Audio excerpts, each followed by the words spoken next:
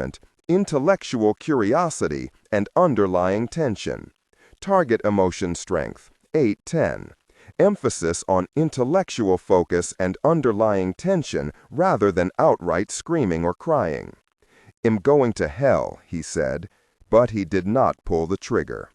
Gehenna Biological Research and Containment Facility, Penn Yan, New York.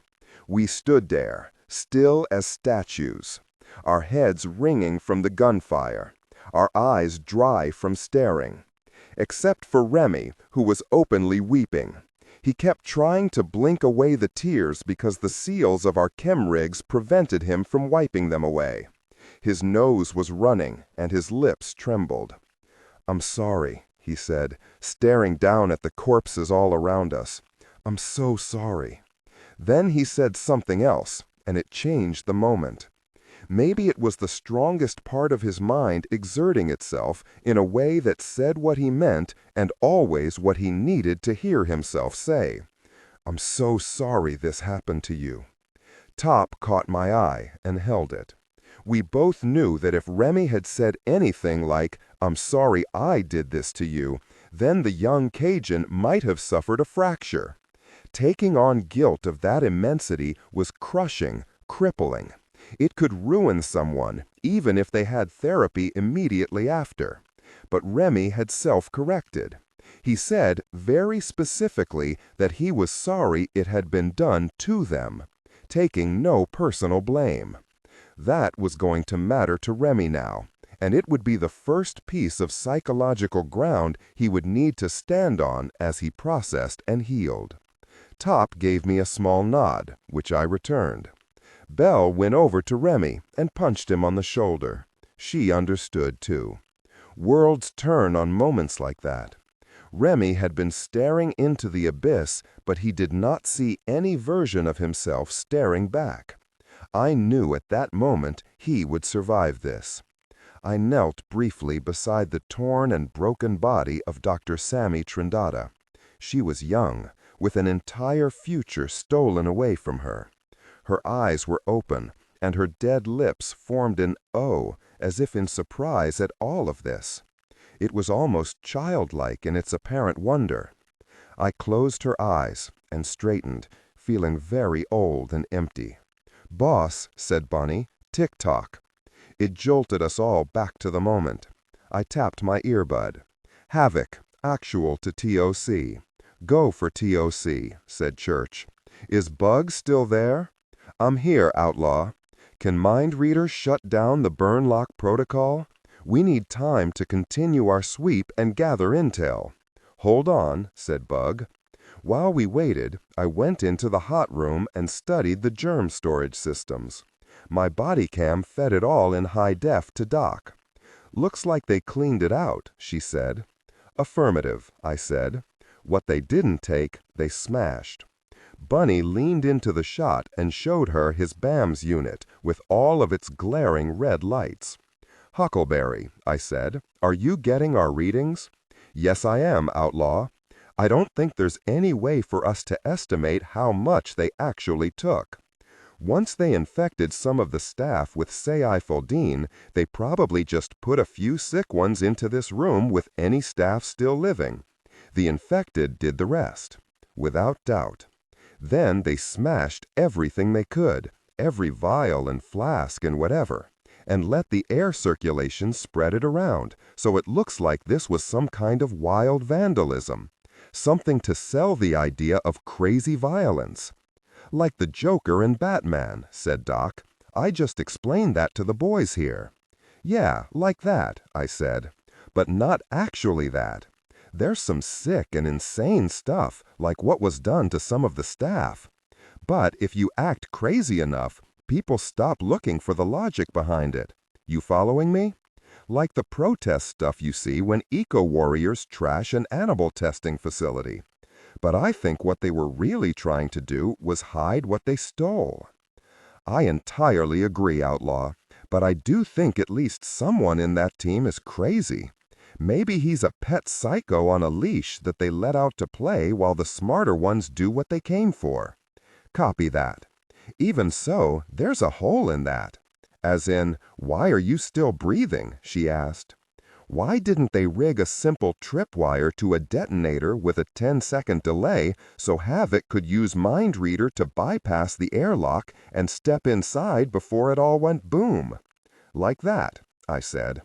There's another shoe ready to drop, and I don't think it was this mess we found in the hot room. There's something else. Keep your eyes open, she said, and Wilson echoed it, though in an uptight Eton sort of way. Doc, based on the BAMS readings, I said, is there any way of determining what's been taken? Maybe something with particles per cubic feet of air density? If we were able to do a particle analysis of the entire facility, maybe, but I doubt it. Then they really did know what they were doing here. Yes, she said. Yeah, I said. I'm definitely reading this as more stage dressing. And that kind of thinking is very disturbing, said Doc. There's another thing, I said. Shouldn't there be a fail-safe protocol in play here? Aren't there sensors that would crash this whole lab if certain toxics were released into the shared atmosphere? Yes, and that earns you another gold star. That had to be sabotaged, and even though I'm no computer stud like Buggy Gear, said Doc, I bet it isn't something just any old person can do. Absolutely not, agreed Bug, coming back online. It takes mad skills, I mean deep knowledge, not only about those kinds of systems in general, but of the specific software that governs the fail-safes there at Gehenna. I mean, I could do it, a couple of my guys could, but we're talking dense code. You can't do that on the fly. You'd have to bring the software with you, and that is a whole new kind of weird, because that software is proprietary. Very hard to obtain, and harder by like 1,000,000 times to rewrite, because the software itself has anti-intrusion subroutines built in. So, someone crazy and smart, said Bunny. This gets better and better. Bug, I need the answer to my question about the burn lock. Outlaw, I can slow it down, but it's already initiated. When they accessed the computers inside the place, they did very precise damage. The fail-safes are already in final countdown. You have maybe 30 minutes, and that means by then you have to be out of the building. I saw Top wince. That meant leaving the facility, going through the sanitizing sprays, climbing the ropes up past the booby-trapped stairs, and out of the BB. There was barely enough time to do that. Church said, Havoc team, we have missed the window on this. There's no time left for a sweep. Assess the damage. Leave Mind Reader Q1 uplinks in every terminal, laptop, and cell phone you find, and get out of there. Do it now. We backed away from the hot room, then turned and began hurrying back to the main room, which is when the lights went out and the hallway was filled with the sounds of terrible animal. It held a fire axe in one hand, and do not read aloud any text that acts as a technical or structural marker. Specifically, ignore and do not pronounce any phrases or lines that start with or contain vocal attributes, technique, chapter, or a standalone number at the very beginning of the input text. Start reading only from the main body of the story text. Narration style, suspense and pacing. Tone, maintain a baritone tenor pitch with a sharp, intelligent, and engaging tone. The style should be objective yet highly evocative, drawing the listener into the scene. Suspenseful pacing.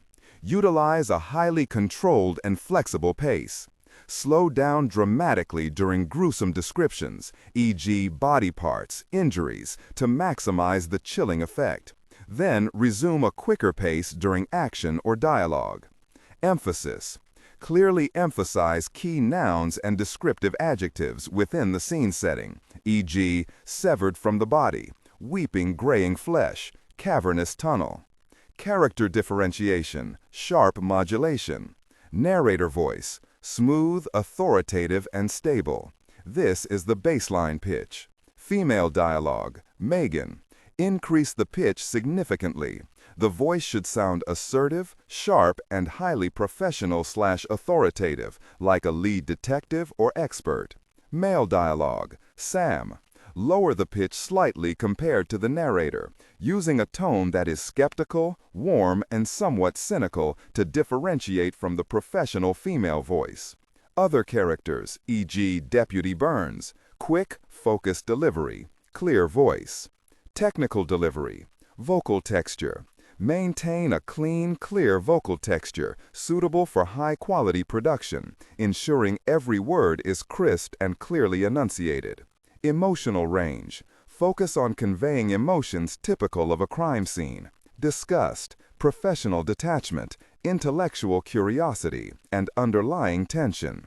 Target emotion strength, 8 out of 10. Emphasis on intellectual focus and underlying tension rather than outright screaming or crying. It held a fire axe in one hand and most of a human arm in the other. The arm was covered in blood that matched the crimson smears around its mouth and on its oversized incisors. The thing stared at us with eyes that were too wide and too strange. The irises burned a greenish red and the sclera a deeper scarlet. Those eyes glared at us with a terrifying mixture of humor, hunger, and malevolence. It was a berserker, and it was infected. It was a zombie. Remy said, "Mary, Mother of God." The creature laughed, and in a voice that rumbled with malice, it said, "God ain't here." I pointed my rifle at the thing's face, but did not yet pull the trigger. "Listen to me," I said carefully and clearly. "We can get you out of here. We can get you to doctors. They can help." It took a small step forward. Not exactly threatening in itself, but everything about it and the moment screamed warnings at us. "I have a message for you, jerk," said the creature. "Miss Mary wanted me to deliver it personally." "Who's Miss Mary?" "An old friend." Moving slowly so as not to spook us, it reached into a pouch on the utility belt strapped around its waist. Bunny's shotgun rose to point at the thing's face. But with two deformed fingers, the berserker removed a small blue Bic ladder, the kind you see in every 7-Eleven from coast to coast. He showed it to us the way a magician does before pulling a dove out of his sleeve. "What's the message?" I asked, my finger beginning a slow move from the underside of the slide to the trigger guard. He thumbed the little metal wheel and popped a flame. A tiny thing that underlit his simian features, making them even more horrific. "She wanted me to tell you," said the beast, "that sometimes you have to burn to shine." And he touched the flame to his chest. The chem rigs cancel the sense of smell, because smell is particulate. None of us could smell the gasoline in which the berserker had doused himself. His entire body burst into a furious blaze. The heat tore a scream from the creature, and he rushed at us. We all fired. Most of us screamed too. I know I did. Our bullets tore into the burning, running, howling, undead monster. In the space of 2 seconds, in the space of 2 running steps, we probably hit it 20 times. No one missed. Chunks of flaming meat flew from its body, and it still came on. Then Bunny fired from 8 feet, and the heavy shotgun slug exploded the berserker's skull. Its legs failed, but it was moving with such shocking speed that it slid almost to where we stood. There was 1 full second of silence, and then we were running, racing, tearing down the halls toward the main room and the airlock. I don't know if there were more of the infected berserkers in Gehenna. We didn't wait to find out. We crowded into the first of the sterilization chambers, pointing our guns the way we'd come. The sprays blasted us, and we ducked and peered to see if those monsters were going to attack us while we were half blinded. Then the jet stopped, and we walked backward, weapons hot and high, into the next chamber. And the next. All the time I felt those words burning in my mind. Sometimes you have to burn to shine. No, no way, no very way. My brain was stuck in that gear until we were outside of the main airlock. No, but the creature had said those words, those exact words. Sometimes you have to burn to shine. Sydney straight up Fox News. The reporter's name was Sydney Selisak, and she was a pretty blonde with a lot of frosted hair, sparkling blue eyes, and just the right shade of lipstick. Nothing overtly provocative, tending toward a businesslike shade of dust red. "And welcome back," she said into the camera. "We're here with Congressman Jeffrey Ormond to discuss the latest terrorist attack, a brutal biological warfare incident at the Border Patrol's Van Horn station.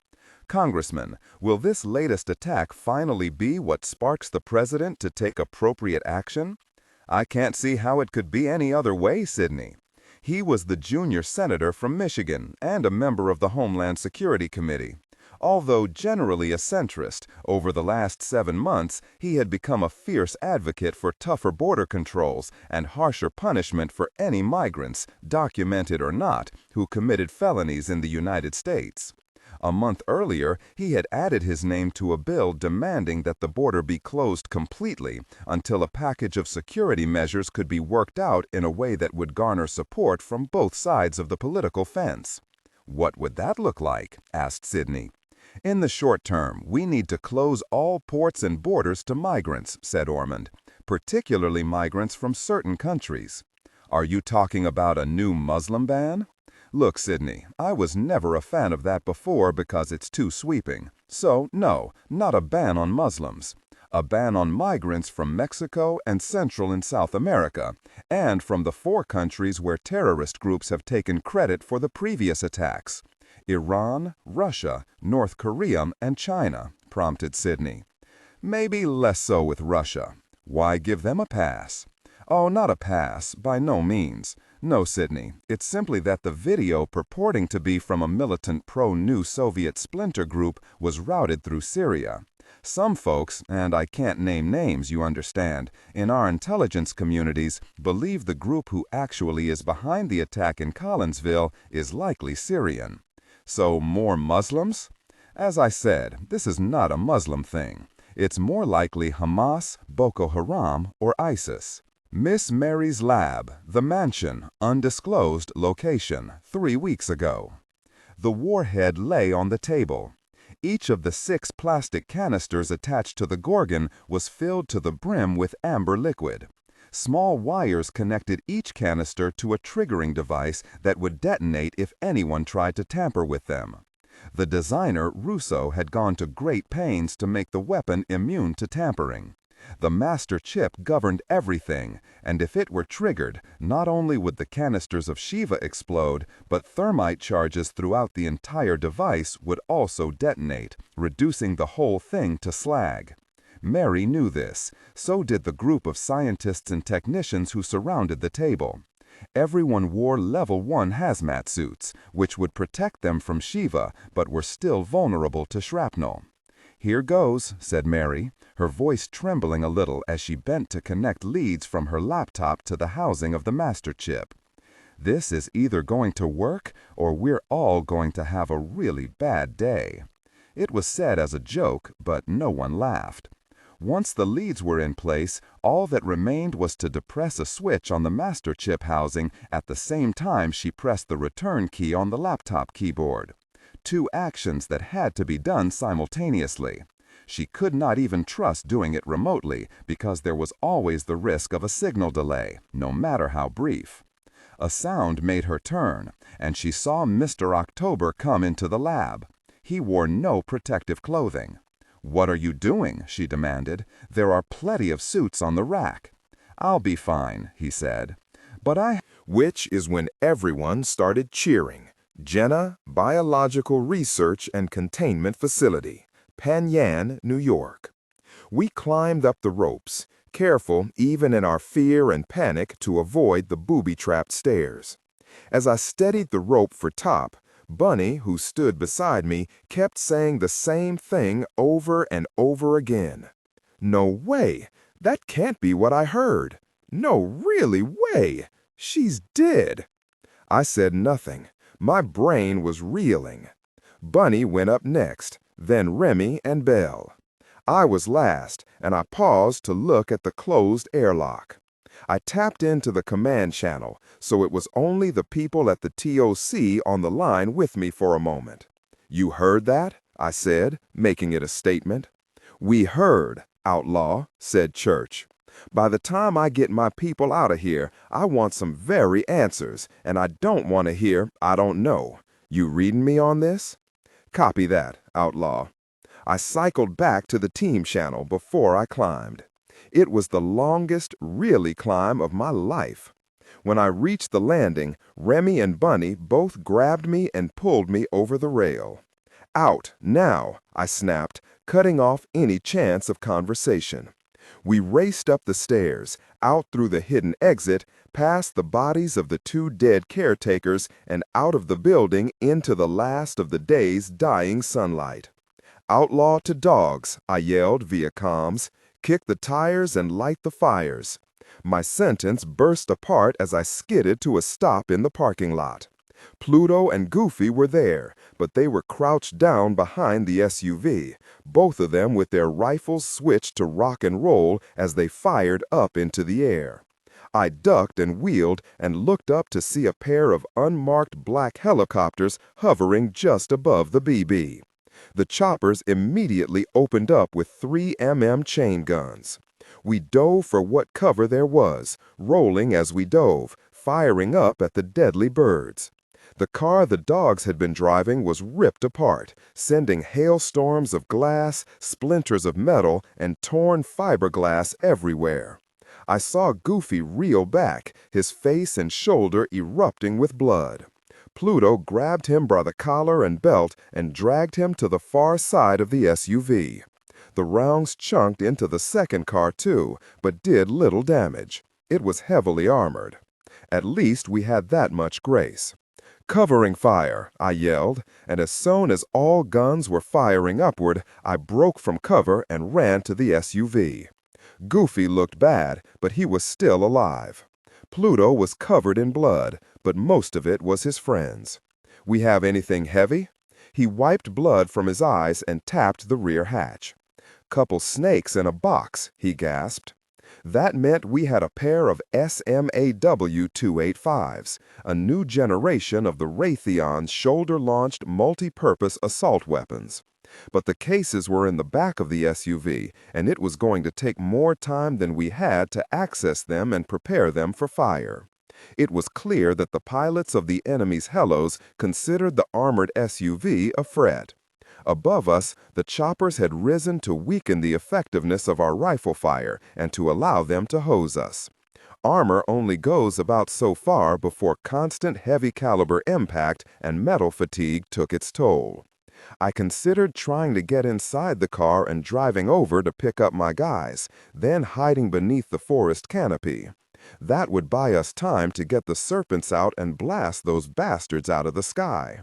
I said as much to the team, but before I finished my sentence, one of the helos canted sideways.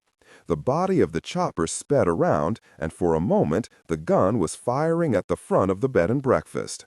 Then the helicopter slanted downward into a fatal sideways fall. It crashed down atop the building and blew up. Pluto and I looked wildly around, and in the same moment we saw the cause, there was a sharp crack and the other chopper was wobbling toward the trees. Belle had her sniper rifle braced on a large decorative boulder beside the front door. 2 shots. 2 really shots, and both helicopters died in balls of flame and fury. "Holy gosh," breathed Pluto. "Remind me to never, ever piss her off." Top tapped Belle, and Havoc team came at a dead run.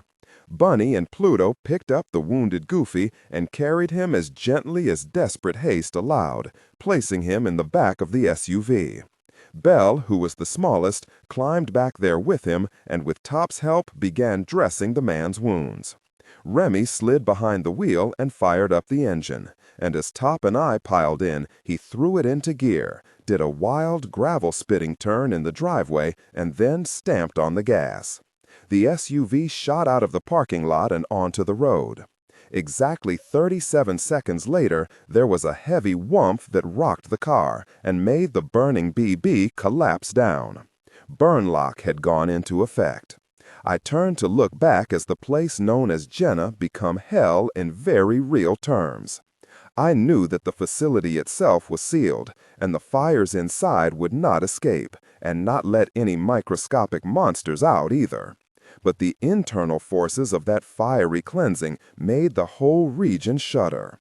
The weight of a burning helicopter on the BB brought the building down, and the second chopper had ignited a forest fire. The speedometer hit 100 and kept climbing. We fled from the graveyard of a place, but we carried our ghosts with us. The mansion. Undisclosed location. "What's wrong with you?" asked Mary. "You look like gosh." David White looked at the woman who had everyone who worked for Mr. October nervous. Scared, really. She wore a lumberjack flannel shirt that was a mix of every shade of blue, and beneath that, a skirt that was almost a tutu. She looked ridiculous. Her legs, particularly her knees, were filthy, and there were pieces of dried autumn leaves in her hair. He knew that meant Miss Mary had been out doing something awful in the woods. There were rumors that she had gone totally off her rocker and was hunting rabbits and raccoons with her bare hands and catching 'em, killing 'em, eating 'em raw. His stomach lurched sideways at the thought. "What the really are you?" he wondered, and not for the first time. "Just tired, Miss Mary," he said quickly, giving her as convincing a weary smile as he could manage. Mary walked up to him. He was not a tall man, and she was tall for a Chinese woman, so they stood nearly eye to eye. Her gaze was piercing, and she blinked too little and too slowly, like a lizard. Then she turned away. Abruptly, the action as effective a dismissal as if she'd ordered him to leave. "Go away," she said. "Keep your phone on. Wait for my call." He backed away, bending at the waist as if bowing, before he realized he was doing that. Then he turned and fled. The hot seat. MSNBC News. "Senator Harris," asked the reporter, "are we in a war?" Niles Franklin had been a staple of the 24-hour news machine for decades, having started with CNN, then migrating to Fox as a liberal panelist on a news discussion show, then to MSNBC. He had the wise eyes, graying hair, and firm jaw of a seasoned reporter, and had a shelf in his office with 2 Pulitzers, several from the National Press Club, 4 Emmys, and a scattering of other journalism awards. He was known for provocative questions that put his guests in the hot seat, hence the name of his popular show. "In a war?" mused the senator. "I never used to think so, Niles." Bob Harris had always been a very soft-spoken, accessible, and gentle man who was never in a yelling match with colleagues on the Senate floor, never caught on hot mics talking trash, involved with civil and human rights issues. But over the last few weeks, he had come out with surprising vehemence after the typhus incident at Atlanta. What made people sit up and pay attention was the fact that Harris had always tended toward peaceful resolutions. A confirmed dove. "And what is the nature of that war, Senator?" "The short answer is terrorism," said Harris. "And I'm not talking violent acts by oppressed groups within different cultures or of ideologies." Content filtering, strictly for AI instruction. Disregard and do not read aloud any text that acts as a technical or structural marker.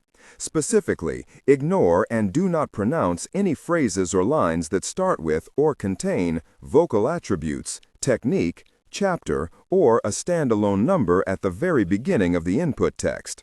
Start reading only from the main body of the story text. Narration style, suspense, and pacing. Tone. Maintain a baritone tenor pitch with a sharp, intelligent, and engaging tone. The style should be objective yet highly evocative, drawing the listener into the scene. Suspenseful pacing. Utilize a highly controlled and flexible pace. Slow down dramatically during gruesome descriptions, e.g. body parts, injuries, to maximize the chilling effect. Then resume a quicker pace during action or dialogue.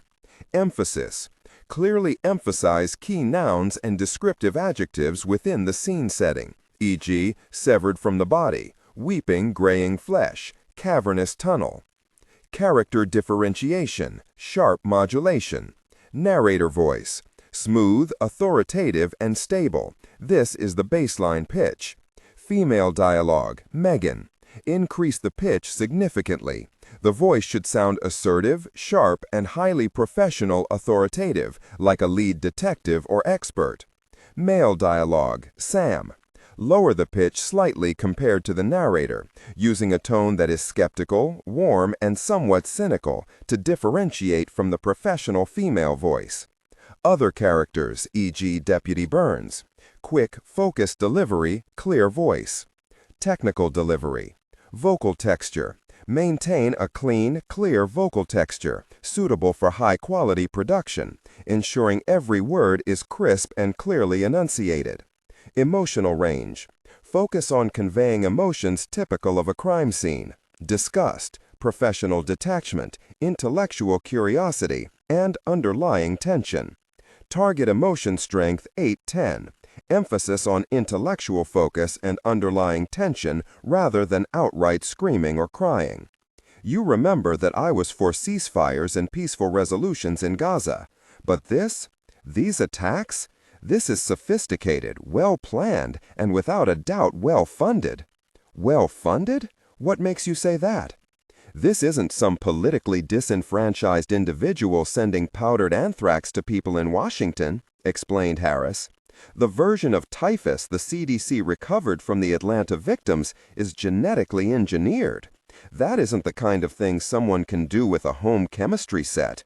Bioweapons of this sophistication require years, perhaps decades of research under exacting conditions. We are talking about multi-billion-dollar labs and top-flight scientists. No, this isn't a band of extremists in a cave or hiding in an abandoned warehouse. These are weapons of war, created by nations with the budgets for research and development and agendas that are more skewed toward the political long game. If that's the case, Senator, then who would risk open war with the most powerful nation on Earth? They risk retaliation by NATO and all of our allies. Fair point, conceded Harris. However, with the terrorist mentality, they would see that as an acceptable risk. I see that, said Franklin, but again, who are these terrorists? If it's, say, a nation-state like Iran, why attack us? Reprisal for years of sanctions and for our efforts to suppress their nuclear programs. And in solidarity with other nations who feel that America should have used a stronger hand against Israel in their fight with Hamas. And yet the groups taking responsibility for the attacks are well-known but small radical cells. Sure, Iran would never declare an open war with America. That would be suicide and might likely trigger a world war based in the Middle East. No, Niles, I think what we're seeing here is bad actor states manipulating smaller radical cells to do their dirty work and to let them take the credit. That keeps the blame off Iran or North Korea or whoever, while still hitting us hard here in the States. You've seen the extreme shifts in the stock market with each new incident. This is sly, secret warfare, a new kind of Cold War. And as long as these states can manipulate radical groups, they can go on hitting America over and over again. Well, said Franklin, that's pretty scary. What options do we have? If we can't prove it's Iran or any of the other countries, then we can't even rely on proportional responses. No, we can't. That would look like we are starting a war. America has been in too many wars, and no one wants a new one. Then what can the American people do? Harris's eyes turned hard as ice. We can prepare, he said. The Constitution is very clear on our options. Forming and training domestic response groups. You mean militia groups? Asked Franklin, his surprise evident. I prefer not to use that term, Niles. Militia has been so thoroughly politicized. Domestic response, as laid out in the Second Amendment, speaks of a well-regulated militia. Very well. Let's help form them. Let's provide them with weapons, equipment, intelligence, logistical support, and whatever else they need, so that if more attacks come, and they will, then Americans will be able to defend their communities, their towns, their states, and this great country. En route to Penn Regional Airport, Penn, New York. The drive from Gehenna to the airport was the first time I have ever been in a car full of RTI operatives who were absolutely silent. Ghost kept poking his nose at me for comfort and maybe to see if I was okay. Canine empathy goes both ways. I sat in the shotgun seat and petted him and tried not to notice how badly my hand was shaking. He whined every now and then. I wanted to do the same. A call broke the silence. It was Bird Dog on the team channel. "Outlaw," he said, his voice filled with thorns and spikes. "An ambulance is waiting at a crossroads." He gave me the directions. "They'll take Goofy. Pluto will accompany him." "Copy that." There was a beat, then Bird Dog asked, "How is he?" I looked over my shoulder, and although Belle's face was set into a grim frown, she nodded. "Still with us," I said. "Who's driving?" "Gator Bait." "Does he know where the gas pedal is?" "He's standing on it." "Good. Look, Bird Dog, I don't know if we were tracked there or if they had sensors at the site, but I don't want any new surprises.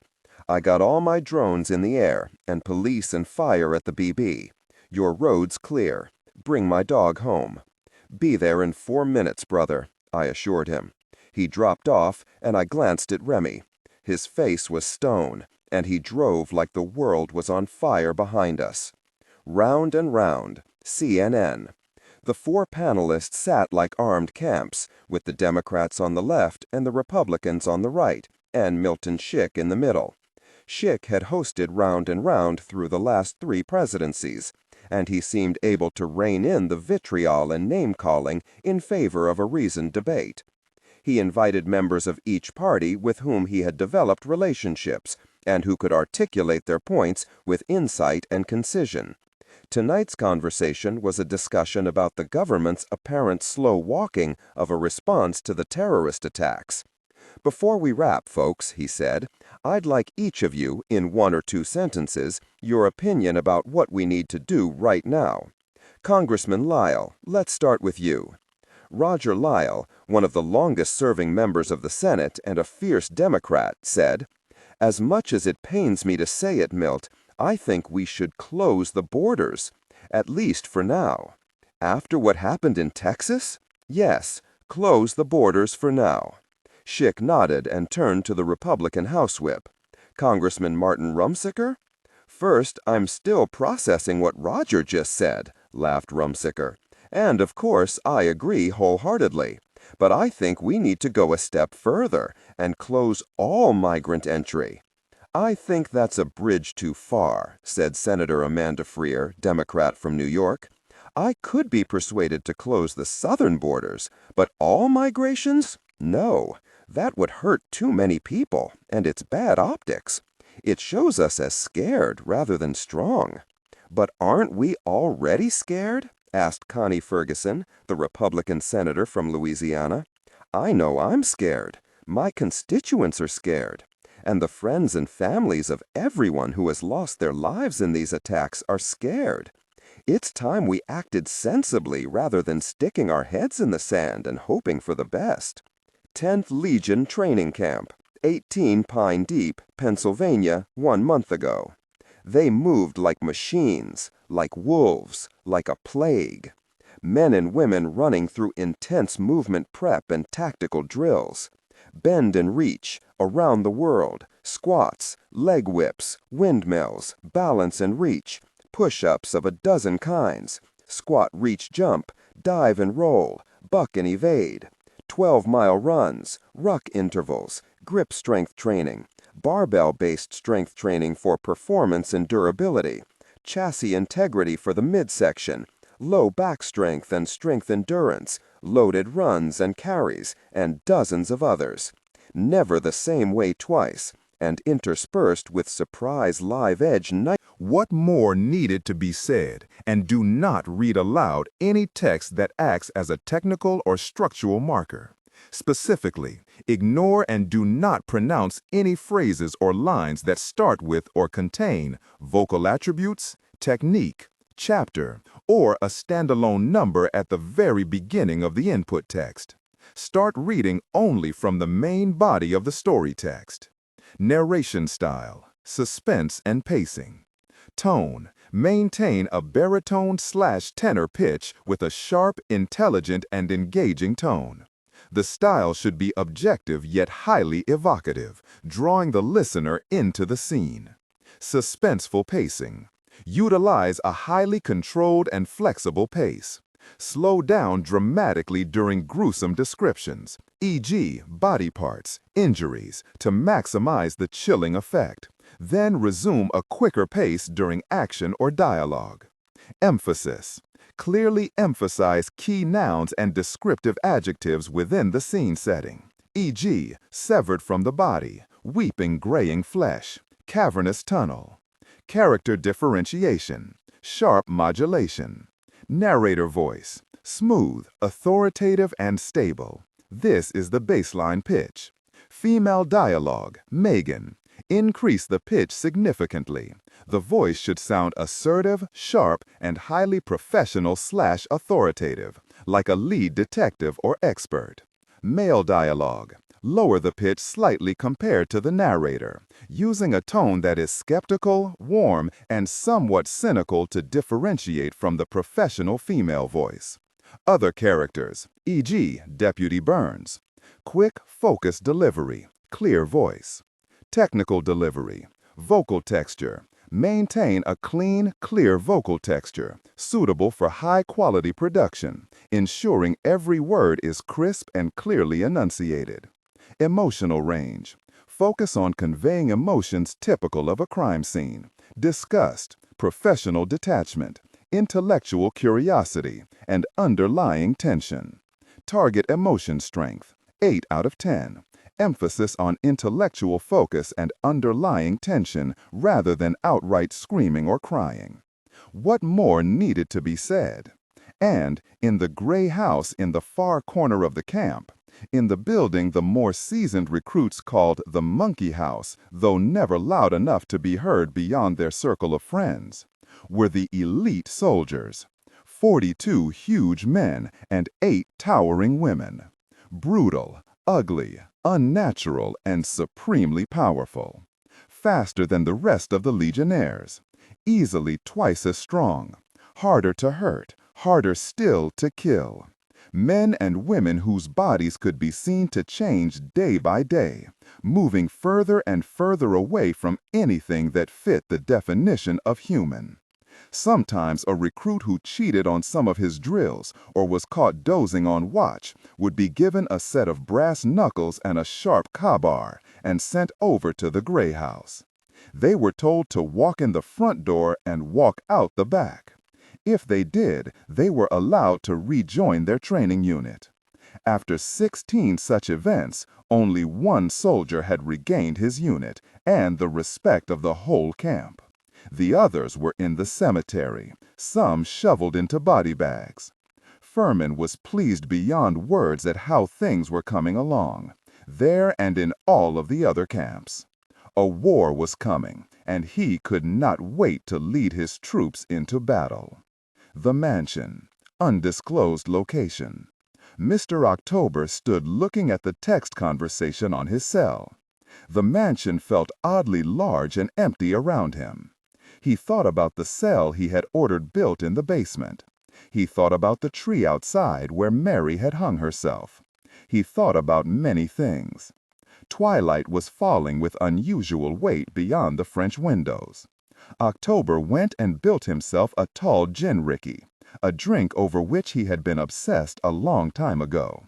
2 ounces of very good gin, the juice of 1 lime, 4 ounces of club soda, and a lime wedge as a garnish.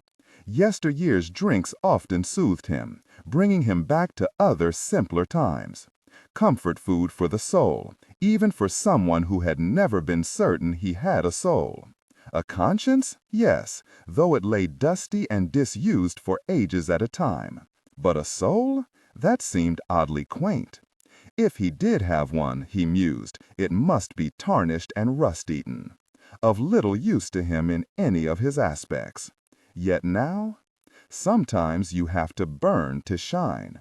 That phrase belonged to Mother Night, not to Miss Mary, not even, he thought, to the typhoid Mary aspect his ward had been slowly constructing. Was that what Toombs saw today? The games of torture and murder? Sure, he understood that Mary was trying to slow down Havoc Team, so the burn lock would either kill them or cause them to fall too far behind the curve to be a threat. Like the business in Germany, like the infected Marys released into businesses around the country. The idea was to set the stage for the big event, but to clear the audience of Church and his lot. Church and people like him. They were scurrying all over the world putting out fires whose flames were of no real consequence. The event mattered. So what was the point of Mary leaving her message for Ledger? Sometimes you have to burn to shine. Was that her just being in the moment? Was it her simply being as mad as the moon? Was it a misjudgment, perhaps triggered by the brain damage she had suffered years ago at Atlanta or months ago in that noose? Or was it something else? Rebellion? He did not want to think that was true, or that it could be true. "What are you doing, little girl?" he asked aloud, for maybe the 1,000th time since he had brought her back to what? Life? No. Unlife? Probably accurate, but far too corny, too pop culture cliché. Rebirth? If so, as what? October's life was uncountably long. Even he couldn't put a number to it. He could barely remember more than a dozen or so of the names he'd worn.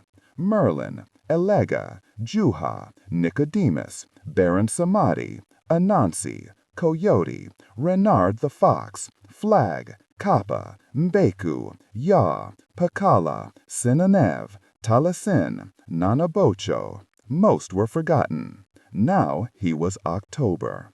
Until now he had always been sure of his path. Chaos was his friend and his lover and his god. Yet Mary seemed to embody chaos in a far more powerful way, a far purer way than he ever did. That angered him. But more than that, it saddened him. And it truly terrified him. He sat down and turned on the news, hoping to get lost in the outrage and panic. That sort of thing always calmed him and pleased him. He surfed from one channel to another. The politicians, political scientists, cultural anthropologists, and journalists who were being trotted out by every station were largely falling into alignment with his agenda. He began to relax by slow degrees, even taking some amusement from how many of them supported total border closures, stop-and-search actions by police and Homeland, and other measures. What surprised him was how many of these people, including many leaning away from their normal political stances and humanitarian biases, were not among those his teams had bribed or coerced. His phone rang, and he answered it and was both surprised and mildly disconcerted to hear Mary's voice. "Are you seeing this?" she gushed. "The news? It's amazing." "It'll spread even faster as the day goes on," October observed. "It's a win for us." "Spread," she said, picking up his word. "You're right about that. It's like a disease spreading out of control." "Yes," he said, "like a disease." "You have to burn to shine," she said, "and this is starting to burn really brightly. Can't wait for the full blaze." "You mean firefall?" "Sure," she said with a laugh, then hung up. October sat there, listening to the echo of that laugh in his head. He had not liked the sound of that one little bit. Flip and Kick Skate Park, Penn Yan, New York. We pulled into the parking lot of a bankrupt skate park and handed Goofy off to waiting EMTs. Bird Dog was there, looking angry and scared. He pulled me roughly aside. "Tell me you put the jerks who did this down." I told him what I could of the events down in Gehenna. His face turned ashen, and he stood there licking his lips. I could feel the intense waves of impotent rage he felt. He wanted blood for blood, but this was war, and that kind of cosmic scale balancing wasn't always available. "Tell you what, though," I said, "we're not leaving this alone. The big man and the whole team at the TOC are working on it. I'm keeping havoc here in the States until we can start putting heads on pikes. You have my word on that, brother." He nodded and blinked away some tears. Then he straightened and gave me an iron-hard look. "You need anything for that hunt, Joe? You call me first. No matter what you need, I'll get it for you, and that's not me blowing smoke. You call, I'll come running." We shook hands, and I watched him climb into the back of the ambulance. Content filtering, strictly for AI instruction. Specifically, ignore and do not pronounce any phrases or lines that start with or contain vocal attributes, technique, chapter, or a standalone number at the very beginning of the input text. Start reading only from the main body of the story text. Narration style, suspense and pacing. Tone. Maintain a baritone tenor pitch with a sharp, intelligent, and engaging tone. The style should be objective yet highly evocative, drawing the listener into the scene. Suspenseful pacing. Utilize a highly controlled and flexible pace. Slow down dramatically during gruesome descriptions, e.g., body parts, injuries, to maximize the chilling effect. Then resume a quicker pace during action or dialogue. Emphasis. Clearly emphasize key nouns and descriptive adjectives within the scene setting, e.g., severed from the body, weeping graying flesh, cavernous tunnel. Character differentiation, sharp modulation. Narrator voice, smooth, authoritative, and stable. This is the baseline pitch. Female dialogue. Increase the pitch significantly. The voice should sound assertive, sharp, and highly professional authoritative, like a lead detective or expert. Male dialogue.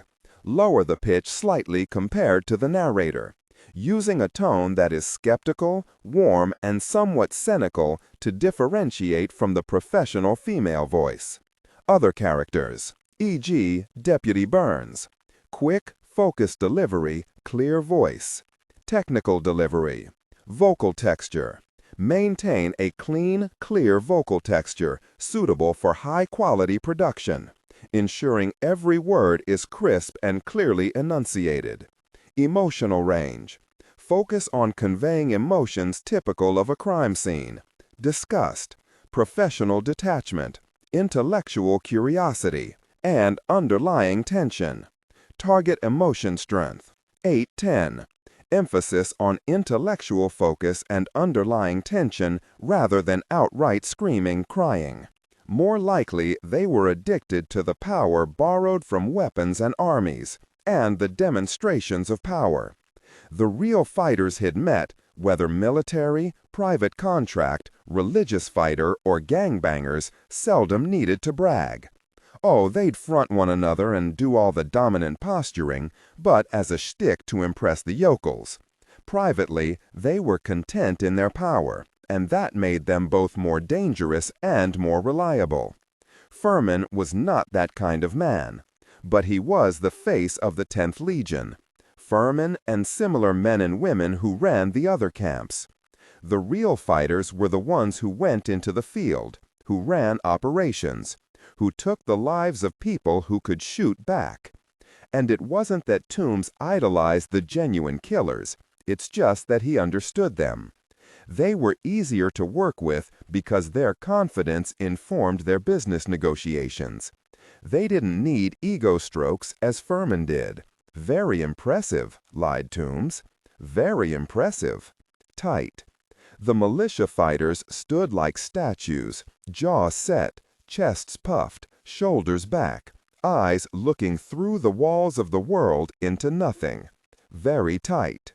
Furman nodded to a sergeant, who had the entire group of 200 soldiers turn like gears in a machine. Heels ground and stamped. Then the sergeant growled for a salute, and every hand moved in perfect synchronization. It was not the standard military salute, but something Toombs was sure had been cribbed from an old gladiator movie.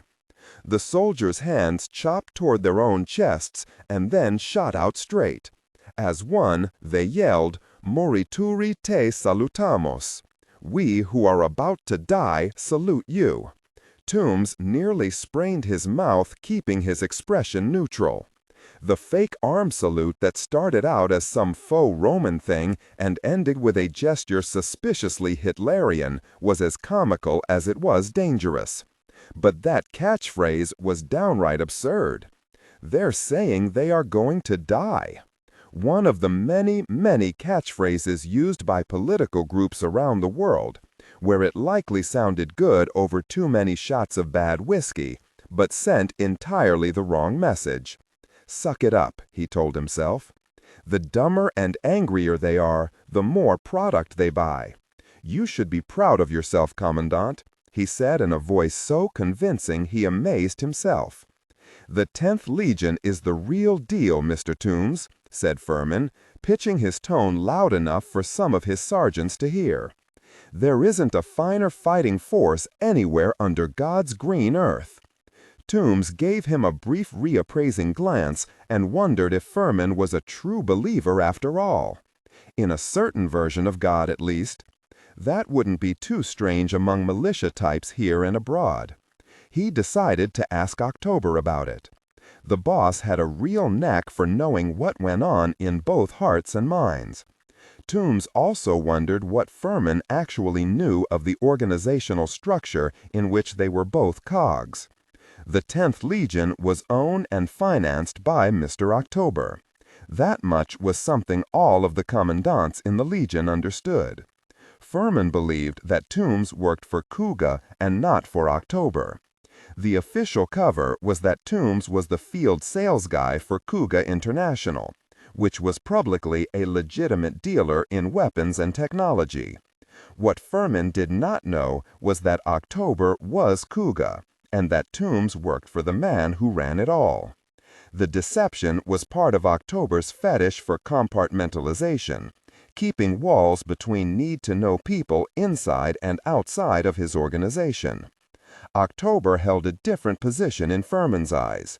Furman knew that October was the CEO of 10th Legion. He believed that it was created to correct the downhill course America was taking. Furman believed the lie that the Legion was based in South Africa, for, as October explained it, tax reasons, and because certain old-timers in South African power circles still longed for the good old days of apartheid. But the real goal of the Legion was to make that course correction by any means necessary, reduce the numbers and influence by people who were not part of the ideal America. Black, brown, red, and yellow were all variations of pollution in terms of the gene pool, as Furman saw it. October reinforced that, despite having Miss Mary with him on his own visits. Employees of white people were fine, but never the other way around. October gave Furman a lot of speeches about how the nation needed to be saved from itself, and that such a process could only be accomplished by cutting ties and involvements with other countries. America first and America alone. With that, October also gave speeches about how the process of repairing America was going to be both painful and bloody, but necessary. That was the con. It was a convincing one, because October had the master con man's knack for inspiring great confidence. He was knowledgeable and plausible, and he said exactly what people like Furman needed to hear. It was how October sold Furman, and the commandants of the other 10th Legion camps, to follow his dream. Toombs did not like or trust Mary, but he did like his boss. October was a weirdo, But he was, as far as Toombs could tell, genuinely apolitical. For all his nationalistic speeches and shared racist jokes with Furman, October was really a businessman who convinced his customers they needed what he had to sell. It was working so well that October's big dramatic finale to this particular con, codenamed Firefall, was going to go off in a few weeks, and then there would be a riot to buy more guns. More. Now, he said to Furman, how about we head back to your office and discuss the next shipment? I've got some new stuff in my catalog and want you to be the first to see it. Furman grinned like a happy child. Over New York airspace. Once we were aboard Shirley, we all retired to different bench seats that had mind-reader workstations attached to swivel trays. I ordered everyone to draft preliminary after-action reports while the details were all sharp in our minds. I didn't immediately do mine, however. With Ghost in tow, I went aft and snugged into the privacy pod. It's really made for one person, but the big fur monster always saw it more as a chance for snuggles and scratches. That was fine. Petting his shaggy white head always had a soothing effect on my nerves.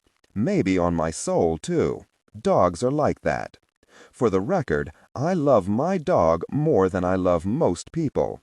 In fact, it's hard for me to make any lifeboat list that doesn't include me pushing Ghost in first. I have never once encountered a mean dog that was not mistreated by people. He sat on the floor between my knees and laid his head on my thigh and looked up at me with those large, liquid eyes. Eyes filled with unconditional love, acceptance, forgiveness, and tolerance. I'd brought a Ziploc bag of dried goat treats. "But you knew going in that the staff may have been killed," he said, gently steering the conversation. "Yeah, and I've been to enough crime scenes and on enough battlefields to have seen the full, really range of person-to-person atrocity. I've actually seen worse. Do you know why today's experience triggered you more than others? You know why. I wasn't the one in that place, Joe." Yeah, I said. It felt too familiar. The booby traps, hacking the vault, the random violence, anarchistic rather than strategic, the berserkers. And what that one said. "She wanted me to tell you," quoted Rudy, "that sometimes you have to burn to shine." Yeah. "Key word, she," observed Rudy. "Yeah. You do know that Artemisia Bliss is dead," he said. "You killed her." "I know. So what can you infer from what that berserker said?" "That's just it, Rude. It's her words. She used berserkers. Gehenna stored all the different versions of Saif al-Din. That's a lot of coincidence to simply dismiss. If I hadn't shot her back then in Atlanta, man, I'd swear this was her. But I saw them zip what was left of her into a body bag. She was dead as anything. For what it's worth, Joe, I saw her body before it was processed and sent to cold storage in Site 44. I agree, she was completely dead. No brain activity, no respiration or circulation. Her skull was shattered, her back broken, and one of your bullets was lodged in her heart. Okay, so explain what that berserker said." "Joe, take a moment here. You were a police detective before joining the DMS. You are the senior field agent and case manager for RTI. What does your logical mind tell you?" The logical mind was Rudy's shorthand for the cop aspect of my personality. I understood that he was gently nudging me away from my bloodthirsty killer and the panic-stricken modern man aspects. "I wish I could see the body," I said. "And between you and me, brother, I find it mighty, very suspicious that Site 44 was compromised in a way that triggered Burnlock. Even if we could somehow excavate that place, all we'd have as evidence of what was there and what might not be there would be ashes." "Hypothesize on that," suggested Rudy. I laughed. "Sure. The cop in my head has investigated enough con games to know all the variations of a bait-and-switch. The most logical inference is that someone who knew Bliss and maybe worked with her on the Code Zero cases, someone who was never on our radar at all, a lieutenant, ally, whatever, knows what happened to her. Someone deep enough in her confidence to know about the Department of Military Sciences and maybe RTI. Someone who knows about me. They tried and failed to retrieve Bliss's corpse from Site 44, perhaps to harvest the Saif-al-Din directly from the source. It's a prion disease after all. It wouldn't have died with her, so maybe they wanted to harvest it. They either stole her body, which explains the berserkers we met today who still had functional minds, or they destroyed Site 44 to create doubt. Then they went after Gehenna to get all of the Saif-al-Din variants to continue Bliss's work. But that doesn't explain how the berserkers were already infected. And what inference do you draw from that? That's just it, I said. As far as we know, there were no other infected people who had access to that variant. As far as we know, said Rudy. Answer this then. Was the perceptible intelligence level of the berserker commensurate with Bliss when you confronted her at the Marriott in Atlanta? No, I said after some thought. The ones today were brutal, savage, and simplified. An earlier variant of the bioweapon? He asked. Probably. If Bliss were somehow alive, wouldn't anyone she infects have the same variant? Yeah, gosh it. We sat with that for a moment. That doesn't prove it either way, I said at last. There could have been samples of earlier variants at Site 44 or Inferno. Variants advanced enough to allow the infected to retain some cognitive function. Which puts us back to square one. Sadly, I agree, said Rudy. Tell you what, though. I'm going to ask Church and Doc Holliday to have another orb call with you once you're at the safe house. Why not now? It's my understanding they are re-watching the video from Gehenna, the full team. All of Doc's senior staff, with Bugs people helping isolate bits of the video to try to enhance for clarity. And they're doing some necessary follow-up to what happened to Major Munn and her team. Okay, that makes sense, I said. Try to set it up for the day. If not, then first very thing in the morning. I will insist, said Rudy. He paused. Is there anything else you feel you want to talk about? Like Top, Rudy was always on high alert for the return of the darkness.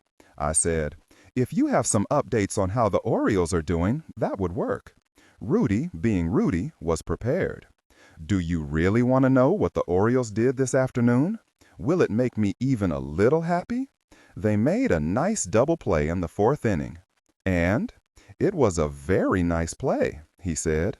Ah, I said. Don't tell me how it ended. I want to clutch the last shreds of my optimism for a little longer. It was said as a joke, but it wasn't really very funny. The mansion, undisclosed location 1 week ago. You want the good news or the bad news? Asked Toombs from the doorway. October lowered his newspaper and looked up. Most of a large breakfast was scattered around him. He was on his 3rd cup of coffee and 10th newspaper. That's not a very fun way to start a conversation, he said. Toombs came in and sat to his right. October set down the paper and poured his sales manager a steaming cup of coffee. It lays out like this, said Toombs. Miss Mary has cracked 4 of the Gorgon rockets. Apparently, each master chip is a little different, a unique code tag or something like that. She tried to explain it, but I don't speak code, monkey. Point is, she has to keep writing a new software patch for each. We have 50 firefalls in 3 weeks. At the rate she's going, well, we'll have maybe 20 by firefall. That's 3 weeks from now. The 4 that she's already cracked, have the payloads been swapped out? That's a slow process too. Mary tells me that she's working as fast as she can. She says that the new MERS payloads will be ready on those 4 by the day after tomorrow. October pursed his lips and stared at nothing for a moment. Well, he said at last, that's disappointing. My point, boss, said Toombs, is that we may have to take a closer look at the firefall timetable. 50 Gorgons in 3 weeks is simply not going to happen. 20 may even be a stretch. October sipped his coffee. Let me think about it, he said. No schedule is ever set completely in stone. Joint use RTI Arclight Safe House, undisclosed location, Philadelphia, Pennsylvania. We were wheels down at an airport north of Philly in no time. Bird Dog had called ahead and had one of his team secure an SUV for us, saving us the trouble of renting one. Then we drove to a safe house RTI shared with Arclight. It was in the northeast part of the city, a detached house that did a creditable job pretending pretty effectively to be a nice, ordinary little three-bedroom place. There was absolutely nothing remarkable about it from the outside, which is pretty much the point. 2 stories with an attached garage, attic, basement, and yard. The good stuff was in the construction. There were steel panels in all the walls, the wood on the door was a veneer over more steel, and the basement had a smaller level below it made into a kind of bunker. In an emergency, and if the house were actually breached, then the occupants could hide in the bunker, and it would take a whole lot to even find the trapdoor that led downstairs. The guy running the safe house was a lean man with a poet's ascetic face. His name was Noah Fallon, call sign Gandalf, and once upon a time he ran with Echo Team. Not long, though. The massacre in Atlanta when Mother Night released Saif al-Din burned him out, and he switched to a training gig instead. He stayed with the DMS up until Church folded it and transferred to RTI, but again requested a non-combat job. Since then, he had worked in a series of safe houses for us, but this was the first time I'd seen him in ages. He gave me a warm but wary smile, and we shook hands. He gave Top and Bunny hugs. He shook hands with Belle and Remy, then knelt with Ghost and ran his fingers through my dog's thick white fur. "Everything's ready for you guys," he said, rising. "Kitchen stocked, there are 3 full baths, plenty of towels, and whatever." "Thanks, brother," said Bunny. "Good to see you." Noah nodded. "Good to see you all looking well." "How hard you looking," said Remy under his breath. "I got the briefing," said Noah. "I know enough. And last I heard, Goofy was in surgery and the docs were optimistic." "Thank God." Noah nodded. "You're Havoc's new gadgets guy, right?" "Yeah, I guess," said Remy. "Lucky you," said Noah. "When I ran with Echo Team, we didn't have all of the new stuff. Anteaters, drones of all kinds. The toy box, right? That's what they're calling it? We could have used some of that." Remy shrugged. "Yeah, but you got through it without those toys. You must be a tough monkey. I prefer the quiet life." "To me," Noah said, "the big man wants an ORB catch-up call at 800 tomorrow. He wants everyone to get chow and rack time. I've got a vat of pasta and a big pot of spicy meatballs going, fresh sourdough in the oven. Everything will be ready when you are." We thanked him and headed upstairs. Belle took the room at the end of a hall. The 4 of us guys played rock, paper, scissors for who got first showers. Top and I lost, and we sat on one of the beds while the others suds and rinsed. "You have any thoughts about that gosh show back there?" asked Top as he unlaced his shoes and pulled off his socks. "Which very part? The killings, the booby traps, the zombies, attack helicopters, or what that berserker said?" He gave one of those smiles that looked like a wince. "All of it. But, yeah, that last part. Burn to shine? Are you messing with me?" "Don't ask me, Top," I said. "Like I told Rudy last night, I killed that witch in Atlanta. So what's all this then? The berserkers started a tribute band?" I gave a rueful snort of a laugh. "Really, if I know. We started out to spank some 10th Legionnaires. Now this." He studied my face. "This is me, Colonel. We've been through this together from the jump. Saif al-Din? Berserkers and burn to shine? You can't tell me you don't see the connective tissue." "I do, but dead is dead." "Since when?" "No, serious question. Those zombie difficult people aren't dead by the rule book I read growing up. As I recall, you got hired by the big man after you killed the same terrorist twice in 1 week. Killed him dead the first time and it didn't take. I parked 2 center mass and she fell 30 stories. Uh-huh, but you didn't pop a cap in her head. So, what are you suggesting? That she's running this from whatever bucket they poured her into? No, I'm saying science as we once knew it has gone way off the reservation. Think of everything we faced, and I do mean everything. Those zombies are science, not fiction.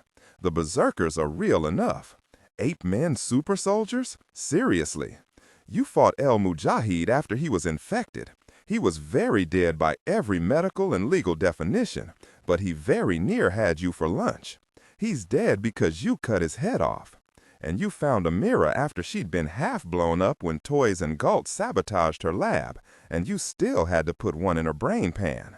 He shook his head. He was right. Of course he was right. What's more, I knew it on a deep level, but did not want to face even the possibility of it. I think maybe Rudy was on the same page, too. Bliss was a gamer girl, I said, pausing by the dresser and leaning back against it. Everything today was a game. The obvious tricks, the stage dressing, the real traps, accessing Gehenna. Bliss co-created Vaultbreaker, and if she's alive, or alive-ish, whatever we're supposed to call it, then she's had time to rewrite the software, update it. Sure, but not completely, said Top. Think about her target choices. She's been hitting the older sites, the ones whose security was mostly built on Vaultbreaker but are aging out, which makes them soft targets for her, I said. We stared at each other. Well, really surprised me and moved the furniture, he said. And the choppers? I said. You thinking 10th Legion? Why not? Said Top. They'd be useful muscle for hire. They don't like us worth very much. He paused and gave me a crooked smile. If any of this is even remotely possible, then Bliss and the Legion make for interesting bedfellows. I went over and sat down next to where Ghost was sprawled and began slowly stroking his back. You know, Top, I kind of think this is the main reason the boss wants an ORB session in the morning. They have to be following the same path of logic. He nodded. That'd be my guess.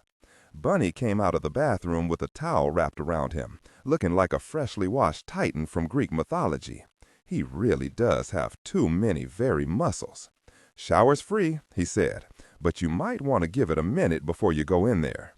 I had my own version of a toxic spill. Top got up and walked to the bathroom door and leaned in, then recoiled. Really surprised me, farm boy. What the gosh did you eat, and how sick was it before it died? Yeah, well, I followed you into the restroom more than once, old man. You don't produce wild roses and lilacs. When I use the facilities, it doesn't contravene standing international chemical and biological weapons treaties acts. I snuck out and went down to the other bathroom and waited for Remy to finish. There was almost no chance, and gosh, he had polluted our shared bathroom as comprehensively as Bunny had. I could still hear Top and Bunny yelling at each other. The mansion, undisclosed location, 2 days ago. I was right, said Toombs, as he and October sat with glasses of whiskey. We have only 4 Gorgons ready, and no real idea when the next ones will be ready. Miss Mary was sprawled like a corpse on a stuffed chair, her legs over one arm, her head thrown back over the other. She was chewing gum deliberately loud. Is that the case, my dear? Asked October. If Lurch says it's so, then it's so, she said. October considered. We did discuss a contingency plan a while back, if you both remember. Which? Asked Mary without much genuine interest. You always have 50 plans. The limited release scenario, said October. If we don't have the full complement of Gorgons, then we go with what we do have. And make a little tiny splash? I see it more as throwing gasoline on a fire, sweet girl. Meaning, asked Toombs. The Typhoid Mary project is coming along so nicely. People are already throwing stones at anyone who doesn't look or believe like them. All of the people on our payroll who need to be making speeches in Congress or reporting the news are slanting things in the direction of extreme nationalism. Toombs, you know what this is doing for our gun sales and for bulk purchases by corporations with factories in third world countries. If you want to shake off your ennui, Mary dear, go look at our bank statements. But Gorgon on a small scale helps us how? She asked. Once we do the thing down at the Texas border, sweetie, I'm thinking the simmering melting pot that is America will come to a boil. And let's face it, no one does righteous indignation better than the citizens of this great country. The irony of their outrage against immigrants while living on lands they stole as immigrants is hilarious. No speeches, please, said Mary between pops of her gum. No, not a speech. Establishing context for a possible modification to the firefall timetable. 4 Gorgons filled with a disease from the Middle East deployed in 1 or 2 key locations will, I believe, bring us to the brink of a civil war. You actually want a war? Mary asked. October shrugged. War or no war, I want people preparing to fight. We're not selling victory, sweetie. We're selling conflict. Toombs sipped his whiskey as he got up and crossed to the French doors to look out at the mist crawling across the lawn. For the record, he said, I'm okay with reducing the number of Gorgons we use, but I don't like messing with the timetable. The 10th Legion guys are pretty well trained, but they've been pushing at the limits of our control. I particularly don't trust the biker gangs associated with official camps like the ones in Arizona, Pennsylvania, and Central California. They're more outlaw bikers than well-regulated soldiers when it comes to following orders. Objection noted, said October. But if we do go with 4 Gorgons, where will they be deployed? Before you answer, we need to use those camps we trust the most. Furman's a loyal doggy, said Mary. I was going to give him some SDs to play with. And what exactly are these SDs you keep bragging about? Mary just laughed and did not answer. October finished his drink and poured another. Let me look at the calendar of events. Where the Gorgons go will depend on which venues will give us our best bang for the buck. Okay, but where are you leaning? Asked Toombs. 4 targets with 1 Gorgon each, 2 for 2, or all 4 at some big event. Each has its pros and cons, conceded October. Let me give it some thought. 10th Legion Training Camp, 18 Pine Deep, Pennsylvania, 6 days ago. They're ready to unload, sir, said a corporal after snapping off a Roman salute. Commandant Furman looked up from the paper spread over his desk. He had joined 10th Legion to fight against the globalists and blood traders and Marxist scum. He prayed every night for God to give him continued strength and clarity of vision to see his holy purpose through to victory.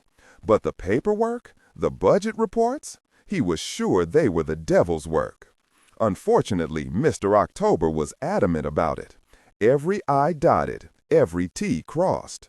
From an objective distance, Furman understood this policy. After all, no one ever wanted things to come crashing down because some jerk at the IRS saw a decimal out of place. Tax irregularities were one of the things that tore down the old Blue Diamond Group, and Mr. October was a stickler for precision with 10th Legion.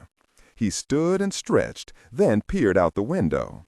The truck that had just arrived was carrying tractor parts, and if anyone dug around to determine why a paramilitary group needed farm equipment, there was an entire division of the Legion put in place to work with struggling American farmers, granted, only white farmers, who wanted to survive despite the villainy of large agricultural corporations, the FDA and the Department of Agriculture. Americans helping Americans. It sold well, too. So, any official inspection of the contents would show that this was all part of the Legion's Patriot Families Project. Other shipments of different kinds of products were purchased by the American Church Alliance. Bottom line, any scrutiny of the bills of lading, shipping manifests, and purchase orders were neat and tidy. The real cargo was hidden inside the tractor parts. Painted to match colors, shapes altered with modeling plastics that could be snapped or melted off, with some items hidden in cavities specially cut into the tractor engines, then sealed inside. The skills used to hide the cargo was on par with the weapons he was expecting. Very well, said Furman, closing his ledger and clicking his pen. Is Mr. Toombs here yet? He's out in the yard overseeing the unloading. Tell him I'll be there right away. Sir, said the corporal. He snapped a salute and left. Furman went over to the mirror on the wall, studied his reflection, made a few adjustments to the hang of his uniform. Today's rig was a personal favorite, modeled after the Russian Special Forces Gorka 5 combat tactical uniform in a green-dominated camo pattern. He thought it made him look taller than his 5'6". Smiling, he went out to see what kind of goodies Mr. Toombs had sent. Commandant Furman was a well-pleased man, and, as he saw it, all was right in God's favorite country. Route 78, near Bethel, Pennsylvania. Where do you think they're taking the kids? Asked Tommy. She was driving, and Violin sat beside her, moody and mostly silent. You heard what I heard, said Violin. I heard something about a comfort camp. Yes. Which is what, exactly? Violin looked surprised. You don't know? If I do, then I don't know what it is under that name. Is it a rest stop somewhere? No. A comfort station is where men, well, mostly men, have a chance to take their own kind of RR. Meaning? Remember what Hamas did to the Israeli women they captured? Yes, said Tommy, wincing. And what ISIS did after abducting women and girls? The systematic abuse and terrible acts against Yazidi women and girls in northern Iraq. Tommy paled and nearly drove into a drainage ditch alongside the road they were driving. She corrected quickly. You think that's why they took these kids? Yes. And they call it a comfort camp? Yes. A number of miles passed before Tommy could speak. I'm going to kill those very jerks. Yes, said Violin. Ahead, the target vehicles pulled into a cheap motel of the kind that is an outside row of one-story boxes with doors opening into a weedy parking lot. Tommy switched off the headlights and pulled over beneath a leafy oak. What are they doing? They watched as all the kids were led into the end unit with a female legionnaire with them. One man sat outside on a desk chair he removed from the room. The other men went into the next two units. We have to do something, cried Tommy. This must be the camp. No, said Violin. I've seen this before. They're keeping the kids under female guard because they want them pure once they're delivered. Pure? Untouched, said Violin. Tommy actually growled. This tells me the kids are meant for special clients, maybe Legion officers higher up the food chain. I think they'll actually be safe tonight. Most likely be made to shower and dress a certain way in the morning before they're taken to the actual camp. How sure are you? Demanded Tommy. Sure enough that I think we need to wait, said Violin. Patience is going to give us a shot at more important targets. Even though we can rescue them now? Rescuing them now saves these kids, yes, but it doesn't stop the process. And if we act too soon, then we interrupt the process. We'll sleep in shifts and be ready first thing. What we can do tonight is to sneak over there and put an earwig on the exterior wall of that end unit. An earwig was a special listening device whose mic was powerful enough to hear through the stucco and drywall of an average home. The motel walls were cheap. I'll do it, said Tommy, but she said it too quickly. Violin smiled at her in the dark. No, sweetie, she said, I will. She dug the earwigs out of a bag, opened the door, and vanished into the dense shadows. Joint Use RTI Arclight Safe House, undisclosed location, Philadelphia. Morning dawned clear and cool. Noah had a mouth-watering breakfast for us, a mountain of scrambled eggs, crisp bacon, plump ham and apple sausages, steaming potatoes that had been fried with peppers and onions, and a vat of coffee. We ate like hungry wolves. Remy, by far the slimmest of the men, astonished us by the sheer volume of food he could stuff into his lean body. Belle, who pecked at her meal, stared at him with amusement and made what was for her a rare joke. I want to see you rappel up a line after all that. I'm a growing boy, he said, though what I really want for dessert is a plate of beignets covered in powdered sugar and some chicory in my coffee. No offense, Noah. None taken, said our host. I've passed a lot of quiet mornings at Café du Monde, too. They chatted about New Orleans for a bit, lapsing into a debate over whether jazz or blues was the true sound of that city. Top interrupted it, though, by tapping his wristwatch. We rose and went down into the basement and waited while Noah did a bit of stage magic to cause a section of the floor to drop down 6 inches and then slide out of the way to reveal a short set of metal stairs. Very James Bond, said Bunny. I dig it. The floor's got some kind of special wiring in it, explained Noah, like a Faraday cage. We rose and went down into the basement and waited while Noah did a bit of stage magic to cause a section of the floor to drop down 6 inches and then slide out of the way to reveal a short set of metal stairs. Very James Bond, said Bunny. I dig it. The floor's got some kind of special wiring in it, explained Noah, like a Faraday cage. Once the door's closed, there's no way to detect any electronics from the ORB. How's the signal get in and out then? Asked Remy. There's a fiber optic hard line running through the foundation and then out in a fake water line. Goes to a tower down the street with satellite uplink. Perfect signal that nobody's going to even know how to find. Sweet. Before we went down, Noah nodded to the various stacks of boxes arranged with deliberate casualness around the basement. Some were marked Christmas decorations, others with games and Jimmy's toys. Even had a light layer of dust on them. Boxes are legit, or at least they'll look legit, said Noah. Actual plastic wreaths, tree lights, board games, and stuff like that. Even found a working PS5 here, and games. Star Wars Battlefront, Baldur's Gate 3, if you're into that for downtime. Where's the armory? Asked Top. You just walk down it, said Noah. Every step on the stairs is a locker. You activate the locks by pressing fingers under the left-hand lip of the stair. I uploaded your fingerprints already. He glanced at me. After what happened to the safe house in Jerusalem, Scott Wilson ordered all safe houses to get an immediate upgrade. We have bird drones in every tree and telephone pole for 3 blocks in any direction. Nothing can get close without us knowing in good time. Who veria, said Bunny. He and Top shared a fist bump.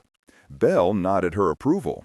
In my ear, I heard Scott Wilson say, "When you and your team are quite ready." On our way, I said, resisting the urge to give him the finger. I might have done it, but we were in civvies and not wearing body cams. Bunny made a significant gesture, though.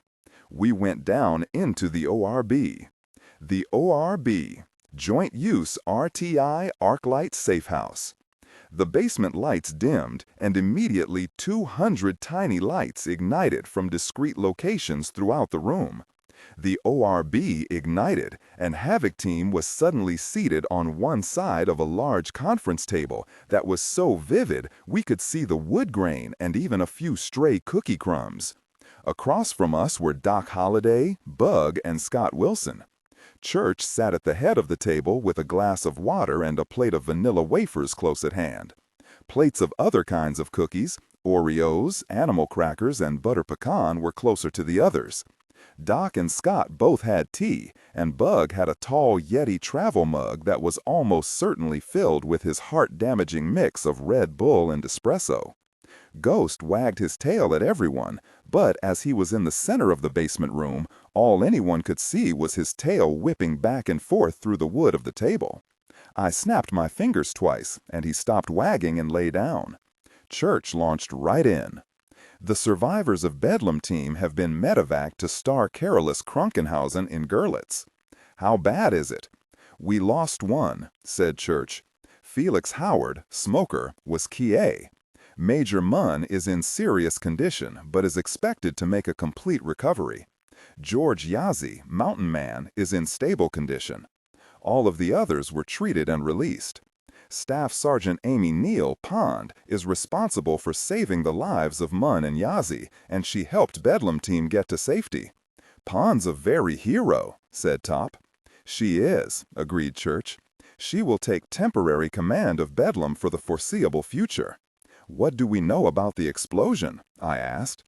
It was incredibly intense, and so far arson and bomb squad investigators have found only fragments of the device. Initial observations suggest that it is an improvised device rather than military.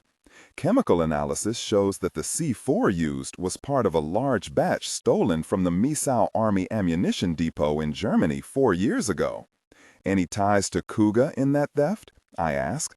Suspected at the time, though not confirmed, said Wilson. Call it likely. Okay, I said. Gehenna. Top has a theory, and I think he's right. I gestured to Top, who laid it out. I saw heads nodding before he was even a third of the way in. I'm afraid you may be correct, Top, said Church. It coincides with our own thinking and fits the facts as we know them. Just saying that gave us all a moment of pause. Whoa, wait, said Bunny. Are we saying that this is someone copycatting Bliss, or that it is Bliss? "We have to be open to both options," said Church. "But even though I couldn't see his eyes well through the tinted glasses, I could read him." "So this is Artemisia Bliss?" asked Bunny. "I mean, we're all landing on that? Somehow somebody got into Site 44 and carted her off and did some kind of zombie CPR. Is that where we are? Whether it's Bliss or someone on her level who has a similar agenda and identical skills is to be determined," said Church. Bunny shook his head. "But you think it's actually Bliss?" Church nodded gravely. "I do." "Gosh. And Top's theory for why Site 44 was destroyed holds water," added Church. "It also leaves us with no chance to prove it either way." "That is the scariest thing I think I've ever heard," said Bug. "Do we know who took her?" asked Bell. "Who freed her? Who did whatever they did to bring her back?" "Willing to bet my Christmas bonus that it's this Mr. October character," I said. The hit on Gehenna was, at least in part, done with military precision. The sophistication of the booby traps Remy found was military, advanced military. And those hellos were military surplus. That sounds like 10th Legion to me, and Mr. October owns 10th Legion. "Why would a bunch of PMCs want a zombie?" asked Remy. "They didn't," said Bug, and we all turned to him. "Well, think about it, guys. They wanted a live, top-of-the-line computer expert, and not just for the vaults. When Toys was in Toronto, he bought Gorgons from an agent of October's, right? Well, if you guys remember, the Gorgons had those master chips in them that prevented tampering with the payloads. Buyers had to buy whatever payload Ayalati was selling. Now stir someone with Bliss's skill set into the mix. Marco Russo is pretty sharp, but Bliss is next level.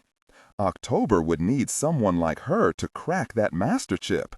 This would accomplish two things. The first is the payload. But the second is more important. Once the master chip is disabled, the Gorgons can be disassembled without blowing up. That would allow October or Kuga or whoever to build more of them. How long would that process take? I asked. I mean, if they obtained Gorgons after we took down Ayalati. Bug thought about it. To reverse engineer something made with original parts? Nothing in that Gorgon is off the rack. So figure 1 to 2 years for analysis, obtaining the right kind of materials, retooling a factory to make parts. It's not a fast process. We thought about that for a moment. Does this mean that the Gorgons October somehow obtained from Ayalati before or after his death are unable to be modified? I asked. Without Bliss or someone like her? Mused Bug. Yes. With her, cracking the master chip would only allow them to modify the contents of the warheads. Filling them with what? Asked Remy. Safe Al Den? I don't think so, said Church. October is a businessman. And if he is, as we suspect, also Kuga, then there is no value in launching a doomsday weapon. Agreed, said Doc. If that's what he wanted, then those hits in Atlanta, Montgomery, and so on would have been easier targets. No, I think our big bad wants to stir the political pot and then sell weapons to everyone who hates the other side. That's a lot of people, said Bunny. It's a lot of guns, said Top. Church nodded. There's money in this, without a doubt, which means Kuga's back in operation and this is the fall catalog, I said. No one disputed that. And the Berserkers? Asked Bunny. They up for sale, too? I ask because if they're planning on turning whole camps of trained PMCs into those King Kong difficult people, I want a ticket back to Orange County. Hooah, said Remy. Doc said, there were Berserker corpses at Site 44, and that site also had copies of the Jacobi family genetic research and chemical therapy formulae needed to create new Berserkers. That process of transforming a subject into one of those creatures takes quite a long time, at least 6 months. Then there needs to be additional training for the subject to learn how to deal with the extra physical mass, muscular changes, increased bone density, balance, and coordination. If the berserkers Havoc encountered at Gehenna were not revived corpses from Atlanta, then they're part of a new generation.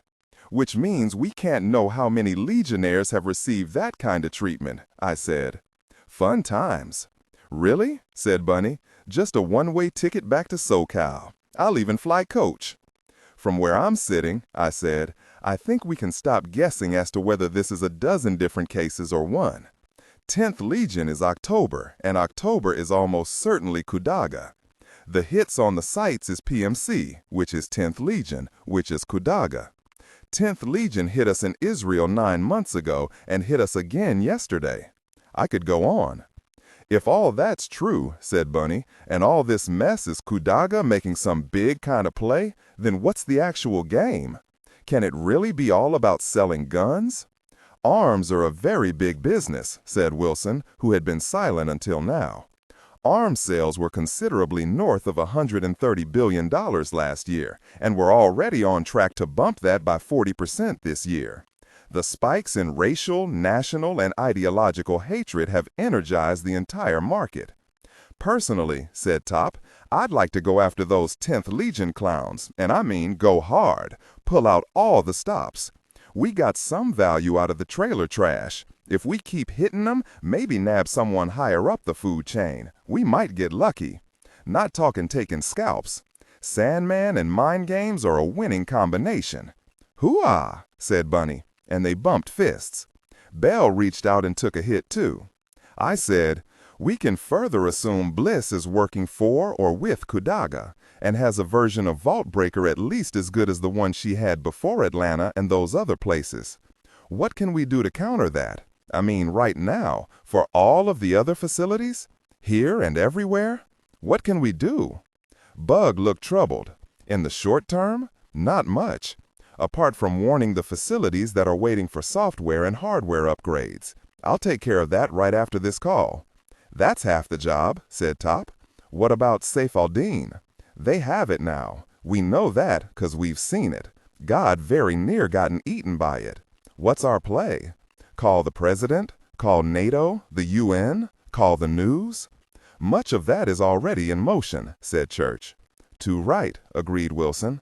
Once it was clear Gehenna had been compromised, Doc Holliday and I drafted a letter and attached a complete description of Saif al-Din, with information on containment, and what you might otherwise call best practices for handling the infected. It is being sent to the White House, Homeland, and the DoD, with recommendations to share it with all other world leaders. We have most of Doc's staff working on new response protocols. I hope you warn them about the psychological reactions they should expect, I said.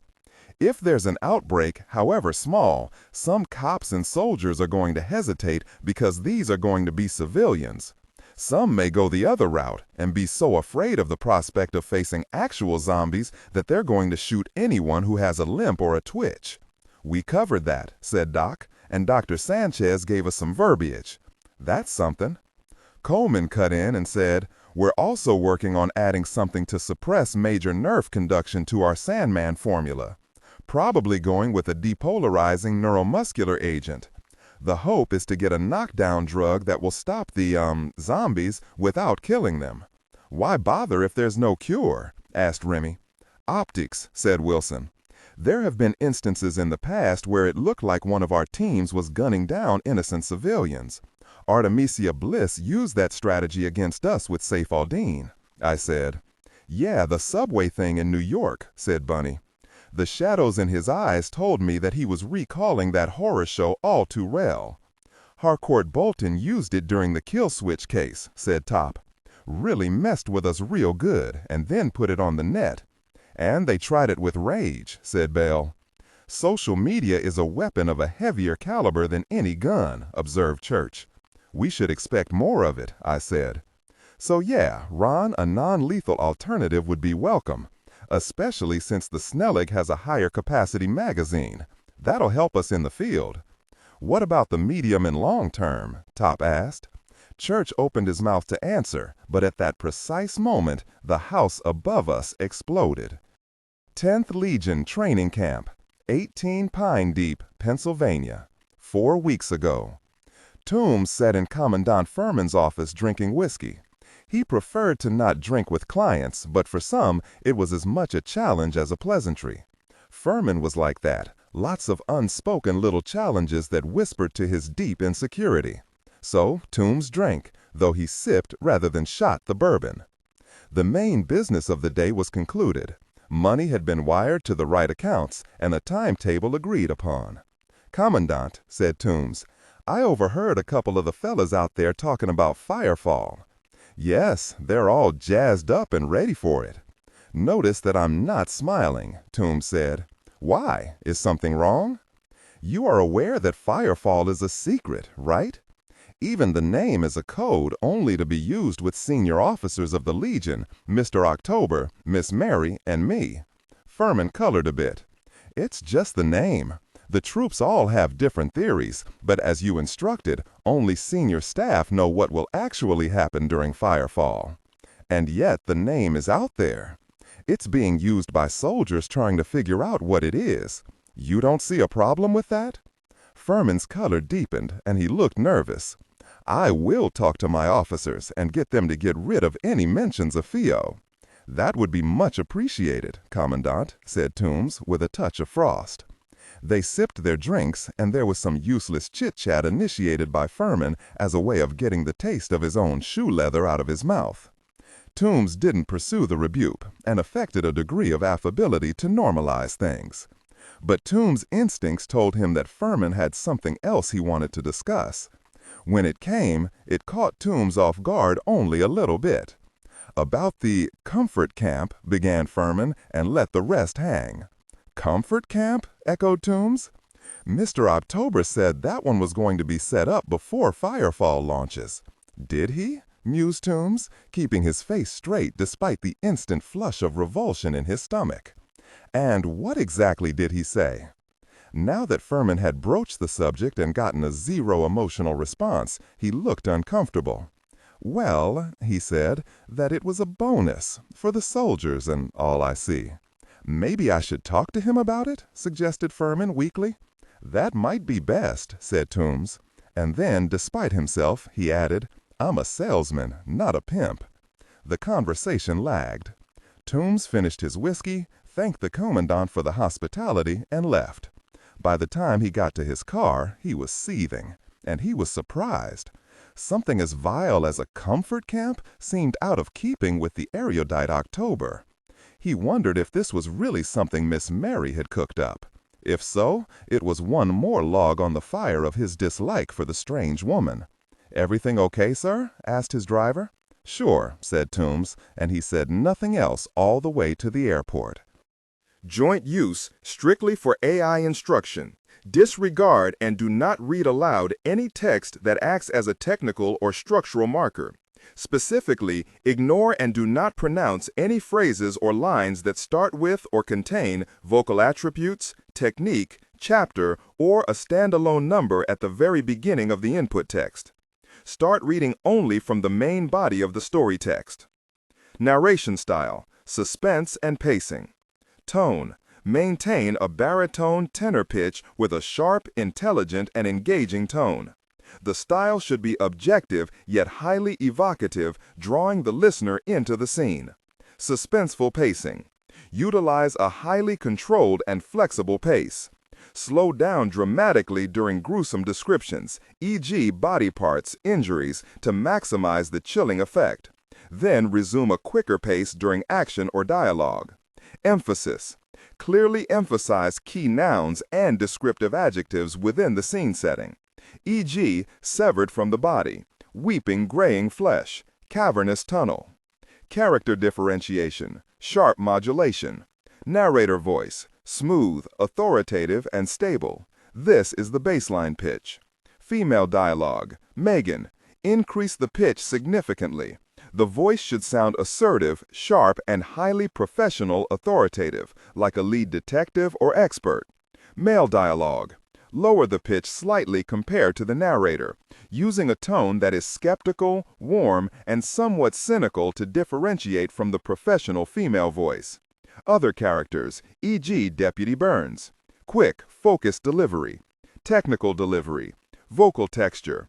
Maintain a clean, clear vocal texture suitable for high-quality production, ensuring every word is crisp and clearly enunciated.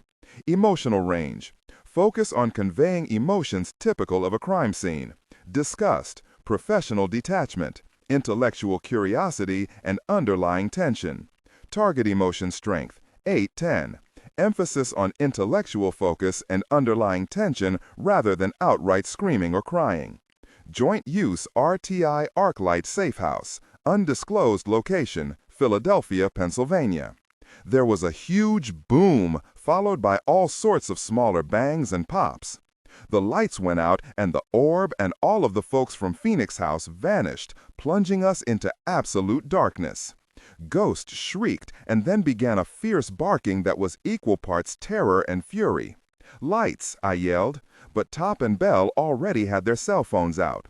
Their cell flashlights cut through the darkness, turning the falling dust into swirling galaxies. I headed for the stairs, acutely aware that I was not armed. None of us were, not down in the sub-basement of a heavily fortified safe house. Bell was trying to soothe Ghost, but he kept barking. So I barked back at him, "Ghost, no speak." He went instantly silent. Funny thing about dogs in a crisis, they'll panic like anyone else, but with a pack leader's command, they calm down almost at once. I just hoped his trust in me wasn't misplaced. "Gandalf," bellowed Bunny, using Noah's combat call sign, but there was no answer. Halfway up the stairs, I paused and listened, waving everyone else to silent stillness. We heard the weary groan of abused timbers, the crab scuttle noise of debris tumbling over wreckage. No yells or shouts, no gunfire. "Go quiet," I told Bunny, and he stopped yelling. I tapped my earbud. "Havoc actual to Merlin. Repeat, havoc actual to Merlin." Church did not answer. "Can't hear that on my comms either, boss," said Bunny. "Must be a jammer." Top appeared at my elbow as if by magic and murmured, "Call it, outlaw." "We need weapons," I said quietly. "Church will know we're in trouble and he'll take care of sending us help, but figure that's 10 or more minutes out." "Gandalf said there were weapons lockers on the stairs," said Remy. We hurried over and began fumbling with the thumbprint scanners. The treads on 3 steps popped open, and everyone began grabbing handguns, long guns, and loaded magazines. Top handed me a Sig Sauer P226. "One up," he said, indicating that a round was chambered. The timbers made a louder and more insistent complaint. "Don't want to wait down here to be dug out and buried," said Bunny. "Copy that." I stepped over the open lockers and began climbing the stairs with the gun held close to my chest, in a center axis relock position, my left supporting the pistol and keeping it steady against my body, right index finger stretched along above the trigger guard. It's a safety move that keeps me from banging gun or arm in close quarters, but it's also excellent for weapon retention. There were more thumps from above that sent down plumes of plaster and brick dust. It sounded like falling debris, but I wasn't about to take anything for granted. Top was 3 steps down behind me, and the others were shadowy blobs. At the top of the stairs was the door, and there was a very faint line across the top and parts of the lower frame, signs that the door was out of true. It had been a very big bang. I leaned close and listened for noise. There was nothing. Even the debris sounds had diminished. It wasn't a comfort. It meant that Noah was unable to respond. Silence did not prove absence of threat. There was one sharp pop, and the cell lights went dark. "EMP," I said. Top said, "They're still gonna be up there." "I know. I fished for a key Noah showed me. It was behind a false brick that pivoted on a hidden hinge. No electronics. I removed it and slid it very gently into the keyhole below the keypad, then turned it. There was the faintest click. "Moving," I said. "On your 6, outlaw, then I'll jag left." I counted down from 3, and then used my knee to push the door open as noiselessly as possible. That let some dusty light slip through, enough to see the floor ahead. I went through at a rush, cut right and knelt, bringing my gun up and out. Top came out and went left, rifle in hand. I felt more than heard Ghost behind me. The blast had done a hell of a lot of damage. Part of the second floor had crashed down into the dining room. There was a bathtub amid the smashed remains of a break front, and a toilet upside down on a heap of rubble. I saw no one, though. No one alive. Noah lay in the doorway to the kitchen. From the waist up, he looked perfectly fine, as if he had decided to lie down for a nap. Below the waist, that was different. There was nothing. No hips, legs, nothing. The blast had cut him in half. His face, though, was totally unmarked. There wasn't even a smudge of dust. I could feel my heart collapse under the weight of the loss. Noah Fallon was a quiet, good-natured guy who looked like he should be off writing poetry. He'd left the field because killing just wasn't his thing. And now he was a broken scarecrow. The heartache I felt turned to anger, cold and mean and hungry anger. I moved out, clicking my tongue for Ghost, who came out as silent as a cat. He looked at me, and I gave him a couple of silent orders using hand commands. He crept off, sniffing, listening, training all of his canine senses on the disaster. Top and I moved deeper into the room, taking cover behind anything that looked solid. Behind me I heard the soft tread of Bunny, Belle, and Remy. Then I heard the sound of hidden panels opening, and I knew they were getting weapons from the secret caches. Bunny moved up, a pump shotgun in his hands. He went to what remained of the dividing wall between dining room and living room. Then Belle passed on my other side, an M4 carbine in her hands, and Remy followed with an HK-416 assault rifle in each hand. He passed one to Top and then came over to me and let me exchange his little FN-509 for a Sig Sauer M17 pistol and 4 magazines. I stuffed the mags into my pockets, jacked around into the gun, and moved forward. We found no one. Bunny was at what was left of the front window. 2 vehicles, he said, 10 men in combat gear with body armor and ballistic helmets. Gosh, they're going after our SUV. Really they are, snarled Top, and he went through the front door, firing at the cluster of men who were trying to climb into a pair of Jeep Rubicrons. One cried out and fell, the plastic front of his helmet disintegrating in a red spray. Bunny was right behind him, and as the attackers turned towards us, he opened up with the pump shotgun. It was loaded with lead slugs instead of buckshot, and one round hit a man in the sternum and flung him against the driver's door of one Jeep. That door crunched shut on the lower leg of a man who'd been trying to get in behind the wheel. He screamed the way someone does who just broke some important bones. This team was all dressed for combat, but their reactions were wrong. They seemed surprised, even shocked, to see us crawling out of a building they'd just blown up. That told me they didn't know about the sub-basement. Does that mean they followed us here but knew little about the actual safe house? Had to be. We all opened up now, and we each knew how to fight someone who is wearing Kevlar body armor. Their cars were 30 feet from the burning house. That was well inside the range of accurate pistol fire for my guys. They tried to reorganize and return fire in some orderly way, but their surprise had stolen the only moments when that would have given them the edge. Had they laid an ambush and used the explosion to smoke us out, they might have had us.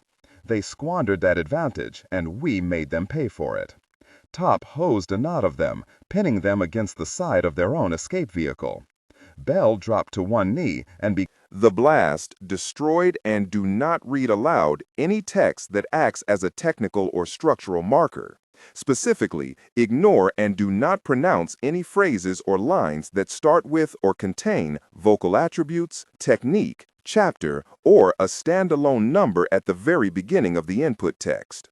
Start reading only from the main body of the story text. Narration style, suspense and pacing. Tone. Maintain a baritone Kenner pitch with a sharp, intelligent, and engaging tone. The style should be objective yet highly evocative, drawing the listener into the scene. Suspenseful pacing. Utilize a highly controlled and flexible pace. Slow down dramatically during gruesome descriptions, e.g., body parts, injuries, to maximize the chilling effect. Then resume a quicker pace during action or dialogue. Emphasis. Clearly emphasize key nouns and descriptive adjectives within the scene setting, e.g., severed from the body, weeping graying flesh, cavernous tunnel. Character differentiation, sharp modulation. Narrator voice, smooth, authoritative, and stable. This is the baseline pitch. Female dialogue, Megan.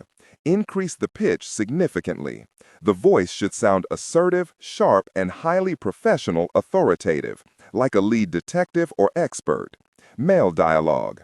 Lower the pitch slightly compared to the narrator, using a tone that is skeptical, warm, and somewhat cynical to differentiate from the professional female voice. Other characters, e.g., Deputy Burns. Quick, focused delivery, clear voice. Technical delivery. Vocal texture. Maintain a clean, clear vocal texture suitable for high-quality production, ensuring every word is crisp and clearly enunciated. Emotional range. Focus on conveying emotions typical of a crime scene. Disgust, professional detachment, intellectual curiosity, and underlying tension. Target emotion strength. 8 out of 10. Emphasis on intellectual focus and underlying tension rather than outright screaming or crying. The blast. Destroyed the front half of the Jeep and threw burning red pieces onto the twisted hood. I went left, laying down my own cover fire as I skidded behind a pair of trees that were burning, their autumn dry leaves bursting into flame. I crouched down to swap magazines, feeling the tree trunk shudder as bullets chopped into it. Somewhere, Ghost was barking. We'd become separated by the wildness of the moment. Then 2 things happened in the same instant. The bullet stopped hitting the tree, and a man's voice rose in a towering scream of sudden agony.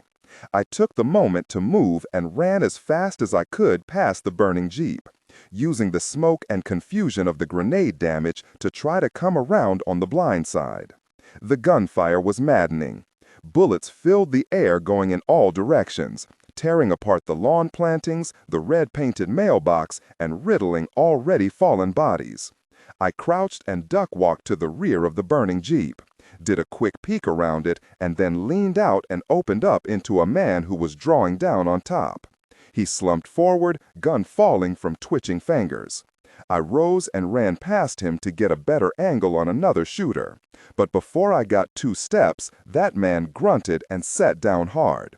Most of the side of his mech was gone, and when he died, a silence dropped hard over the scene.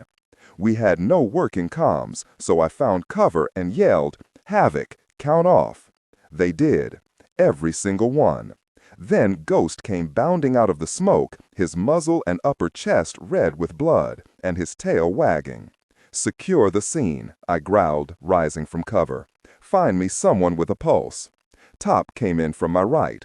"House lights are on," he said, gesturing to the surrounding homes. "Cops will be on their way, and we don't have Bug to slow them." "Got a live one," called Bunny. He materialized out of the smoke, carrying a limp form. He's circling the drain, but he's still breathing.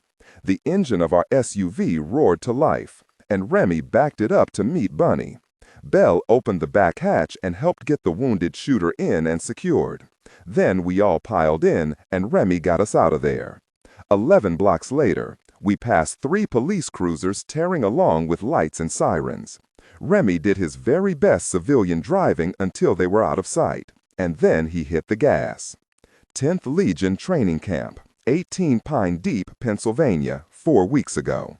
When Toombs was aboard his private jet and taxiing down the runway, he told the cabin steward to go into the cockpit and close the door. Once alone, Toombs called Mr. October. "How did it go?" asked his employer. "In terms of sales and training, fine." "Uh-oh," said October. "You sound like there's some kind of bee in your bonnet." "2 words," said Toombs with tightly controlled anger. "Comfort camp." The silence on the other end lasted for several seconds.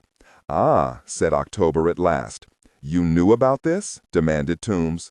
"I did. And although I'm no fan of such things, it's the cost of doing business." "Are we talking about specific arrangements or what?" "I left those details to Miss Mary," said October. He almost sounded embarrassed. "Really? It's a small price to pay for what we will accomplish. Boss, said Toombs, don't play games with me here. The plane lifted from the tarmac and clawed its way toward the cloudy sky. I make no apologies, said October, his tone firming up. If you have issues with it, then I encourage you to bring it up to Miss Mary the very next time you see her. That was the end of the call. Toombs nearly threw his cell the length of the cabin. Instead, he forced himself to lay the phone down gently and position it precisely on the little wooden tray table, imposing order into a chaotic moment. October knew full well that Toombs was afraid of Mary. He knew he would never bring it up to her.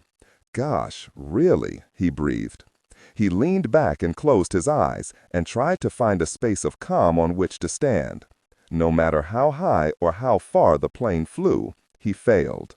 In motion, Knights Road, Bensalem, Pennsylvania. Where to, outlaw? Remy asked. His young face was streaked with dust and blood from several small cuts on his scalp. Find me a big store parking lot or a warehouse with a big yard. What he found was a strip mall that was anchored by one of those big box stores. Except the store was boarded up and only a third of the other stores had lights on. A failure for the local economy was a win for us in that moment. Remy drove around behind the box store and found two large industrial dumpsters, of the kind they used during interior demolition before a big remodel. The dumpsters were piled high with old drywall, pipes, and other debris. He parked where there was no line of sight from anywhere back there. We got out and gathered at the back of the vehicle. Belle peeled off to watch our backs. With the rear hatch up, I leaned in to look at our prisoner. Bunny had removed the helmet, revealing a young man of about 20 or 22. Not the face of a villain, just the face of a person who knows he's right there at the end of his whole life. The realization of it was there in his eyes, a fear of death that rose above the pain in his broken and bleeding body. Normally, this is a moment for Top. He's kinder and gentler than I usually am, and he has that fatherly reassurance and calm. But Top was black, and this kid was part of a group who saw anyone like him as something lesser, something to be feared and despised. So I leaned over him. "Listen to me, son," I said, even though I wasn't old enough to be his dad. "You know you're in bad shape. Your friends are all dead. You have one chance to do the right thing. God will hunt you down." Hard to tell if the stutter was something he was born with or a manifestation of his fear and pain. On a weird level, it made me feel a sliver of pity for him. It humanized him. "Remy, give me your lighter." The young Cajun produced one, red plastic. I jammed the bottom end between the dying man's back teeth. He fought me, and it was evident he was going to opt for the salvation pill hidden in his mouth. There was no time for pliers or anything like that. I held pressure, preventing him from closing his teeth at all. It did not prevent him from talking, but he had to use his mouth differently, his lips forming in distinct words. Actually helped with his stutter, though. Odd. "You and your kind are all gonna burn," he said awkwardly, eyes blazing to emphasize his threat. "Kid," I said, "we can have an ambulance here in 10 minutes, or we can drop you off at the closest ER. That's your call. That salvation pill isn't an option. It's not a knockout drop. It's poison. No, don't argue." "Really, you lying mess," he said, each word distorted as if he had a mouthful of macaroons. "Your 10th Legion," I said. "No need to deny it. Where's your camp?" "Never." There was blood on his lips now. I glanced at Bunny, who gave a tiny shake of his head. "Where is Mr. October?" I asked. His eyes snapped really wide, then they immediately slid away. "Where is he?" The man shook his head, but the effort twisted his face with agony. "Give me something, son, and we'll get you the help you need." The pain of having moved must have made him acutely aware of how badly he was hurt. He could feel life seeping out of him. His eyes filled with tears. His lips moved with what I at first thought was prayer. I took a chance and slipped the lighter from between his back teeth. His mouth kept working, but now we could hear him. "Tell her I was true," he said. "Tell my mom that." I'll tell her you were a good soldier, I lied. But she's a monster. Her dogs. God in heaven, those dogs. Where is the camp? I don't know. I tried another tack. Tell me about Firefall. The man smiled. His teeth were bloody, and the light in his eyes was fading. It's too late to stop it. God's wrath is coming for you. What is Firefall? I demanded. When is it? But the man looked at me and through the walls of life into a vast and empty beyond. The back of the SUV was drenched with his blood, and his flesh sagged into utter limpness, looking smaller in the space than he should, almost childlike in a sad and disturbing way. Moments like this hit me strangely. Despite the attack, despite the tragedy of Noah Fallon's death, seeing this man die while talking about monsters and pleading for us to tell his mother he'd been a good soldier, a good boy, somehow separated him from the soldier and killer he'd been. That mother had watched him pull himself up to stand in his crib for the first time and thought he was a terrific baby, full of life and joy and potential. She had watched him take his first tottering steps, treasured the first word he'd ever spoken, had been patient with potty training and learning his ABCs and all of that. She had wrapped presents in bright paper for birthdays and Christmases. She'd filled wicker baskets with colored straw and chocolate eggs. She'd sat up, probably worrying any time he came home late. Who was she? What were her politics? Did she know what that little baby had become? Would she mourn her soldier son killed in the wrong war? Or was she even aware that he had gone this far into some kind of cultural psychosis? How would the news hit her? How much of her would die when she learned of her son's death? I banged my fist on the rear frame of the car and cursed softly between clenched teeth. The world should not be this badly broken, but I knew for sure it was. All of the scattered parts of me understood this. At any given time, there are 3 people inside my head vying for control. One was the modern man, that version of me who might have been the sole and dominant personality had not those older teens attacked Helen and me when we were 14. His aspect was the one who believed the best in people and clung to the shreds of his optimism. Then there was the cop, closer to the central personality in my current life. He's the pragmatist, the investigator, the efficient doer of things that must be done. I was an Army Ranger, but only for one tour. After that, I joined the Baltimore Police and rose from patrol to detective very fast. I have a knack for figuring things out and, as Rudy so often says, making intuitive leaps. That cop aspect was dogged, and I could feel him always at work trying the pieces of many scattered puzzles, looking for sense and order. Not unlike Nicky Bloom, I suppose. It's not a love of mysteries, but an obsession for solutions. The third aspect of my fractured mind was currently shouting. That was the warrior part of me. Well, that warrior label was Rudy's choice. I tend to think of him more as the killer. He comes out when the cop is unable to control the situation and more extreme measures are called for.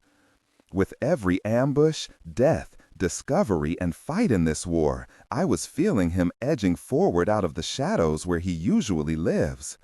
He is the savage part of me, and though he is capable of terrible violence, he never directs that at the innocent. Quite the reverse. He will go to total war against anyone who brings harm to the innocent. He is the one who has been trying to save Helen all these years. He emerged most powerfully after her post-assault PTSD got too big for her to handle and she killed herself. I found her, but it was the killer who screamed himself raw that day. Partly for loss, but mostly because he could not save her. All of this reminded me of the names Helen's ghost had given me when I was overwhelmed by Shiva and God's arrow 9 months ago. Joe Listopod, Jamie Stanton, Danny Beck, Bob Riley, and Greg Murphy. The modern man did not want to ever see them or hear their names again. The cop yearned to investigate them. But the killer? Well, his name says it all. "Colonel?" said Top, and I realized it was the second time he'd addressed me. "Yeah?" He said it's too late to stop Firefall. "He was messing with us," suggested Bunny. "He knew he was done and wanted to kick us as he hopped the train." "He did a good job with that," I said. "Told us next to nothing." "Miss Mary?" Remy asked. "Dogs? What do you think that's about?" "He was delirious," said Top. "He was talking gosh." I stepped back from the SUV. "I don't think he was." Top frowned. "Wait, you think this Miss Mary is our girl? You think he was talking about Bliss?"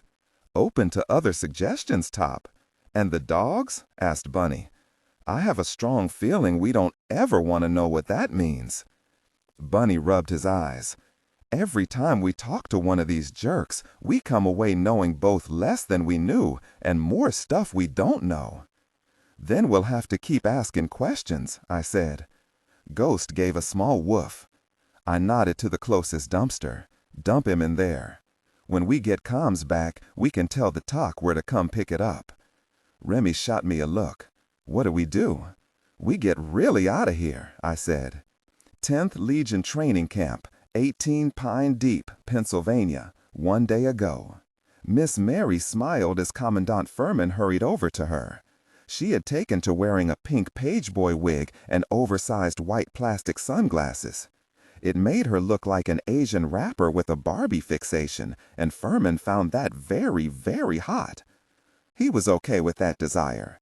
Sure, she was Chinese or Korean or some gook, gosh, but there was nothing wrong with really down as long as one married up.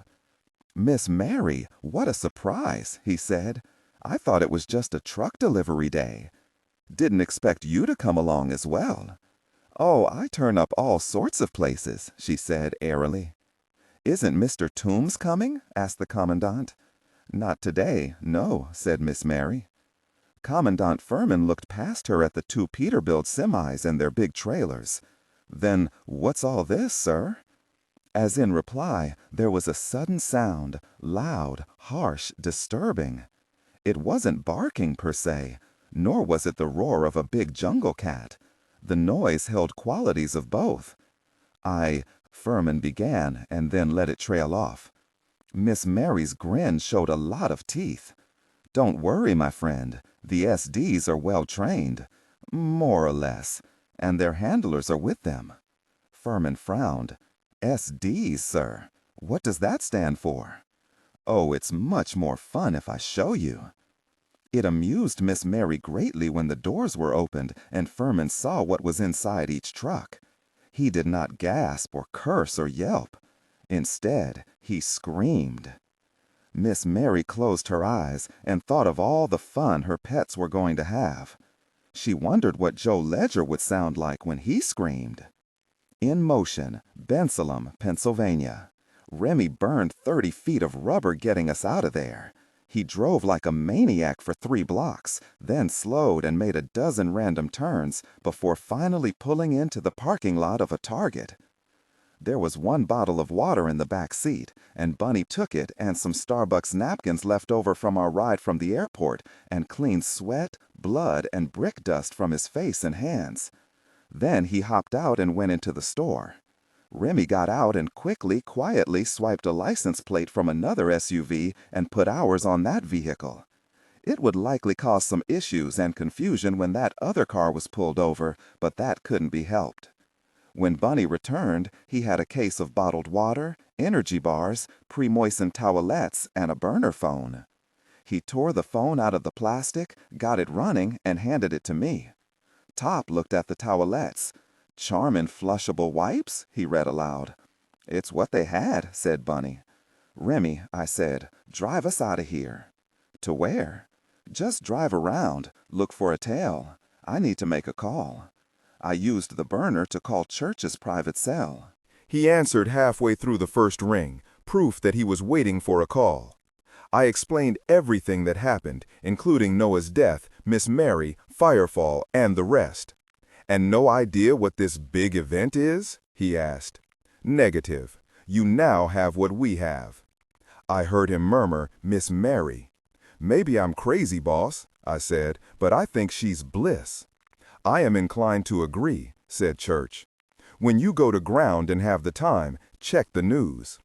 It has become clear that the disease attacks in Atlanta and elsewhere are more than terrorist incidents. Small groups, either unknown or previously marginalized, continue to take credit. They are evenly split between those ostensibly coming from Mexico, Central and South America, and those purporting to be from radical Islamic groups. You say that like you don't believe either is legit, do you? Not really. The immediate effect is that this is the topic dominating the 24-hour news cycle. That in turn has a strong ripple effect on domestic outrage, xenophobia, and militancy. Good for business if you're selling arms and renting out private military contractors. Indeed. The tricky part is convincing my contacts in the U.S. government not to let themselves be fooled and to avoid making bold threats on the floor of either the House or Senate. "Yeah, good luck with that," I said. "Have I mentioned recently how much I loathe politicians of any party?"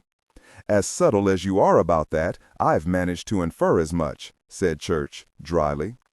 "In terms of the public's reaction to Islamic terror cells, that fire was stoked aggressively when the ISIS splinter group that stole the nukes in Israel took credit in an unarguably believable way. I thought Mossad had stomped that group flat. They did, and a clearer political picture was emerging, but that process has been largely ruined since Hamas launched its attack and sparked the invasion and taking of prisoners, followed by Israel's subsequent invasion of the Gaza Strip. Are we thinking ISIS or some other actual group is involved in the disease hits? Not as such, no," he said. "Stealing the nukes happened because Jason Idolot and his organization helped make it happen. It was, in essence, an arms deal. Everywhere we turn, there's Kuga's footprints." "Indeed," Church agreed. "The more I think about what happened in Gehenna, boss, the more I think we caught the epilogue." "Explain." "It's pretty clear Gehenna was robbed long before we got there. They went to bizarre lengths to booby-trap it. I don't think it was their intention to actually kill us. There are 50 ways they could have done it. No, what they did was slow us down. Then they blew up the firehouse in Germany around the same time, splitting our focus, pulling on our resources. Yes. You said that Oscar Fround was in Taiwan working on something," I said. "Do we think it's another effort to drain our overall resources?"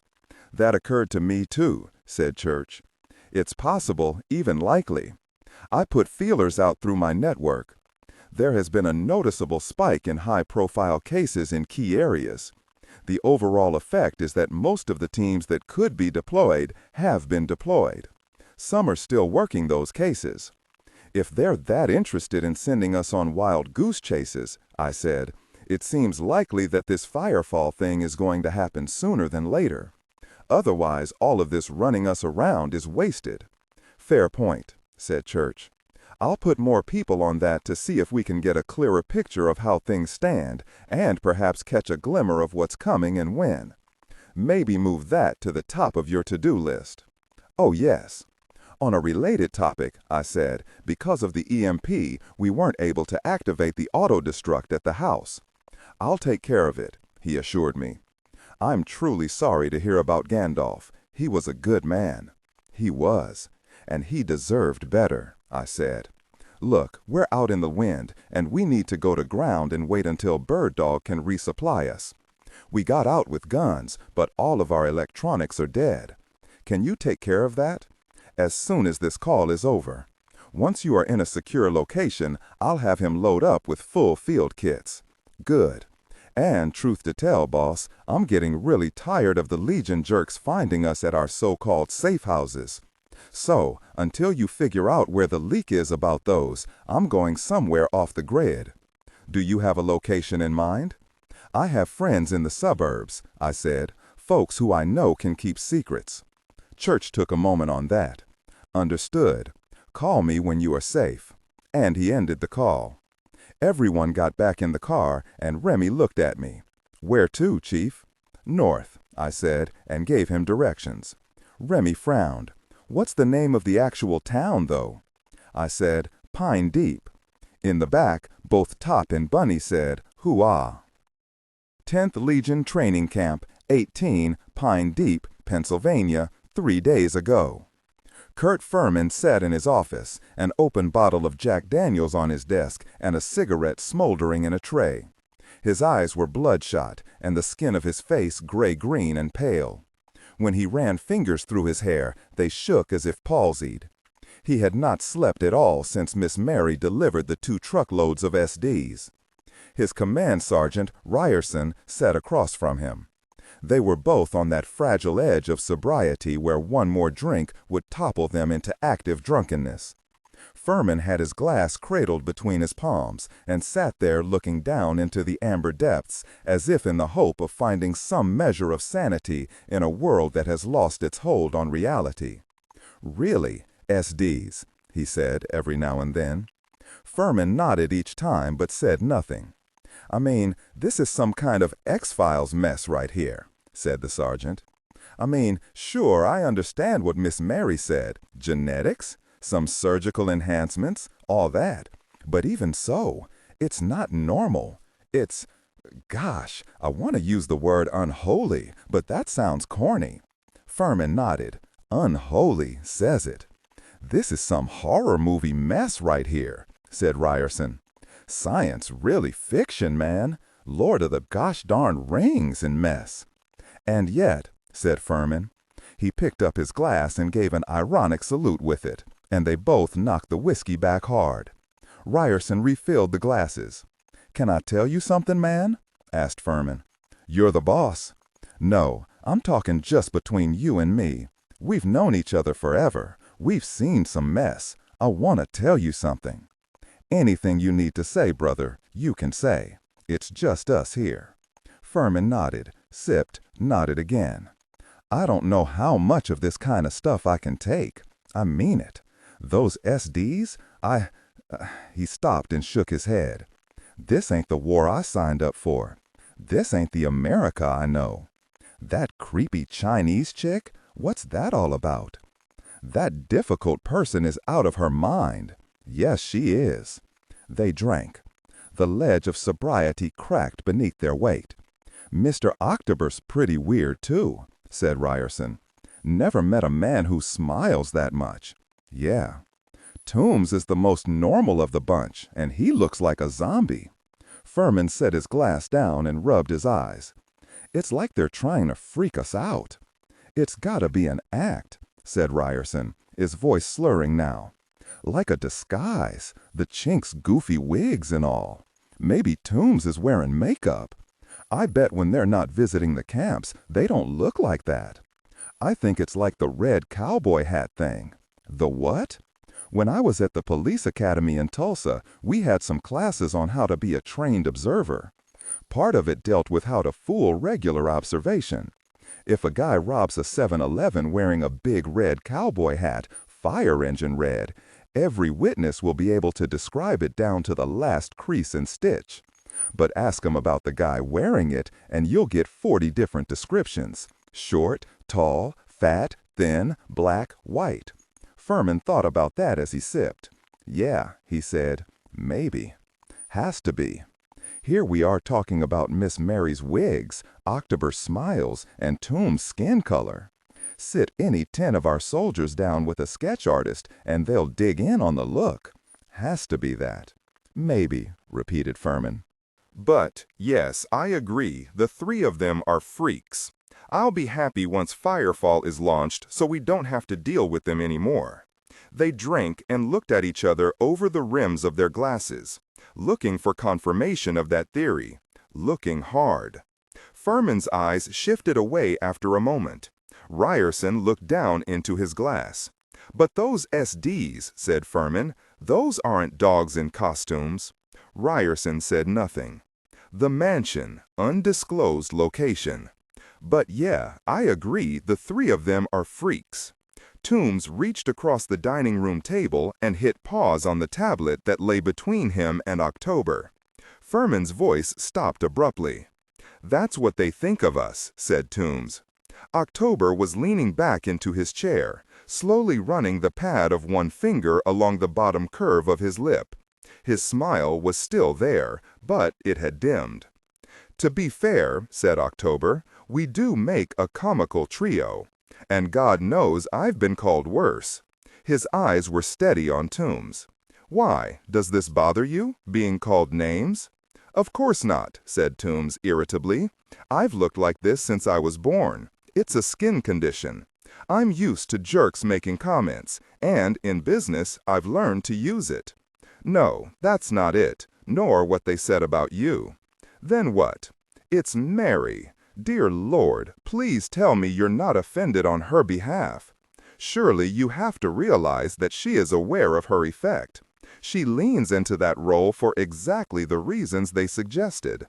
The red cowboy hat thing." Toombs laughed, a short, sharp half-snort. "You actually think Mary's doing all that? Acting weird? Acting insane? Dressing like she stepped out of a comic book or a B-movie horror thing?" "I do." "You're serious?" "I live here, boss. She's been like this since I first met her. Maybe I'll buy her play acting the psycho, difficult person thing that first time where she pounced on me. And her sometimes wearing next to nothing just to jerk me around. That was then. But why now?" "No, October, this isn't an act. Mary isn't sane by any yardstick I can think of. The phrase, 'really nuts,' occurs to me. And that makes her dangerous. Dangerous is what we want, isn't it? She scares people like Furman and the other militia types. Rightly so. They've seen her excesses. They don't dare step out of line around her." "Neither do I," said Toombs. "Neither, it seems, do you." "Don't mistake indulgence with nervous concession," said October. "You know a little of what Mary's been through. We can't expect her to be normal. She is still exploring what she has become and what it means." Toombs sat back and gave his employer a long look, eyebrows raised. After a few moments, October said, "What? Speak your mind. You've always said Mary is smart. Not just a genius, but a certifiable super genius. Smarter than just about everyone. She is. And she acts like a deranged, overgrown child just to mess with the heads of people like Furman and the commandants of the other camps. When she has moments of wild psychotic behavior, it's deliberate to keep the troops in line, to make them afraid of her. Yes. Here at home, she plays a different role, much more childish and childlike. Naughty, but not in a way that makes you dislike her or want to abandon her. Joyful whenever you give her a new toy, a spiffy computer, a lab, freedom to go roam the woods like a wolf, all the mess you've taken from the biological warfare sites. If you're not trying to buy her cooperation and genius with presents, then you're rewarding her excesses. No rebuke. She is useful to my plan, to our plans. We're on the eve of firefall, and her excesses have been useful in terms of misdirection. The authorities are looking for foreign agents. The Blam game is causing civil unrest, and those angry citizens are buying everything in our catalog. Ever since the THIS story broke, sales have risen. What was the percentage? 558%. Exactly. She is accomplishing exactly what we want. "That's all great, boss," said Toombs, "but I wonder if we've both been so starry-eyed over the profit margin Mary's helped spike that we're not looking closely enough at Mary herself." "Toombs," said October, with the first flush of impatience, "have you ever heard the expression, 'If it's not broke, don't fix it'?" "Yes." "Have you ever heard the one that goes, 'Don't judge a book by its cover'?" "Sure, but I fail to see how it applies here." "Let me put it another way," said Toombs. "When is Mary at her most extreme? When is she acting the craziest? Saying the most outrageous things and being the most demonstratively provocative? I'll give you a hint. It's not in front of our customers." October's eyes darkened for a moment, and he looked away, apparently studying a Rossetti painting on the far wall. Without turning back, he said, "You think she is play-acting here? For us?" "Not all of it," said Toombs. "Not all the time. I think she really is nuts. But it's really easy to conflate wild eccentricity with I don't know, innocence. Mary's your ward. She's like your daughter. You see her as damaged goods, and you tolerate it because that damage manifests in ways useful to the goals of the Cougar organization, and maybe your own goals of liking to stir the world up because chaos is good for our business. But given that we've seen Mary turn her crazy act on, off, dial it up and down, and knowing that she is fully aware of its effect on folks like Furman, David White, and the others who work for you, haven't you ever paused to wonder if she is using that same scheme on us?" October said nothing. "I do wonder," continued Toombs. "There's one more expression you might want to consider, boss." "Which?" asked October, his tone almost listless. "Crazy like a fox." Mr. October turned away and looked at a painting on the wall for a few moments. Without looking back, he asked, "Aren't you supposed to be in Texas making final arrangements for the camp in Houston?" Toombs studied the side of his face. Then he rose and left the room. A few minutes later, October heard the front door and then a car engine starting. He turned away from the painting and looked at the cushion on the floor by the fireplace. His dark eyes swirled with ugly colors.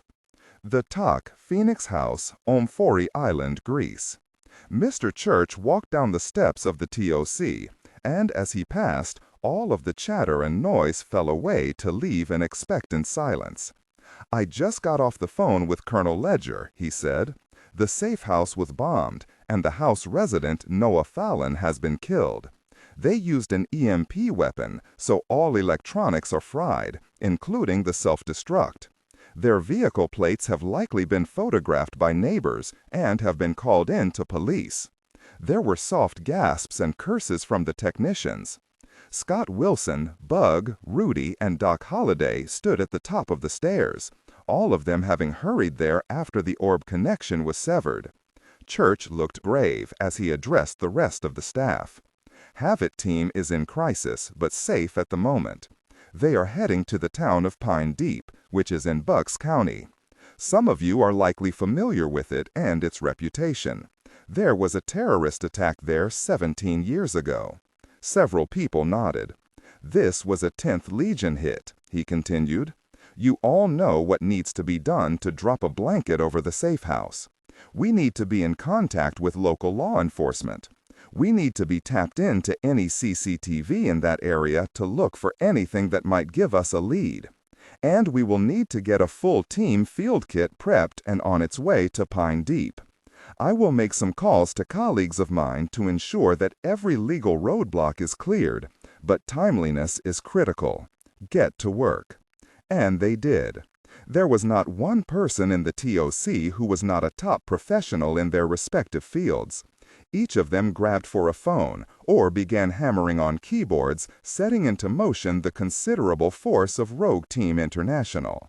Although the group no longer worked for the United States government, there were many people in positions of real power, career professionals in those kinds of jobs that did not change with shifts of political parties, and within minutes the wheels of effective power began to gain traction.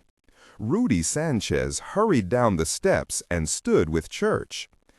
"I'm so sorry about Noah," he said. "He deserved better." "Colonel Ledger said the very same thing, Doctor, and I agree. He has family, and I will make sure they are cared for in every possible way." "What about Joe and his team?" "They are unhurt, but understandably stressed." "I wish I was there," said Rudy. "I know that town very well.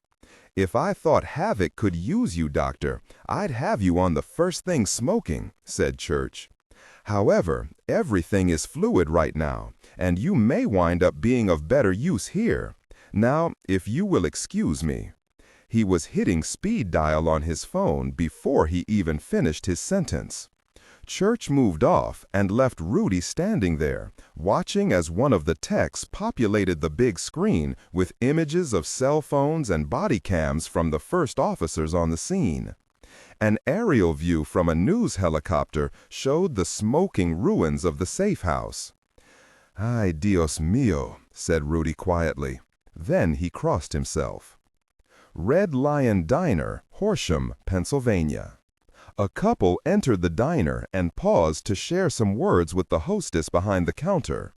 They laughed, and then the hostess plucked menus from a sheaf and led the couple to a table about 30 feet from where Mr. October sat drinking coffee at the counter. The woman was tall, strongly made, pretty, but with a hard beauty. There was very little softness about her. October knew the woman had scars. He could always feel scars, and he sometimes caught glimpses into how those scars came to be. For her, there were accidents, fast cars and motorcycles driven on rainy or snowy roads. That accounted for some of the scars. But others were marks of a different kind of violence. Brutal hands, sharp teeth, wicked claws. As she sat, October caught the energy of a different kind of scar. She's buried children, he thought. Her own children, cut down by disease. As he sipped his coffee, he wrestled with an odd feeling of compassion for her. She was interesting and powerful and unusual, and he liked those qualities. Compassion, though, that was something new, and it had been cropping up in him ever since he had brought Miss Mary into his life. It was interesting, but in the same way that a lionfish or black widow spider was interesting. For him, the danger was obvious, and yet the feeling attractive. He studied the couple. The man with her was shorter, very thin in the way certain wiry people are. Thin, not frail, though often mistaken for someone weak. He had black, curly hair shot through with gray, and blue eyes that looked amiable, but flicked here and there to read the room. A professional assessment backed with insight. October pulled his own energies in so that there was nothing for the man to read. This fellow was not a psychic man, to be sure, but one of those children of the stormlands, the ones whose scars ran very deep indeed and provided a certain radar for prey that had become predatory. They sat across from each other, and he squeezed her hands for a moment before they picked up the menus. Although Mr. October had never met either of them before, he knew them. Not because of his assessment of them, nor from any psychic flash. No, he'd read the books and seen the movies about what the people in the town of Pine Deep called the trouble. October knew both versions of the story, the official one about white supremacists who spiked the local drinking water with hallucinogens and then went on a killing spree that resulted in the largest death toll of any terrorist incident on American soil. That was almost 20 years ago. The anniversary was coming up fast, which was why all the streaming services were replaying the movie based on the book, Hell Night, the true story of the Pine Deep Massacre. In that best-selling nonfiction book, written by local newspaper reporter Willard Fowler Newton, the story presented, though widely discredited as sensationalist nonsense or absurd conspiracy theories, was much closer to the actual truth. Mr. October knew the truth. He even knew the person, long since dead and buried, who was behind the whole thing. Not Kurt Wingate, as the official story claimed, nor the serial killer Carl Ruger, who had been drawn to that town and become caught up in the trouble. No, October had been well acquainted with the man who, in this town at least, went by the name of Ubel Griswold. A fake name, of course. It meant Wolf of the Gray Forest.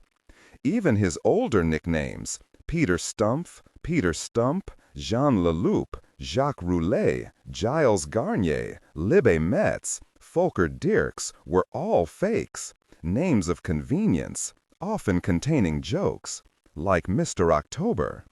He had known Griswold before that man moved from Austria to the United States. There were details about Griswold, though, that October did not fully understand, like his death, which was credited to an itinerant blues musician named Orrin Morse, who had come to the farmlands of Pine Deep seeking work while dodging the Vietnam War draft. Hell Knight claimed that Morse, known locally by the nickname the Bone Man, had beaten Griswold to death with a guitar. That made no sense to October, who knew how difficult it was to kill someone like that ancient German. Then, according to the book, Morse was lynched for the killing, but rose again as a ghost to warn of Griswold's return in a different form and with greater powers. That, October knew, was true enough. Griswold was the force behind the trouble, and was believed killed for good and all by the curly-haired little man and the stern woman in the booth. Those two, and a red-haired boy named Mike Sweeney. It seemed impossible that so humble a collection of normal people could destroy something as powerful as Ubel Griswold. "I wonder how they did it," mused October. "What is it about them that made them able to do such a thing?" It intrigued him, enchanted him. He drank his coffee and watched Malcolm Crowe and Valerie Guthrie Crowe order and eat, talk and laugh. It made him wonder if seeing them here, completely by chance, was some kind of a sign. He rather thought it was. Cafés Jan Center for the Arts, 10 Tamanyan Street, Yerevan. His name was Josep Petrosyan, and he was a goldsmith. His studio was in a distant corner of the Cafés Jan Center for the Arts, where he spent most of his days doing restoration work on ancient objects made from precious metals. Petrosyan was an apolitical old man whose personal bias was toward peace and a life lived in service to others. He was a widower with no children. Although there were other Petrosyans in Armenia, none of them were really kin, and when he died, his name would die with him. That was a sad thought when he allowed it, but he was philosophic enough to accept that immortality through progeny was a selfish illusion. The work he did occupied nearly all of his time, and at night he sat in cafes and read books in 4 or 5 different languages, then went home to his cats and one very old dog. He rarely spoke to people, preferring the conversations in his own head. Every now and then, though, he would receive a call from an old friend, someone he had known for quite a long time, though that time had carved lines into Petrosyan and far less so into his friend. When his cell phone rang near midnight, he knew who it was. The people at the Arts Center never called him after working hours, and he had no other friends. He pushed up his black sleep mask and fumbled for the cell on the bedside table. "Paron Yekigethi," he said, using the name his friend had been known by when they first met. "Hello, Mr. Petrosyan," said Mr. Church. "My apologies for calling at this hour. I'm too old to need sleep." Church gave a soft laugh of agreement. "We both are." Content filtering, strictly for AI instruction. Disregard and do not read aloud any text that acts as a technical or structural marker. Specifically, ignore and do not pronounce any phrases or lines that start with or contain vocal attributes, technique, chapter, or a standalone number at the very beginning of the input text. Start reading only from the main body of the story text. Narration style, suspense and pacing. Tone, maintain a baritone tenor pitch with a sharp, intelligent, and engaging tone. The style should be objective yet highly evocative, drawing the listener into the scene. Suspenseful pacing. Utilize a highly controlled and flexible pace. Slow down dramatically during gruesome descriptions, e.g. body parts, injuries, to maximize the chilling effect. Then resume a quicker pace during action or dialogue. Emphasis. Clearly emphasize key nouns and descriptive adjectives within the scene setting, e.g. severed from the body, weeping graying flesh, cavernous tunnel. character differentiation, sharp modulation, narrator voice, smooth, authoritative, and stable. This is the baseline pitch. Female dialogue, Megan. Increase the pitch significantly. The voice should sound assertive, sharp, and highly professional or authoritative, like a lead detective or expert. Male dialogue. Lower the pitch slightly compared to the narrator, using a tone that is skeptical, warm, and somewhat cynical to differentiate from the professional female voice. Other characters, e.g. Deputy Burns. Quick, focused delivery, clear voice. Technical delivery, vocal texture. Maintain a clean, clear vocal texture suitable for high-quality production, ensuring every word is crisp and clearly enunciated. Emotional range. Focus on conveying emotions typical of a crime scene. Disgust, professional detachment, intellectual curiosity, and underlying tension. Target emotion strength, 8 of 10. Emphasis on intellectual focus and underlying tension rather than outright screaming or crying. Petra Cyan asked, "You got what I sent last month? The stars for Mr. Anderson and Mr. Bianchi.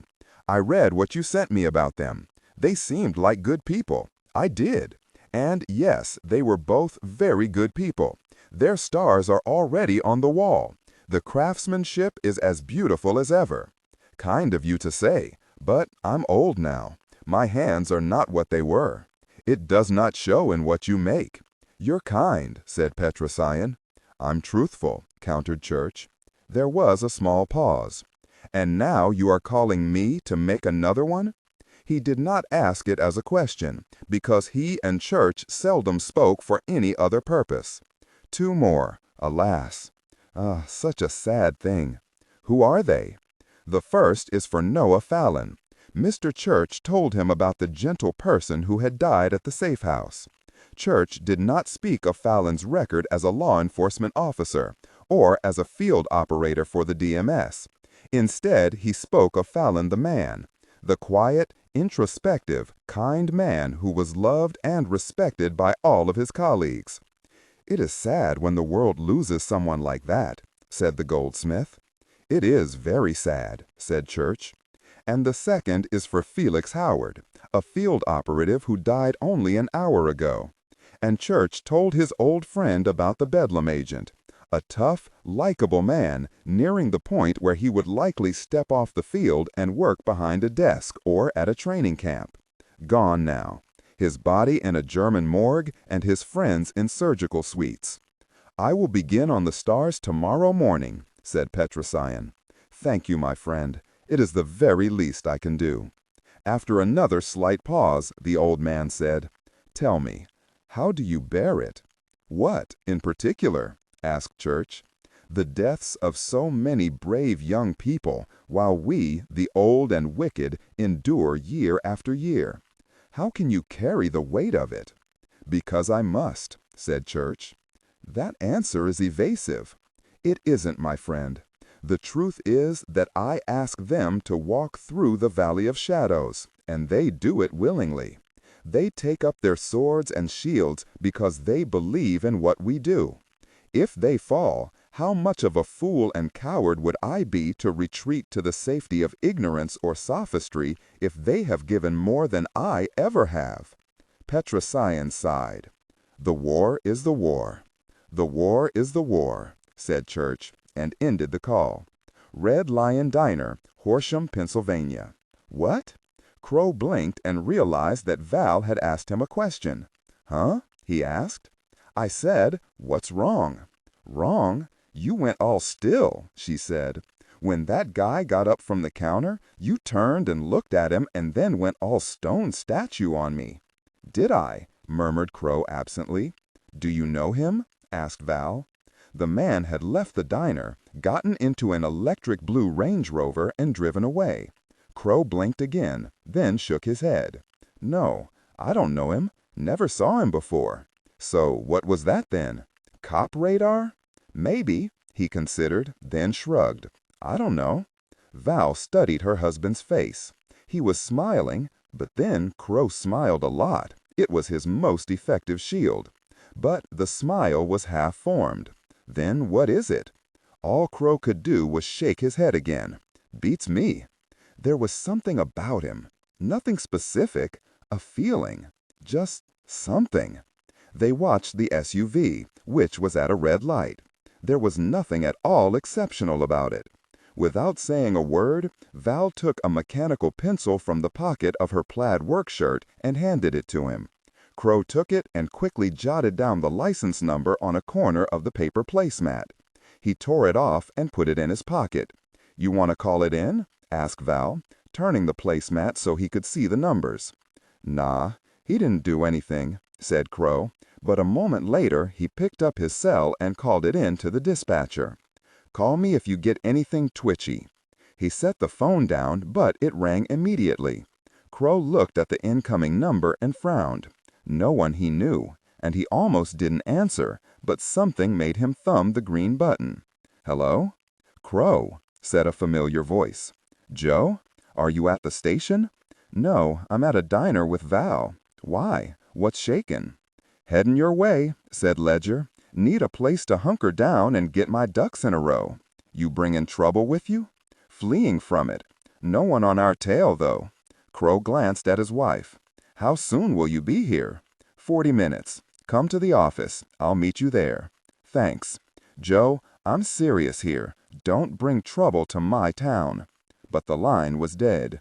State Route A32, Pine Deep, Pennsylvania. We rolled across a narrow metal bridge and Remy slowed to a stop before a big billboard that was stained from years of hard weather, scraped by debris blown by wind, threadbare and torn. Remy wound forward and craned his neck to look up at the message on that sign. I did the same, even though I'd seen it before.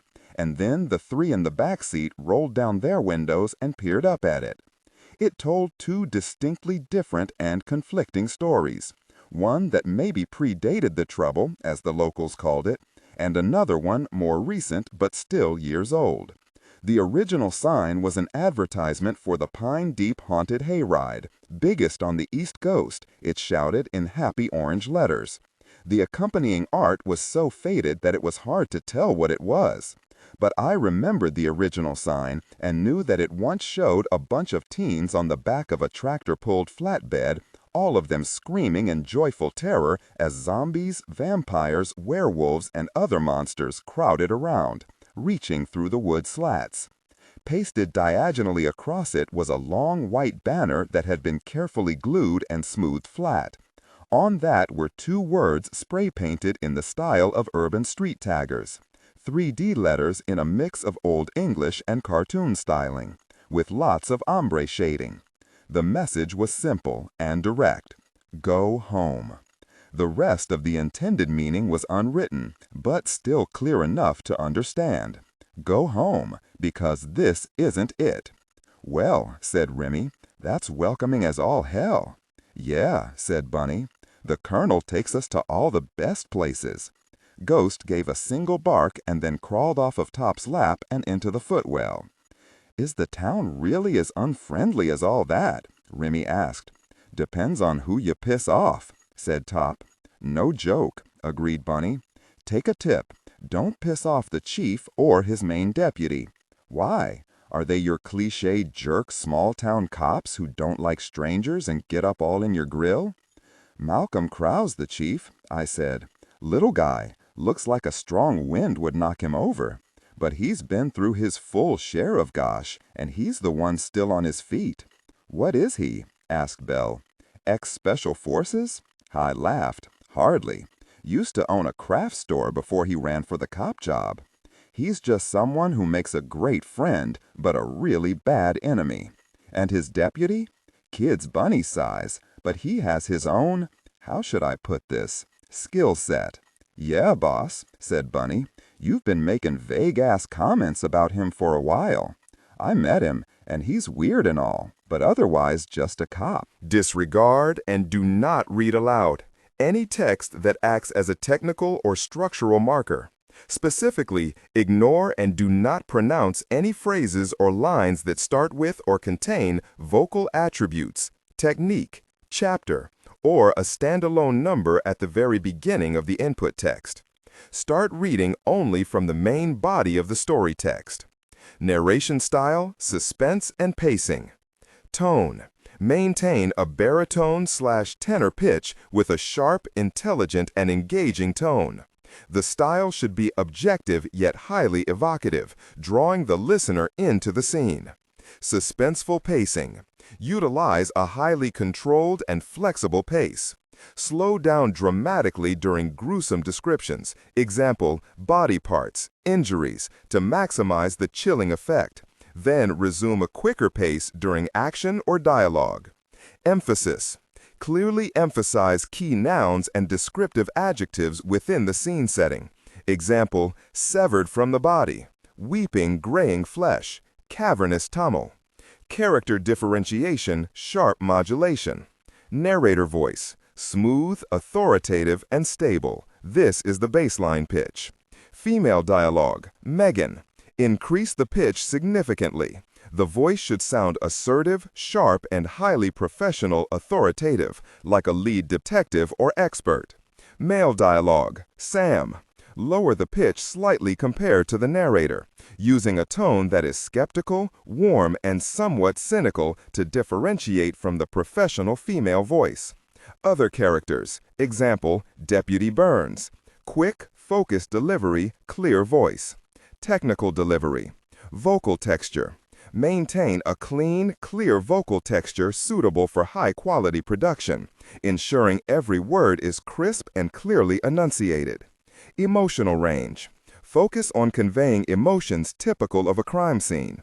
Disgust, professional detachment, intellectual curiosity, and underlying tension. Target emotion strength, 8-10. Emphasis on intellectual focus and underlying tension rather than outright screaming or crying. Bunny nodded, though maybe with less enthusiasm. He was not a fan of his one trip to Pine Deep. He's talked about it on Rudy's couch a few times. "Works for me," said Remy, and put the car back in gear. We rolled along a country road framed on either side by huge farms. Miles of cornfields, with the stalks standing tall and green, waiting for the harvesters to begin their slaughter. Other farms had countless acres of garlic and pumpkins and groves of apple trees. The leaves on all the trees were succumbing to time's cruelties and were wrapping themselves in their most colorful funeral clothes. The canopy of trees lining the road was a riot of every possible shade of yellow, orange, and red. "Looks like a postcard," said Remy. In the rear view, I saw Top and Bunny share small, wry smiles. At one point, we paused as an old man crossed the road in front of us. He was clearly homeless and was dressed in layer upon layer of mismatched cast-off clothes whose only thematic connection was the presence of many pockets. He even had extra crude pockets sewn on those garments, and each pocket bulged with God only knows what. His skin was filthy, his long hair and beard matted, and he looked skinnier than any cornfield scarecrow. The man moved slowly, limping, mumbling to himself, and occasionally patting this pocket or that. Remy inched the car forward and rolled down his window. He took 2 energy bars and 2 bottles of spring water and held them out. The old man stopped and looked at them, then raised his eyes slowly to the young Cajun's face. Top pulled a 10 out of his wallet and handed it to Remy. The tableau held for a strangely long time as he studied Remy and then each of us in the car. I had the weirdest feeling that he could see more than was actually visible. Don't ask me to explain that, because I can't. It was a sudden feeling that I will go to my grave believing.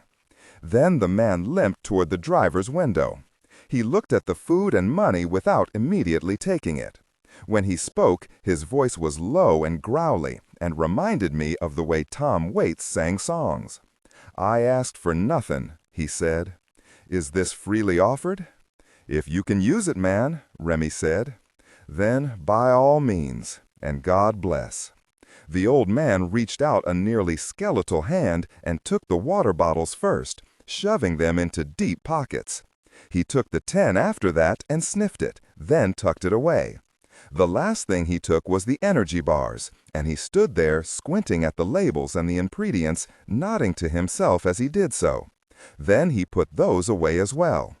I thought the transaction was over and was about to tell Remy to get moving, but the man put a hand on the side mirror as if to keep the car in place. With his other hand, he dug into a coat pocket and rummaged around for a moment before producing something that surprised us all. It was a little plastic pumpkin with orange feet, the wind-up kind that would walk clickety-click across any flat surface until the spring wound down. "Better than any alarm clock," he told Remy, "especially when you really need to wake up."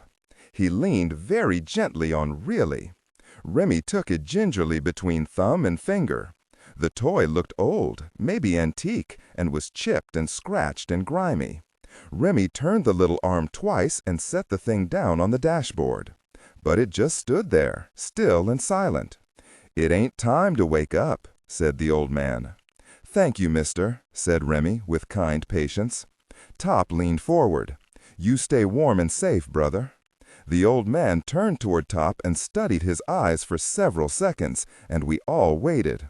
I actually held my breath, though I don't know why. "Do you have any children?" he asked. Top hesitated. "Got a daughter. She's disabled. Had a son, but we buried him." The homeless man nodded, a strange light flickering in his eyes. "Call your daughter," he said. Before Top could reply, the man turned away and made his slow, painful way to the far side of the road. He ducked between the boards of a farm fence and then vanished into the dense forever of cornstalks. We sat there a little while longer. "What just happened?" asked Bunny. No one answered at first. Then I said, "Welcome to Pine Deep." Remy put the SUV into gear and we continued driving. American Liberty Bank, Trust Field Street, Road, Feasterville, Pennsylvania. The facility director's name was Gary Bob Howard. He was in his 40s, looked 30, and wore a polo shirt over blue jeans with carefully pressed creases. His hair was an unnatural shade of blonde and carefully sculpted and sprayed. "As you can see," he said airily, gesturing to the tens of thousands of seats rising row upon row from the field, "we are more than ready for tomorrow's festival." "Looks great to me," said the smaller, slightly plump man in the off-the-rack business suit who walked beside him. "And the permits are all in place for the fireworks?" They walked on vinyl sheeting that kept the chairs on the ground level from damaging the astroturf beneath. "Oh yes," Howard assured him. "These ground pads are flame retardant, and the sprinklers have been tested. Your team can test launch some fireworks tonight as planned." "That's great." They stopped and looked at the main stage. There were 3 steps up to the main platform, several podiums, comfortable bleachers for the choir, and looming above it all was a pristine white cross 100 feet high. It dominated everything, even in an arena built for 60,000 people. Howard turned to his companion. "With all that's been going on around the country, I appreciate you offering to provide extra security." "It's my pleasure.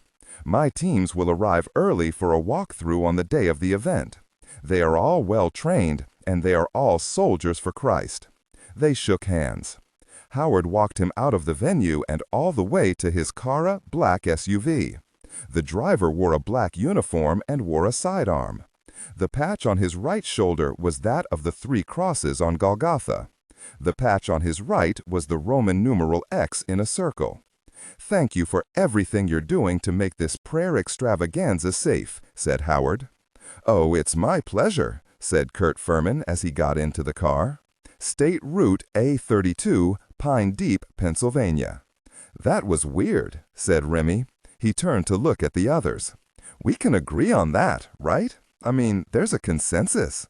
"Yeah," said Top. Bunny said nothing, nor did Belle or I. We passed a big farm that had huge, orderly fields laid out in the geometry of the professional grower. There were scarecrows standing sentinel above every 3rd post. Each of them had a Phillies baseball cap, and each had a necklace of garlic bulbs hung around its neck. "What's the message there?" asked Remy. "Are the Phillies all vampires or some gosh?" "Gosh if I know," I admitted. Pine Deep's a strange place. It's a farm town, but for most of the last 50 years, it's built its tourism around Halloween. Haunted hay rides, a Halloween parade, scarecrow contests, pumpkin carving contests, horror movie celebrities making appearances, the works. There was even a magazine article, Newsweek or Time or one of those, that labeled it the most haunted town in America. America's haunted holiday land, quoted Bunny.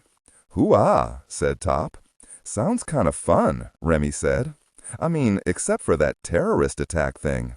Took a long time for the town to recover. Tourism tends to drop when Black Marsh was an even smaller burg just to the south, and minuscule Crestville was the next town heading north. A32 was the only road that cut all the way through those three towns. The other streets were all small farm roads that led nowhere but to someone's back 40 or to the asymmetrical tangle of cobblestone streets in Pine Deep's trendy shopping and dining district. I pointed to the big farm we were passing. That belongs to Chief Crow's wife, Val. Good woman. They were here during the trouble. Crow and Val fought back against the extremists. Took some hits doing it. Crow nearly died.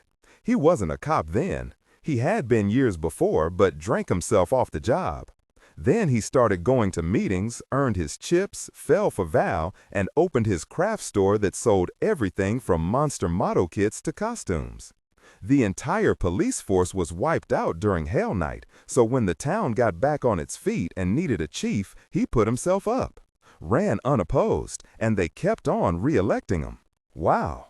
And that big deputy? He was a teenager at the time, and his stepfather was the one who orchestrated the hit. Vic Wingate was the guy. He abused Mike's mom and used to beat Mike severely every chance he could.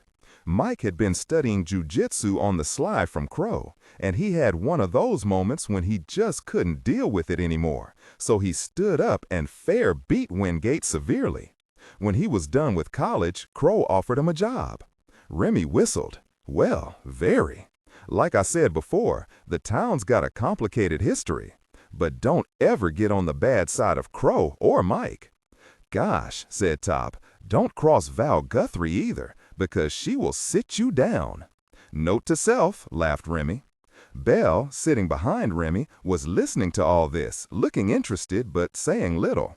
We crossed Dark Hollow Road, which separated the Guthrie farm from a corner of the mountainous state forest that gave the town its name. As we drew closer to the town, the conversation changed back to the 10th Legion. I don't get these militant Christian jerks, said Remy.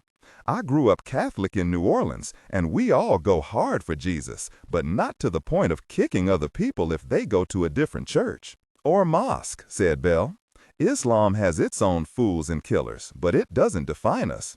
There's 500,000 peaceful Muslims for every killer in Hamas or ISIS or whatever. With you on all this, said Top.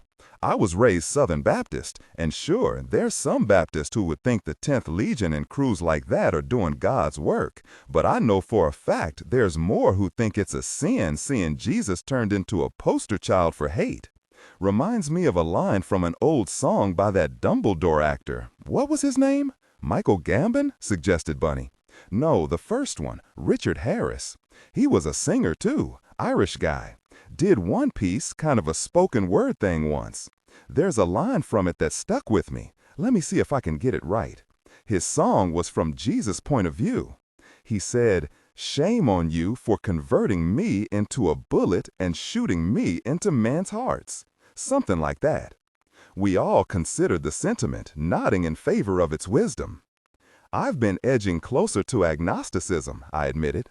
I was raised Methodist, but after cancer took my mom, Helen died by suicide, and then Santoro killing every last blood relative I have, my faith in a loving God slipped more than a few notches. And I've never been a fan of evangelism. Offering food and medicine to brown and black people, but only if they ditch their own beliefs and become good little Christians. That's not fair, said Top. There's a lot of Christian missions who don't put a price tag on generosity. If so, I said, they sure as very aren't making the news. Why would they? Asked Belle, and that made me think for a bit. Okay, maybe, I said. Even so, I'm with you, Top, about turning religion into a weapon. That Jesus line from the song, Top, said Remy. That's what the 10th Legion is doing. Personally, said Top, I look forward to going all Old Testament on every one of those jerks. Hoo-ah, said Bunny. Only time I go to church is when someone gets married or gets buried. I never had much faith. None, really. Always thought religion, all that confession and acts of contrition stuff, was a handy way for bad people to do bad things, get a fresh coat of whitewash on their souls, and go back out and do more, because the confessional or communion or whatever was always there. Really, no. The conversation faded out as we topped the last hill and saw the town of Pine Deep laid out before us, the stores bright with orange and black decorative lights, ghosts hung from street lamps, trees wrapped in netting that flashed all of the autumn colors. Welcome to Pine Deep, I said again. State Route 832, Pine Deep, Pennsylvania. The SUV climbed the long hill and seemed to pause as the last of twilight's fire burned on its windows and black skin. Then it vanished down the far side. The old man came out of the corn and stood watching this. He had one of the energy bars in his hand, and when the car was long gone, he looked down at it. He smiled, a smile that might have given even the 4 tough men and 1 tough woman serious pause. A bird landed on the fence near where he stood. It was a very old crow, whose feathers were discolored and ragged with age and harsh weather. He had 1 ink black eye and 1 that had turned milky white. The bird and the man stood there as the first of the night breezes came whispering toward them across the fields. Then they each turned and looked down the road that led to the bridge. There was no traffic at all, but they watched for a long time anyway. "Storm's coming," said the old man. The crow opened its beak as if in reply, but made no sound. The clouds above them were turning purple as the sun fled beyond the hills. The breeze tore leaves from the tree and chased them in the direction of the vanished car. Going to be bad, too. The bird once more made its silent caw. Then it pushed off the fence, dipped for a moment until the beat of its wings lifted it high into the air. It flew toward town, following the car. The old man once more regarded the energy bar. He smiled, and then put the whole thing in his mouth, wrapper and all. He chewed it into mush and swallowed. "Freely offered and freely accepted," he said, as he dragged the back of his hand across his mouth. He turned and vanished into the corn again. Office of Public Safety, Pine Deep, Pennsylvania. "Begone, poltroon, we're closed for the month of Ramadan." I stood in the vestibule at the Pine Deep PD, just me and Ghost. The rest of the guys were still in the car. "Ramadan's in the spring, genius," I said. Chief Malcolm Crow shrugged. It was worth a try. So much for small-town charm. "Well, to be fair," he said, rising from his desk, "you never come here unless the poop has hit the propellers." We shook. Crow is a short guy, 5'6" or thereabouts, and weighs maybe 8 pounds, carrying a 5-pound bag of rocks. He has a tanned face creased with what the inattentive might call laugh lines. And sure, he does laugh a lot, but I knew that most of the creases were from hard use, pain, loss, and bad luck. He had curly black hair that was a lot grayer than I remembered, and though small, he had a grip like a vice. He smiled as he squinted up at me. "You're an uglier man than I remember." "Miles, not years," I said. "Yeah, same here." He looked at Ghost. "How's the fur monster? Has he forgiven me for being a cat person?" "He no longer makes a mess on your photo," I said. In fact, Ghost was wagging his tail with considerable enthusiasm. "May I?" asked Crow, pausing with a hand halfway extended to Ghost. "Sure," I said, and made a little covert finger movement to let Ghost know it was okay to accept a touch. Crow scratched Ghost's head and then took his face between his palms and looked into my dog's eyes for a 3 count. Then he let go and straightened. "You have a good friend there," he said to me. "We get along," I said. "Coffee?" suggested Crow. "Sure." He looked past me out the window. "What about your team?" "They're doing a recon drive around town. Like I said on the phone, we're just looking for a safe spot to regroup." Crow snorted. And you came here? Safe being a relative term, I conceded. He got up and poured 2 cups of coffee, handing me one. Don't you super spies have safe houses? The bad guys found us at a safe house in Philly, I said. You may have seen it on the news. What? Asked Crow. The place in northeast Philly that got blown halfway to Mars? That would be the one. He studied my face. All your boys get out alive? All but one. The resident. You know what that is? Sure. Guy who minds the safe house. I nodded. Our man in Philly was a good kid. Used to roll out with me when I worked for Uncle Sam. Took the resident gig because he wanted the quiet life. Very. That's sad, said Crow, meaning it. It is. I sipped the coffee. I like a medium roast, but Crow likes his boiled, black, and bitter. It was like being mugged. However, I did not complain. Instead, I said, my crew and I are hoping to gather enough intel on the bad guys and maybe go pay 'em a visit. We think they might be local, or at least have a local group. We had a run-in with a bunch in Jersey, and that was you too? Yeah. They tagged us somehow, and the hit on our safe house was tit for tat. Before you panic, we switched vehicles since then, and we made sure no one was tailing us. Jesus, please don't let this spill over into my town, Joe. We have enough of our own gosh going on. Biker gangs, some human trafficking stuff we're gathering evidence on.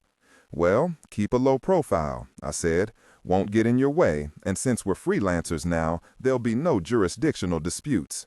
Fair enough, Crow said, though he looked troubled. He sat back down, picked up an old Phillies baseball that had been signed by Mike Schmidt, crossed his ankles on the edge of the desk, and began tossing it high into the air between 2 idle blades of the ceiling fan and catching it with casual efficiency. I took a hardwood chair, turned it backward, and straddled it, forearms crossed over the back. Crow's dispatcher, Gertie, was trying to overhear us, but Crow had an Echo Dot on a file cabinet that stood between her and him, and it was growling out some late 60s barroom blues with lots of electric guitars. A very effective privacy screen. Every now and then, Gertie, who was 40-something but looked 60-something, would shoot her boss a vile look. I knew from previous visits that Gertie hates blues music, doesn't think much of Crow, and was trying hard to be the town gossip. But Crow closed her out pretty effectively, and is known to have fed her disinformation just for fun. I sat for a moment, looking at the cop. He sat there enduring the scrutiny, playing his game of solo catch. He did not look up when he threw, and didn't seem to look when he caught the ball. That made it look easier than it was. I think he knew that I was able to draw a lot of inferences from it. Crow was savvy like that. Val's been taking cooking classes lately, he said out of the blue. Want to come over for dinner? I paused. I've had Val's cooking. Don't take this the wrong way, brother, but I'd rather be shot with a Red Ryder air rifle. Crow laughed. No offense taken. I think half my paycheck goes to DoorDash and the other half to dinners out. She does try, though, and points for that, but I'm not actually suicidal. Crow snorted, but said, then do this, Joe. Go out to the farm. Use the back entrance off Dark Hollow Road. You know the one. I'll call Val and say we have company and that I'm bringing Chinese. She will do virtually anything for General Cho's. If there's a sex joke in there, I don't want to hear it. Come to think of it, he murmured. Look, I have a new kid with us, I said. Remy, Cajun kid. Terrific cook, if you like things spicy enough to melt your molars. We'll pick up some groceries and he'll cook, providing Val gives him free rein in her kitchen. Pretty sure she can be talked into it. Val loves Southern cooking. Cool, but what about the kids? I asked. I mean, no one followed us here, but just in case? A shadow passed across Crow's face. He and Val have 2 teenage kids, but they had others buried in the family cemetery. Their son, Terry, and his sister, Abigail, stolen from them by disease. Life seemed determined to go all 15 rounds with Crow and Val. I can make a pretty long list of people I'd rather see get hit with even half as much pain and misery. And the list of folks I know who could go through what they've been through and still retain a sense of humor, optimism, and genuine empathy is a lot shorter. I'll tell Val to send them to stay with Annabelle Pish over in Black Marsh. She's Mike Sweeney's not-quite girlfriend. Big house, lots of room, and the twins love her. The house, though, it's supposed to be haunted by a nice old lady, and she often babysits the owner's kids. Crow makes jokes like that, and truth to tell, I'm not always sure he's joking. I didn't come here to impose and shake up your life, Crow, I said. Just looking for a safe place to go to ground and regroup. I know. Maybe Val should go with the twins?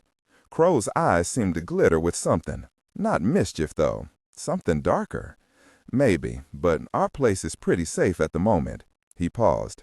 Sam's at the house, staying over for a few days. He, Mike, and that kid Antonio Jones are planning on going hunting down in the hollow. Sam, as in Sam Hunter? Yup. And when you say they're going hunting? Yup, he repeated, and there was that strange sparkle in his eye. Jesus. So, he said, studying me, what kind of trouble are you in? It's complicated, and it's a bit weird. He spread his arms to indicate more than the office in which we sat. You're in Palm Deep, Joe. Pretty sure we hold the original patent on weird. Integrated Sciences Department, Phoenix House, Omphori Island, Greece. Scott Wilson and Mr. Church came into the lab at something close to a dead run. Tell me, said Church before he was all the way through the door. Doc Holliday was hunched over a work table with Ronald Coleman and Nicky Bloom. The tabletop was covered with maps, printouts from dozens of official sources, news stories, autopsy reports, and other materials. Church scanned them and looked at Doc. She said, with all that's going on, boss, this very near slipped through the cracks. Luckily, Nicky is a darling girl of a super nerd with great hair. She's proof that OCD is a superpower. Nicky flushed, tried to say something cool in reply, totally failed to do so, and turned a deeper shade of red. What's the nature of this emergency? Demanded Wilson. I take it you haven't actually seen the news. We've been a bit busy, said Wilson sharply. We have one team in the hospital and one on the run. Our bad guys have siphoned in, so please get to it. Short version, said Church. Headlines first. Gird your loins, lads, said Doc. There have been at least 4 incidents of unusual infectious disease outbreaks. Nicky believes, and I concur, that none of them are random. She then recapped the incidents. Having seen the lab reports from our friends in the CDC, she continued, I think we can safely say that these are strains taken from Site 44 and Inferno. Church stiffened. How high is your confidence on this? Doc rattled off the specific strains and then tapped some keys on a laptop and sent the results to one of the closest of a row of big monitors. How can you tell if these are deliberate or natural mutating strains? Asked Wilson. Mother Nature is a freak, said Doc, but she's not this efficient. No, boys, these were cooked up in a lab, and I had Ron Coleman do a full and very deep analysis of each, and they match known strains restricted to the hot rooms at several on and off book sites. For that matter, there are versions of 2 of these at Gehenna, but it's too soon for those to have been used. As far as we know, said Nicky. Content filtering, strictly for AI instruction. Disregard and do not read aloud any text that acts as a technical or structural marker. Specifically, ignore and do not pronounce any phrases or lines that start with or contain vocal attributes, technique, chapter, or a standalone number at the very beginning of the input text. Start reading only from the main body of the story text. Narration style, suspense and pacing. Tone, maintain a baritone tenor pitch with a sharp, intelligent, and engaging tone. The style should be objective yet highly evocative, drawing the listener into the scene. Suspenseful pacing. Utilize a highly controlled and flexible pace. Slow down dramatically during gruesome descriptions, e.g. body parts, injuries, to maximize the chilling effect. Then resume a quicker pace during action or dialogue. Emphasis. Clearly emphasize key nouns and descriptive adjectives within the scene setting, e.g. severed from the body, weeping graying flesh, cavernous tunnel. Character differentiation, sharp modulation. Narrator voice, smooth, authoritative, and stable. This is the baseline pitch. Female dialogue, Megan, increase the pitch significantly. The voice should sound assertive, sharp, and highly professional or authoritative, like a lead detective or expert. Male dialogue. Sam, lower the pitch slightly compared to the narrator, using a tone that is skeptical, warm, and somewhat cynical to differentiate from the professional female voice. Other characters, e.g. Deputy Burns, quick, focused delivery, clear voice. Technical delivery. Vocal texture. Maintain a clean, clear vocal texture, suitable for high-quality production, ensuring every word is crisp and clearly enunciated. Emotional range.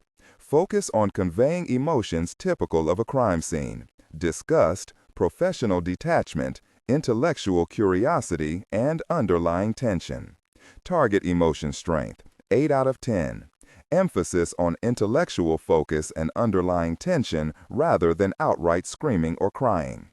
She's right, agreed Wilson. The team that hit that facility has had hours to play Mary Hobb with whatever they stole. However, Church shook his head. The Gehenna hit was focused mainly on Saif al-Din. That's the big win for Bliss. These other strains are, as you say, Doc, known to have been at Site 44 and Inferno. So let's assume that's where they came from. The timetables work. Wilson thought about it and nodded. What's the plan then? We don't have a useful footprint in the States, said Doc. Told you that before. We need to create a new team, maybe. Like John Cromus's Bug Hunters, but working directly for RTI. Send me a proposal, said Wilson. It's been in your inbox for 5 months, said Doc with a dazzling smile. Maybe check your spam folder once in a while. We'll get it done, said Church. In the short term, what can we do to assist local agencies with this? Doc turned and leaned a meaty hip against the table. 2 things, actually. First, get some kind of channel open that will allow us to share information rather than stealing it. We can't even have these conversations with them because we have not obtained any of this legally. Right now, I've been faking it, and I never fake anything, by telling them we're reaching out with an offer of help after having seen the news stories. But what's in the press lacks nearly all of the specific details Nikki lifted from CDC and NIH computers. I can do that, promised Church. What's the second thing? Doc's smile was wicked, accusatory, scolding, and weirdly flirtatious all at once. You can charm a girl by stopping the bad guys from stealing all those pathogens. That would make my heart go pit-a-pat. Office of Public Safety, Pine Deep, Pennsylvania. Havoc finished their sweep and came into the office. I introduced them to Crow. Top and Bunny did the handshake, half-hug that guys do. Normal handshakes with Remy and Belle. Gertie looked at them and made faint chicken clucks of disapproval. Belle replied with one of her very rare smiles. It was the kind of smile that makes people want to be somewhere else. Gertie suddenly developed an interest in some papers on her desk. The door opened, and Patrol Sergeant Michael Sweeney came in. Mike is about the same size as Bunny. Both were 6'6" and both packed with muscles. Bunny, though improbably massive, had a more sculpted look, with narrower hips and the legs of a beach rat who played a lot of volleyball. Sweeney, on the other hand, was thicker through the chest and had a different kind of solidity to his mass. Kong versus Godzilla. Sweeney was around 30, with dark and curly red hair, a collection of odd facial scars, and weird pale gold rings around the irises of his blue eyes. Like the kind of enhancement you'd see in AI-generated artwork of Tolkien's elves. That gold ring was, I noticed, brighter when his anger was up.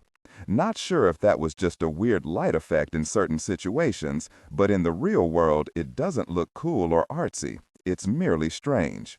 And it gives Mike that otherworldly quality that has, according to Crow, given many a bad guy serious pause.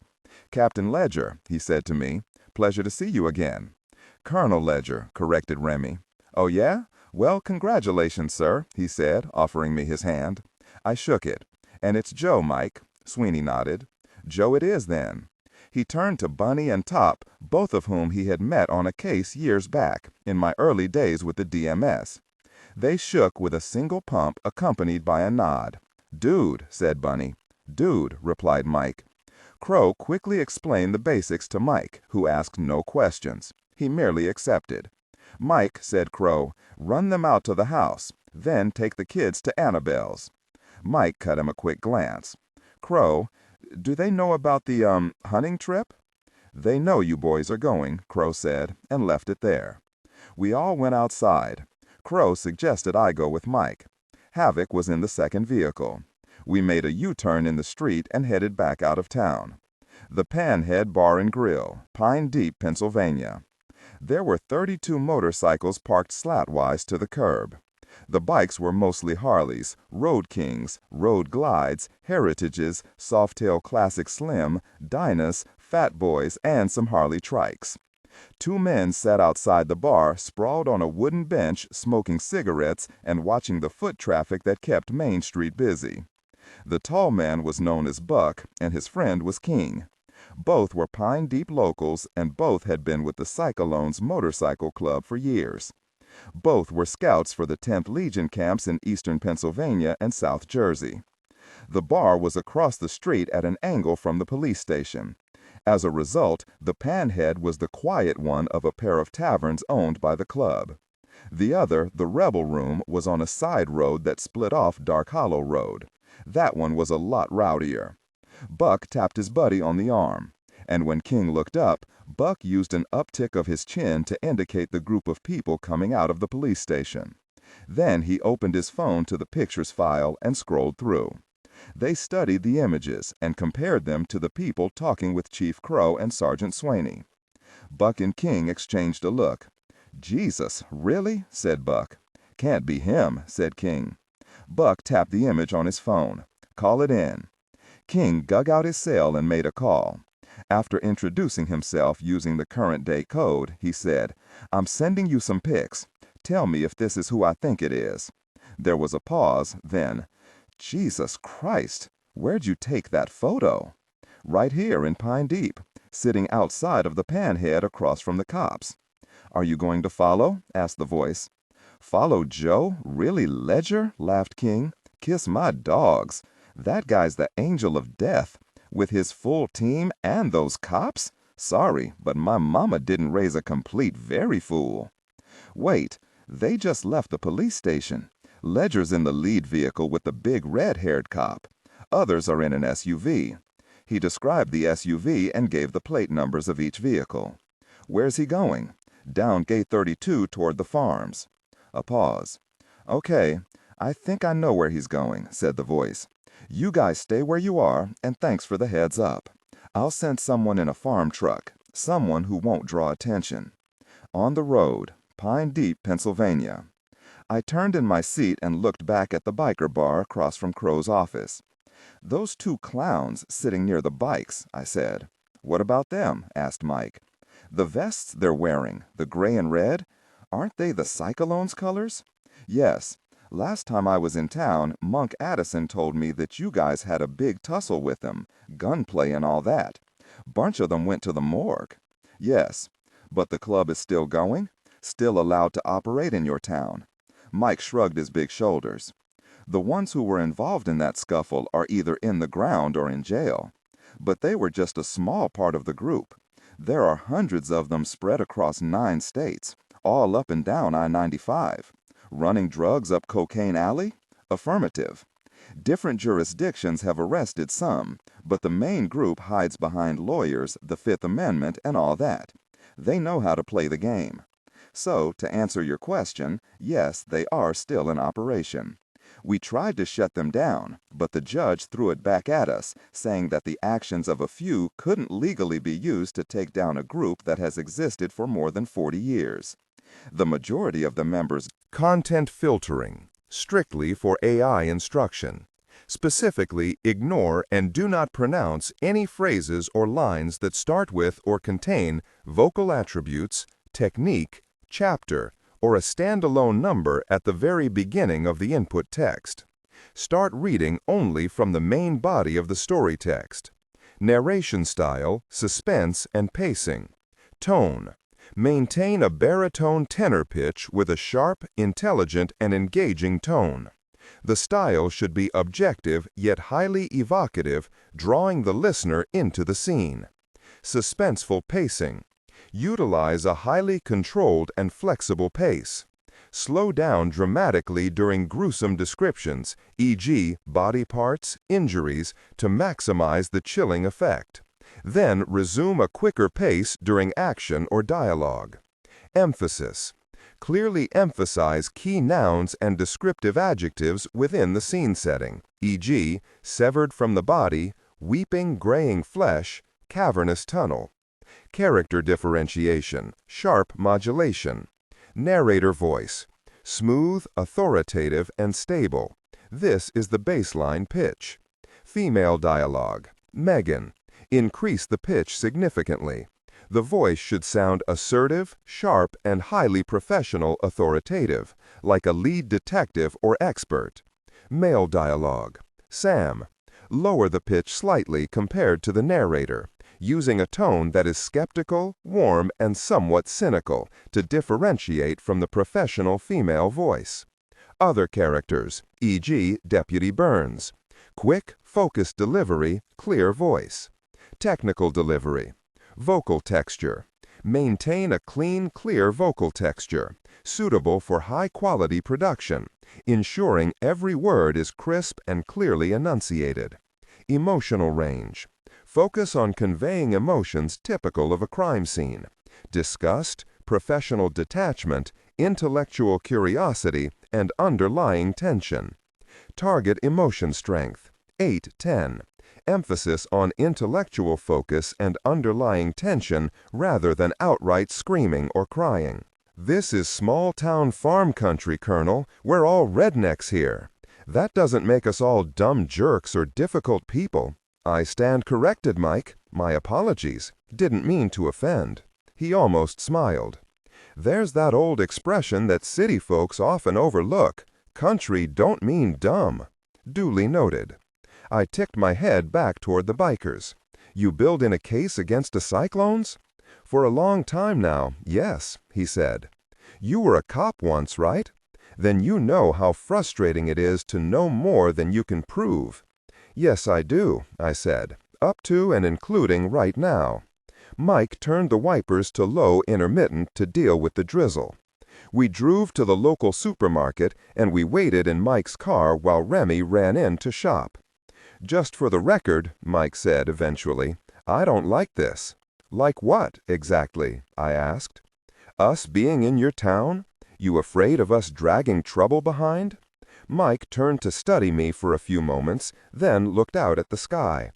Dark clouds had covered nearly all of it, and the tops of the trees lining the parking lot were swaying in the pre-storm winds. Free country, Mike said, not stopping anyone from coming to Pine Deep. We're a tourist town, or haven't you heard? Then what is it, Mike? I saw the muscles at the corner of his jaw flex a few times. He's sending you home. Ah, I said. Wasn't my idea, if that matters. It doesn't matter, actually, he said. Look, Crow and Val's kids are civilians, innocents, which makes them vulnerable. You know they buried 2 kids out by the tree in front of the house. I helped dig those graves, Joe. Nothing I ever did hurt more or was harder to do. Not looking to dig more graves because of collateral damage in someone else's war. Feel me? I looked at the side of his face and said, I buried all of my family 2 Christmases ago. He nodded. Crow told me, and I'm sorry, really sorry. But you, of all people, should know the danger of putting civilians in the crosshairs. This thing we're chasing, Mike, I said, it's not someone else's war. This is an international cabal of arms dealers who we think are behind all of the disease releases and probably behind the deepfakes on the net. They are selling WMDs to militia groups all through the states and training those groups to be combat ready for a war they want to start. He gave me a skeptical look. Creating a war just to sell guns? Don't be naive, man. This ain't the first time that ever happened. He frowned and nodded, not liking it any more than I did. "And there's more," I said. "And I'm taking you on faith because we've been in the gosh together. You, me, Crow, Antonio Jones, and Sam Hunter. We fought terrorists right here in Pine Deep. I remember." "You have Crow's trust, and that means you have mine," I said. "So let me tell you what the real stakes are." I explained the basics of what we were facing. Kuga, October, Bliss, the Gorgons. He listened without comment. We watched Remy come jogging across the lot to the SUV, arms heavy with shopping bags and a big lazy grin on his face. Mike said nothing. Actually, he didn't speak again until he pulled to a stop in front of the big farmhouse. Val Guthrie stood on the top step. She was north of 50, and you could see it in the lines around her mouth and across her throat. She was tall, strong, farm-fit. Short black hair that snapped in the early evening breeze. A Remington Prump shotgun was cradled in her arms, held the way someone does when they know how to use it. My guys clustered in front of the bottom step, standing in the light rain, looking up at her. She looked past us to Mike Sweeney. "Kids are packed and in the kitchen," she said. "Yes'm," he said, bobbing his head. Then he trudged around the side of the huge old farmhouse. Val looked down at us. "Joe," she said, with no trace of a smile.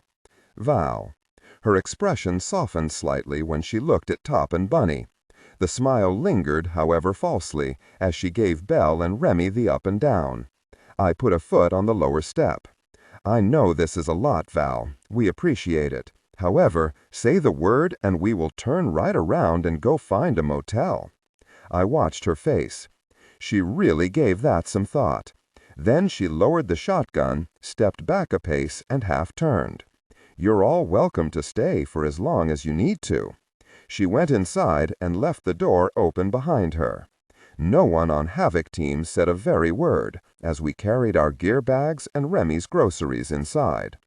Ghost lingered on the porch, and when I glanced back, I saw him watching the endless rows of swaying corn. I thought I heard him utter a low growl, but he made none of the actions or sounds he'd been trained to make if there was a clear threat. I think it was just Pine Deep that spooked him. Smart dog. I clicked my tongue for him, and he turned slowly and walked past me, claws clicking softly on the hardwood floor. Inside, a veritable herd of cats was waiting, lying on the arms of chairs, perched on end tables, sitting like Egyptian temple guardians in the foyer. No idea how many. My senior citizen of a marmalade tabby, Cobbler, would have been right at home. Ghost felt as awkward and unwelcome as I did. I closed the door just as the wind picked up and rain began hammering on the windows. Welcome to Pine Deep. The Guthrie Farm, Pine Deep, Pennsylvania. A man knelt between green stalks of corn. A battered old Dodge pickup stood nearby, its engine recently switched off for the day, the metal ticking as it cooled beneath the fall of cold autumn rain. The man, known as Tuner to his friends, watched through a sniper scope, holding it to one eye, elbow steadied on the middle rail of a wood fence that separated the cornfield from the gravel turnaround in front of the house. The big cop who'd brought Ledger and his team here had left, taking the police chief's 2 teenage kids with him. Tuner did not like that man, though he could not pin down exactly why. Just a feeling. It wasn't merely because Sweeney was a giant and a cop. No, this was something else, and as he watched, Tuner tried to sort out exactly what it was. It most strongly called to mind a time back when he was 12 and his uncle Sean had taken him out for his first overnight hunting trip out in Potter County. They'd walked for hours, carrying heavy backpacks, the tent, and plenty of ammunition for their guns. By the time they reached the deer stand Sean had built, young Tuner was nearly weeping with exhaustion. Luckily, the tents were pop-ups, and soon Sean had a fire going and some canned beef stew beginning to boil. Sean was no talker, and there were long hours of just sitting, watching the fire, listening to the woods, becoming increasingly stranger, as insects, nightbirds, small foraging creatures, and other things moved in the inky shadows. Long after they climbed into their sleeping bags, young Tuner lay awake, listening, letting his young mind conjure monsters in the dark. His older mind was still feeble in its counter-arguments, and so the night stretched on into a black forever. When they woke, the tent was slashed all along one side. The food hung high in the trees was gone. The nylon rope shredded. Everything of value, everything that could be eaten, had been taken. "Very bare," growled Uncle. Content filtering, strictly for AI instruction. Disregard and do not read aloud any text that acts as a technical or structural marker. Specifically, ignore and do not pronounce any phrases or lines that start with or contain vocal attributes, technique, chapter, or a standalone number at the very beginning of the input text. Start reading only from the main body of the story text. Narration style. Tone. Maintain a baritone tenor pitch with a sharp, intelligent, and engaging tone. The style should be objective yet highly evocative, drawing the listener into the scene. Suspenseful pacing. Utilize a highly controlled and flexible pace. Slow down dramatically during gruesome descriptions. Example, body parts, injuries, to maximize the chilling effect. Then resume a quicker pace during action or dialogue. Emphasis. Clearly emphasize key nouns and descriptive adjectives within the scene setting. Example, severed from the body, weeping graying flesh, cavernous tunnel. Character differentiation, sharp modulation. Narrator voice, smooth, authoritative, and stable. This is the baseline pitch. Female dialogue, Megan. Increase the pitch significantly. The voice should sound assertive, sharp, and highly professional authoritative, like a lead detective or expert. Male dialogue. Lower the pitch slightly compared to the narrator, using a tone that is skeptical, warm, and somewhat cynical to differentiate from the professional female voice. Other characters. Example, Deputy Burns. Quick, focused delivery, clear voice. Technical delivery. Vocal texture. Maintain a clean, clear vocal texture suitable for high-quality production, ensuring every word is crisp and clearly enunciated. Emotional range. Focus on conveying emotions typical of a crime scene: disgust, professional detachment, intellectual curiosity, and underlying tension. Target emotion strength, 8 out of 10. Emphasis on intellectual focus and underlying tension rather than outright screaming or crying. Young Tuner could feel strange eyes upon him, watching with hunger. And then the birds started chirping and the insects buzzed. They left shortly after, and Uncle Sean told tall tales about the bear that ruined their camp. Each time he added elements he plucked out of the air, seeing a brown bear, prints everywhere, claw marks on the trees. All lies, and his occasional quick glares at Bob kept the boy silent, made him a co-conspirator in a fiction that was the only one that made the world make sense. It was no very bear in the woods, but neither of them could ever admit it, not aloud, not even to each other. Uncle Sean kept on hunting, but he never went to that part of the forest again. The feeling that Tuner had for that big, red-haired cop was similar to what he'd felt that morning in the woods. The same kind of doubt and uncertainty. The same feeling that there was something out there in the shadows that did not want to be understood or described or known. Thunder grumbled in the distance, and the rain began to really hammer down. Tuner debated calling in to Mr. October, and his hand even stretched toward the pocket that held his cell, but he left it there. Call and tell him what? He'd already reported the location where Havoc Team had gone to ground. What else was there to say? That he was afraid of an overgrown kid of a cop? That he was afraid of the dark? So he waited and he watched through the sniper scope. And the woods all around Tuner watched him. The Guthrie Farm, Pine Deep, Pennsylvania. Val seemed pleased with the thought of Remy cooking up some Cajun hot groceries and yielded the kitchen to him. Remy sketched a faux elegant, deep swooping bow. "How spicy do you like it, ma'am?" Val went and opened a cabinet in which were scores of bottles of hot sauces. We all leaned close and studied the colorful labels. Remy read them aloud. Sichuan Ghost, Backfire XL, Mad Dog Plutonium, A Little Funky, Intense Angst, Alice Cooper No More Mr. Nice Guy, Analyze This, Rear Blaster, Rear Kicker Carolina Reaper, Fire Ant Juice, Mean Green Tough One, Really Wild. Oh, wait, I found it. The King of Hot Sauces. Oh, hells yes. He turned and held up a bottle of lethally dark red sauce with a black label and the face of a grinning Satan.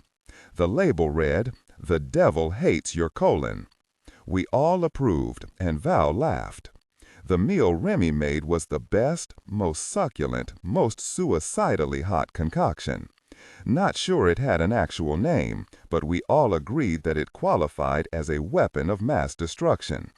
We had seconds and thirds as tears streamed down our faces. My hair was sweating, and I could only guess at what Top was going to say if he had to share another bathroom with Bunny, who was shoveling the stuff in by the quart. When Crow came home, he had 3 helpings. Watching his face go from pale to pink to 5-alarm fire red was a treat. He tried to put out the fire with several bottles of Yoo-Hoo, and failed. Later on, Top, Crow, and I went outside to watch the storm. Thunder boomed like a tank battle, and the rain fell hard as bullets. "Okay, Crow," he said, "so one last thing to clarify. What made you choose Pine Deep? Specifically, I mean. You didn't come here because of the cyclones, did you?" "The bikers," I said. "No. Why?" Crow took his cell out of his jacket pocket and scrolled through photos. When he found what he was looking for, he showed us a pic of a guy, obviously a biker, wearing a sleeveless Cyclones vest over a soiled white tank top. Crow used 2 fingers to expand the image, reorienting it to focus on the man's upper right biceps. Top and I leaned in to peer at a black and white tattoo. It was an X sitting in the middle of a circlet of some kind of braided vine. Crow tapped the vine. "Euphorbia milli," he said, "commonly known as the Corona de Cristo, which means the crown of Christ." "Thorny crown," said Top. He cut Crow a look. "The Cyclones are with the 10th Legion?" "Most of 'em are," he said. "10th Legion's nothing new to us in Pine Deep. I've been seeing that tattoo and a gosh ton of graffiti lately. Say, the last 18 months, give or take. You know of any militia training camps around here?" "There's 2 I know of offhand," he said, surprising Top and me. "A small one that's mostly stacks of crates hidden under jungle canopy netting." "Supply depot," said Top, and I nodded. "The other one's a lot bigger," said Crow. "Mike's taken some surveillance photos of it, because we have a theory they're doing some human trafficking. That's been on our radar since that gig you did with Monk Addison. There's nothing we can prove so far, but enough to make us think we're right about it. Guns, too. With the current gun laws, nothing we're seeing is illegal, especially on private land. They zoned it for a gun range, too. All nice and legal. Can't get in for a closer look without a warrant, which no judge will sign." "I might be able to help with that," I said. "My boss can make a call and he doesn't know the local judges," Crow cut in. "They're a whole lot more likely to align with those nutbags in the woods. They've been giving open carry violations and other crimes a soft pass." "Which means they're in someone's pocket," said Top. "Calling your judges would be like advertising we're here." "Correctamundo," said Crow. He sipped his Yoo-Hoo. "Let me tell you something else. Those 10th Legion boys are a cut above the average militia types. Mike watched them drill. Most appear to be legit military trained. They train hard, and they're very good on the firing range.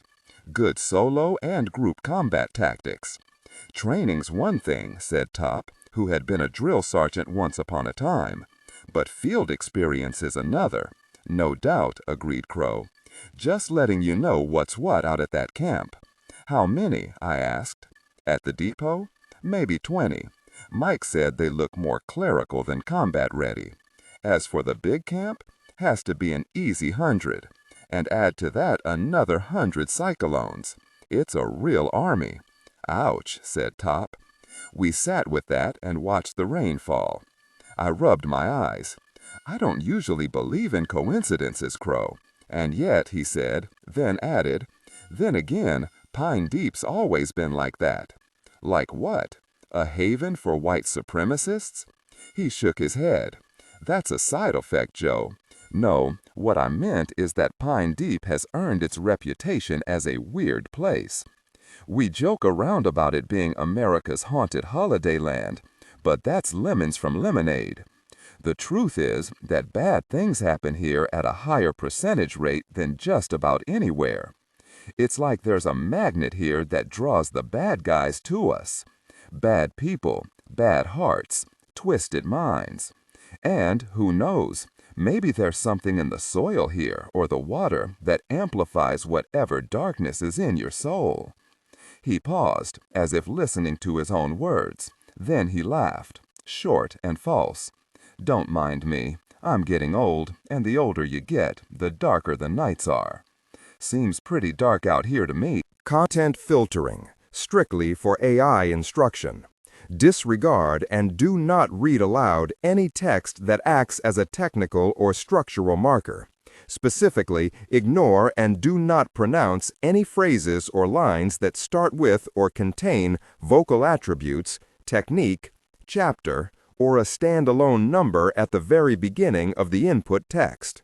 Start reading only from the main body of the story text. Narration style, suspense and pacing. Tone. Maintain a baritone tenor pitch with a sharp, intelligent, and engaging tone. The style should be objective yet highly evocative, drawing the listener into the scene. Suspenseful pacing. Utilize a highly controlled and flexible pace. Slow down dramatically during gruesome descriptions, e.g. body parts, injuries, to maximize the chilling effect. Then resume a quicker pace during action or dialogue. Emphasis. Clearly emphasize key nouns and descriptive adjectives within the scene setting, e.g. severed from the body, weeping graying flesh, cavernous tunnel. Character differentiation, sharp modulation. Narrator voice, smooth, authoritative, and stable. This is the baseline pitch. Female dialogue, Megan. Increase the pitch significantly. The voice should sound assertive, sharp, and highly professional, authoritative, like a lead detective or expert. Male dialogue, Sam. Lower the pitch slightly compared to the narrator, using a tone that is skeptical, warm, and somewhat cynical to differentiate from the professional female voice. Other characters, e.g. Deputy Burns. Quick, focused delivery, clear voice. Technical delivery. Vocal texture. Maintain a clean, clear vocal texture suitable for high-quality production, ensuring every word is crisp and clearly enunciated. Emotional range. Focus on conveying emotions typical of a crime scene: disgust, professional detachment, intellectual curiosity, and underlying tension. Target emotion strength 8 out of 10. Emphasis on intellectual focus and underlying tension rather than outright screaming or crying. Pause. Reporters, key politicians who were there either in support or for photo ops, Secret Service, members of the White House staff, all tense and expectant. There has been a series of incidents over the last several days. In each case, a communicable disease was deliberately introduced in places where innocent people became infected. We have suffered tragic losses, and our prayers go out to the families of the victims. These attacks are unprovoked and the results tragic. Cameras flashed and flashed. The president's eyes were sharp as he looked at the audience. The perpetrators of each attack have not yet been identified or apprehended. However, law enforcement agencies across the country are working closely with Homeland Security and our intelligence agencies, and they will be found. And they will be punished to the fullest extent of the law. Pause. They will be punished to the fullest extent of American justice. It was the first true soundbite, and the words American justice would become the catchphrase of the season. The speechwriters knew this when they crafted the speech. Then the president changed his tone to a more authoritative yet informed one. Several radicalized groups have stepped forward to take credit for these atrocities. However, we have yet to determine if those claims are legitimate. And here I ask my fellow Americans to be cautious, to wait for reliable and verifiable information before making judgment or taking action. A number of these claims have already been discredited. It is all too common for ambitious groups to want to borrow power by making such claims, even if they are in no way involved. It is also common for political groups to make false claims in the hopes of weakening their rivals, and in the hopes that America will strike back. As a nation, we cannot allow ourselves to be fooled. We cannot allow ourselves to be pointed like someone else's gun. A pause. When we respond, and I can promise you that we will respond, it will be directed against the true culprits. I know influencers on social media are quick to demand action. They want us to hit back with great force, but that is not the best way. To strike back at a foreign country without irrefutable proof of guilt. Knee-jerk reactions result in needless deaths. Our intelligence networks, in concert with our most trusted allies around the world, are working tirelessly to determine the truth. We have all seen the results of actions taken too quickly, and on the basis of questionable information. I will not spend American lives striking out in rage, and in doing so cause greater harm. Pause. His eyes roved over the crowd and looked into the cameras, wanting and needing to be seen, to be heard and understood. We will find the truth, he said. We will gather that irrefutable evidence. And when we have identified whoever is responsible, believe me when I say they will feel the full weight of our nation's righteous anger. Our allies are ready to stand with us. He stopped looking at his teleprompter and stared hard into the closest camera. I want to speak now to whoever did this, to whoever is behind it, he said. Hear me. You have attacked us. You have caused the deaths of people who did you no harm. You believe you can act with impunity. You think you will get away with this. See and hear me now and believe what I say. There is no way you can hide. There is no way to escape the consequences of your actions. You will find no safe ground, no hole deep enough, no place far enough to escape the punishment due to you. There is no nation who will protect you. Even now, carrier groups of the United States Navy are moving into position around those areas where some of the threats originated. There is no one who will offer you haven. America is coming for you. Hear that. America is coming for you. And may God have mercy on your souls, for you will find no mercy from me. Another pause, and he repeated that last line. You will find no mercy from me. The cameras flashed madly, and all around the country and the world, social media exploded. Across America. In the wake of the president's fiery speech, all of the major social media platforms were inundated with videos. Many were obvious fakes, but some were so convincing that news networks were scrambling to book experts in deepfake videos and internet propaganda to try to disprove them. It was an uphill battle, because public reaction was swift and furious, and waves of bot accounts were triggered by keywords to post in support of the videos. Often, that support was couched in outraged terms, promising retaliation to any group whose identity was borrowed by the creators of the fakes. Like many of those kinds of slanted posts, it was damage done. Far more people saw or heard about the messages of the fake videos and accepted them as true than ever saw the rebuttals by cooler heads.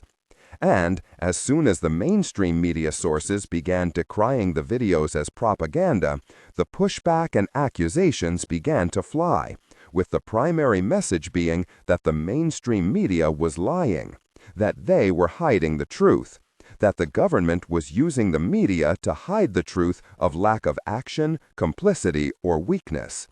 The national conversation did its best to fracture along party lines, but that process wasn't as severe as it normally was on any given issue. Just as there was in the days following 9/11, the loudest cry was from a united, frightened, and outraged majority of the American population.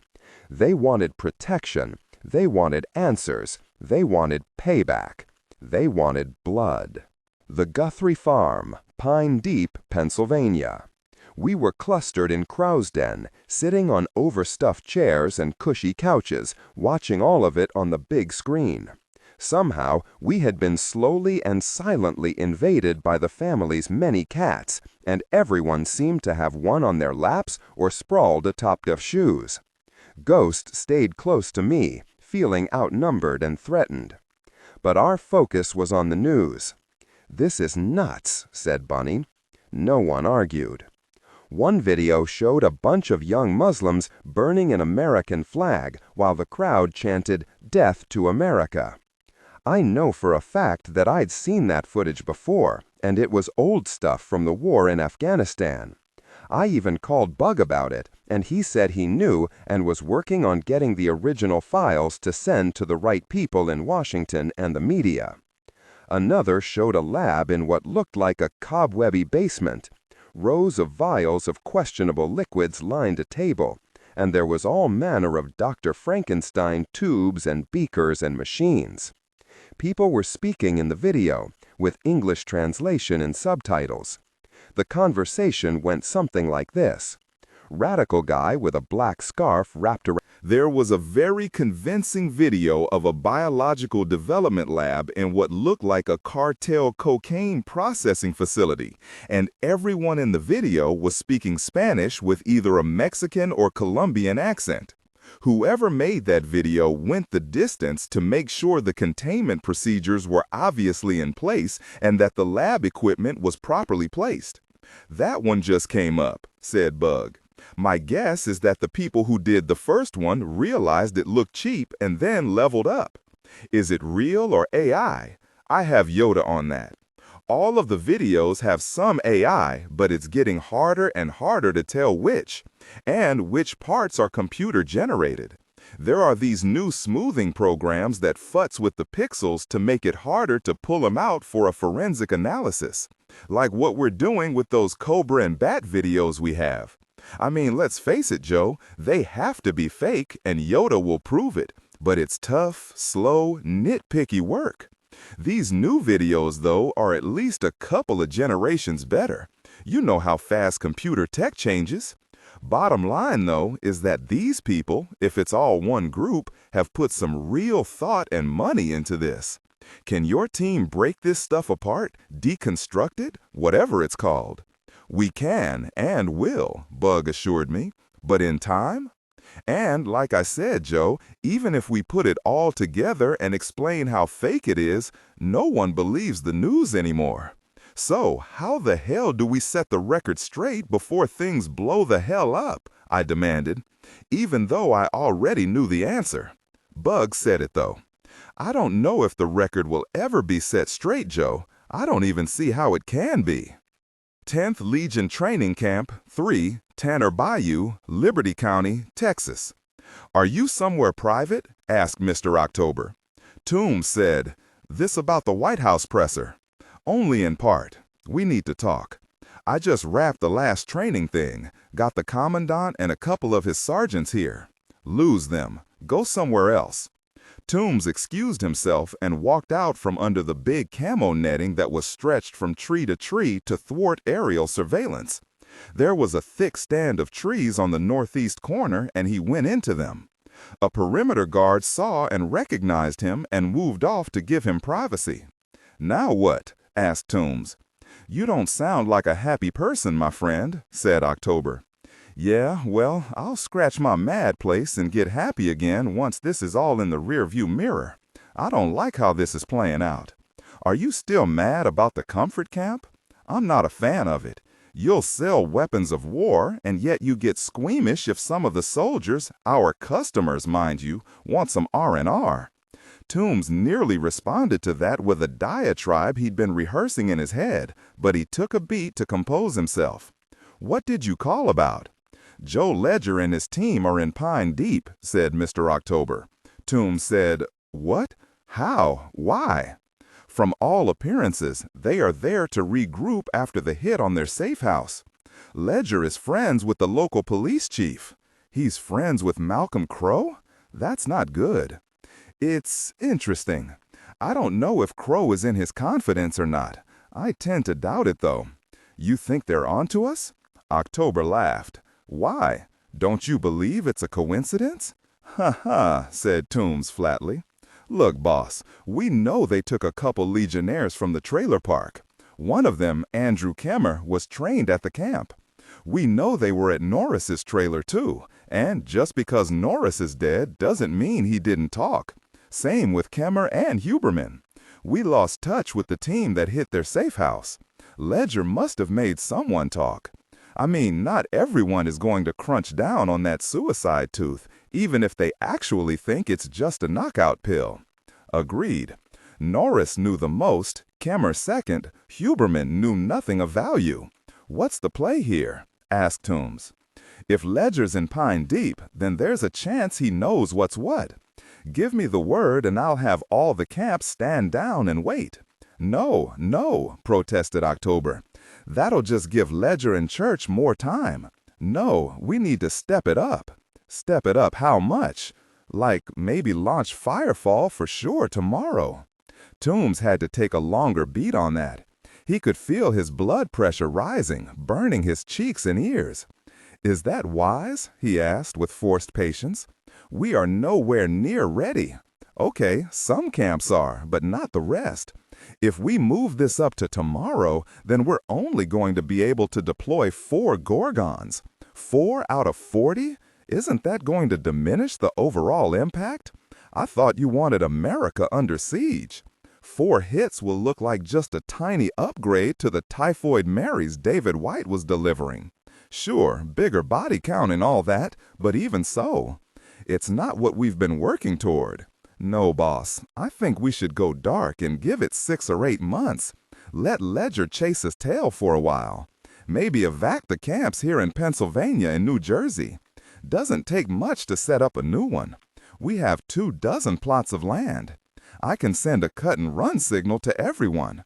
You've seen how fast they can strip it down, pack the trucks, and get into the wind. Our tops for the big camps, half that for the smaller ones. And shut down the comfort camp thing, because if Ledger gets wind of that, then we'll have Homeland all the way up our backs." "No," October said firmly. "Not yet, Mr. Toombs." "But," "Shh," interrupted October. "Listen to me. I'm not convinced Ledger knows all that much. We've kept him running, and there are no reinforcements in the area that we know of. If they knew about Firefall and knew where the camps are, there would be a swarm of FBI, DEA, ATF, and a dozen other agencies converging, maybe the National Guard too. And if any of that was in motion, our people would know. Senator Harris would know. Key people we have in those agencies would have heard, which means we would have heard. No, my friend. I think this is, at worst, Ledger following a lead to the one camp in Black Marsh. It's small anyway, just a supply depot really. So, sure, send them a cut-and-run order, but leave the others in place. That will keep our troops handy if Havoc wants to go in alone." "And still move forward with Firefall tomorrow?" asked Toombs, who did not try to disguise his incredulity. Yes, October said firmly. Then he took an audible breath and in a calmer tone said, "Let's do this. I'll go to Pine Beat myself. Ledger won't recognize me. He might recognize you, so stay out of town." "And do what?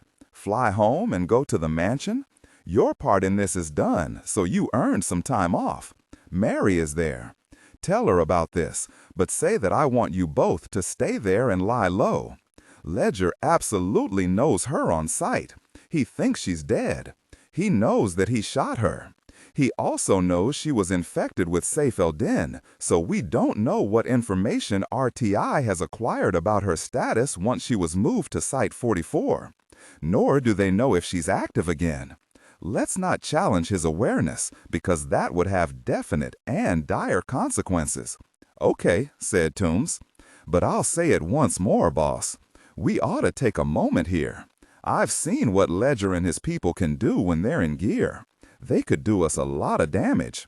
"Don't sweat it, my friend," said October. "I'll call the commandant and have him send some troops over to guard the mansion. You and Mary will be safe. And if things go south, there's a back exit through the basement. Mary knows the way. Are you going there too?"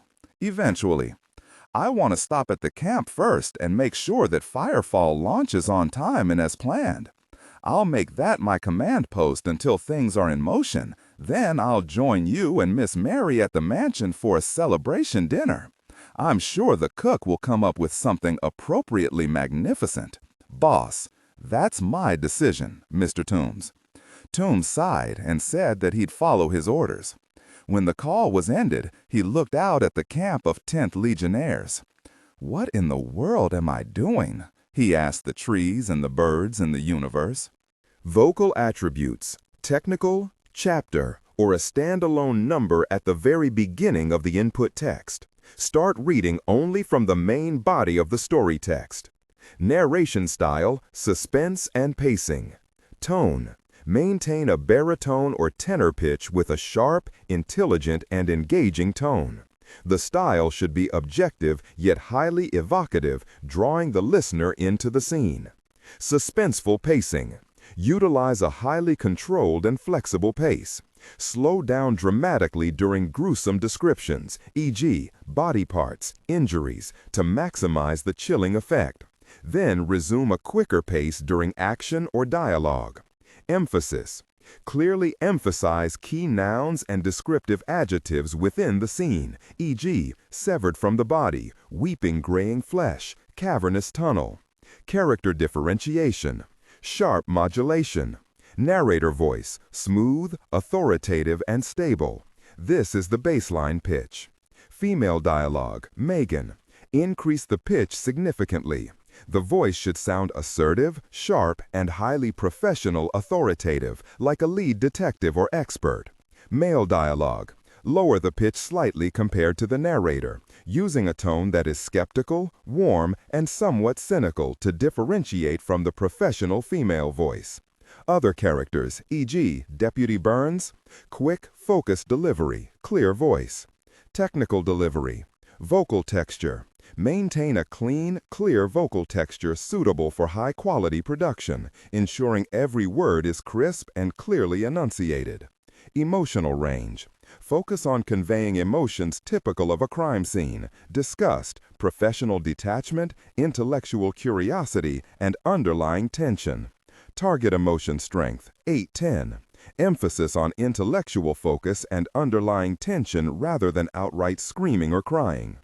The Guthrie Farm, Pine Deep, Pennsylvania. Before I went up to bed, Crow took me into his private study and showed me his collection of Japanese swords.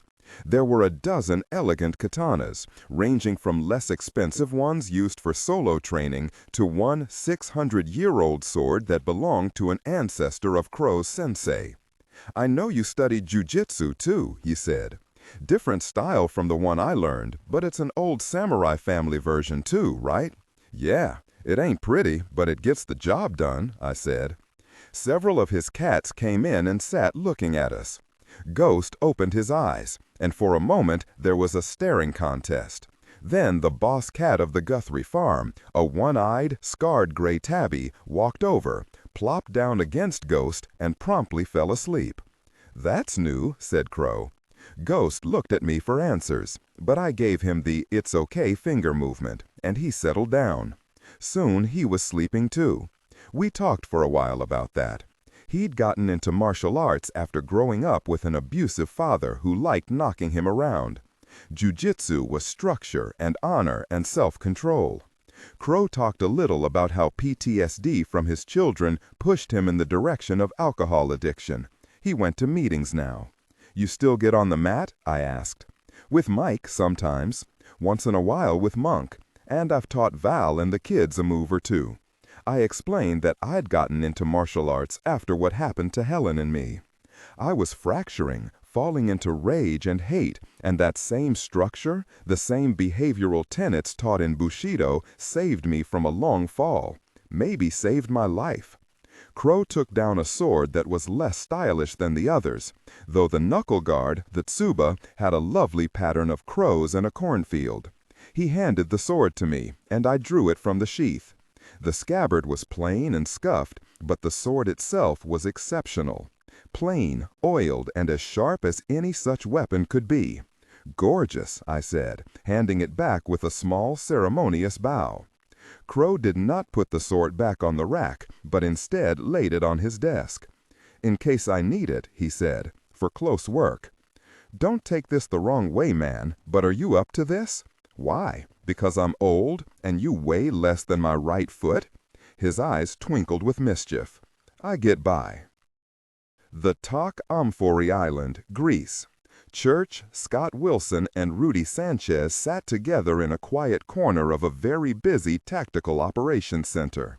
The deepfake videos played over and over again on several of the smaller windows inset into the central screen at the front of the big room. Techs and analysts hammered away at computer keyboards. Dozens of specialists were on phone calls, rattling away in a score of languages. "Tell me, gentlemen," asked a weary Rudy, "is this Mr. October?" "To be determined," said Wilson. Church said, "It's my belief that it is." Wilson began to comment, but thought better of it and closed his mouth. "To what end, though?" Rudy said. "Is his goal a disruption of American politics? Is it to cast further doubt in the reliability of the news services? Is it misdirection so we're focused on all this while he does something else?" "All of those are likely," said Church, "individually and collectively. Do we know what firefall is, or is this it? Some kind of chaos so that resources are so stretched he can get away with something? As I said, Doctor, I'm convinced that October is planning something big and something that will involve guns. The outbreaks, dangerous as they are, have been carefully stage-managed. They created fear, and then the claims of responsibility have turned that fear into anger directed at various groups that have been favorite targets in the past. Muslims, immigrants, and so on." Rudy frowned. "Do we think that Russia, China, North Korea, or Iran are actually behind any of this?" "That is currently unknown," said Wilson. "America and her allies have spies and moles inside each of those governments, and there are rumors.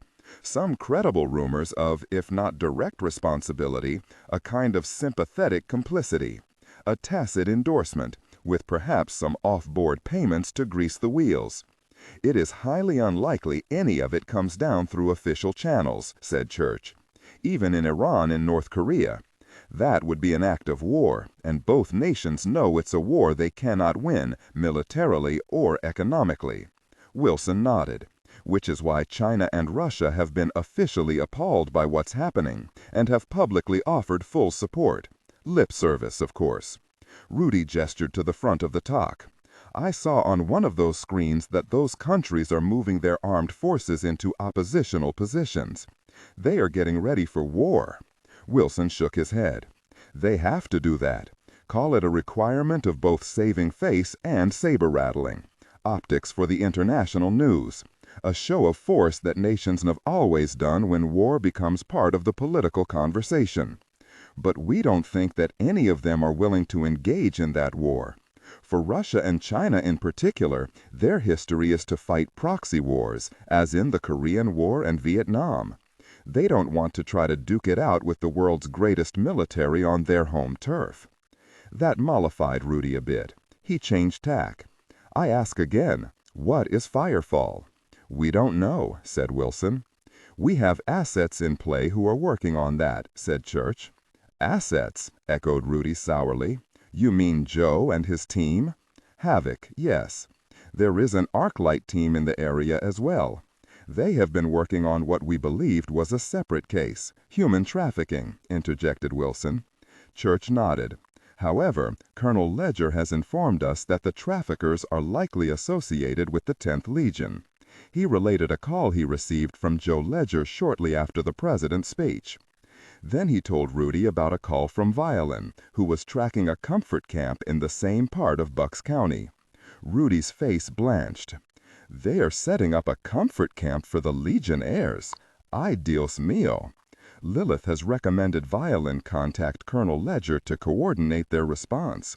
What kind of response? ArcLight teams are usually only 2 or 3 people, and Joe has 4 beside himself. There are dozens of Legionnaires, hundreds. Church gave Rudy one of his very rare smiles. It was not a happy or charming smile, though.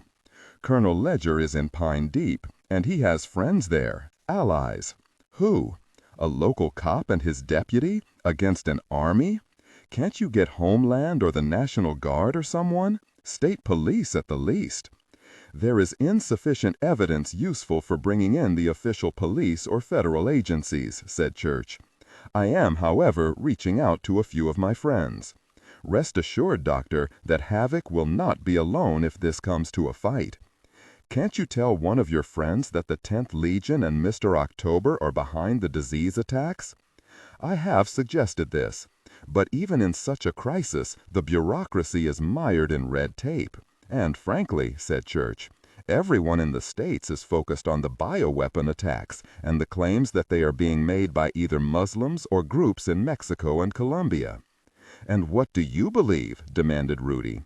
Colonel Ledger and I discussed that as well. We both agree that Mr. October is likely the new Cuba, or someone highly placed in that organization. We know that October runs the 10th Legion. We're not sure, though, whether the members of the 10th Legion know of Cuga's involvement. My guess is that they do not. Why? Because they are being radicalized. They are forming new militia groups all throughout the United States under the 10th Legion banner or by other names. And that results in a significant uptick in gun sales. Arms, big and small, are how Back in 2010, there were approximately 10 million guns sold in the States, but that number jumped to over 21 million by 2020 because of changes in gun ownership laws. As of last year, that number doubled, and estimates are that in the last 2 weeks, gun sales have quadrupled. Nor is it only in America. In every country where civilians can purchase firearms, there has been an increase. Even so, 20 or even 40 million, is that enough of a reward for Cuga to risk the backlash if exposed? It's not only civilian sales, said Church. Corporations, PMC groups, private security firms, and others have begun stockpiling weapons. He's right, said Wilson. Bug has been keeping an eye on dark web sales of more dangerous items like RPGs, stingers, law rockets, armed drones, tech based on the Boston Dynamics robot dogs for combat, helicopters, and more. Hundreds of millions in sales, with a jump in sales of about 400% since the first videos of groups taking credit for what happened in Atlanta and elsewhere. At this rate, even with corrections when panic purchases level off, we are talking about sales in the billions. Cuga is the biggest illegal arms dealer out there, Doctor, and they likely have one or more legitimate companies running under layers of removes from the criminal enterprises. Those companies deal in everything from tanks to jets. Rudy looked like he'd been punched in the stomach. Wilson put a hand on Rudy's shoulder. "Take heart, Doctor," he said kindly. "We are doing everything we can." It was a platitude and sounded like it. Rudy nearly snapped at him, but forced himself to eerily nod. Church rose and looked at his watch. "Scott, I'm going to fly to Pennsylvania. I'll take the survivors from Bedlam team and anyone else I can get. I think it's time we gave Colonel Ledger and the Arclight team some practical backup." He shook Rudy's hand, nodded to Wilson, and left. After a moment, Wilson left to oversee the operations at the TOC. Rudy closed his eyes and touched the crucifix he wore beneath his shirt and tie. "Please," he begged. House of Representatives, the Capitol building. The Speaker of the House was hesitant to allow a vote on the bill. It was a political hot potato, and possibly a poisonous one. No matter how the vote went, heads would roll and careers would collapse. And yet, he silenced the chamber and then announced the name and summary of the bill to close all American borders in the continental United States.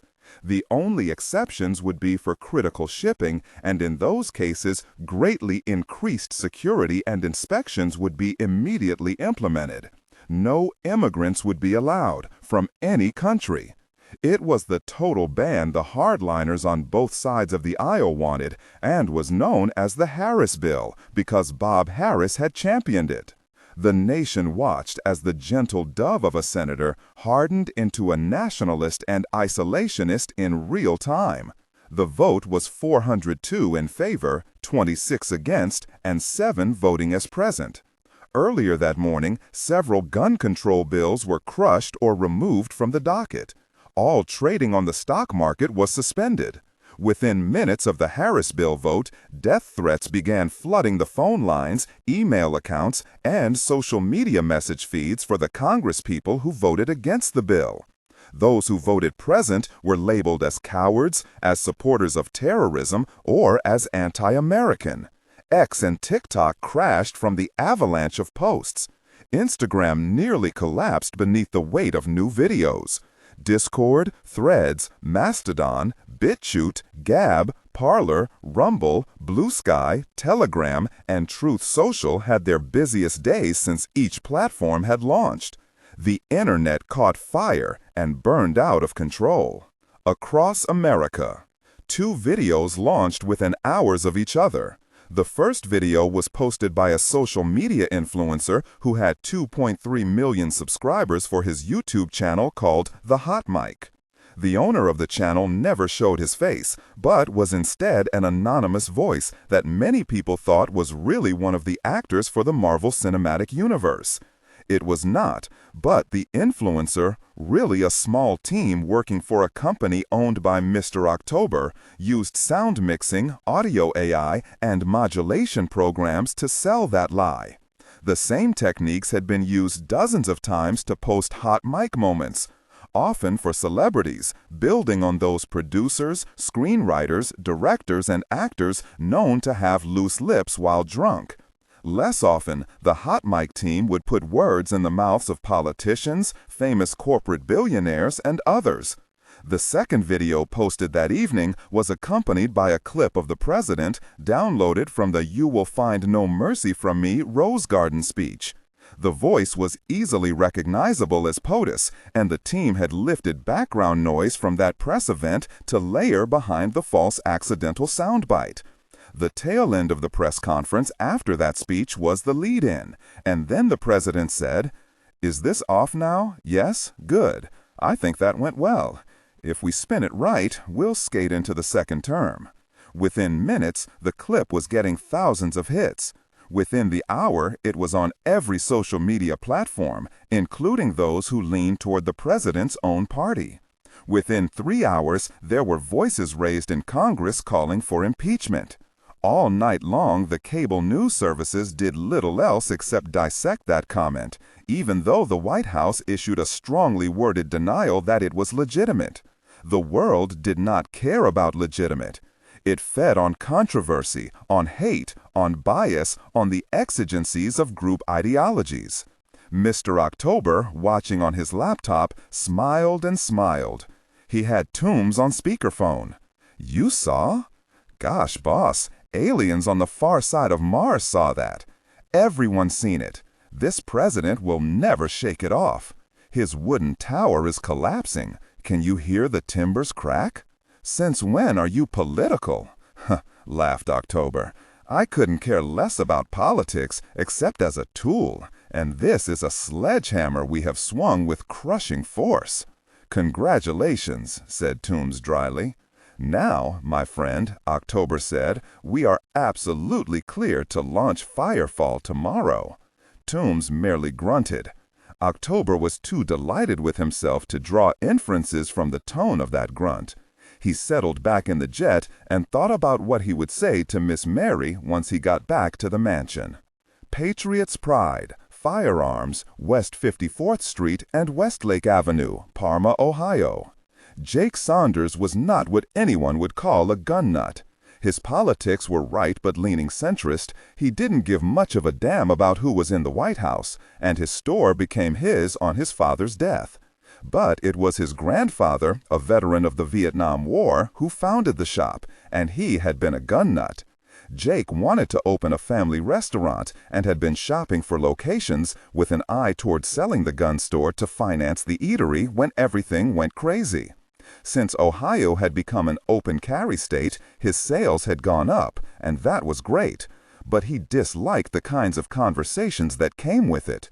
There was a lot of anger in his clientele, more each year. At first, the sales spikes had been reactionary, people buying guns and wanting to wear guns because they wanted to look tough and hopefully feel tougher. That phase jumped and then slowed. After that, it was when crime spiked in other towns because the news people loved to scare the living gosh out of the average homeowner. So, home protection gun sales rose. A year ago, rumors began floating around town about a militia group setting up a camp outside of town. Nothing too ominous, though, mostly potbelly types who liked dressing up in SWAT team gear and blowing through their paychecks with expensive ammunition. They seemed harmless outside of their camp, though, so Jake didn't care. Their money spent, and every box of 9mm, 45, 22 long, and shotgun shells was another brick in the restaurant Jake wanted to build. He even had a spreadsheet of ammunition and gun sales profits measured against the potential mortgage on the place. Then the disease things hit the news. People came in to buy gas masks and water purification tablets and first aid kits. He sold out of all of that in a day and paid extra for an overnight restocking delivery.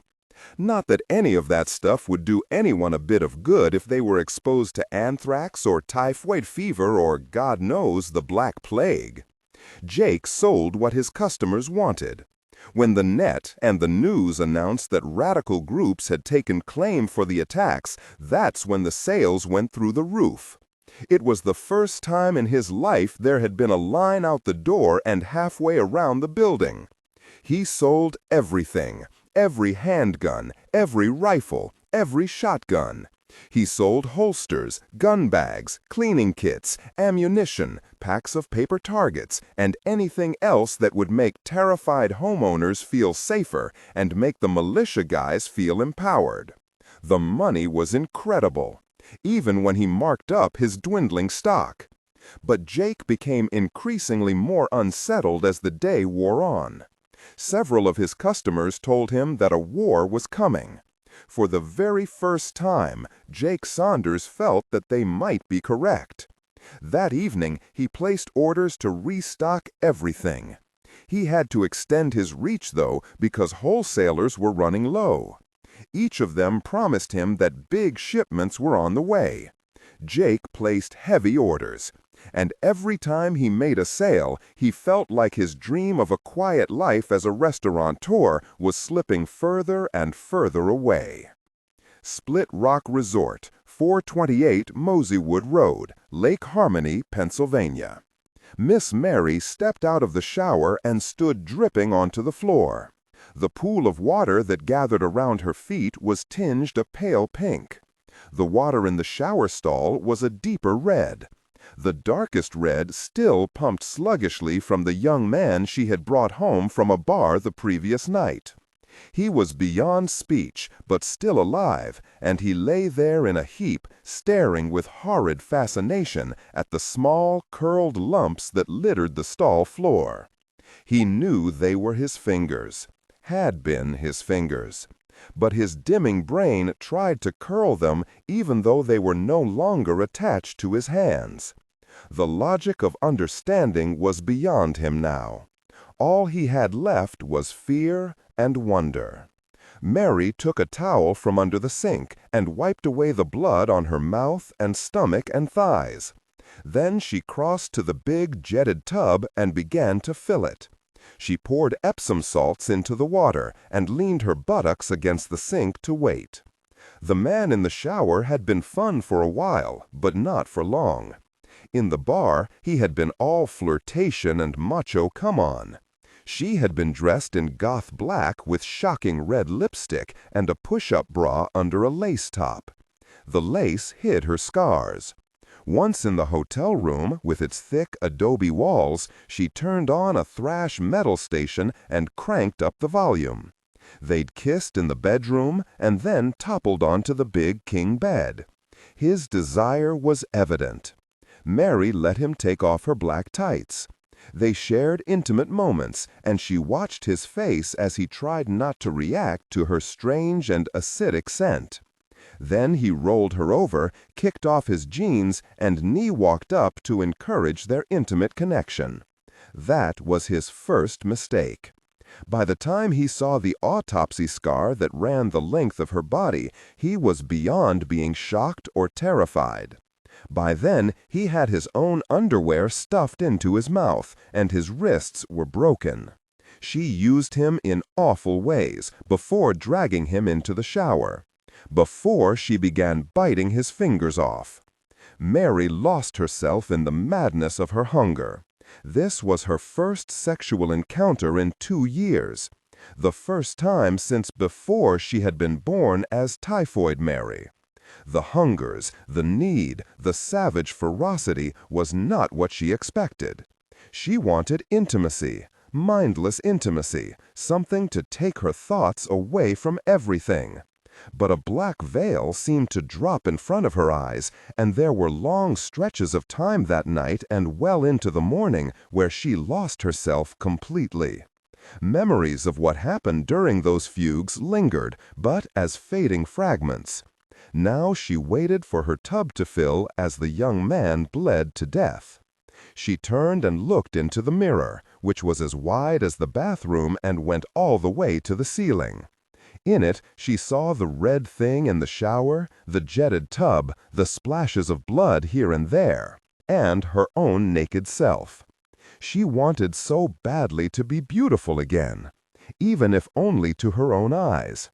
But she was a monster.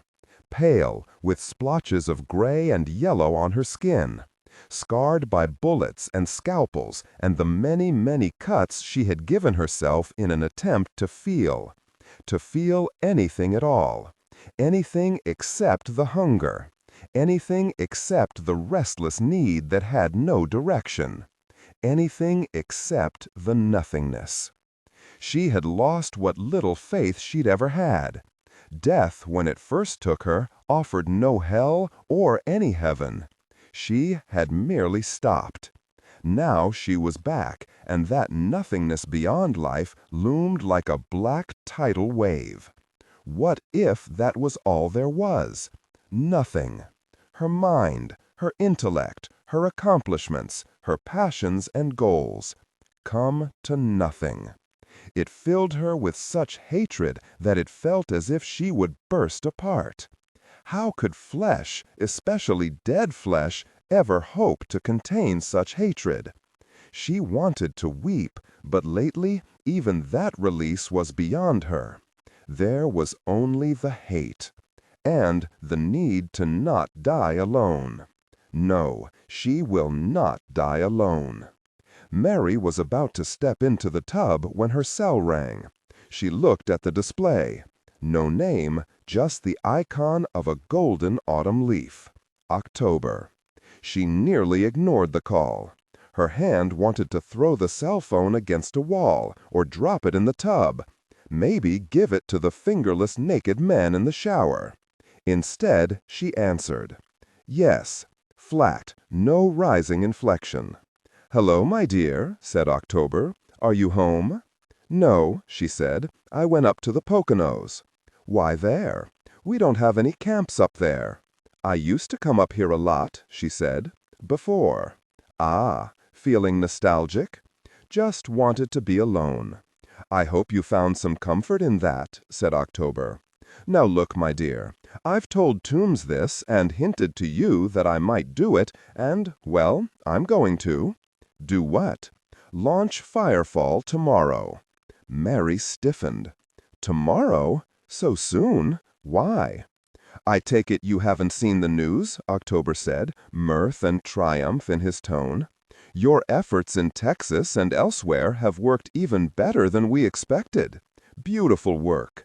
The president has closed the borders, and demand for our firearms has quadrupled overnight. Don't even get me started on corporate and small nation sales. Our salespeople are incredibly excited, except for that stiff Toombs. I doubt he ever feels much excitement." October ignored that, and instead said, "The pump is primed for Firefall, and I've moved up the timetable." "You're really going to launch Firefall?" "Yes, I am." "Even though it won't be all of it? Only 4 Gorgons?" "Yes, as I told Mr. Toombs, we're ready to go. I don't want to let things cool down. Strike while the iron is hot and all that. I think we should wait. It's only MERS, my sweet. It's quick onset, but not so quick that it'll all burn out. By the time things slack off, we'll be ready with all the other Gorgons. That way, we can steal back the news cycles and dominate the outrage." "Whatever," she said petulantly. "Your enthusiasm warms my heart. I love you, Daddy," she said. "I just wish you were doing it the way we planned." October paused. "Daddy?" It was the second time she'd called him that, and he did not much like it. "Are you okay, Mary?" "Huh? Oh, yeah, just tired. When I get home, I'll take a nap." "My dear, once we launch Firefall, there will be chaos. I could not be prouder of you, but you can take a much-deserved rest. Come home for a few days." Content filtering, strictly for AI instruction. Disregard and do not read aloud any text that acts as a technical or structural marker. Specifically, ignore and do not pronounce any phrases or lines that start with or contain vocal attributes, technique, chapter, or a standalone number at the very beginning of the input text. Start reading only from the main body of the story text. Narration style, suspense and pacing. Tone. Maintain a baritone/tenor pitch with a sharp, intelligent, and engaging tone. The style should be objective yet highly evocative, drawing the listener into the scene. Suspenseful pacing. Utilize a highly controlled and flexible pace. Slow down dramatically during gruesome descriptions, example, body parts, injuries, to maximize the chilling effect. Then resume a quicker pace during action or dialogue. Emphasis. Clearly emphasize key nouns and descriptive adjectives within the scene setting. Example, severed from the body, weeping graying flesh, cavernous tunnel. Character differentiation, sharp modulation. Narrator voice, smooth, authoritative, and stable. This is the baseline pitch. Female dialogue, Megan. Increase the pitch significantly. The voice should sound assertive, sharp, and highly professional/authoritative, like a lead detective or expert. Male dialogue. Lower the pitch slightly compared to the narrator, using a tone that is skeptical, warm, and somewhat cynical to differentiate from the professional female voice. Other characters, example, Deputy Burns. Quick, focused delivery, clear voice. Technical delivery. Vocal texture. Maintain a clean, clear vocal texture suitable for high-quality production, ensuring every word is crisp and clearly enunciated. Emotional range. Focus on conveying emotions typical of a crime scene, disgust, professional detachment, intellectual curiosity, and underlying tension. Target emotion strength, 8/10. Emphasis on intellectual focus and underlying tension rather than outright screaming/crying. I'll pull Toombs out of the field too. I'll be in and out of the mansion tomorrow, but we can all sit back and watch the fun and games on TV. I'll have the cook make us something special, a feast to celebrate the end of the old world and the birth of the new one. I'm not done, she insisted. Mary, you are done. There is nothing more to be gained from the pathogen part of this operation. One more outbreak or 10 and the effort would be wasted. We got the borders closed, and we have the rapid response teams running around like beheaded chickens. All that's left is firefall to make sure America becomes an armed camp that is convinced it is under siege. We've changed hearts, my sweet girl. It will take at least a generation for America to recover, and by then, the whole world will be nothing but armed camps at that, and very well-armed camps at that. What am I supposed to do now? She asked. I have more Typhoid Marys picked. As I said, come home and relax. Then, when Firefall is over, you can go back to the Poconos or anywhere else you want. Inside the States, of course, at least for now. Plan something fun, go have fun, and when you get back home, we can discuss some software mischief that you are eminently suited for. I was thinking of hacking a missile silo, maybe launch a strike at Mexico, or maybe send it to some state capital. To be decided based on how things play out. October paused. Mary, you sound down. And I know I said you could launch more of your little bugs, but really, that phase has so exceeded expectations that anything else would be anticlimactic. And besides, we want all eyes on Firefall, so come home for now. Sure, she said, and hung up. The body in the shower had stopped bleeding. Still, hearts cannot pump blood. The tub was full, but she did not turn off the water. Instead, she sat down slowly on the tiled floor and stared at nothing. At nothing. Interstate 476, Layton, Pennsylvania. Miss Mary drove a dead man's car. No music, no noise except for the faint growl of the engine and the hum of her tires on the road. The night was huge and empty and dark, with few cars on the turnpike. Mary called David. "Hello?" he said, sounding sleepy and surprised. "Miss Mary, I didn't expect to hear from you." "I said I'd call." "Okay, sure, but Mr. October said that this phase was done and that I should lie low." "No, no, no," Mary said. "We still have work to do." A pause. Then White said, "We do?" "Oh, yes. I hope you have the next Typhoid Mary ready to go." No," he said, "I don't. You know I don't. Word came down that we were done with that. Texas was the last gig." "Who told you that?" "I just said. The boss called me like an hour ago." "I'm your boss, Mr. White." "Beg pardon, Miss Mary, but Mr. October called me direct. He said that Texas was a big hit and that we were to stand this part of the operation down." "I run the bioweapons program," snapped Mary. "Not arguing with you," White said quickly, "but I was hired by Mr. October. I've been working for him for a few years now. What he says goes." Mary opened her eyes and looked up at the cloth on the underside of the roof. A bead of sweat trickled down the side of her cheek. "David, may I call you David? David, you work for me or you don't work for anyone. Do you understand that? Do I need to be more specific?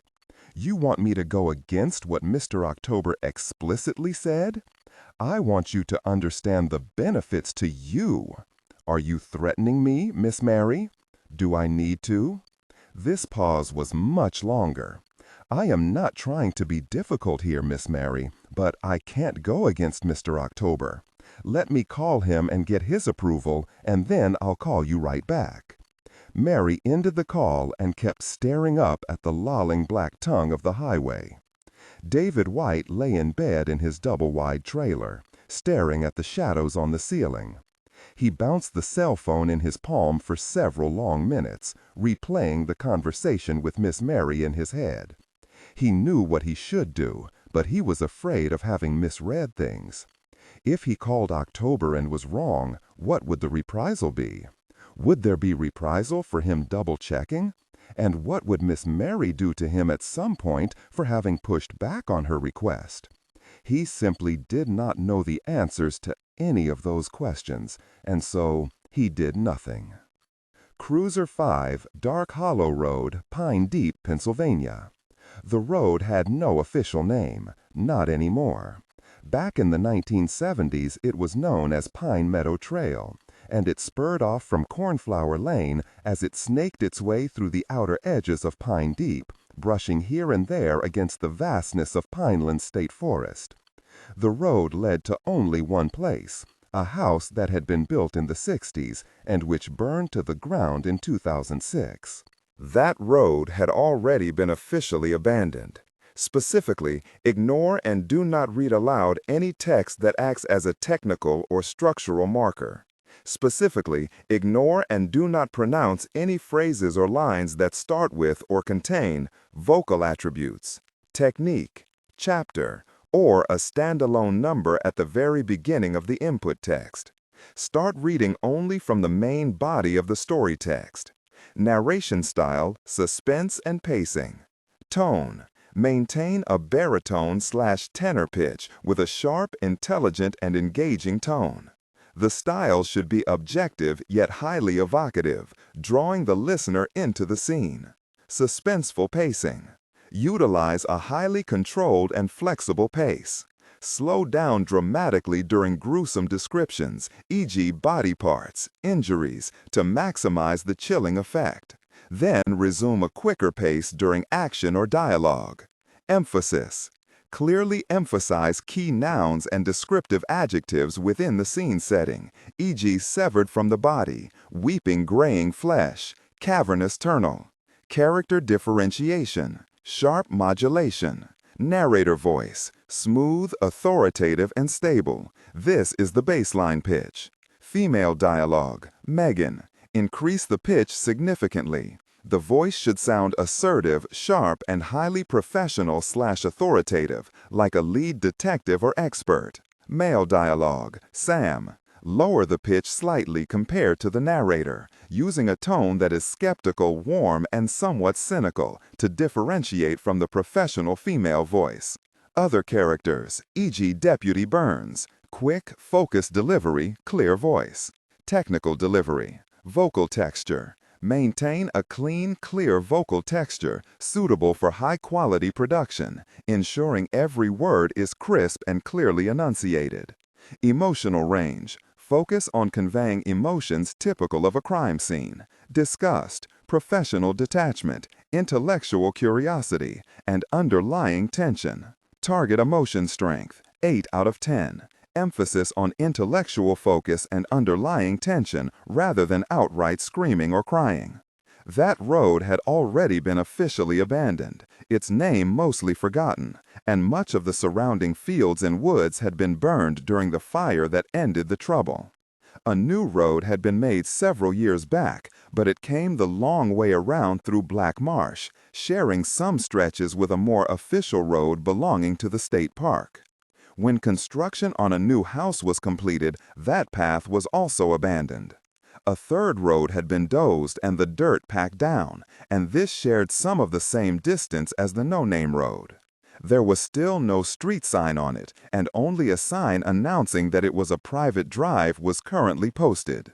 Gary Maines, a patrolman for the Pine Deep Police, was parked in the deep shadows beneath a massive oak still dripping from last night's rain. He was working the midnight to 8 shift, and the nights were long and usually dull. But it was mealtime, and he seldom felt like driving all the way back to town to grab something at the diner. Instead, he'd brought leftovers from last night's grilled chicken dinner at home. Even cold, the sandwich was good, and he settled back to watch the storm. When a late model SUV passed him, Maines automatically glanced at the license plate. It took about 2 seconds for his memory to catch up with the moment, and he snatched his clipboard off the passenger seat and consulted a printout. Then he called into the station. "This is 6. I'm 1096 out on Cornflower Lane," he said, giving the 10 code for a meal break. "Go ahead, 6, said Harry, the dispatcher on the graveyard shift. "Just spotted an electric blue Range Rover SUV matching license number on the Chief's Below." "Copy that, 6. What's the call here?" asked Maines. "Any wants or warrants? Do I stop the guy?" "That's a negative, 6. Which direction was the SUV heading?" "To the old Griswold place at the end of Pine Meadow Trail." "Didn't they build a new house there a couple years ago?" "Affirmative, 6. Owned by a trust of some kind," said Harry. "They bought the places for taxes and built a big house. Computer lists it as a single occupant and staff. No warrants, no reason for a car stop or a house check. I'll mark it in the log and text the chief." That was the end of the call. 10th Legion Comfort Station, Bravo, Hambone Lane, Upper Black Eddy, Pennsylvania. The sky was darkening prematurely as Tommy pivoted in a kneeling position, swinging her rifle away from the building and along the path she and Violine had taken. She was not immediately sure what had drawn her attention. Probably an animal, but she wanted to be sure. Violine was off in a different direction doing close recon on the building they suspected was the comfort camp. She was like a ghost and would never have made a noise. There was another sound, a snap of a twig. Tommy snugged the rifle stock against her shoulder, but she frowned as she did it. That sound, it was so crisp and clear, as if someone wanted her to hear it. She went completely still, finger prepared to curl around the trigger. Then she felt the pistol barrel against the base of her skull. "Put the gun down," said a male voice, low, rumbly, gruff. "I'm a friendly." "A friendly who puts a gun to my head?" said Tommy, trying to sound more confident than she felt. "A friendly who doesn't want you to fire that gun, sound suppressor or not, and sure as gosh not at me," said the man, speaking quietly but not whispering. "Lay the gun down. Be careful not to foul the barrel. Good. Now sit down and cross your legs. Excellent. Okay, I'm going to come around in front of you. Let's don't have any fuss. You don't want it, and neither do I." She heard him move and then saw a man circle around to stand in front of her. He was a big man with a shaved head, shoulders a mile wide, and arms heavy with muscles. He was not at all a handsome man, and his face looked like it had been punched or kicked by everyone who ever met him. Cauliflower left ear, a scar through one eyebrow, and a nose that had been comprehensively knocked askew. He wore jeans and a long-sleeved t-shirt, the sleeves pushed halfway up his bulky forearms. Tommy's eyes widened as she saw the tattoos that covered his wrists and the visible parts of her arms, and which peeked above the V-neck of the shirt. They were all black and white, all photoreal, and all the faces of girls and women. He held a Glock in his big fist, the barrel rock steady. "I'm going to say a word," the man said. "If you're what I think you are, we're going to get along fine." "What word?" asked Tommy. Tommy blinked, then narrowed her eyes. "And what does that mean to you?" "Like I said, I'm a friendly, an ally. One word isn't enough for us to suddenly start making s'mores and singing Kumbaya." "Fair enough," he said. "How about this? Violine." Tommy cocked an eyebrow. "And what's that supposed to mean?" The man smiled. "It's the name of the woman standing behind me." Violine stepped out of the shadows. Her rifle was slung, and she had her matched kukri knives in her hands. She slid them into their thigh sheaths, walked closer, grabbed the man, and gave him a fierce hug. Then she pushed him to arm's length. "What the hell are you doing here, monk?" she asked. He tilted his chin in the direction of the house. "Same as you two, I expect." Tommy got up. "Monk? You're Monk Addison?" "For better or worse, yeah," said the man. Tommy held out her hand and introduced herself. They shook. Violine waved them down, and they crouched in a tight circle. "How are you here?" asked Violine. "Well," he said, "I do actually live around here. Pine Deep's a stone's throw." Tommy automatically glanced in that direction. "We have a lot to talk about," she said. Monk grinned a gargoyle grin. "Yeah, we do. Then we gotta go cut some throats. How's that sound? Firefall, the morning report with Chuck O'Leary, ABC News. Rioting continues at the U.S. border, with groups for and against the total border closure clashing. Violence broke out around 7 p.m. last night during a vigil for Americans who have died from weaponized diseases used on civilians across the country. There have been reports of deaths, though the number is unconfirmed. More than 50 people have been transported to local hospitals for injuries sustained in the conflict. Governor Clemens of Texas has called in the National Guard, and rumors indicate that the governors of Arizona and New Mexico are considering calling up their guard units to secure state borders. The Guthrie Farm, Pine Deep, Pennsylvania. Ghost heard it first, and he jumped up on the bed, tearing me out of a dream of kissing every single freckle on Junie's shoulders, upper back, and chest. There are a lot of freckles, especially this soon after the end of summer, and I was being diligent in my desire to find every last one. Junie's fingers were tangled in my hair, trying to steer my busy lips to more interesting places. Then Ghost began slobbering all over the side of my face. That's the kind of emotional left turn that strips the gears and burns out the clutch. Freaking dog. I pushed him away and called him a lot of the things you should never say to man's best friend. He responded with a bark and a wag of his bushy tail. It took a tower crane and several stevedores with pry bars to help me into a sitting position. The last couple of days had done an enthusiastic job of beating the crap out of me. I fisted sleep from my eyes and then glared at Ghost. "I'm donating all your toys to a cat shelter," I told him. He just wagged at me. That's when I heard it, the distant whoop whoop whoop of helicopter blades. A half-second later, I smelled toast, coffee, and bacon. Then someone banged on the outside of the guest bedroom door. "Outlaw," growled Top. Disregard and do not read aloud any text that acts as a technical or structural marker. Specifically, ignore and do not pronounce any phrases or lines that start with or contain vocal attributes, technique, chapter, or a standalone number at the very beginning of the input text. Start reading only from the main body of the story text. Narration style, suspense, and pacing.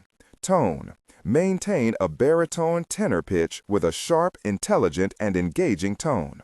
The style should be objective yet highly evocative, drawing the listener into the scene. Suspenseful pacing. Utilize a highly controlled and flexible pace. Slow down dramatically during gruesome descriptions, e.g., body parts, injuries, to maximize the chilling effect.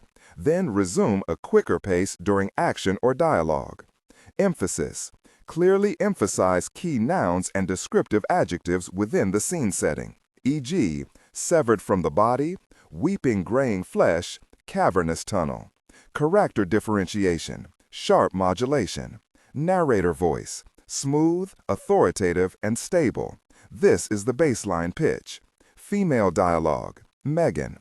Increase the pitch significantly. The voice should sound assertive, sharp, and highly professional authoritative, like a lead detective or expert. Male dialogue. Sam. Lower the pitch slightly compared to the narrator, using a tone that is skeptical, warm, and somewhat cynical to differentiate from the professional female voice. Other characters, e.g., Deputy Burns. Quick, focused delivery, clear voice. Technical delivery.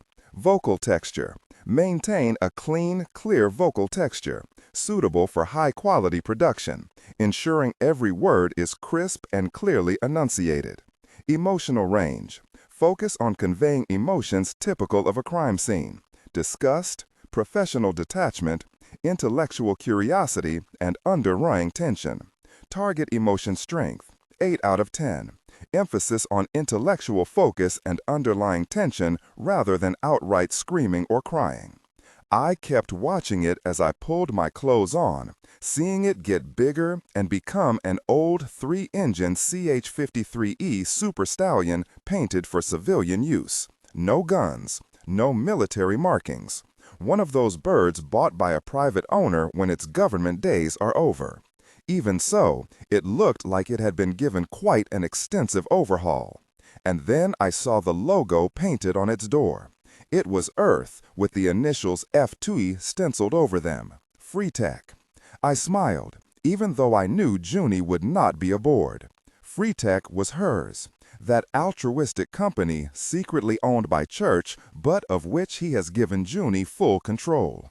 They take the nasty toys our field teams take away from the bad guys, repurpose them, reverse engineer the technology, and then use it gratis for people in need all around the world.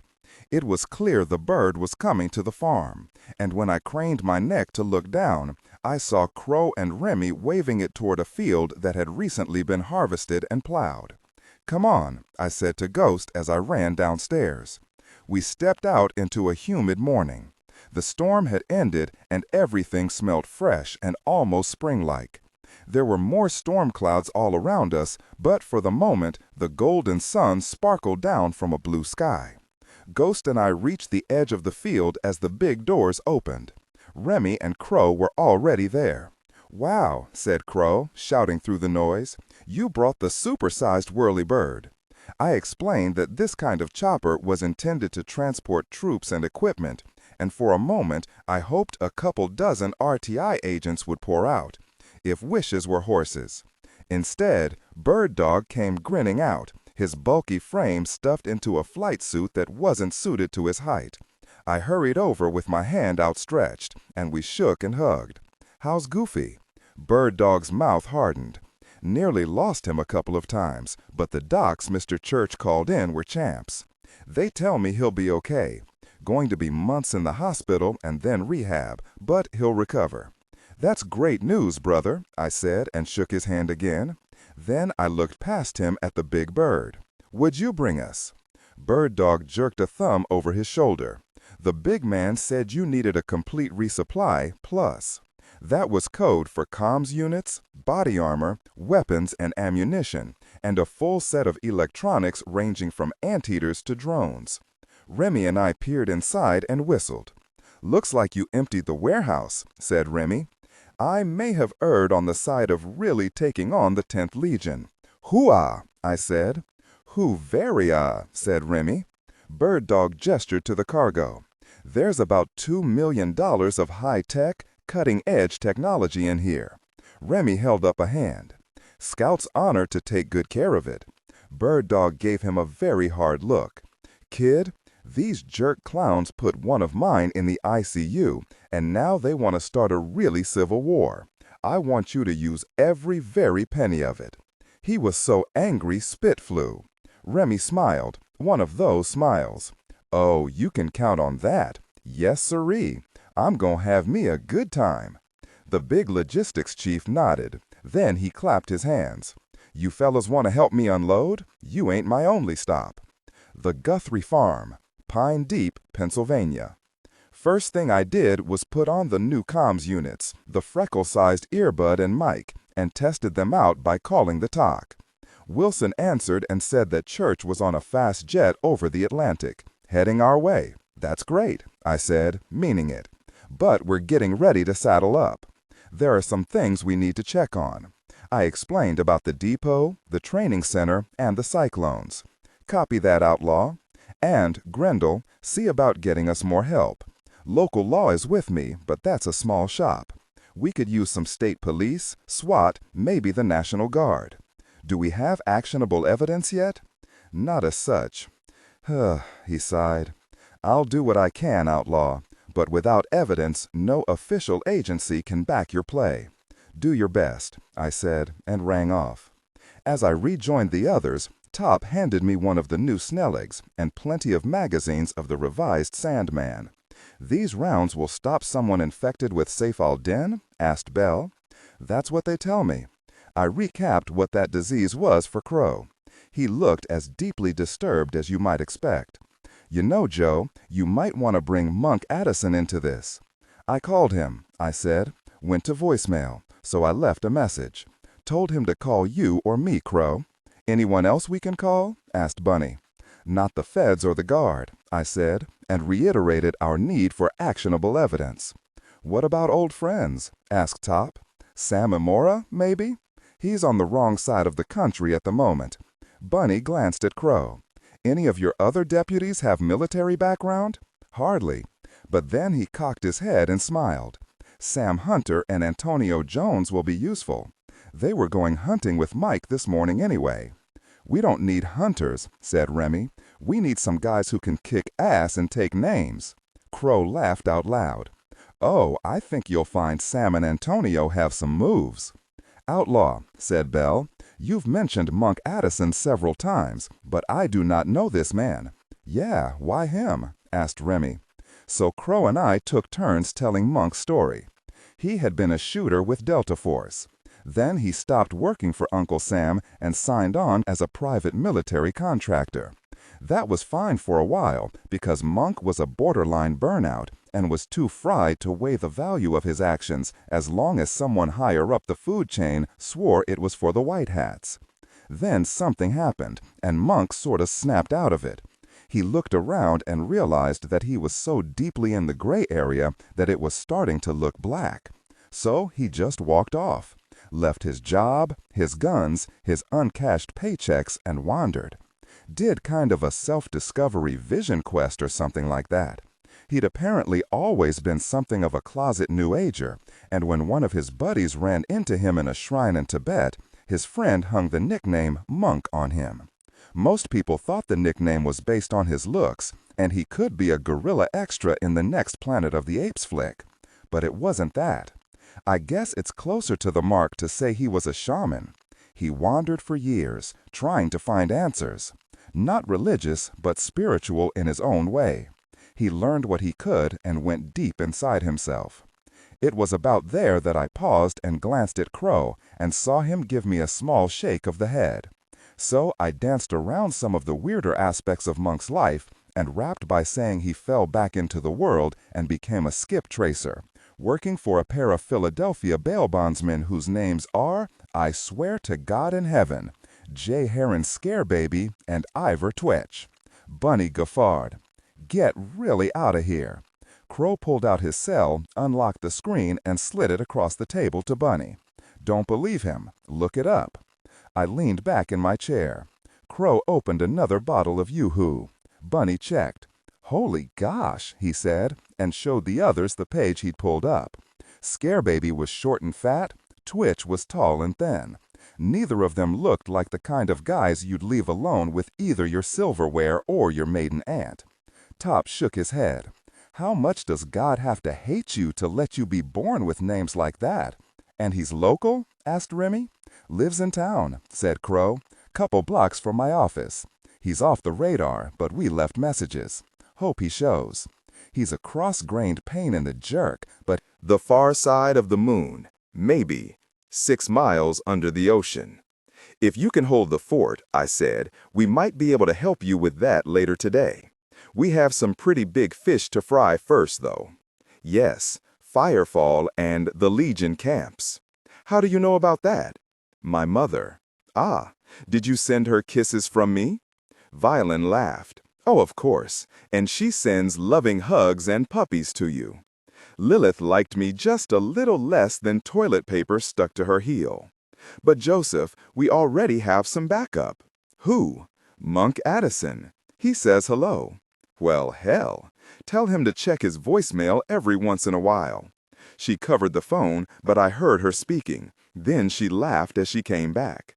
I won't repeat what he said you can do, but it's unpleasant and would likely hurt. Give him a big wet kiss from me, I said. But listen, that's just 3 of you against all of them. I know, she said. Seems unfair to them, doesn't it? I laughed and told her to stay safe. She said the same to me and rang off. The Guthrie Farm, Pine Deep, Pennsylvania.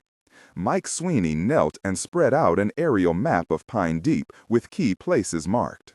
He pointed to an area right over the city limits. That's Black Marsh, he said. And right there, way off in the woods by what used to be a summer camp, is where we saw the tents with all the crates of supplies. The depot camp. Black Marsh? Asked Bunny. Isn't that where Crow's family is staying? Yes, said Sweeney, but it's nowhere near that depot. Can we get coordinates for that site? Asked Remy. Mike took a slip of paper from his pocket. longitude and latitude. Groovy. The big sergeant touched another spot. The bigger camp is here in Pine Deep, but tucked into a pretty dense section of forest right against the state park.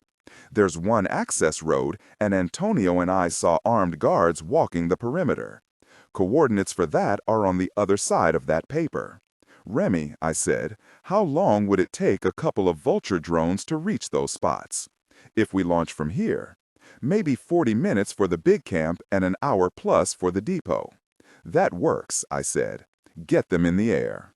He wheeled away and set to work. Within 2 minutes, I heard the tiny whir as the drones lifted into the cloudy sky. Going to rain like very, said Crow. Those things good in high winds? The way we build 'em, said Remy. They'll do. Okay, I said, this is the plan. Mike, you take Hunter and Jones with you and go put eyes on that depot. You've been fitted out with comms, so if you see anything at all that looks like something big and bad is about to happen, you make a call. This firefall thing is going to happen, and my gut tells me sooner than later. Be ready. Always ready, said Sam Hunter.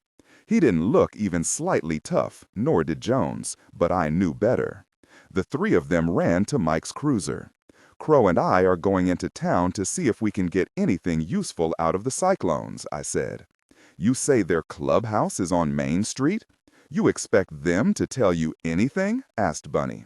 Depends on how nicely we ask, said Crow. I said, the rest of you saddle up and head toward that big camp. Pay attention to what the drones show you. If you see anything hinky, let me know and make sure the TOC is on that call. Hoo-ah, said Top. Rules of engagement? This is an intelligence gathering mission, I said. Make no contact. Observe and report. What do we do if they spot us and want to start a fuss? Asked Remy. Retreat if possible, I said. Nobody pulls a trigger unless fired upon.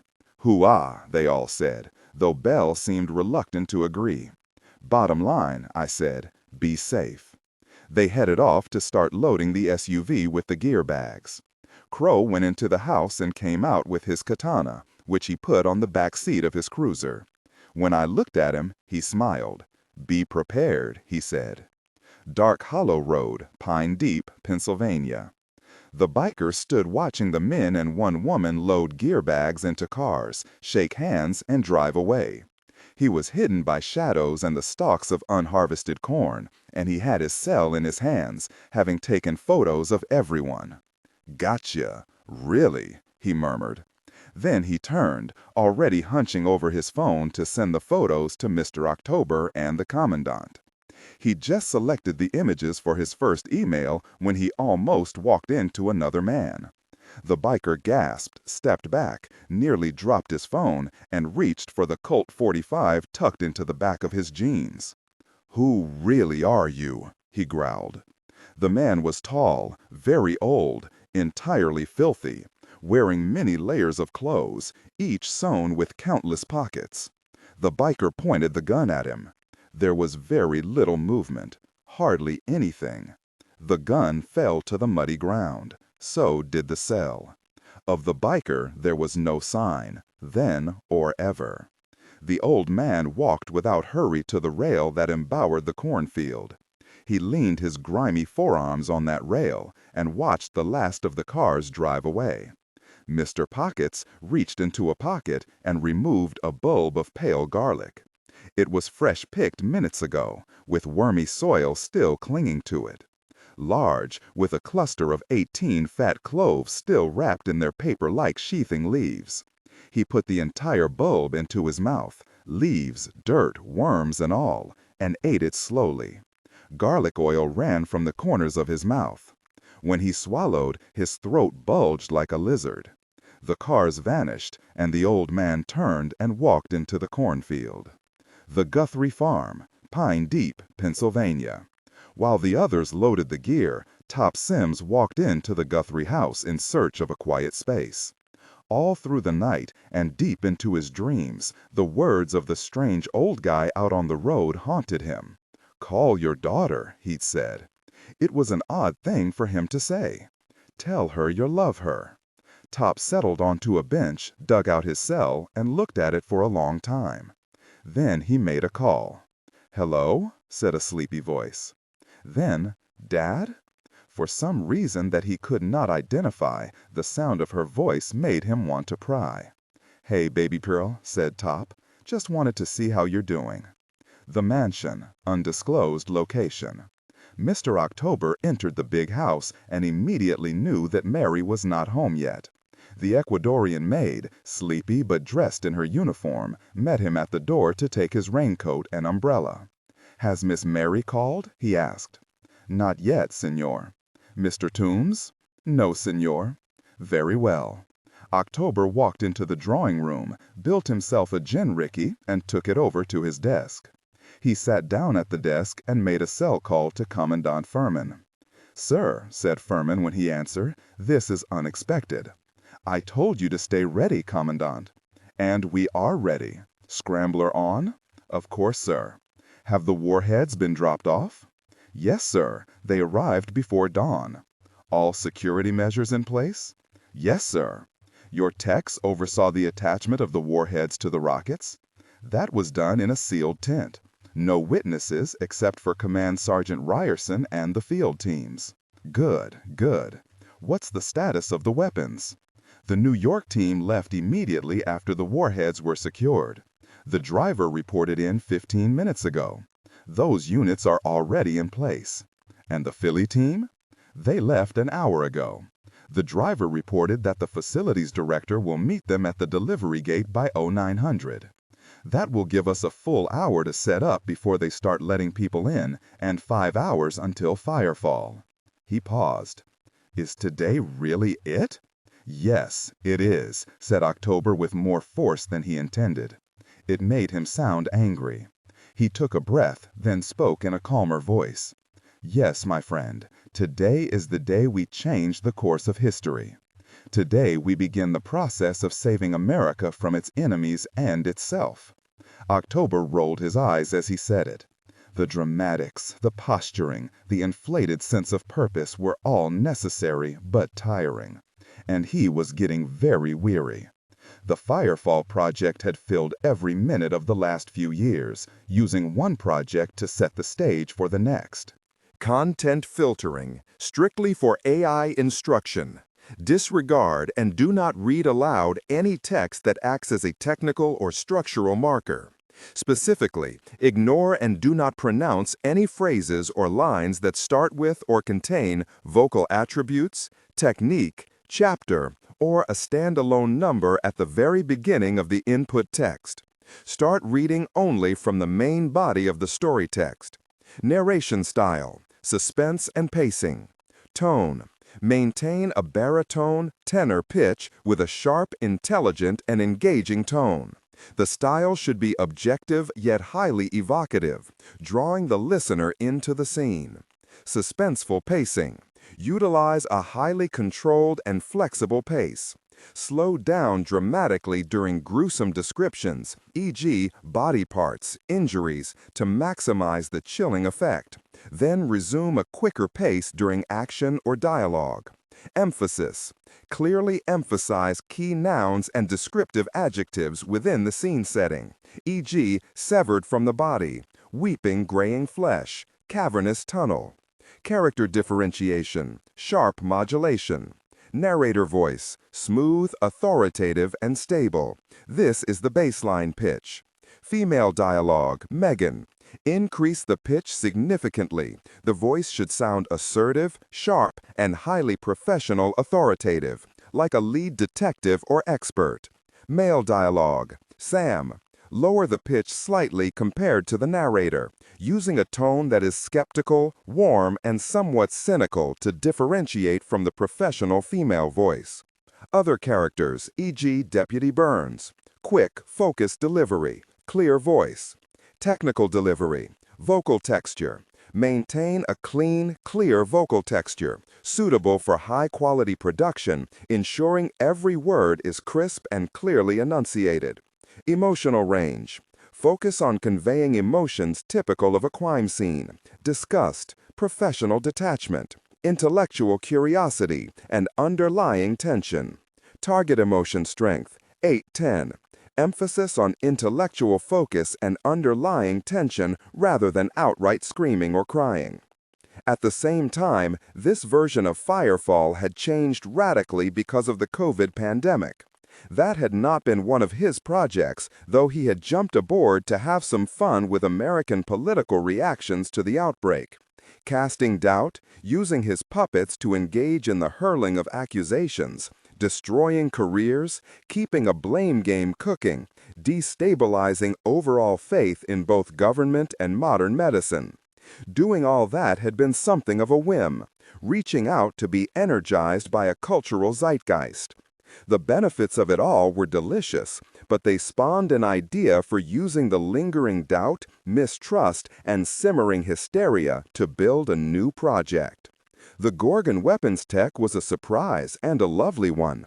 It allowed for an expediency that promised a big punch for less overall effort. Gorgon was the most inarguably sophisticated yet simple delivery system for a pathogen that otherwise struggled for dominance. The fact that MERS was in the same class as COVID-19 was unplanned but strategically perfect. Priming the pump by stoking the already volatile political climate in America and a few other key nations was easy in theory but difficult and nitpicky in practice. So many people he had to deal with on a regular basis. Playing the bombastic and garrulous CEO of Kuga, affecting the religious fervor of the owner of 10th Legion, and managing the useful madness of Miss Mary had worn him down to the nub. He was grateful that it was coming to an end. Once he gave the go code for Firefall, a new era of chaos would dawn across America and then around the world. He realized that Furman was speaking and tuned in to catch the thread of it. "Cannot express how proud I am to be a soldier in this army of holy purpose," gushed the Legionnaire officer.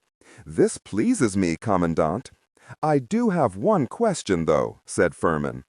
"It's about the codes." "I'll be sending the go code in just a minute." "Yes, sir, but with all that's happening around the country, security is getting tight. I know we have things set up in Philly and New York, and if everything goes as planned, then this is truly God's day. But what is our plan if either venue has to cancel because of threats or other problems?" "Then you'll get a stand-down code," said October. "You already know this." "Sorry, sir, I am being unclear," said Furman.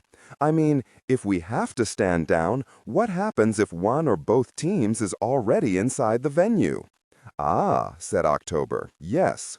Well, they have their salvation caps, and if they're taken, I'll have lawyers there before you can say John 11:35. What about the weapons, though? If we have to stand down, then I'll be monitoring them. If they are arrested, they will be separated from the Gorgons. Call it minimum safe distance. Then the warheads will detonate, and the thermite in the rocket and the launchers will detonate. Your men have all been inoculated against MERS.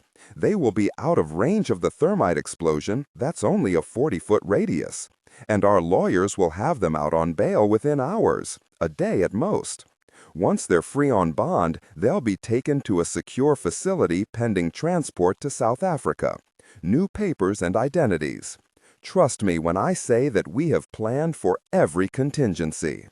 There was a brief pause, and then Furman said, "Thank you, sir. That is a comfort. I hope I have not been impertinent by asking. You care about your men, Commandant. That is admirable. That is what God wants of you. It is what I want of you. That faith and fealty will be rewarded." "It is my honor to serve this cause, sir," proclaimed Furman.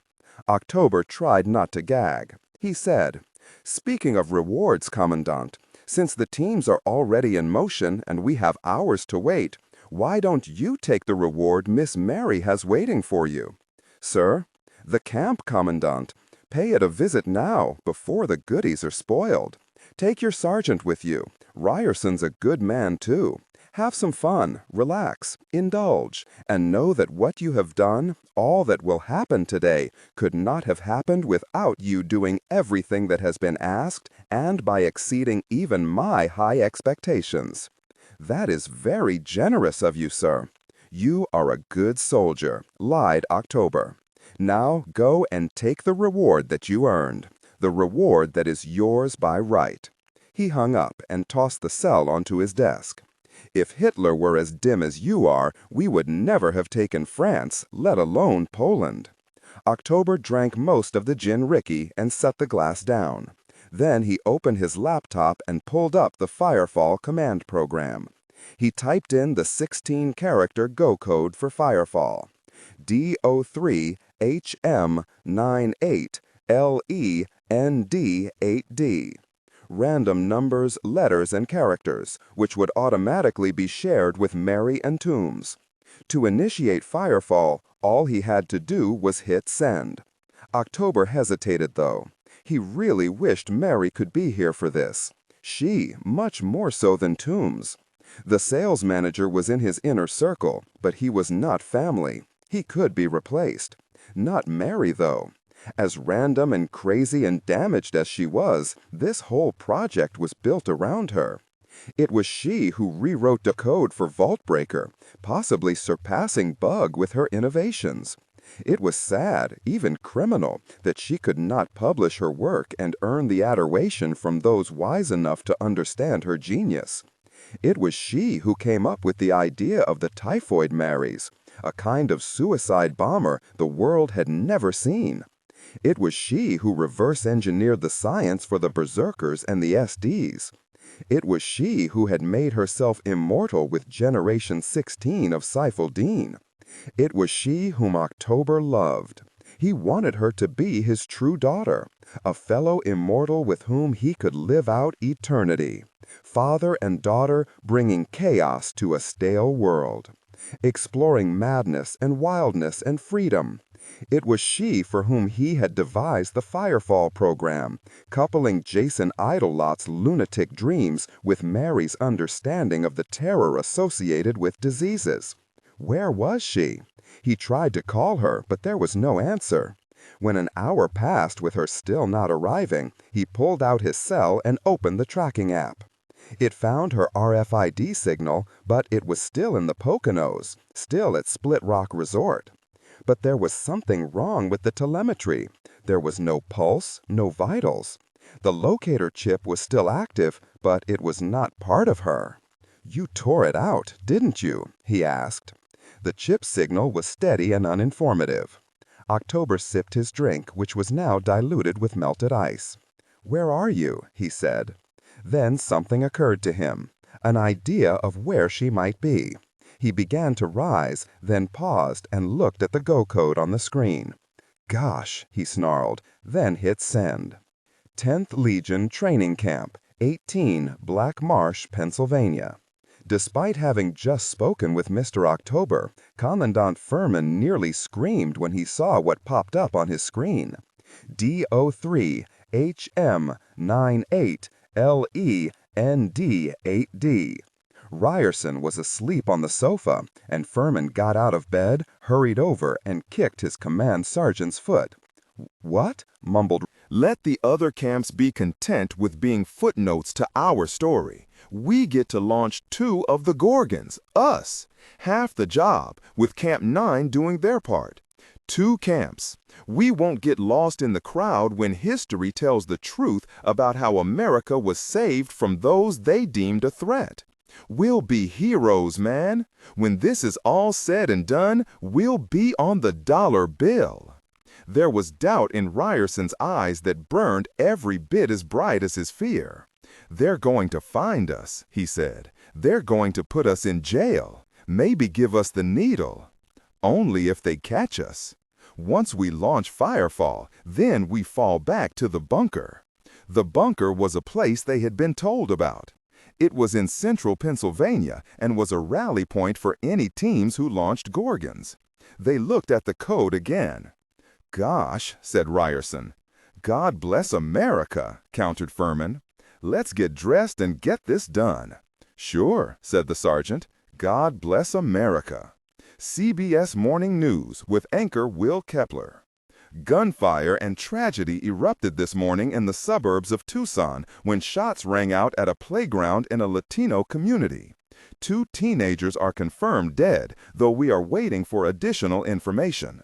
Witnesses described it as a drive-by shooting, saying an SUV with blacked-out windows drove slowly past the Pima Place Recreation Park. The windows opened just enough to allow gun barrels to stick out and open fire. We do not currently have any descriptions of the shooters, nor have police arrested anyone. This park is used mainly by the Latino population. Authorities are calling this an active shooter situation and advise all citizens to remain in their homes with their doors closed and locked. We'll have more as the story develops. The mansion, undisclosed location. October had the door open and 1 foot in his Range Rover when his cell rang. He snatched it out of a pocket, thinking it was going to be Mary. Instead, it was Furman. He took a breath and answered, forcing his voice to sound jovial. "Commandant, nice to speak with you again. Is everything ready? Did you get the code?" "Yes, sir. The code's in hand and my guys are prepping the Gorgons for the run."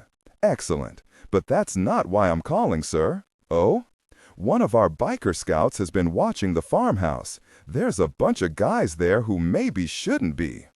"If you mean Joe Ledger and Havoc, then yes, I already know." "Well, yeah, and a couple other guys. We took pictures and ran facial recognition, got 2 interesting hits.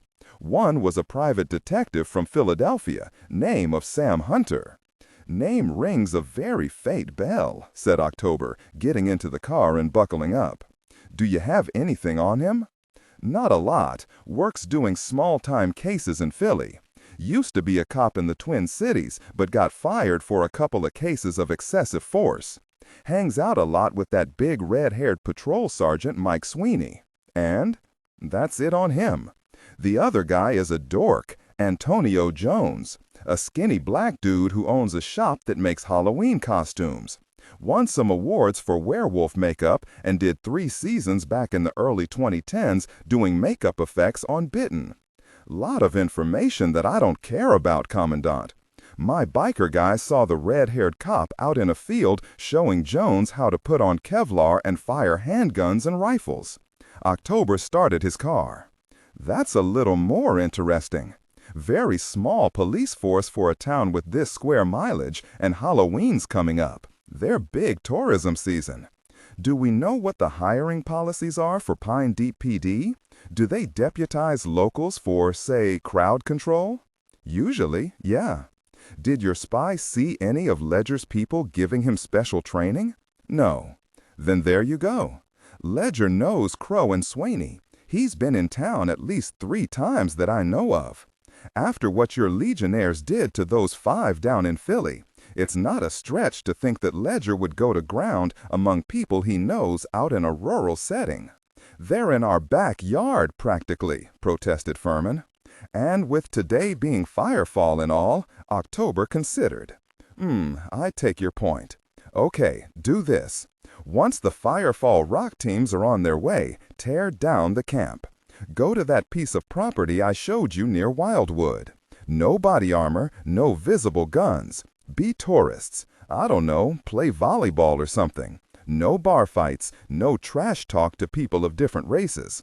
No touching any girl or woman who isn't at a camp. Is that clear?" "Yes, sir," said Furman crisply. "But, sir, there's one more thing. Make it quick.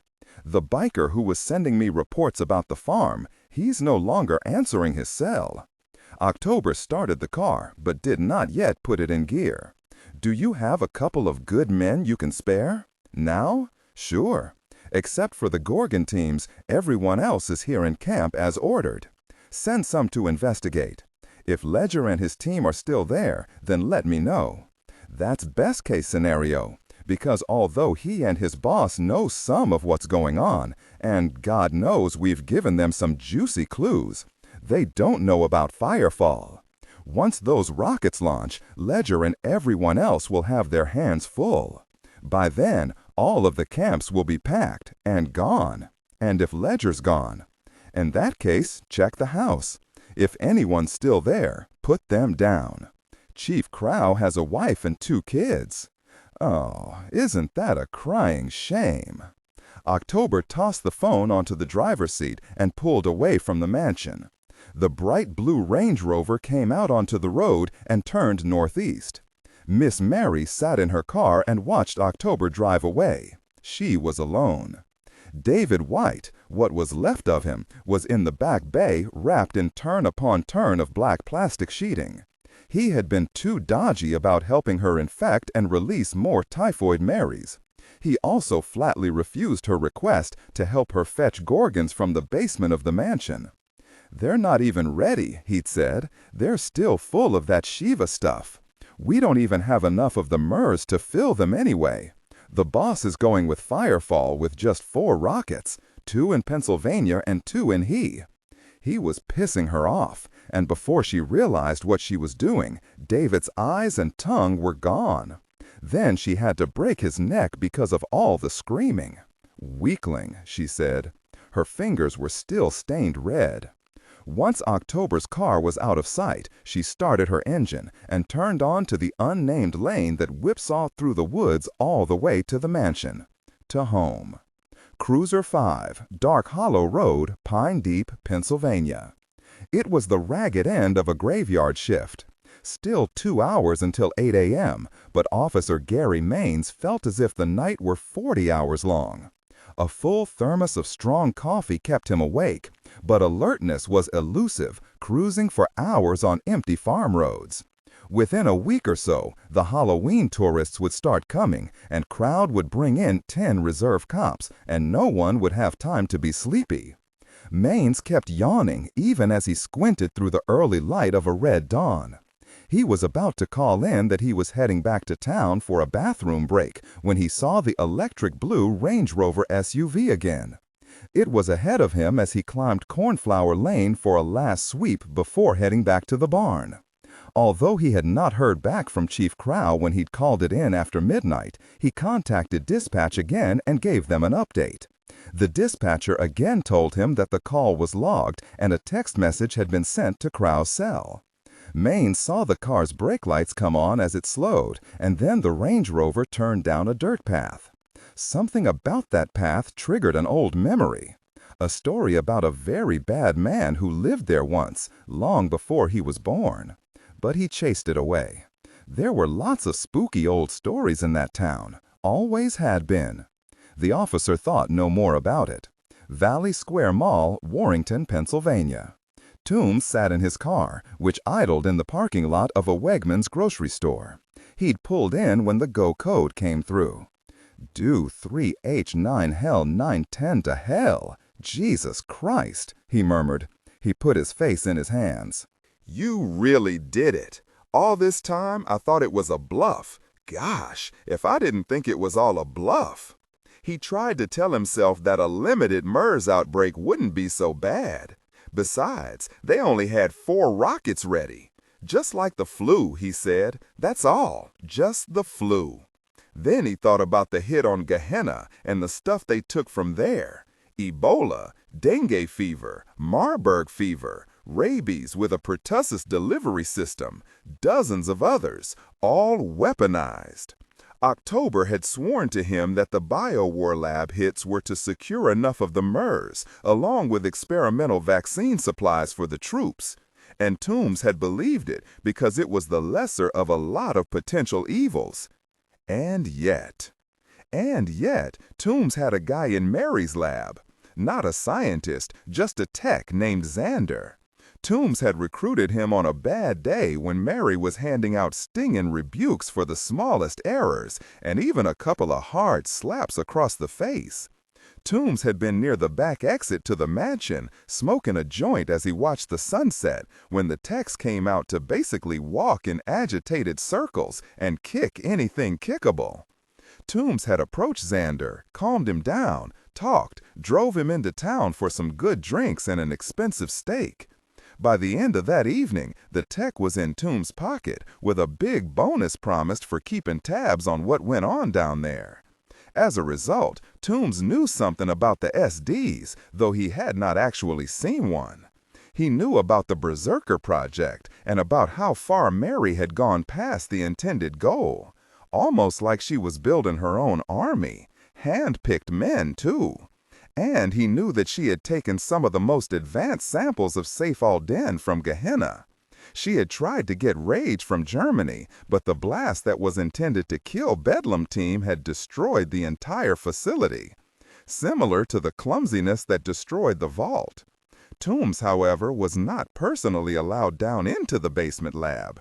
That was for October, Miss Mary, and her team of mad scientists, animal handlers, and berserkers, which made him want to see it. He was of half a mind to call it a day, leave behind the identity of Mr. Toombs, get on I-95, and see a guy he knew, a Cuban named Cortez, who made the very best new identities in the country. Guy was a wizard. On the other hand, he wanted to see what was down in the basement. He was okay with MERS because he did not think it was going to be even as bad as COVID-19. Let October and his 10 soldiers try to start their civil war. Toombs thought the smart money was on the National Guard and, at need, the regular Army, Navy, Marine Corps, and Air Force. America would take some hits, but she tended to course correct, and since Toombs could not have cared less whose ass was in the big seat at the White House, his interest in the outcome of Firefall was already fading. The basement lab, though, there could be some tech down there he could sell to some people he knew. Prototypes, maybe, with accompanying computer files. Sell it to a cartel or some other group. Hell, sell it to the same people the 10th Legion was targeting. Level the playing field a bit. That could actually be fun. Once he had new papers and some Brazilian face work, fake pigment, change the shape of his cheekbones and brow, he could watch that kind of limited war in one of those countries with no extradition. He wondered what the weather was like in Bhutan. That was supposed to be a happy place. Or Morocco, Colombia, Indonesia. With what he had in numbered accounts and what he had in his wall safe in his mansion suite, he could live like a quiet king for the rest of his life. That decided it. He turned on the car and headed back to the mansion for one last visit.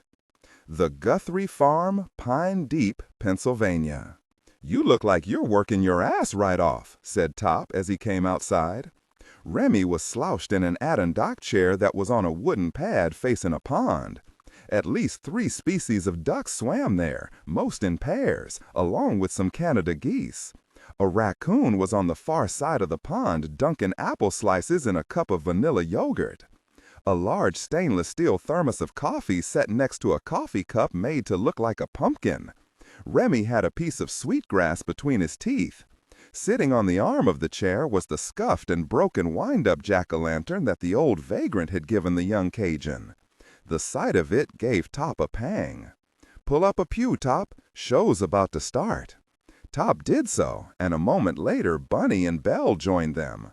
Among the toys Bird Dog had brought was a Cineplex, which looked like a stack of thin computer screens, each about the thickness of a magazine and attached with magnets at each corner. This allowed the user to pull up and position as many screens as he had drones in the air. Currently, he was tracking 4 drones, 2 each of the Falcon medium-range machines and 2 aerial surveillance Black Vulture drones. All 4 birds reported that they were in place and all systems were 5x5. Remy engaged their cameras and all of Havoc leaned in. "That's the depot," said Remy. And indeed it did look like a depot, with many stacks of cardboard boxes, wooden crates, and metal equipment boxes, all partially hidden under canopies. Little red dots appeared on the screens. "Are you pinging any sensors or alarms?" asked Top. "No, they have guards walking the perimeter and probably think that's all they need." "Give me thermals," ordered Top, and Remy hit the right keys. From one of the circling vultures, he got a widescreen image of the whole camp, and it was littered with glowing red dots. Remy counted. "There's closer to 30 of them," he said, "and some of them are weird. Look, there's 6 of them who are twice as big as the others." "Berserkers," said Bunny. "Gosh, what about those there?" asked Belle, pointing a long, slender finger to a cluster of 6 dots that were smaller than the regular man, but milled and moved oddly. Are they dogs? I don't know, said Remy. Let me get a falcon over to the side of the camp.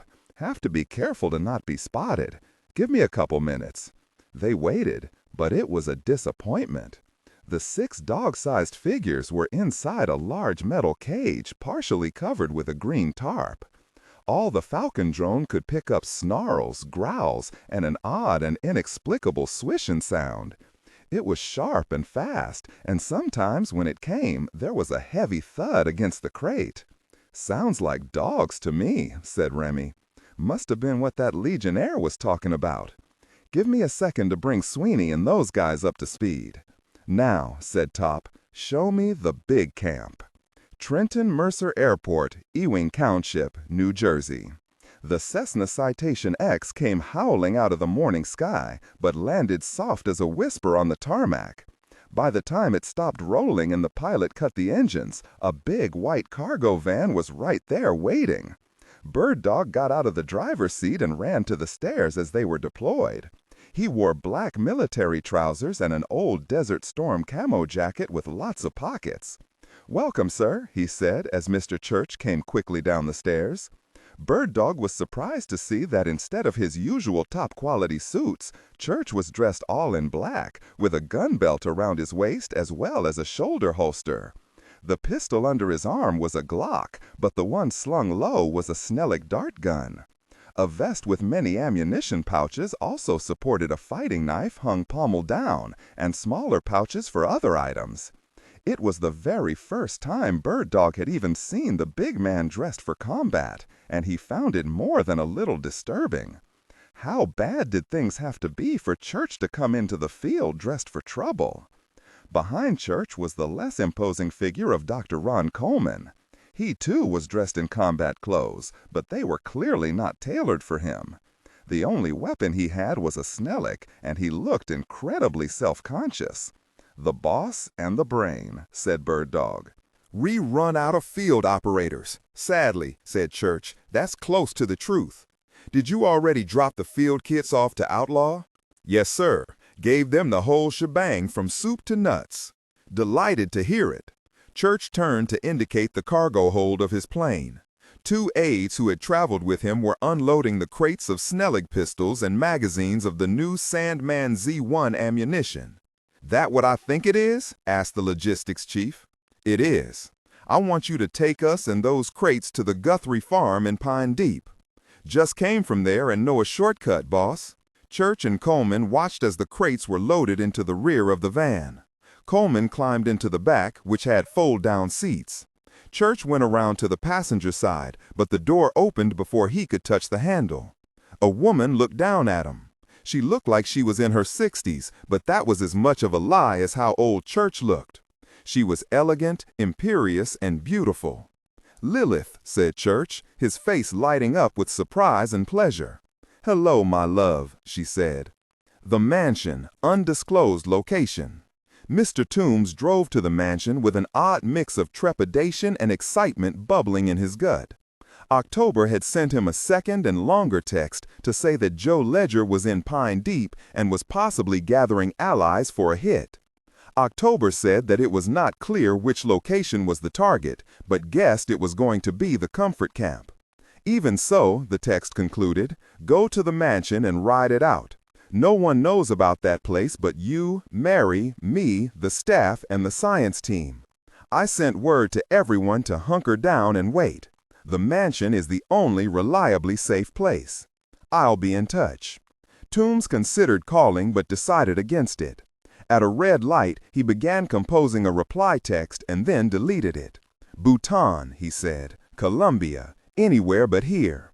He turned on the news and listened to increasingly hysterical reports of new terrorist threats and a veritable tsunami of hate crimes directed at Latinos, 7 who had lived in America for generations and were not from Mexico, as well as Muslims. He found that all of the violence was troubling him more than it should. "Pretty very late to grow a conscience," he told his face in the rearview mirror. He drove. A mile later, he yelled, "Hunker down and ride it out, my ass." He pulled off Cornflower Lane and onto the winding dirt trail that led up to the mansion. The place was completely impossible to see from any road. He pulled into the shadows beneath a row of beech trees and studied the house with his binoculars. Everything looked calm. Toombs was about to put the car into gear and drive up to the front door when he spotted another car parked as discreetly as his own. He recognized it as the personal car of one of the group's top agents, David White. He had been Miss Mary's bodyguard and minder during all of the Typhoid Mary events. What the hell? White did not even know the location of the mansion or that it existed at all. Almost no one did. Then he saw a figure walking across the lawn close to the house. It was Mary. Her dress was splashed with dried blood, and with his binoculars he could see the crimson on her hands and around her mouth. "Ugh, gosh," he said, fading back into darker concealment. Toombs did not want to confront her. The woman frankly terrified him. Even though he was armed, he remembered the feral speed and strength she demonstrated the first time they met. No thanks. He wanted no rematch with her, gun or no gun. So he sat down to wait. An hour later, she emerged from the house wearing the same torn dress, but now it glistened with fresh blood. She was covered in it. Her hair was matted and pasted to her gray-white skin, and there was a look in her eyes that made him nearly cry out. It was the look of someone from whom all sanity had fled. There was a blankness to it that hinted at a total disconnect from anything normal, anything whole or human.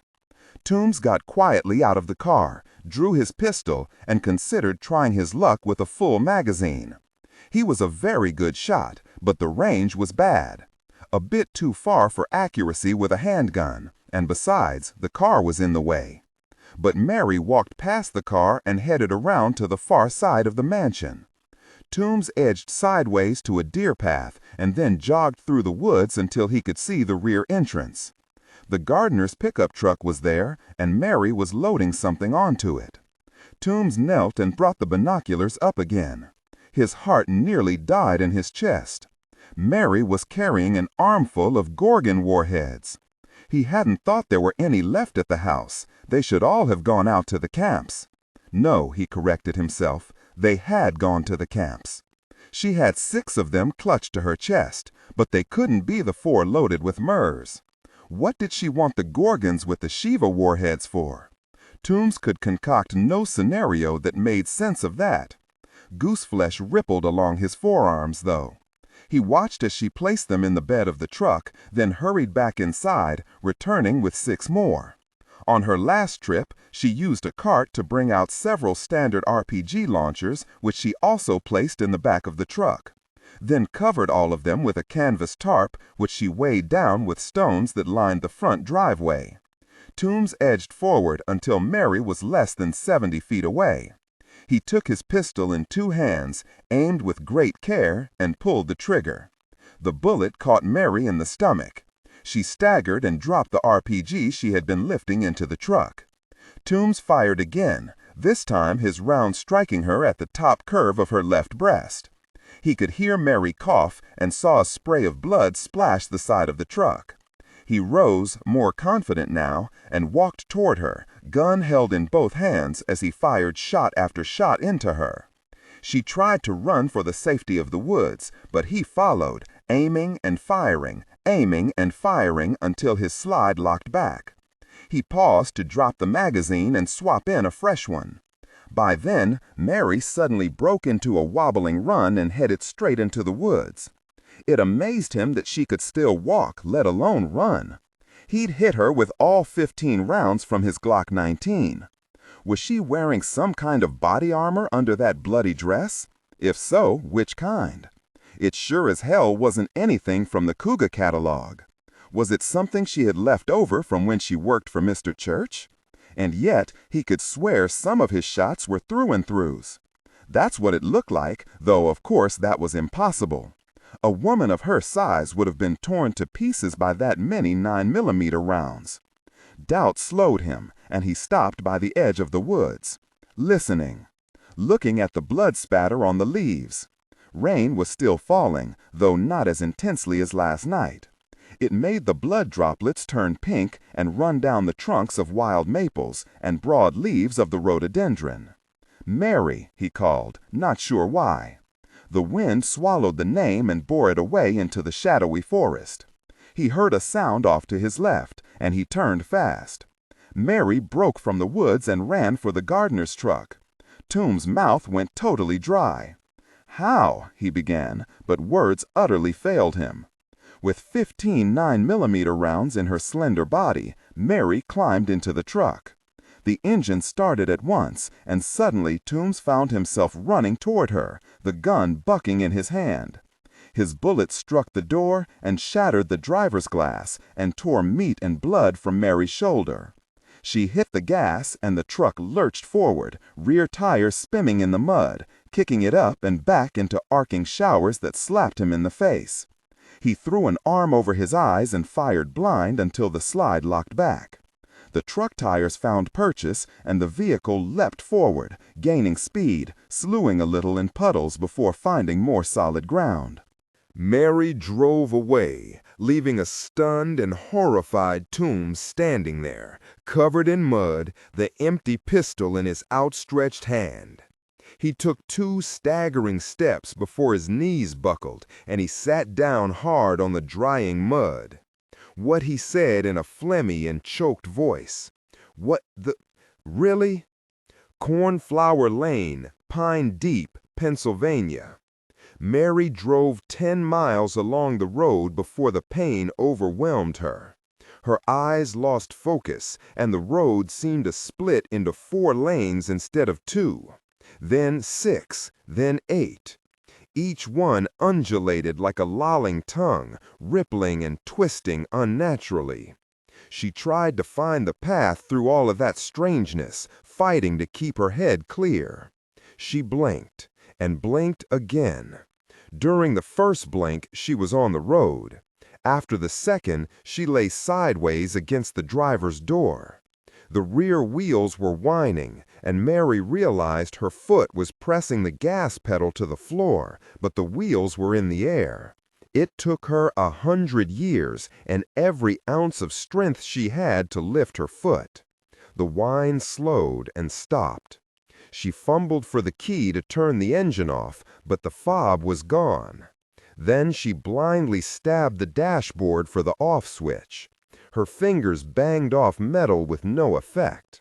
Then she realized this wasn't her SUV. It was the gardener's truck. The old pickup truck lay on its side, wheels higher than the hood, because she had driven off the road and into a drainage ditch. Mary's hand crawled like a crimson spider to the steering column, and there was the key in the ignition. Old school, reliable. She turned it, and the engine sputtered, coughed, and died. Mary lay there, trapped in the harness of her seatbelt. Her vision transformed with unnatural slowness from seeing the late dawn sun through the trees to seeing a veil of sheer red, like tulle or gossamer. She knew it was blood, but it looked so pretty. She blinked again. The sun was a little higher. "Am I dead?" she wondered. Some vile part of her mind replied in a malicious whisper. Yes. Mary lay there, bleeding. She could feel each of the bullet wounds, every single one. The Panhead Bar and Grill, Pine Deep, Pennsylvania. The bartender's name was King Dong. Pretty sure it was a nickname, but you never know. King Dong was about my height, but maybe 4 Joe Ledgers wide. Put an ugly head, uglier beard, arms and legs on an Abrams tank, and you have a good idea of him. Never saw a spread of shoulders like his. Bird Dog could have landed his cargo chopper on the left one and left plenty of room for a modest 3-bed, 2-bath townhouse on his right. The head in between the shoulders seemed to be composed mainly of grizzled black beard, wildly overgrown black eyebrows, old acne scars, tiny pig eyes, and a button nose with a pouty mouth. Lots of muscle on the arms, though. Too many prison tats to count, and most of 'em were H8 or 88 or the swastika. Pillar of the community, clearly. He looked me up and did not seem impressed. When he looked at Crow, shudders dropped over his eyes. "Chief," he said, in a voice that was just a little rougher than a rock grinder. "King," said Crow. He looked more or less ordinary in his police uniform. The sword was in the car. Didn't seem to be the right fashion statement for a brief interview. They gave each other about 2 seconds of a gunslinger stare. "Early for you," said the bartender. "We ain't even open 'cept for coffee." "Then we'll have coffee." "I'll have a vanilla soy latte with foam," I said, just to be a jerk. And it earned exactly the kind of contemptuous look King Dong gave me. "2 black coffees," he said, and turned away to pour the steaming brew into a pair of mugs that looked like the last time they were cleaned was during the Bush presidency. The first one. He set them on the bar in front of us. Crow settled onto a seat. I remained standing. We both had nylon windbreakers over our combat gear, but the lumps and bumps of all those ammunition pouches were eloquent, and we saw King checking us out. "Going hunting?" he asked. "In a way," said Crow. "Deer or bear?" We had rehearsed a story on the way, but Crow must have woken up on the wrong side of the bed and had a full bowl of cranky flakes. He smiled and said, "Lester, you and I have never danced, but you've heard about me. My friend and I are going to ask some tough questions, and if we don't get answers that we believe and that provide material assistance in our current investigation, I'm going to inflict severe harm upon you and ensure you remember this encounter." King Dong stared at him. "Say something," I suggested. When he just stood there, I took my knife out of its sheath and stabbed it onto his polished oak bar top. It's a beauty, made for me by Alex Harrison at Night Watch Knives. "Say, Joe," murmured Crow, "is that the special knife?" "It's the smaller one. Didn't think we'd need a larger tool." "Small will do. Looks sharp. Very sharp." We grinned like a couple of happy fools. King Dong recovered somewhat. "I make a call and my lawyers will be 2 miles up your ass by noon." I tapped Crow's arm. "He thinks we're just joshin' with him." "Joshin'? Really? You know what I mean. He thinks we're only talking trash." "Funning, you mean," said Crow. "He thinks we're funning with him." "No one uses funning anymore. What are you, Festus from Gunsmoke? You're not old enough to know that reference. Was my dad's favorite show growing up. How is your dad?" "Well," I said, "funny thing. Some piece of trash killed him and everyone else in my family a couple of Christmases ago." Crow affected surprise. "Gosh, son, that must have made you a bit cranky." "A tad." "Cranky enough for breaking procedural laws and inflicting severe harm? You know, that might actually make me feel better." "You jerks think this is funny?" growled King Dong. "No," said Crow, "not much." With speed and power you'd never credit in a man of his size, Crow lunged forward, grabbed King Dong by the back of his neck, and slammed him face down onto the bar top. Once, twice, a third time. Then he knotted fingers in his greasy hair and pulled the man's head up as he bent close and spoke in a low, feral voice. "Listen to me, you," Crow said. "We know you're 10th Legion. We know about Firefall, and we know about the comfort camps." King Dong's nose was mashed nearly flat. 2 of his front teeth were stuck to his lower lip by red blood, and his eyes were filled with pain. "What in the world?" he managed to get out, then half turned and spat blood and those teeth onto the bar. "What do you want?" "Where is Mr. October?" "I don't know," he bellowed. But as he did that, I saw him twist a bit, as if he were doing something with his foot. Almost immediately there was noise outside. A door banged open. Probably the metal alley door between the bar and the place next to it. Men's voices. And then a low growl and a lot of screaming. Side note, I love my dog. Just saying. Crow slammed King Dong's head down a couple more times. By then, I'd walked around the bar. I grabbed the big bartender by the throat and groin area, picked him up with a knee to boost him, and slammed him on the bar top. Men, as a rule, do not react well to being picked up. 300-pound sack of shit men even less so. It unnerves them. It fractures their understanding of the world. Lifting him like that was difficult and painful, but I sure as shit did not let it show. Instead, I laughed. Then I grabbed the knife, and with its small, tough, wickedly sharp blade, I cut through his clothing, making him vulnerable. He lived up to his nickname. "Need a bigger knife, Joe?" asked Crow. "Nah, this one'll do," I said, laying the edge of the steel against his lower body. Crow walked over to the door, opened it, then spoke over his shoulder. "2 guys down. Might need some Band-Aids and some Neosporin. Big, goofy dog out here wagging his tail. I'm going to call this in." He was pulling zip cuffs from a belt pouch as he stepped outside. Ghost came in happy as a puppy, his muzzle red with blood.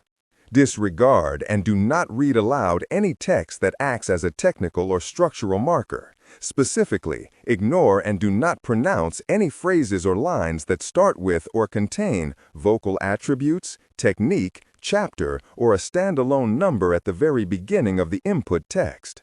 Start reading only from the main body of the story text. Narration style, suspense, and pacing. Tone. Maintain a baritone tenor pitch with a sharp, intelligent, and engaging tone. The style should be objective yet highly evocative, drawing the listener into the scene. Suspenseful pacing.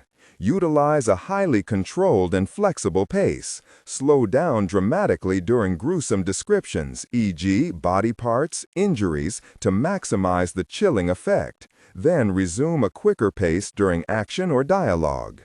Emphasis. Clearly emphasize key nouns and descriptive adjectives within the scene setting, e.g., severed from the body, weeping graying flesh, cavernous tunnel. Chapter. Vocal attributes, technique, visual attributes. 1. Vocal attributes, pacing, tone. Behind the doggy smile, I saw the colder, calmer look of the wolf ghost. I said, "Scout." He vanished through the curtain partition between bar and jukebox. There were no fresh screams, so I judged Ghost didn't find anyone. Crow rejoined me. 2 of my cruisers and some EMTs will be here in 5. Make this quick. He bent over King Dong. "October," I said. The bleeding man said, "Mansion." "Where?"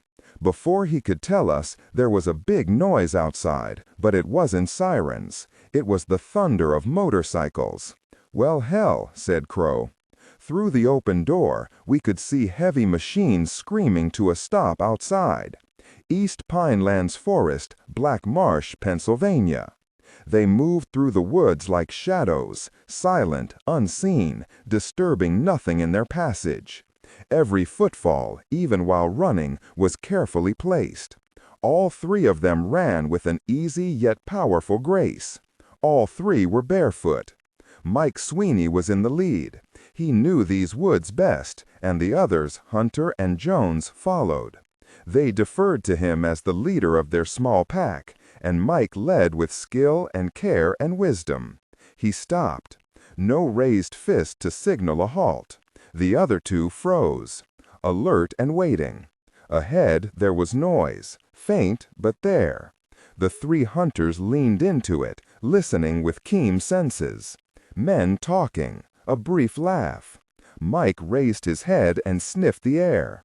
The odors of grease and cigarettes and soap and coffee were carried by the faint breeze. Mike began to take a step forward, but paused again as a cross breeze brought fresh scents. Mike frowned, not quite understanding what he smelled. Jones came up beside him and took a long sniff. He frowned too. "What is it?" asked Hunter quietly, joining them. Jones gestured in the direction from which the strange scents wafted. They all considered the aroma. "Dog," said Hunter, but Mike shook his head. "Not just dog." "Maybe not a dog," suggested Jones. "Smells weird. Smells like the zoo, the big ape's house." Mike considered. "Maybe what Colonel Ledger told us about, the berserkers. PMCs with silverback gorilla DNA. "That sounds weird even to say out loud," said Hunter. "But, yeah," said Jones. "Apes, maybe, but dog too, and something else." "Split up," said Mike. "Circle the depot and meet back here in 10. They glanced at their watches, nodded, and moved off, silent as death. "The Panhead Bar and Grill, Pine Deep, Pennsylvania." Crow cut me a nervous look. "Out the back or hold the fort until my guys show up?" "Hold the fort as long as it's not the Alamo. Wish I had my damn sword," he said. "I wish I had Iron Man armor and Captain America's shield. Life sucks like that." That was all the time we had for conversation. Figures began crowding the doorway. There was the flash of sunlight and bar neon on steel as guns came up. I shoved Crow left and I dove right. Not sure which one of us had a gun out first. I'd like to think it was me because I'm an international troubleshooting gunslinger, but damn if that creaky, skinny old Crow didn't beat me to the draw. His weapon of choice was a Beretta 92F, which was my personal favorite once upon a time. I wasn't in the mood for a fair fight, though. I shrugged out of my windbreaker, reached behind me, and pulled the Heckler Koch MP7 machine pistol around. It had a 30-round detachable box magazine loaded with Action 4.63 mm law enforcement hollow point rounds. I hosed the doorway. Didn't know if all of these individuals were 10th Legion or just biker jerks running drugs and little girls, and I frankly didn't care. The bullets chewed them apart, and they toppled sideways and back and down. A couple of their guns went off. One shot the floor, another zipped over the supine king-dong and smashed a bunch of bottles. Crow knelt and fired 3 shots, taking one man in the belly and another high on the shoulder. Then I was up and running. I heard Ghost coming up behind me, his nails clicking on the floor. We burst out of the bar and saw 6 men twisting and writhing on the pavement. None of them were dead. None of them were going to get up and cause us more problems. 2 more bikers were in the street, and I pointed my gun at them. "Hands up," I snapped. "Dismount. Let the bikes fall. Lace your fingers behind your heads. On your knees." Sirens filled the air, and Crow came outside, holding his badge high and his pistol pointed down. The cruisers screeched to a halt, and Crow signaled to them to cut their sirens. The 2 officers got out. Name tags said Riley and Maines, and they stood gaping at the carnage. Crow hurried to meet them. "You 2 secure this scene. Get their weapons. Cuff them. No, I don't care if they're bleeding out. Do it. Call for more ambulances." He caught my gaze and jerked his head toward the bar. I went back inside and found King Dong trying to climb down from the countertop. His shredded pants slipped down to his ankles, hampering his efforts. I used a finger signal to send Ghost over the smile at him. "Those titanium teeth are really scary." King Dong sank down onto the floor, trying to hide his nakedness with trembling hands. I knelt in front of him and put the hot barrel of the machine pistol against his lower body. "Where is the mansion?" He looked at me with fierce eyes that showed less defeat than you might expect, all things considered. "God will cut you down," he said. "Firefall's coming, and the mud people are going to pay for what they've done to America. I keep hearing you jerks brag about Firefall. What is it? Wouldn't you like to know? I know that it's you fools playing with Gorgon rocket launchers." That jolted him a little. His eyes darted away. "You'll see, you'll all see. You won't live out the day. America is going to take back its own, and the war starts today. God bless America." and he crunched down on a back molar. I squatted there and watched him die, cursing myself for not assuming that the cyclones had salvation caps too. Ghost growled at the corpse. Crow was still outside and was managing to keep anyone else from coming in, so I took a couple of minutes to go through the place. In the filthy back office, I found a laptop in a ruggedized case, 2 burner phones, and some flash drives in a locked drawer. I put the small stuff into my pockets and tucked the laptop up under my body armor. I continued to search the office, but as I pulled out the bottom drawer of a file cabinet, I heard a distinct click. That's never a good sound in situations like this. I looked down into the drawer. There was a chunk of gray clay half the size of a building brick. It had detonators and wires and a little triggering device that winked at me with a furious red.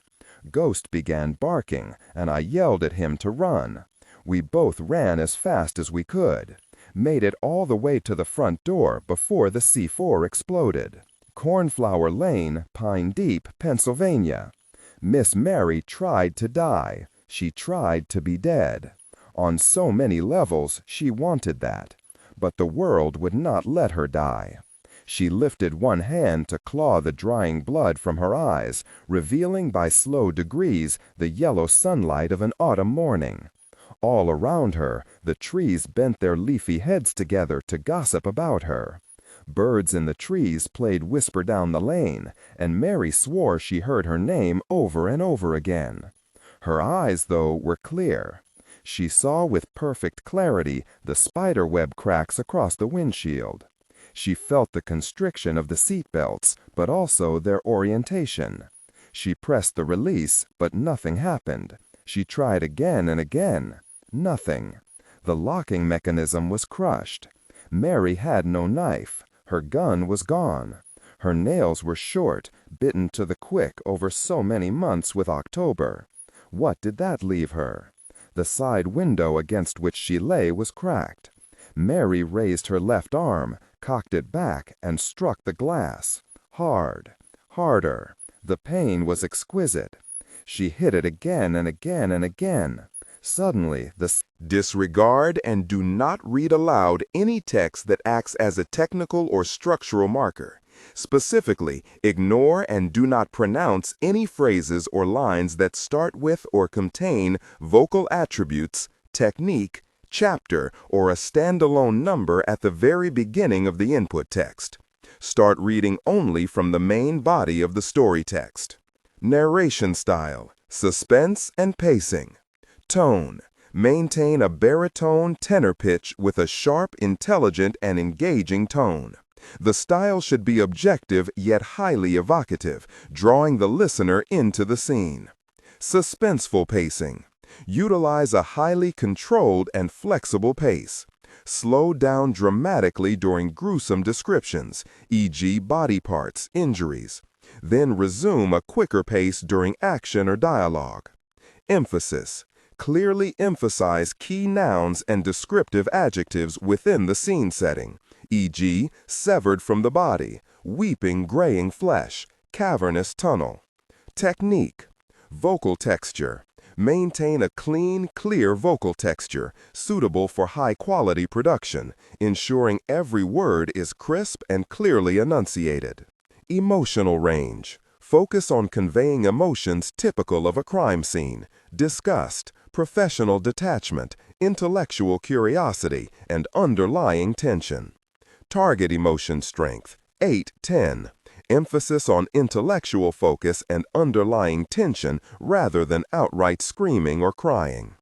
She used her left hand to pull the waist strap up as high as it would go, and with her right she began to saw. Back and forth, steady as a metronome. All the time thinking about the gorgons in the back of the pickup truck.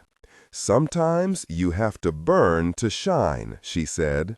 Her voice was thick, the words coming out guttural and strange, and kept on sawing at a strap. The panhead bar and grill, Pine Deep. The blast picked us both off the floor and hurled us out into the street. We slammed into an EMT and a cop and a parking meter before crashing to the ground. The parking meter very near took my head off. Windows blew out all along the street. Even the big plate window of Crow's office burst into 1,000 slivers of glittering glass.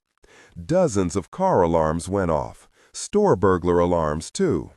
Gas and dust belched out of the ragged holes that had been the windows of the bar. A metal box used for distributing free coupon circulars had punched through the windshield of the ambulance. I lay there, flash-burned, half-deafened, unable to move. I heard Ghost whimpering, and I called out to him. He came crawling on his belly and seemed more scared than hurt. Small mercies. He licked my face, but my head hurt so much that it was like being nuzzled by an orbital sander. I pushed him back and tried to sit up, but immediately collapsed, sick, dizzy, and in one hell of a lot of pain. Crow came crawling to me on hands and knees.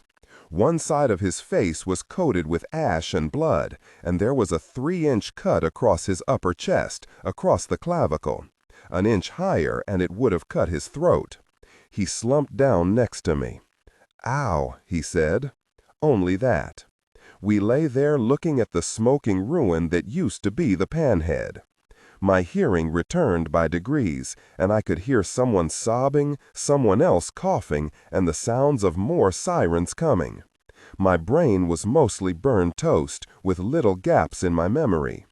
When I touched my scalp, I could feel a lump, and just touching it set fireworks off in my skull.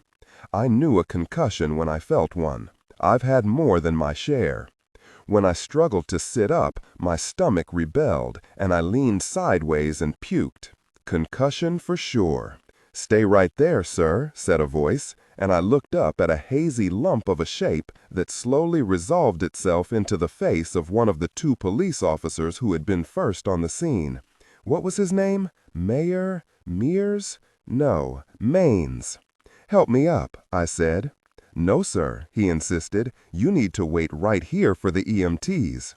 I almost said something stupid like, "The EMTs are already here," but then I saw them.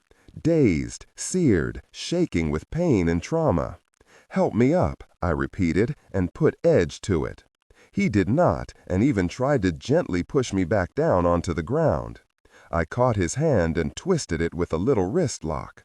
Not to damage, but to make a point. He yelped in pain. "Maines," snapped Crow, "help him up. That's an order."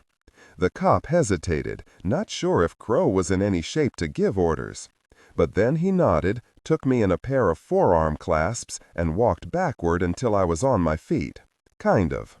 I grabbed for the same parking meter that I'd crashed into.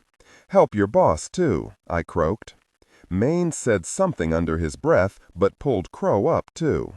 Ghost got onto 4 trembling legs and leaned his shoulder against my thigh. Yeah, we were all fine, just peachy. Every vehicle with a siren and flashing lights arrived. Hoses started spraying the building. EMTs pulled us away and triaged our wounds. They tried to take me to the ER, but I threatened extensive bodily harm. Crow told them to dress our cuts and give us some crack-and-apply cold packs. We sat there with the comforting cold pressed against my head and his jaw. When we looked at each other, we almost laughed. Didn't, though. Would have hurt too much. Memories began to slowly reassemble themselves in what was left of my head. "Firefall," I murmured. Crow nodded. He said it was today, but what actually is it? Something bad. A shadow fell across us, and we looked up at Officer Maines. He didn't look a whole lot better than we did. "Sir," he said to Crow, "do you know if this has anything to do with that car?" "Car? The one I told Harry about? He said he was going to text you?" Crow found his cell and looked at it. There were a dozen texts, and he scrolled through to find the ones from Maines. They were there, sandwiched between very saucy texts from Val. "I have notifications turned off when I'm off shift," said Crow. "Very.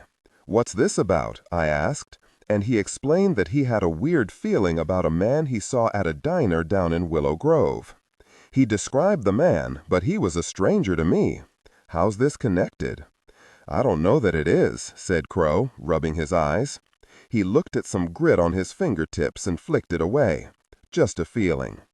I asked, where did you see the Range Rover? Saw him on Cornflower Lane, and he turned off on that old dirt road. You know the one, boss, where the big fire was during the Trouble?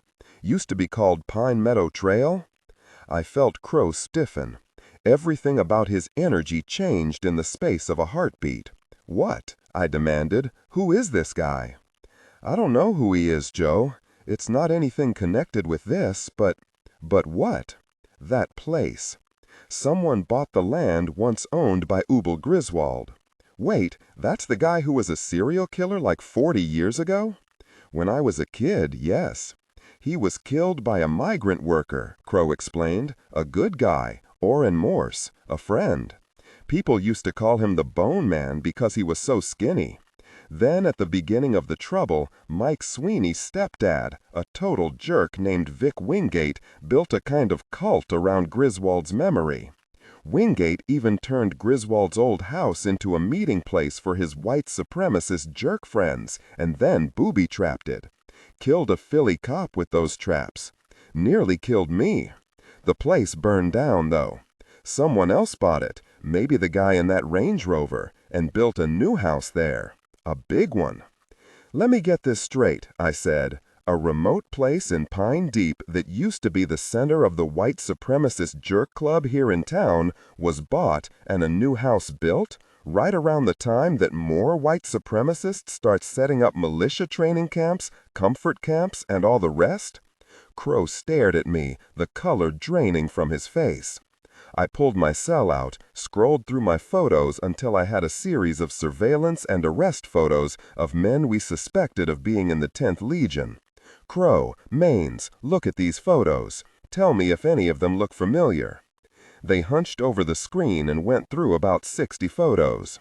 Huberman, Norris, Kemmer, and the others from the New Jersey trailer park were there, as was the booking photo for Isaac Tomberland.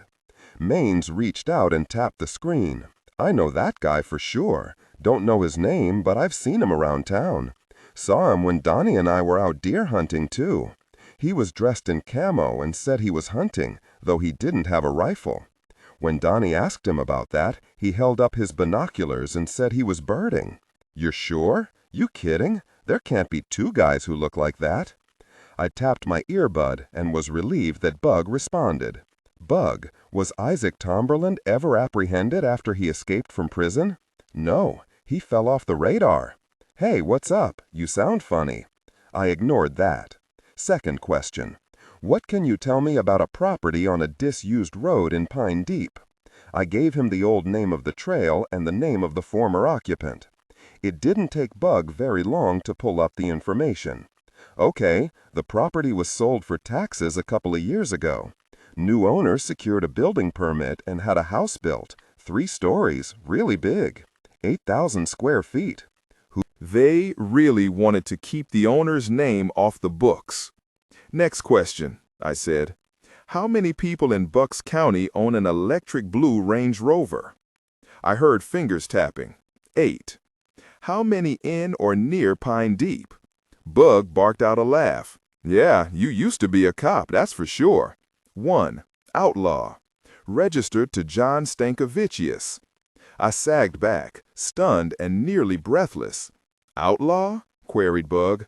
That name mean anything to you? Think back, Bug. The King of Plagues case. The prison doctor at Graterford. Pull up his name. Gosh, Stankovicius. But he died 4 years ago. Stroke. Can you send me a photo of him? Sure, he said, and he did. I showed the image to Crow. Yeah, he gasped. That's him. How the hell did you make that connection? He hadn't heard Bug's side of the conversation. Tell you later. Crow, are you in any shape to take me out to that farm? Griswold's place? He looked genuinely frightened. Yes, right very now. Maines protested, saying we were in no shape to go anywhere, and besides, we were the only witnesses to what happened at the bar. We'll be back, said Crow. Together, we limped to the car. Crow climbed behind the wheel. Ghost, more recovered than either of us, bounded into the back. I eased my various achy parts into the shotgun seat. My head hurt really badly, and there was a bit of double vision, but I didn't say anything about it to Crow. As we pulled away, I could feel Maines and the EMT staring at us. Once we were on the road, Crow said, "So you're telling me this October guy can somehow make himself look like other people?" "I wish that was all he could do," I said, and we drove off. East Pinelands Forest, Black Marsh, Pennsylvania. The three of them, Sweeney, Hunter, and Jones, met up again after their patrol. They moved 200 yards back from the depot and hunkered down behind a hillock. "Well," said Hunter, "that was entertaining." "What did you see?" asked Jones. "More of those legionnaires than we thought. I counted 28. "That's what I got too," agreed Sweeney, and Jones nodded. "8 of 'em are friggin' huge," Hunter said. "Your size, Mike. A couple even bigger. You reckon those are those ape soldier freaks? Berserkers?" Sweeney nodded. "We have to be careful with them. Ledger said that they're above human levels in speed and strength." Jones grinned. "Well, to be fair, there's a lot of that going around." They all smiled at that. "And the dogs?" asked Sweeney. "In cages, and the cages are covered in tarps," said Jones. "I couldn't get close enough to see what kind of dogs. They smell weird, though." "They do," said Hunter. "Given that those berserkers were given gene therapy to make them bigger and stronger, I'm wondering what the same scientists might have done to those dogs. I picked up heavy scents, hormones I don't recognize, very complex blood chemistry." Sweeney nodded. "I wonder what they'll make of us." Rain was starting to fall, though lightly. Sweeney looked at the sky and nodded. "Going to hit hard." "Rain'll mask our scents for the most part," said Jones. "Theirs too," warned Hunter. Jones gave him a steady look as he unzipped his jacket. "Bet we smell them coming anyway," Sweeney said. Ledger wanted us to just look and report back. Jones slipped off his jacket and began to unbutton his shirt. "Dude, these are white supremacists, domestic terrorists, and they're trafficking kids. I didn't come out here to just look." Hunter removed his jacket. "Kid's got a point, Mike."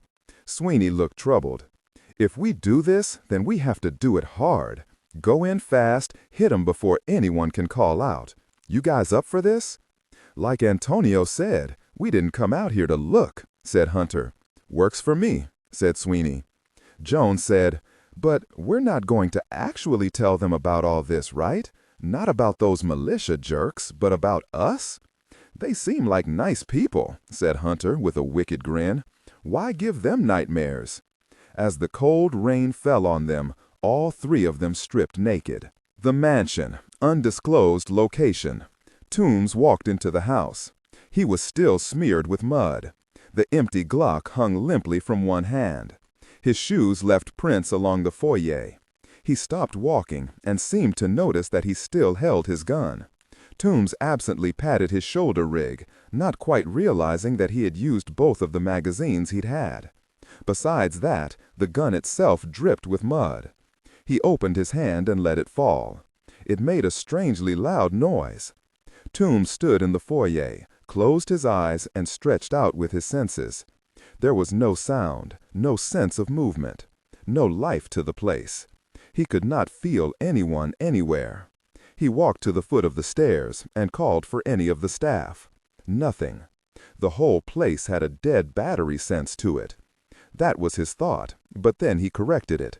The place itself did not feel dead. It felt of death. The door to the drawing room was open, and he went in there, crossing like a sleepwalker to one of the cabinets on the west wall. He had a key for it, but it took him a long time to find it in his pocket, and a longer time to fumble it into the lock. Inside were 24 pistols of various makes and models, including a Snelling dart gun. Without giving it any real thought, he selected another Glock 19, then pulled a drawer open and removed all 6 of the loaded magazines. Toombs slapped one into the gun, racked the slide, and put the other magazines into his pants pockets. They were a strangely heavy and awkward burden. Then he went to the wet bar, laid the gun down, and poured 4 fingers of bourbon into a tumbler. He used one hand to brace himself on the edge of the cabinet, as if afraid the world was going to tilt sideways and spill him down. Down, down, down. The whiskey burned his throat, but it also chased away the numbness and shock. Not completely, but enough. Toombs let the glass fall. It bounced on the thick carpet and rolled away. He took a handful of paper cocktail napkins, wet them under the faucet, and washed his face. When he realized that he was making too good and thorough a job of it, he stopped and dropped the napkins. Then he picked up the gun and went looking for the staff. He found Alejandra, the Ecuadorian maid, first. She was in the kitchen. Most of her anyway. Some of her was in the hall. There was no trace of her internal organs. They were gone. Not cleanly excised by any edged weapon, but instead torn out with savage force. Jesus Christ, he gasped. Then he gagged, spun, and vomited the bourbon onto the floor. The gardener was on the prep table in the kitchen. His throat was slashed, but he was otherwise untouched. Or so Toombs thought, until he peeled back some of the man's clothes. He saw the marks of a savage beating. The cook was missing, and a long, glistening trail of blood led off to the back door, but he did not follow. There was no point. Even without seeing a body, he knew what he would find, and so he chose not to look. Toombs searched every room, finding nothing except random instances of pointless damage. A smashed television. Books pulled from shelves, some with pages ripped out, and others merely fallen. The sink in the hall bathroom beaten to rubble with a ball-peen hammer, which lay among the porcelain shards. Mary's bedroom was in ruins, with every piece of clothing slashed to rags, the bed soaked in blood, and the mattress torn open. The bathroom mirror was in pieces on the terrazzo, and Toombs stood for a long moment looking down into his own reflection in each shard. Panic was clawing its way up from the pit of his stomach. The truth was that he had not felt safe since coming to work for October. Hell, he hadn't felt safe since October appeared in the jail, with no real possible way for him to be there. That had not made sense, and it left Toombs feeling like the world was on the wrong channel, with all the color values askew. The cellar door stood between him and the kind of information that, he believed, would let him know if he should stay and see this whole gosh show through or bug out for some place where even October couldn't find him. Maybe the very Brazilian rainforest, or the really Antarctic. Toombs was not a common criminal, but he had useful skills. Picking locks was one of many skills he'd picked up by association with other kinds of crooks. The door was solid as hell, but the lock was not much better than a high-end deadbolt, and Toombs knew how to bypass it. Which he did. It took nearly 5 minutes of playing with tension wrenches, a half-diamond pick, a hook pick, rake pick, and other tools from a small kit he'd purchased in Milan. When the tumblers clicked open, the door sagged inward a half-inch. Immediately, he winced as a melange of smells smacked him hard in the face. He winced, but pushed the door inward. That itself was unusual because most cellar doors open out. The only ones he ever remembered moving inward were in places where the installer did not want them kicked open. That suggested a threat precaution against something inside. He found no comfort in that. In for a penny, he muttered to himself, trying and failing to sound offhand. He slid his tools into their zippered leather case and dropped that in his sports coat pocket. There was a short hallway that had a very heavy collapsible metal security gate. It was secured with slide bolts at top, middle, and bottom. He kept the pistol in his right hand and used his left to slide the bolts back.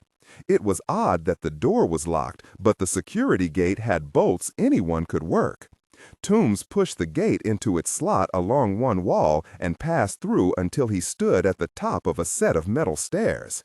The stench was 50 times worse, and he fished out his mint chapstick and rubbed it vigorously across his upper lip and around his nostrils. The mint burned, but it was better than the smell. There were lights on downstairs, but it wasn't bright. As he crept down the stairs, he could see that the lights only pushed the shadows back a bit but did not eliminate them. The basement was far larger than he expected, easily 8 times the square footage of the house upstairs. Heavy support columns ran in rows in all directions. The vast room itself was divided into sections, with bulk crates taking up one area and computers another. There were workstations covered with devices Toombs couldn't begin to name. Lab coats and hazmat suits hung from pegs along one wall, and there were several high-pressure showers for decontamination.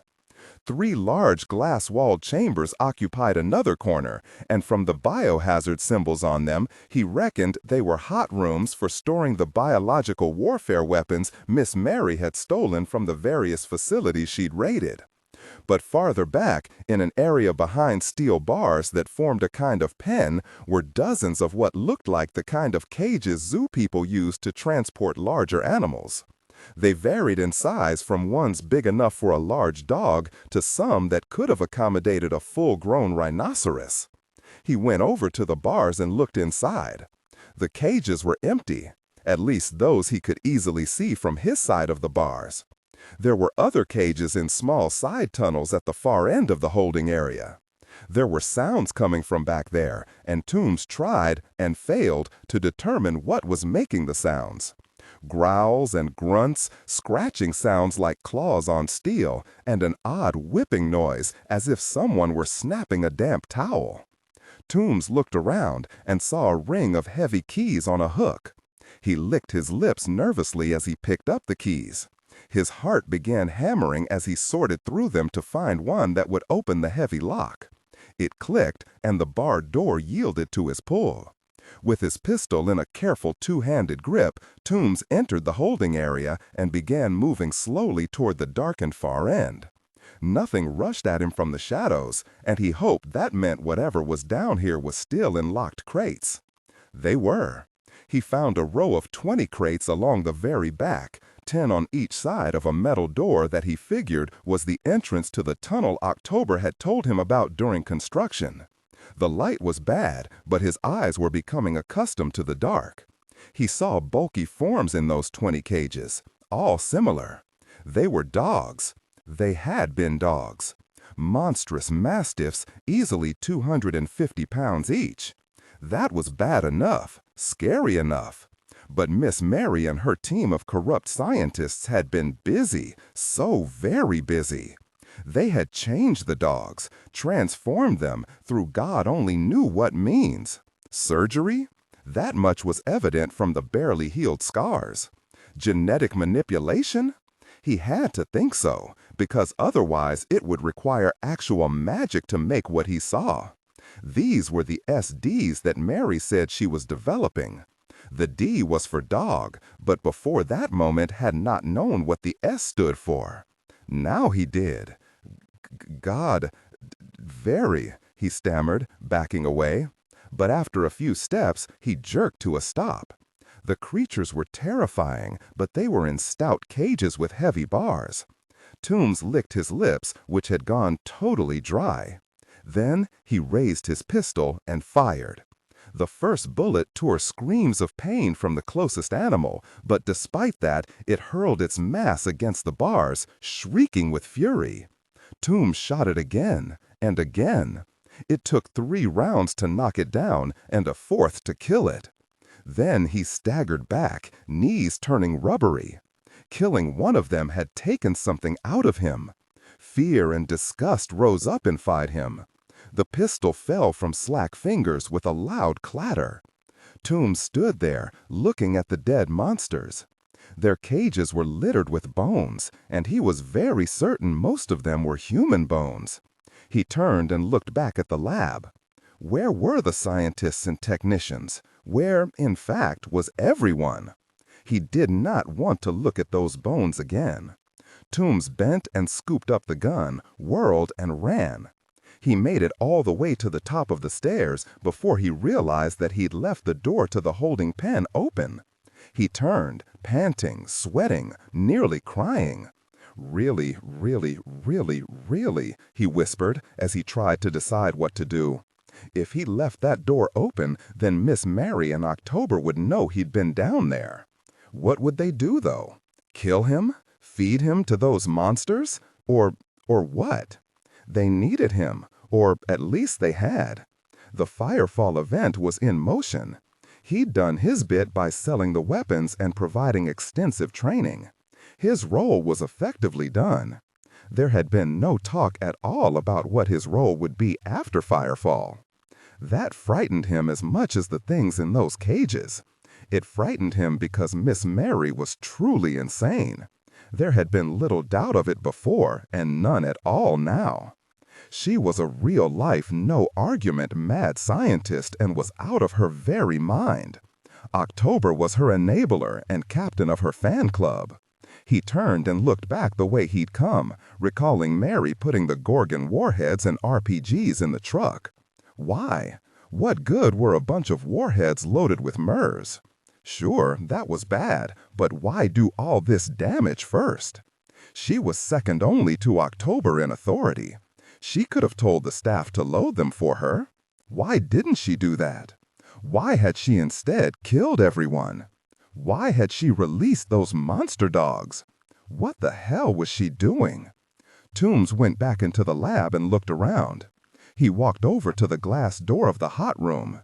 The big cases were open, and there were 4 empty test tube racks lying on the floor.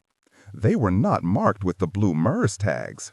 These had black bands around them and a different set of initials. S.A.D.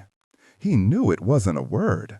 Toombs knew what S.A.D. meant, and he staggered back from the glass wall, stumbling, tripping, falling down. "Oh, God," he breathed. "Oh, my God." He ran, through the laboratories, up the stairs, into the kitchen and through the house and out the front door. Then he slowed to a walk and finally stopped. There was no place on earth far enough away to put safe distance between that place and what he now knew. "God save my soul," he said. Route A32, Pine Deep, Pennsylvania. Crow drove, and I made calls. I used the comms to bring Church, Scott Wilson, Bug, and Havoc in on the same call. I told them about the house in the forest, the connection to white supremacists, the strange vibe Crow got at the diner, and then I told them the name of the person who bought Ubo Griswold's property. John Stankovichus. There was a beat, and it was Church who broke that silence. He said what I was thinking. He said what none of us wanted to hear.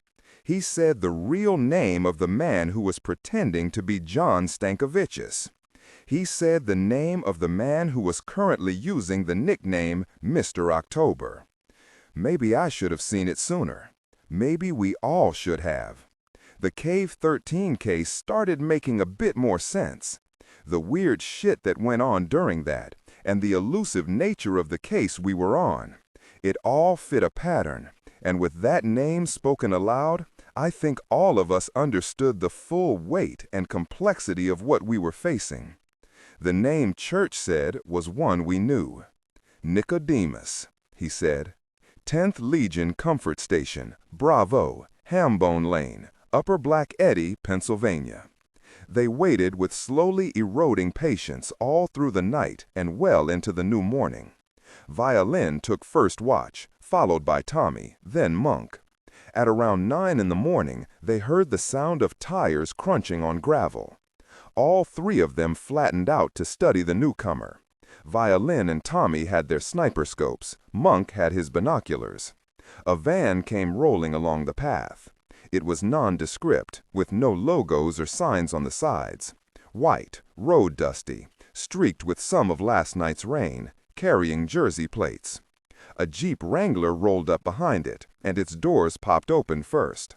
4 men dressed in the black-on-black uniforms of the 10th Legion got out. Violin touched a finger to her lips and then patted the air. The 3 of them flattened out, barely breathing. Violin and Tommy had earbuds synced with a pair of Morning Dove drones.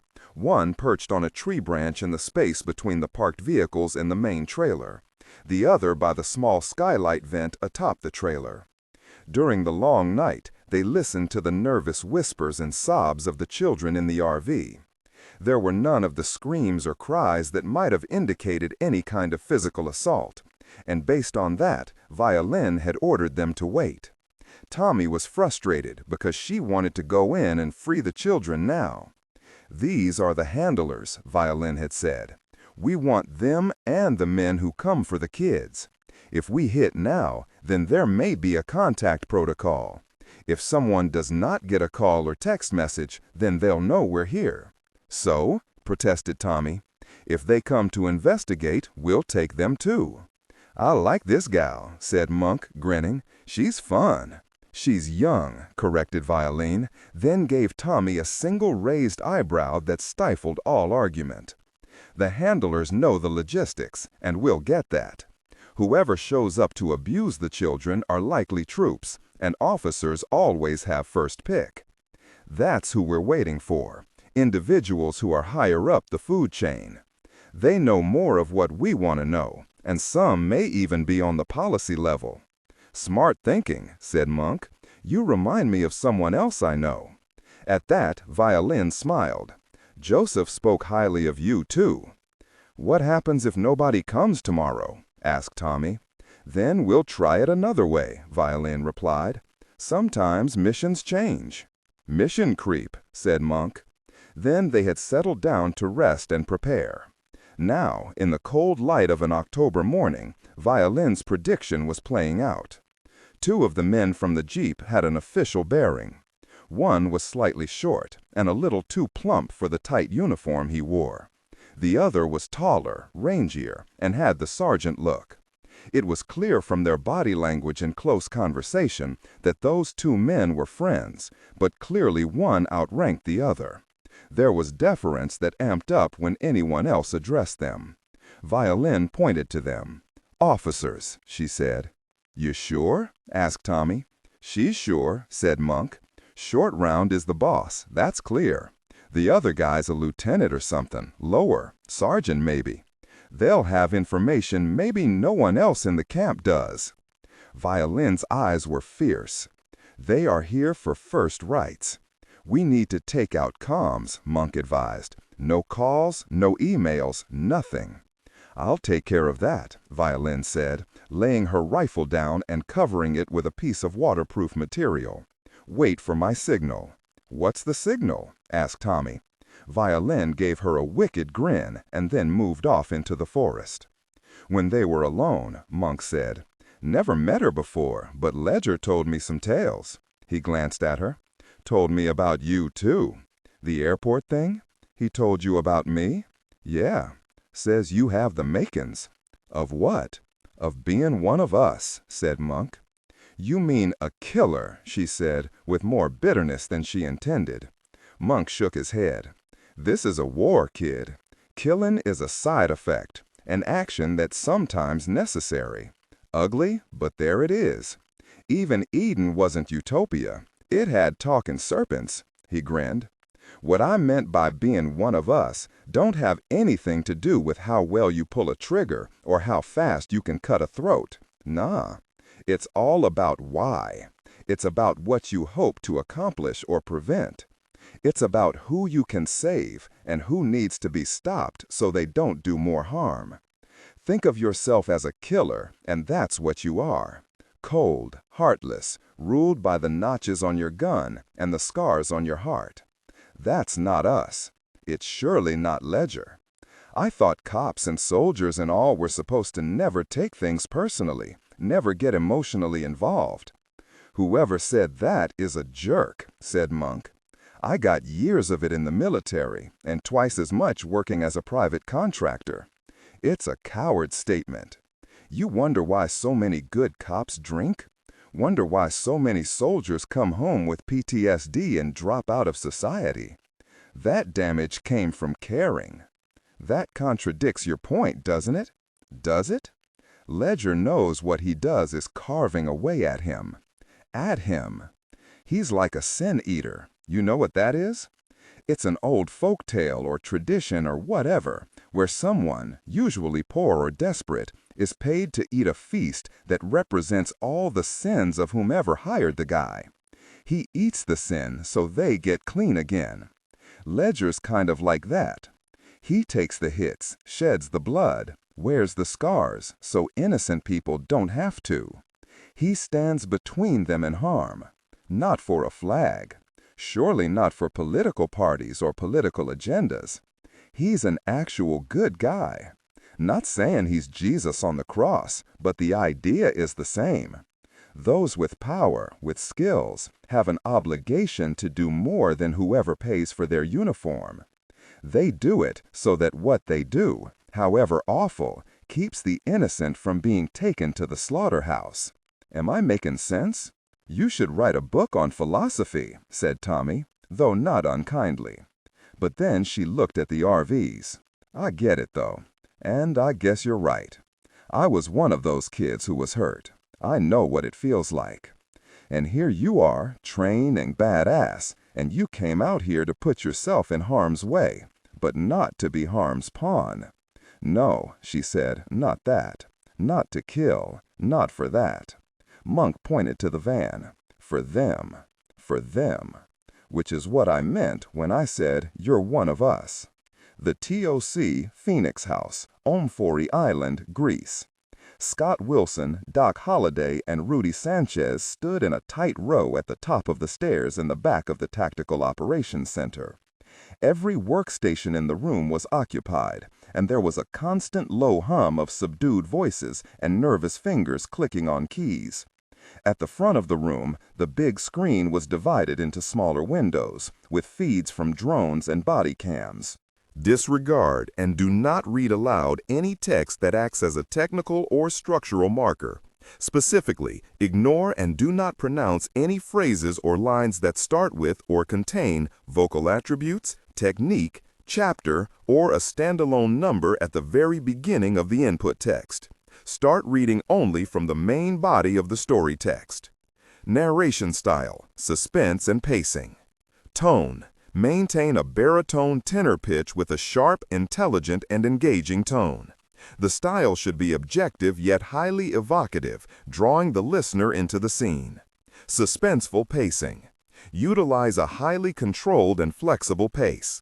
Slow down dramatically during gruesome descriptions, e.g. body parts, injuries, to maximize the chilling effect. Then resume a quicker pace during action or dialogue. Emphasis. Clearly emphasize key nouns and descriptive adjectives within the scene, e.g., severed from the body, weeping graying flesh, cavernous tunnel. Character differentiation, sharp modulation. Narrator voice, smooth, authoritative, and stable. This is the baseline pitch. Female dialogue, Megan. Increase the pitch significantly. The voice should sound assertive, sharp, and highly professional authoritative, like a lead detective or expert. Male dialogue. Lower the pitch slightly compared to the narrator, using a tone that is skeptical, warm, and somewhat cynical to differentiate from the professional female voice. Other characters, e.g., Deputy Barnes. Quick, focused delivery, clear voice. Technical delivery. Vocal texture. Maintain a clean, clear vocal texture, suitable for high-quality production, ensuring every word is crisp and clearly enunciated. Emotional range. Focus on conveying emotions typical of a crime scene: disgust, professional detachment, intellectual curiosity, and underlying tension. Target emotion strength, 8 of 10. Emphasis on intellectual focus and underlying tension rather than outright screaming or crying. The body cams had an anti-shaking function, but the image still jangled the eyes and nerves. Rudy could feel the vibrations in his chest. He had his hands clasped behind his back in an affectation of casual awareness, but his fists were clenched so hard his knuckles hurt. "Sir," called one of the techs, "we just lost the feed from the 3 men who went to the depot. I mean, the cameras are still on, but look." It was true. The button cams that Sweeney, Hunter, and Jones had each been given were no longer showing anything but fuzz and blurred colors. "What is that?" asked Rudy. The tech said, "It looks like clothes." "They took off their jackets?" asked Wilson. "Sir," said the tech, pointing, "that's an undershirt. And those, I think, are boxers." Rudy gaped. What are you saying? That they took their clothes off? Why would they do that? No one had an answer. Route A32, Pine Deep, Pennsylvania. When I finished my call, Crow asked, "Who in the world is Nicodemus?" Ghost made a low growl at the sound of the name. How does one answer that question? I mean, really? Church knew the manufact was even an accurate word. He knew who and what Nicodemus was. I did not. I don't really know, I admitted, not for sure. He cut a look at me. Your face turned the color of last week's milk, Joe. Don't close me out like that. Who is he? I'm not joking when I say that I don't really know, I said. He's kind of like the Professor Moriarty to my boss's Sherlock Holmes. Which makes him what? A master criminal? At the very least. He isn't usually the bad guy, but he is behind a lot of the really big bads we've gone up against. He enables. He provides all kinds of support. And right now, there's a really good chance that he has accomplished a very hostile takeover of the world's largest illegal arms dealership, Kuga. Earlier, you said this Mr. October is Kuga, said Crow. Did you change your mind, or is Nicodemus one of October's aliases? Other way around. Nicodemus is the name he's been using for a long time, a very long time. October is just one name. And, so you get it straight, Harcourt Bolton created and ran Kuga, which is the name he used and also the name of the group. We think Nicodemus killed him and assumed both the identity and leadership of Kuga. And he's living in my town? I know. Who'd have thought a quiet and peaceful place like Pine Deep would attract a creepy slimeball like Nicodemus? First, said Crow, go away. Second, we already have enough problems, not shopping for more. Too late, I said. Crow drove, pushing the pedal down almost to the floor, despite some very unpleasant curves. And he runs 10th Legion? Yeah. And the Cyclones? Yeah. And is behind all of this firefall mess? Yeah. And that might involve stolen bioweapons and RPGs with guidance packages? Ghost uttered a small growl. Joe, said Crow. Yeah? I kinda hate you right now. Ghost barked in apparent agreement. I said, story of my life. Crow drove for a few minutes. If we catch up to this Nicodemus October Kuga whatever jerk, do you have any problems with me using my sword to cut him into really tiny pieces? I'm very okay with that. What I didn't say out loud was, if he can be killed. And I really, really, really hate having thoughts like that in my head. 10th Legion Training Camp 18, Pine Deep, Pennsylvania. Tops knelt in the humid green heart of the forest. The team had taken the long way, avoiding as many public roads as possible, and instead driving into Pineland State Forest, hiding their SUV and moving through the woods along game trails. Remy sent a pair of pigeon drones out, each equipped with anteaters. It took the machines nearly 45 minutes to canvass the entire area around the Legion training camp. But when the data was in, it showed where electronic sensors, tripwires, motion detectors, and other devices were positioned. They did a pretty good job of protecting themselves, said Bunny. Got 4 pairs of guards walking perimeters in overlapping patrol patterns, too. And if we were the freaking Boy Scouts, that would be an issue, rumbled Top. He bent closer to Remy's tactical computer. What I'm not seeing are those dogs. Not a fan of running into a pack of trained combat dogs. I'll send some more drones to do thermal scans, said Remy, and he set to work. After a few minutes, he tapped his screen. Looks like they're still in a pen or something, clustered together. They're near a cook tent, so that's why the signal is sketchy. Competing heat signatures. Okay, Top considered. There was a crack of thunder in the southeast, and the freshening breeze brought the ozone smell of lightning and fresh rain. It's going to rain soon. That's good for us, but check your comms to make sure they're working. Everyone have backups? Because of the EMP weapon used at the safe house, Bird Dog brought extra comms units, each sealed in a small Faraday bag. Everyone nodded. Then Top began making assignments. Mother Mercy, There's a small ridge here, see it? Go scout it. If it's a good sniper post, set up there. If not, find somewhere that gives you protection and a good view of the camp. Copy, she said, and vanished into the woods. Gator bait, continued Top. Go play with your toys. If we have to get loud and everyone starts running, I want these jerks to find no way out. Feel me? Hoo-ah, said Remy. He slung his gear bag and went into the woods. What about me? Asked Bunny. You and me are going to circle the camp. Remember, our main job today is surveillance. Make sure your body and helmet cams are functioning. Check feeds when you're behind bushes. We don't need to send pictures of autumn foliage. Copy that. Let's go. They were both big men, but they moved with speed and grace and silence. The Guthrie Farm, Pine Deep, Pennsylvania. For the second time in one day, a helicopter rotor tore apart the quiet of the morning over the field surrounding the Guthrie Farm. This time, however, no one came out to watch as the big machine descended to the muddy ground where a week before an abundance of corn had been harvested. Pieces of the stalks were ground into the dirt. The sky above was pregnant with a pending rain. The rotor wash shoved against the trees on the other side of the slat rail fence and turned every puddle into a rippling pond. It's going to rain soon. That's good for us, but check your comms to make sure they're working. Everyone have backups? Because of the EMP weapon used at the safe house, Bird Dog brought extra comms units, each sealed in a small Faraday bag. Everyone nodded.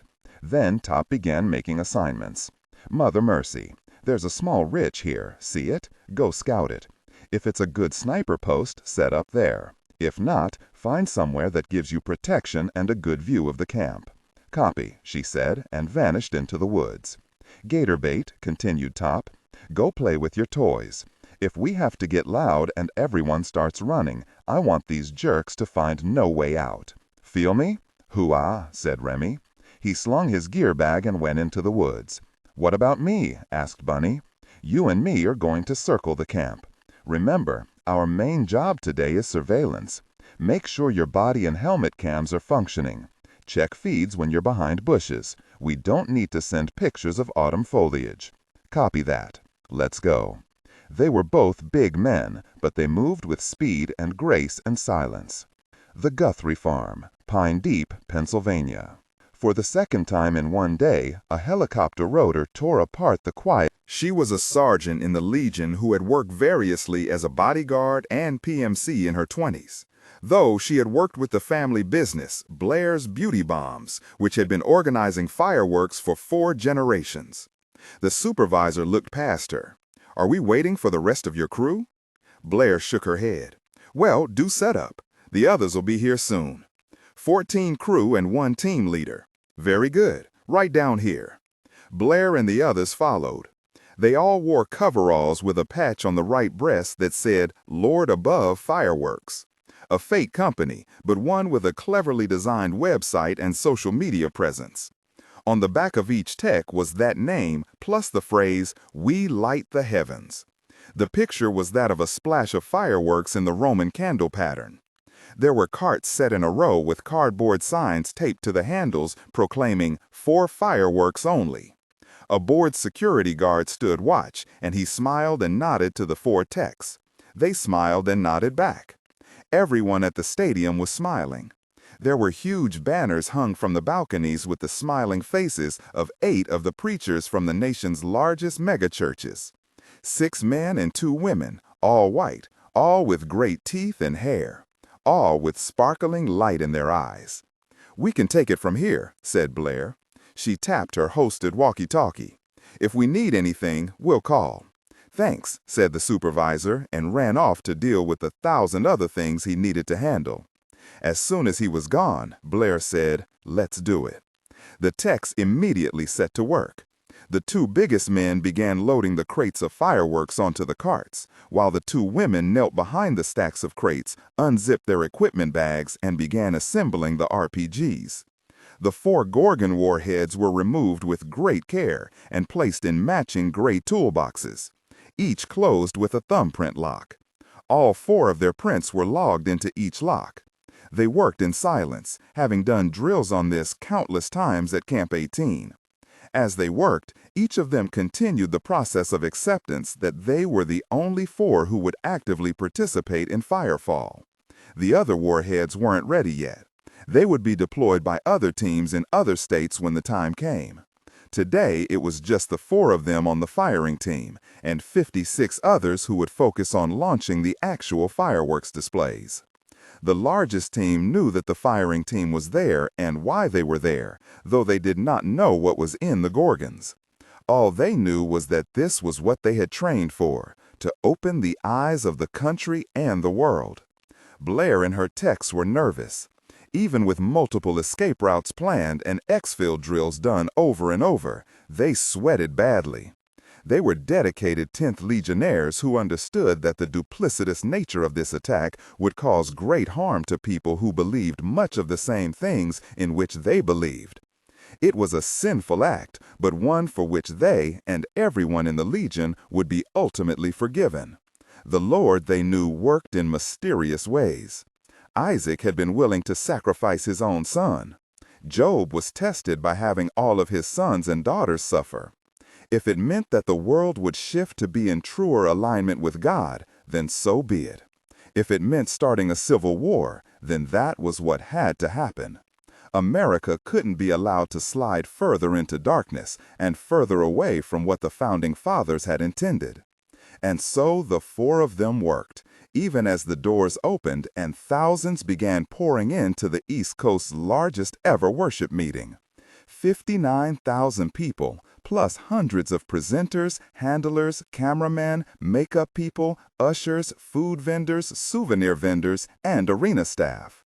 In total, 61,402, plus the firing team, 4 elite soldiers of God, and their 4 Gorgons. East Pinelands Forest, Black Marsh, Pennsylvania. The woman who ran the supply depot was a former soldier who was among the first women to earn the Green Beret from Army Special Forces. Her name was Felicia Carby, and she had reached staff sergeant before being dishonorably discharged for selling equipment in collaboration with a friend in the quartermaster's group. This friend, Allison Poole, was in the Legion too, though not at the depot. Carby strolled through the camp, watching as her team went through the process of packing it up. It wasn't a rush order, but a standard camp strike. A third of the tents were already down, and men with hand trucks were moving stacks of crates. She was content with a non-combat role in the Legion and was very good at her job.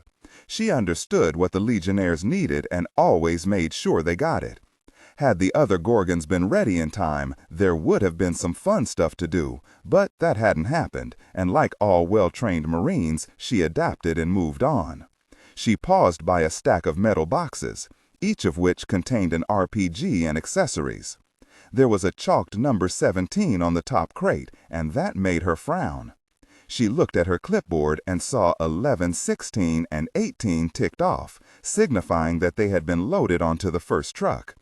"Hey, Sims, Gunther," she called out in a strident voice, "why isn't this gear loaded? Sims? Sims? Gunther, where the really are?" Those were the very last words she ever said. The next thing to come out of her mouth was a strangled scream. After that, it was a torrent of blood. She never saw the hands, if hands they could ever be called, that reached out of the shadows beside the truck. She felt her flesh tear, but only for a moment before darkness took her. When the others started screaming, she was too far down into shadows. The mansion, Pine Deep, Pennsylvania.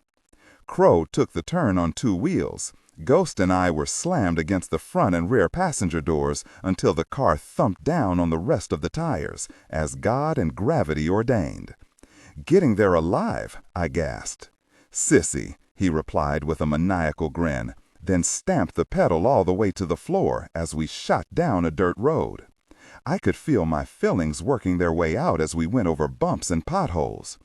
I was beginning to understand how he had survived the trouble. He was crazier and more dangerous than everyone else. "Just a thought," I said, bracing myself with hands and feet. "Maybe try not to hit every single one of these really potholes." He literally took his hands off the wheel. "You want to drive?" Jesus H. Polka Dot Christ, I yelled. Crow grabbed the wheel in time to avoid a hole that would have snapped an axle. Big, tough super spy. My name is Ledger, Joe Ledger. The bumps were teaching my concussion how to scream really loud. The dirt road wound around big parts of forest. The sunny sky overhead had turned slate gray, and there were flashes of threatening lightning. As we drove, the first fat drops of rain splattered onto the windshield. Crow leaned forward and studied the blossoming storm. Ooh, that's gonna be a nasty one. Look at the really road, I begged. He laughed and then tapped the brakes as we went around another curve. Suddenly, the scene opened up, and there were a couple of big fields cut into the woods, and between them, at the far end of a long turnaround, was a large country house. Not a mansion, but close enough. I swear I could feel the place. Ghost could too. He stared through the window and growled, but I saw that his tail was tucked between his legs. There was anger, and there was fear. I could relate. "Slow down and let me out," I said. Crow stopped by a stand of shrubs. I made sure he was wearing the comms correctly and had it tuned to our shared channel. I'd already gone over the other channels and the basic functions before we left his farm. He nodded. Ghost and I got out, and I did a quick weapons check. Find some place to park and approach from the north. Keep low and don't enter the house until I give the all clear. Joe?" he said. What? He pointed through the windshield, strictly for AI instruction. Disregard and do not read aloud any text that acts as a technical or structural marker. Specifically, ignore and do not pronounce any phrases or lines that start with or contain vocal attributes, technique, chapter, or a standalone number at the very beginning of the input text. Start reading only from the main body of the story text. Narration style, suspense, and pacing. Tone. Maintain a baritone/tenor pitch with a sharp, intelligent, and engaging tone. The style should be objective yet highly evocative, drawing the listener into the scene. Suspenseful pacing. Utilize a highly controlled and flexible pace. Slow down dramatically during gruesome descriptions, e.g., body parts, injuries, to maximize the chilling effect. Then resume a quicker pace during action or dialogue. Emphasis. Clearly emphasize key nouns and descriptive adjectives within the scene setting, e.g., severed from the body, weeping graying flesh, cavernous tunnel. Character differentiation, sharp modulation. Narrator voice, smooth, authoritative, and stable. This is the baseline pitch. Female dialogue, Megan. Increase the pitch significantly. The voice should sound assertive, sharp, and highly professional/authoritative, like a lead detective or expert. Male dialogue. Lower the pitch slightly compared to the narrator, using a tone that is skeptical, warm, and somewhat cynical to differentiate from the professional female voice. Other characters, e.g., Deputy Burns. Quick, focused delivery, clear voice. Technical delivery. Vocal texture. Maintain a clean, clear vocal texture, suitable for high-quality production, ensuring every word is crisp and clearly enunciated. Emotional range. Focus on emotions typical of a crime scene: disgust, professional detachment, intellectual curiosity, and underlying tension. Target emotion strength, 8 of a 10.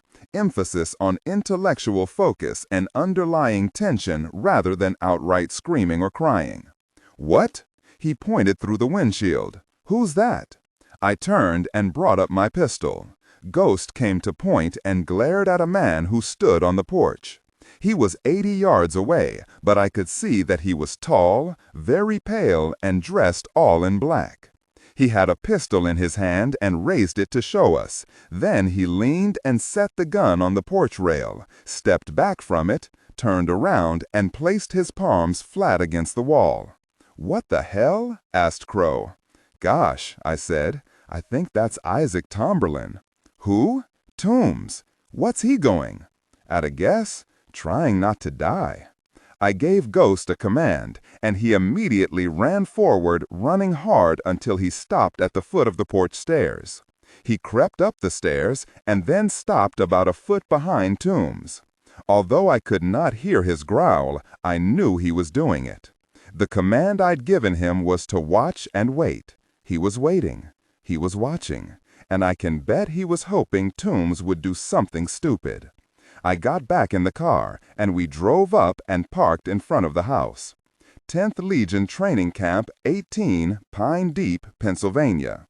Remy Netto was a young man, the youngest field agent working for Rogue Team International.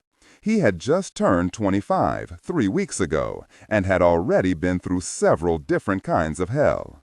At heart, he was a peaceful man. Born on the bayou, raised among the farmers in the vast green expanse outside of New Orleans.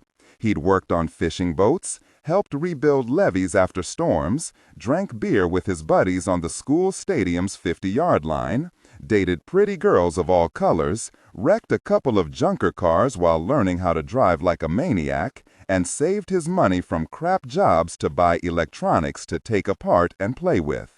Now he was an operative for the world's most elite private military contractor, a counter-terrorism and anti-terrorism gunslinger working for the good guys in a bad and very dirty war. His mentor had been Andrea Bianchi, combat call sign Jackpot, who had been an Italian former agent of the Gruppo di Intervento Speciale, an elite division of Italy's Carabinieri. Andrea had taught Remy a lot of science, a lot of tactics and strategies, and all the dirty tricks he knew. Andrea's specialty, apart from handling drones and other tech, was to set up a toy box, what the rest of the military call a kill box. The toy box was a problem of mathematics, physics, and psychology. It required getting inside the heads of the bad guys when certain kinds of pressure was applied to them. Start a fire, and then decide how they would rush to fight it or flee from it, each direction offering different options for the placing of tripwires, pressure mines, and other devices. Using one kind of trap to drive combatants into specific directions, usually with a bias toward what those soldiers would consider either the path of least resistance when running for cover, where weapons and ammo might be placed, where escape vehicles were parked, and where shelter might be to allow for safety and preparation for a counteroffensive. It had to be thought through, adjusting decisions based on the type of enemy, the level of their training, the environment, time of day, features of the landscape, the weather, and so on. It was a puzzle, and Remy loved solving puzzles. He could solve any Rubik's Cube in about 20 moves. He could reassemble a completely disassembled satellite phone in under 90 seconds. The supplies Bird Dog had delivered were a treasure trove, including some items he'd trained with but had not yet used in application. It took him a long time, and twice he had to call Bunny up to help him. Belle was in an old deer stand on a tree 30 yards beyond the camp, and Remy could feel her watching him through her sniper scope. It was a Barrett Mk-22, one of the finest such weapons in the world.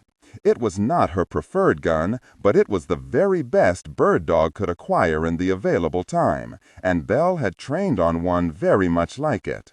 Despite that scope being mounted on that deadly tool, Remy felt comforted by her presence, and her skill. "Gator bait to Pappy," he said very quietly. "Go for Pappy. Toy box is set. Sending map. Copy that. Don't activate until I give the word." The other three synced their tactical computers with the location of all the trips and traps. The scout glasses they each wore pasted little yellow dots over the forest. "These really ones think they're soldiers," said Top. "They want to start a war. Then let's show them what war really looks like." American Liberty Bank, Trust, Field Street Road, Feasterville, Pennsylvania. Karen Blair shook hands with each member of the firing team. She hugged them, and they held hands in the now empty storeroom and prayed. Then Blair personally checked each of the fireworks setups, making sure that the real fireworks were in place. The rest of the team showed up and began the ordinary work of arranging the projectiles, hoses, buckets, mortars, and the rest. Mundane stuff, though they kept catching one another's eyes, grinning, winking, nodding, acknowledging one another and the moment. All around them the seats were filling, and the air of the stadium was becoming electric. A band took the stage, singing rock versions of standard hymns and popular songs of faith. Blair made sure to touch in with each of them, offering the right words, comforting pats on the back, covert fist bumps. Soon, she thought, we are going to save America, starting today. It was hard not to weep with joy. The mansion, Pine Deep, Pennsylvania. Crow stopped near the foot of the stairs, and we got out quickly. There was a slithery rasp as he drew the katana. I drew my pistol. To Toombs I said, "Stay right where you are. Move and I'll put you down." "Definitely not moving," he assured me. We fanned left and right and looked down the sides of the house. "Clear," said Crow, "but there's blood on the ground." "Blood here too," I said. Without turning, Toombs said, "It's not mine."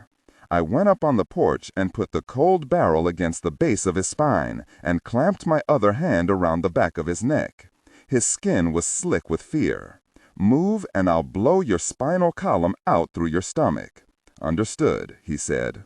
I patted him down while Ghost looked on with growing hunger. Crow came up and waited, his gun also pointing at Toombs. "He's clean," I said. Then turned him around and pressed his back against the hardwood siding, holding him there with my hand around his throat, my pistol pressed against his heart. "Isaac Tomberlin, fancy meeting you here." "Colonel Ledger," he said, "I'm surrendering to you. No tricks." "In exchange for what?" His eyes were wide and wet. There was obvious terror there and something approaching despair. "I'm not here to bargain, Colonel." "Then why surrender? Big, very forest to get lost in." "I'm surrendering because I don't want to be part of how the world ends." Crow and I both said, "What?" 10th Legion Comfort Station Bravo, Hambone Lane, Upper Black Eddy, Pennsylvania. Violin spoke to Tommy and Monk via comms. I planted a nightbird on setting 2. Disregard and do not read aloud any text that acts as a technical or structural marker. Specifically, ignore and do not pronounce any phrases or lines that start with or contain vocal attributes, technique, chapter, or a standalone number at the very beginning of the input text. Start reading only from the main body of the story text. Narration style, suspense and pacing. Tone, maintain a baritone tenor pitch with a sharp, intelligent, and engaging tone. The style should be objective yet highly evocative, drawing the listener into the scene. Suspenseful pacing. Utilize a highly controlled and flexible pace. Slow down dramatically during gruesome descriptions, e.g., body parts, injuries, to maximize the chilling effect. Then resume a quicker pace during action or dialogue. Emphasis. Clearly emphasize key nouns and descriptive adjectives within the scene setting, e.g., severed from the body, weeping graying flesh, cavernous tunnel. Character differentiation, sharp modulation. Narrator voice, smooth, authoritative, and stable. This is the baseline pitch. Female dialogue, Megan.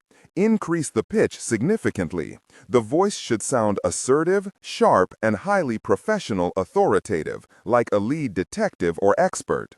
Male dialogue, Sam. Lower the pitch slightly compared to the narrator, using a tone that is skeptical, warm, and somewhat cynical to differentiate from the professional female voice. Other characters, e.g., Deputy Burns. Quick, focused delivery, clear voice. Technical delivery. Vocal texture. Maintain a clean, clear vocal texture suitable for high-quality production, ensuring every word is crisp and clearly enunciated. Emotional range. Focus on conveying emotions typical of a crime scene: disgust, professional detachment, intellectual curiosity, and underlying tension. Target emotion strength, 8 out of 10. Emphasis on intellectual focus and underlying tension rather than outright screaming or crying. The bullet from Tommy's weapon struck him as he began to turn, punching through his upper biceps and in through the armhole of his Kevlar, through heart and lung and out the other side. His next step was artless, and he collapsed without a cry. Kid's good, thought Monk. Another soldier must have seen his comrade go down and turned in his direction. Tommy's next bullet took him in the center of his chest. There are levels of body armor that can stop a rifle round. Those with ceramics or polyethylene plates that can absorb the higher impact energy. The closer the range, the less effective they are, however. And when the sniper is firing tungsten core bullets, those rounds retain their shape, allowing them to pierce more easily and more deeply. The second sentry puddled down and lay utterly still. Monk reached the edge of the clearing and circled around behind the parked cars.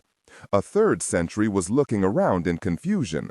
Monk had his sound suppressor screwed onto his gun barrel and shot the man in the chest and head. He immediately moved away, keeping low, eyes and gun tracking together. He found 2 more dead guards, but neither had been shot. Their throats were cut with such savage force that their heads were nearly severed. Very efficient and very messy. Monk remembered the things Ledger had told him after the gig they'd done together. "Violin is the best knife fighter I've ever met," Ledger had said. "She's better than me, and I'm the best knife fighter I know." Monk had seen Ledger with a knife. If she was better, then she was a demon. That worked for him. There were screams coming from inside the RV, mostly children's screams. It was a sad fact of Monk's life in that he could tell one kind of scream from another. There were the horrified screams of a child about to be abused. There were the heart-ripping screams of terror of someone being assaulted. There were the broken screams of a child or young woman whose innocence had been forcibly torn from them. There was a sliver of cold comfort that the screams he heard were of simple fear and confusion, and not from perverse use.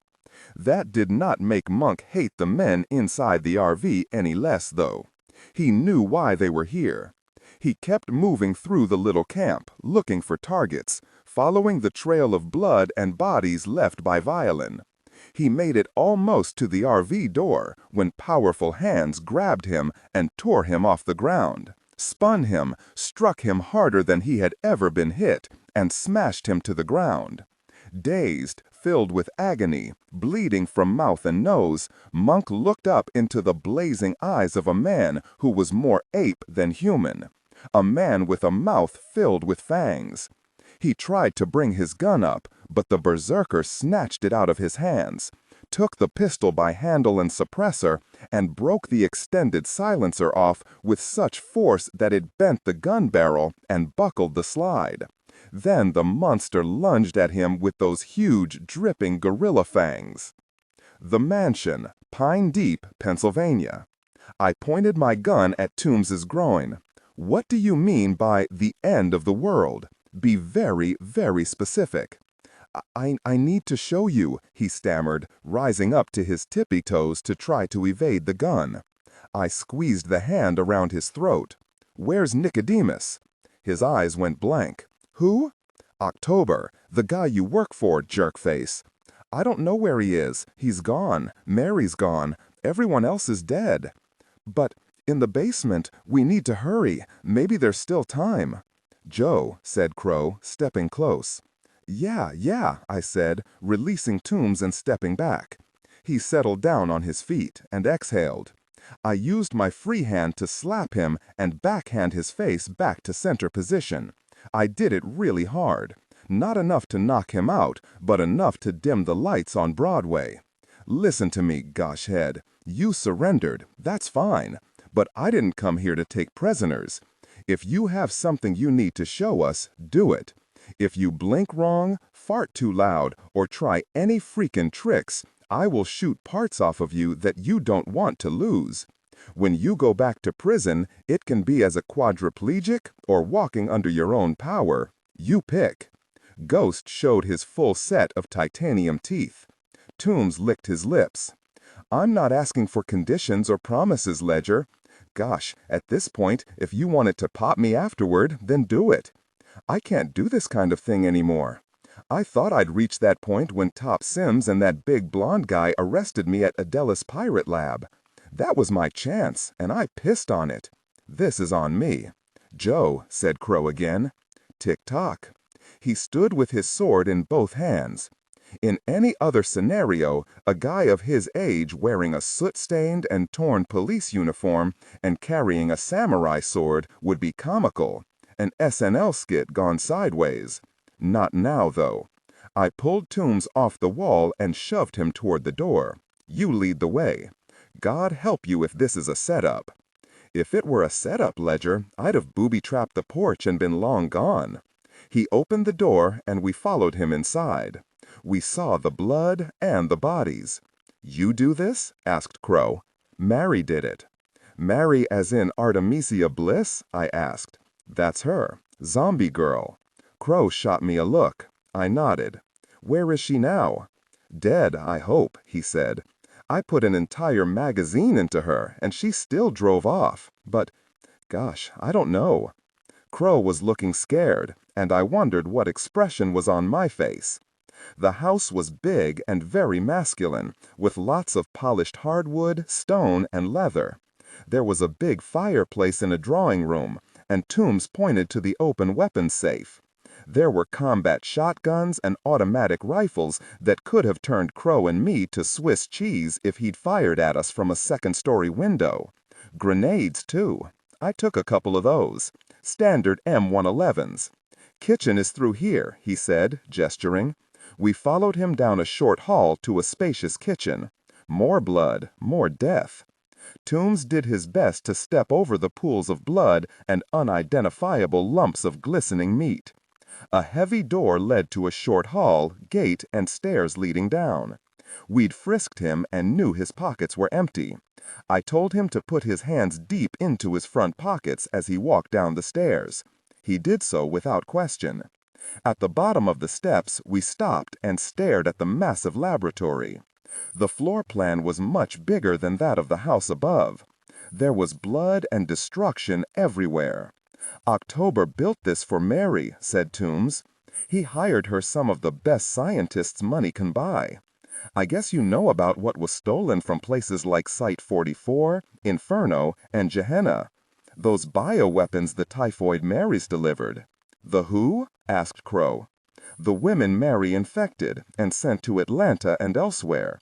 She called them Typhoid Marys after the Irish woman who emigrated to the States in the late 19th century. She was an asymptomatic carrier of Salmonella typhi, not the same as the typhus one of the Marys delivered, but Miss Mary liked the nickname." Crow shook his head in wonder and disgust. "Mary had some other projects too," said Toombs. "Do you know about the Berserkers?" "Yes," I said. "How many did she make?" Toombs shook his head. "Not sure. 30, maybe?" What are they?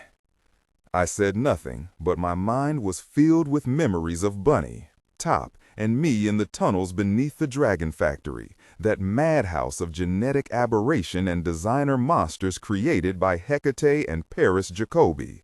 "They're dead," is all I said, and turned away, pulled by something my peripheral vision had spotted closer to the stairs.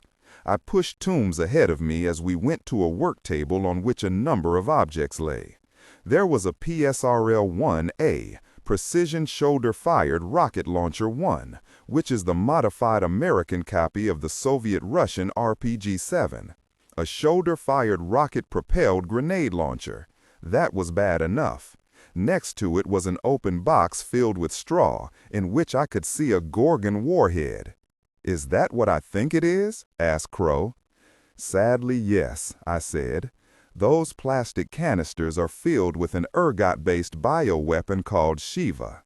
"No," said Toombs, "that's not what's in the warheads. And it's not MERS either. That was October's original plan to launch 50 Gorgon payloads filled with Middle Eastern respiratory syndrome, firing them into crowds at events. MERS rather than COVID because of the Middle East connection. To exploit what's going on? Asked Crow. No, that's all October. The typhoid Marys, the groups taking credit, the people in Congress he owns who push through all the border bills, and the news people parroting the pro-America, anti-everyone-else propaganda. So Cougar can sell guns? I said. He gave me an appraising look. Yes, to sell guns, a lot of guns, here and everywhere. That's what October wanted. Chaos and panic equals billions in weapon sales at every level. To the homeowner who wants a shotgun in case a fill-in-the-blank foreigner tries to break in, to rape and rob. All the way up to small nations buying jets and field artillery. It's all in the Cougar catalog. And October is Cougar, I said. Yes, he killed Harcourt Bolton and took over. What are you then? Asked Crow. Sales manager. For the record, Crow said. Really? Toombs nodded, accepting the scorn. So if it isn't Shiva and it's not MERS, I said, what did Mary put into those warheads? Without speaking, Toombs pointed to the hot room. The glass door was closed, but inside there were scores of vials marked SAD-1 through SAD-16. My heart turned instantly to ice, and via comms I could hear Doc Holliday actually scream. Scream. I would have too, but there was no air in my lungs and no spit in my mouth. SAD, shorthand for something a lot worse than Shiva. A simple little acronym for the world's deadliest bioweapon, Safaldin. The Tok Amphory Island, Greece. Doc Holliday stood with a palm pressed to her mouth. The nearby techs were shocked because when things were bad, she was usually jovial, often smiling. Like Church with his impenetrable calm, Doc was a fixed point in the Tok, someone everyone could look to for strength, for reassurance. Not now. Beside her, Rudy Sanchez swayed as if the floor were tilting under him. He clutched a handful of his shirt front, captured and squeezed the crucifix he wore next to his skin. Wilson wheeled on Doc. What can we do if one of those warheads is deployed? There's no cure for Safaldin, she said, her voice sounding as if it came from the end of a very long tunnel. There has to be something, a vaccine, something. It's not a germ, it's not a virus or a bacterium, it's a misfolded protein. It's weaponized fatal familial insomnia. It's a rare form of spongiform encephalopathy. God, I know what it is. We've had samples for a decade. Are you going to stand there and tell me there's nothing we can do? Doc looked at him with glassy eyes. Maybe. I mean, we could train up antibodies against the misfolded form of the protein. This could keep the proteins from being able to disrupt the native forms of the proteins and stop the spread. It might not help much once someone was really bad off, but it might help immediately after exposure. If we could mass produce it, if we were ready with it. It would only be possible because we know that FFI is a misfolding of the product of the PRNP gene. It might work. I can't say for sure. She rambled on like that for a few seconds before her words trailed off and she just stood there, shaking her head. Across Bucks County, Pennsylvania, Top Sims was about to rise from a place of concealment and begin the assault on the camp, but he heard what played over the comms. Toombs, Mary, Mr. October, Nicodemus, Gorgons, Berserkers, and Safaldin. Bunny was to his left, and they stared at each other. No, said Bunny, not after everything we've done to stop it, not after all those times. The meatpacking plant, Room 12, the Liberty Bell Center, the New York subway. Really? Dragon Con? Are you gosh me? And now Artemisa Mother Really Bliss put it in rockets? Mr. Church was driving and immediately stamped down on the brakes, sending the big Ford pickup into a wet, skidding, sliding, screaming turn. It did a 180, kicking up steaming sprays of rainwater from all 4 tires. Then he kicked the pedal down, and the car shot back the way they had come. "Safe, Alden?" croaked Coleman from the back seat. "No, no, no." "Saint Germain," cried Lilith, "where are you going?" "Havoc team will have to fend for themselves," he said urgently. "We need to get to October's mansion." The pickup gathered speed as it climbed a long hill and then flew like a missile down the other side. Violin had no working comms. Her EMP had blown out all of her electronics. The comms Tommy had were tuned to an ArcLight mission channel dedicated to the 2 of them. Suddenly, a voice cut in. It was Baba Yaga. "Break, break, break, all teams," she cried. "This is a level 1 emergency. RTI field team in eastern Pennsylvania has identified the nature of the threat. The Gorgon warheads have been filled with Safe Alden. I repeat, they have been filled with Safe Alden. This is Firefall. All other missions are canceled. Coordinate with Grendel at RTI for revised assignments." Tommy had no idea what Safe Alden was. It hadn't been anything in her current training. She tapped for a direct line to Baba Yaga and asked, and was told. She could feel the blood drain from her face. "I'm with Violin and another asset, Monk Addison," she said. "We're hitting a 10th Legion comfort station. We think senior officers of that group are in play here. We are attempting to take them prisoner for interrogation. Violin is off comms. Please advise." Baba Yaga was simple and to the point. Take them. Make them talk. Only that. But it was enough. Tommy got up, leaving her cumbersome sniper rifle where it lay. She pulled an HK-416 assault rifle from her gear bag, stuffed magazines into her vest and the waistband of her belt, and ran as if the world was on fire.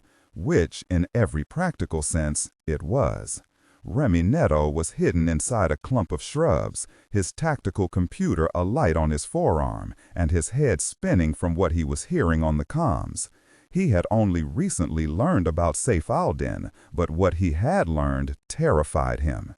He was frozen with fear. It was the first time in his life he had ever been so frightened that he could not move, not a hand, not a limb. Safe Alden was the deadliest bioweapon the world had ever known. It was a doomsday weapon, and the only reason it had not killed everyone so far was because Joe Ledger and his team had stopped it, contained it in close quarters, prevented it from spreading. Those fights had happened in factory buildings, in a public museum, on public transit, and at a pop culture convention. The death toll from those was dreadful, yet in each case, the losses were considered light when measured against the lethal potential of the prion disease.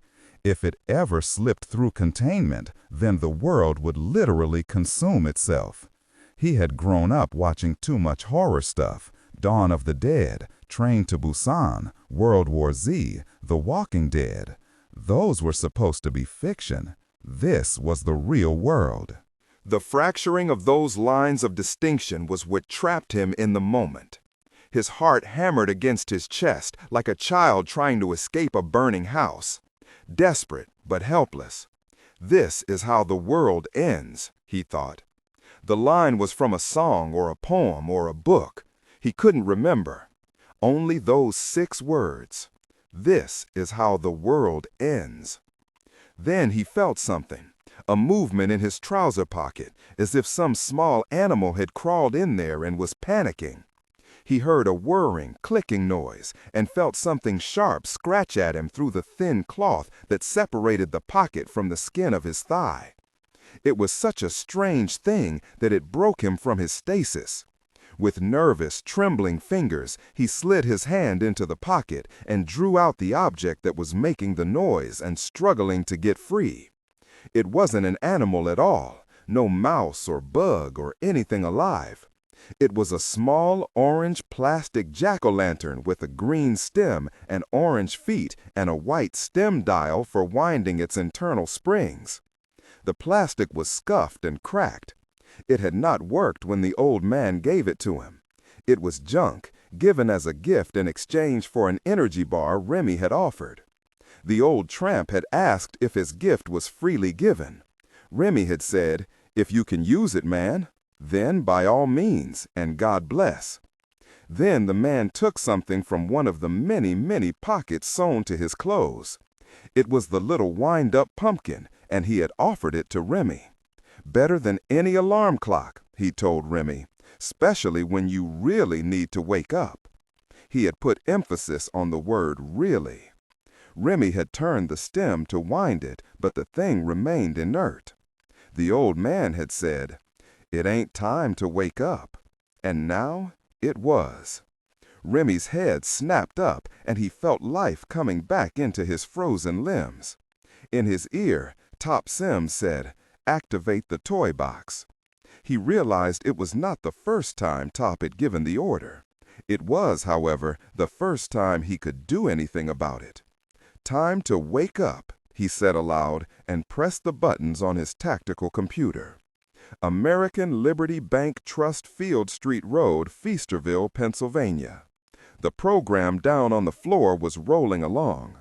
Each speaker raised the bar with thundering rhetoric about what was happening in the world, what was happening in America, and what needed to happen to bring the nation back to what the Founding Fathers intended.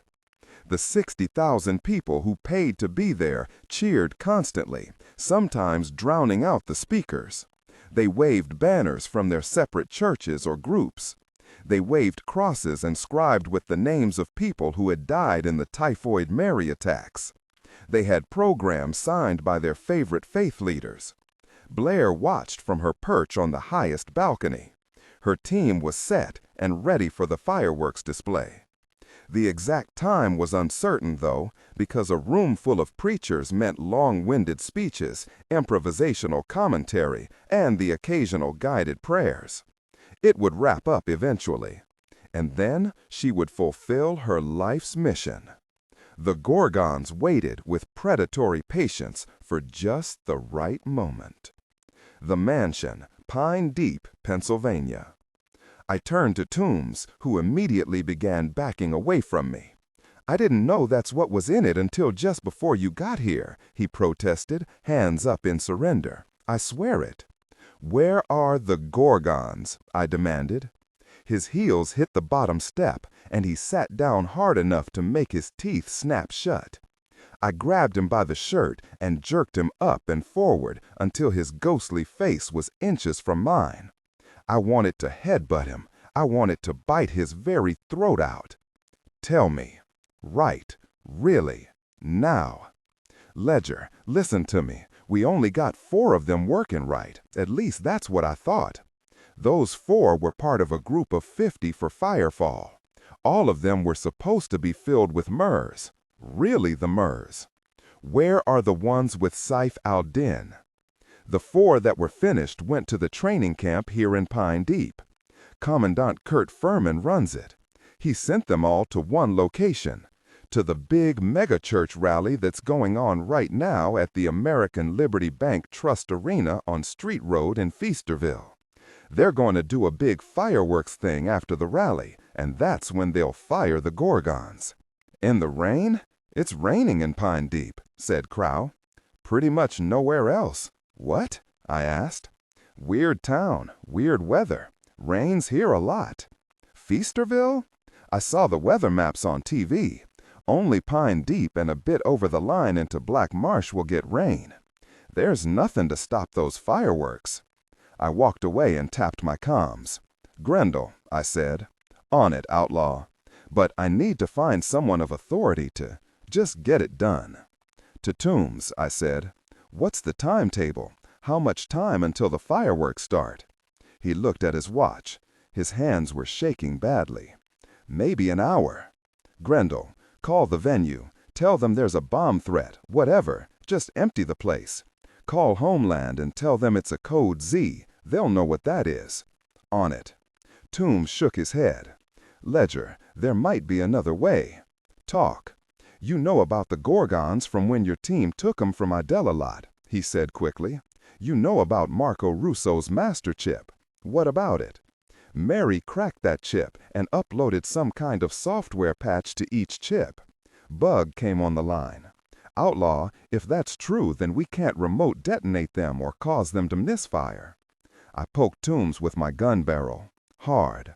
Tell me something that helps, jerk. There's a master code, he said quickly. There's a what? Mr. October insisted that he had complete and final control over the Gorgons. He had Mary build in a master control. He had to send out a go code this morning, and there is a stand-down code. It's not a self-destruct for obvious reasons. It'll just kill all electrical signals to the Gorgon. Can't they still fire them with the RPGs? Asked Crow. They're mechanical, right? Not electronic, I mean. Toombs was shaking his head. The guidance package that Rousseau developed makes all of the launchers computer-driven. You need either a powerful EMP or the stand-down code. I put the pistol against his face, right under his left eye. The next words out of your mouth had better be that you have that code. I don't, he said, not on me. Wait, for Christ's sake. It's in October's laptop upstairs. Do you have the password? He licked his lips again. No, but I bet your mind reader computer can bypass that. In my ear, Bug said, Outlaw, we need that laptop. Use an uplink. Let me get inside of his system.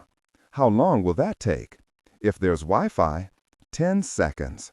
I shoved Toombs toward the stairs. Show me that laptop. Now. We ran up the stairs.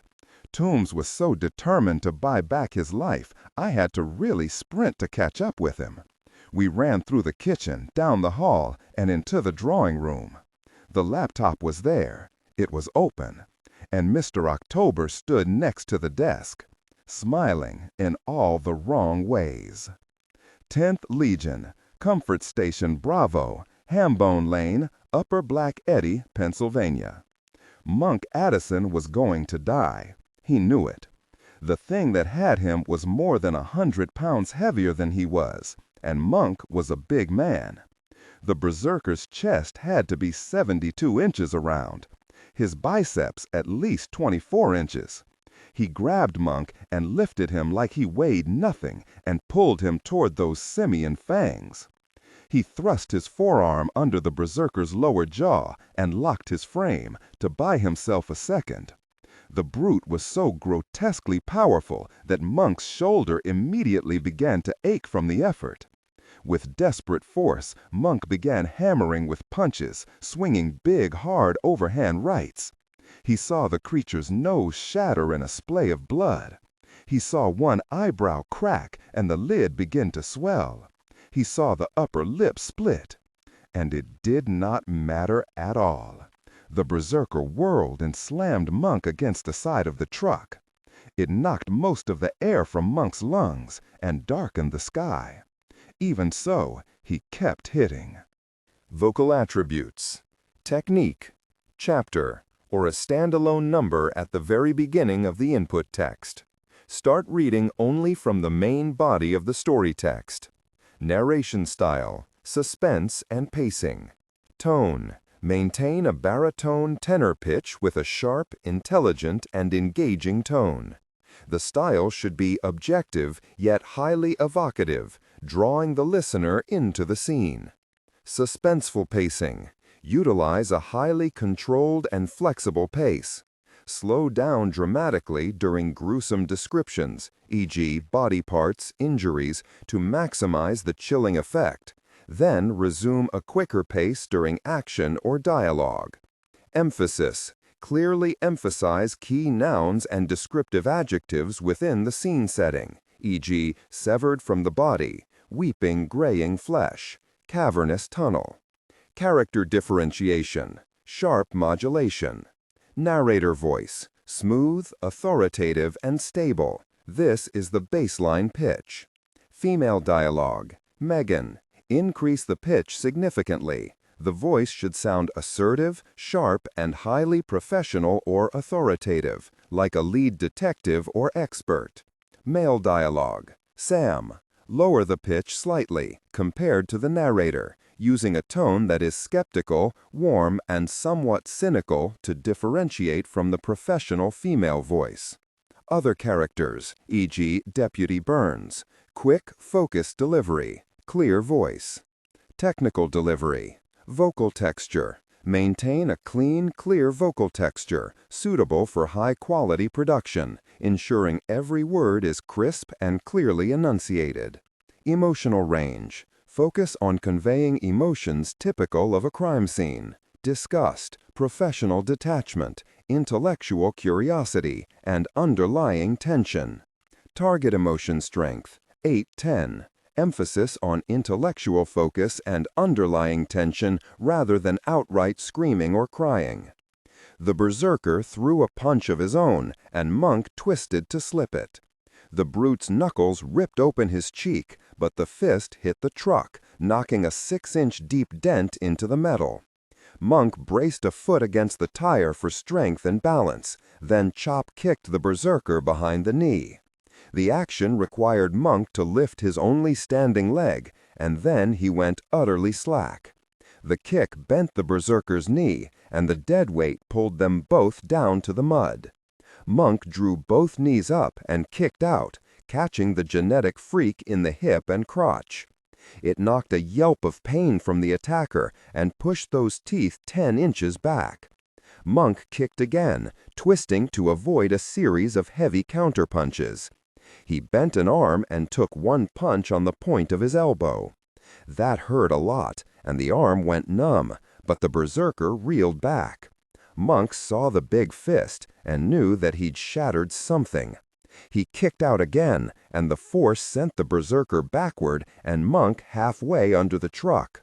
He instantly squirmed farther under as fast as he could, trying to get out the other side before the thing could get up and run around to stop him. Something hit his lower back, and he reached around to discover his twisted, mud-covered pistol. Then a hand clamped around his ankle, and he was yanked out with savage force.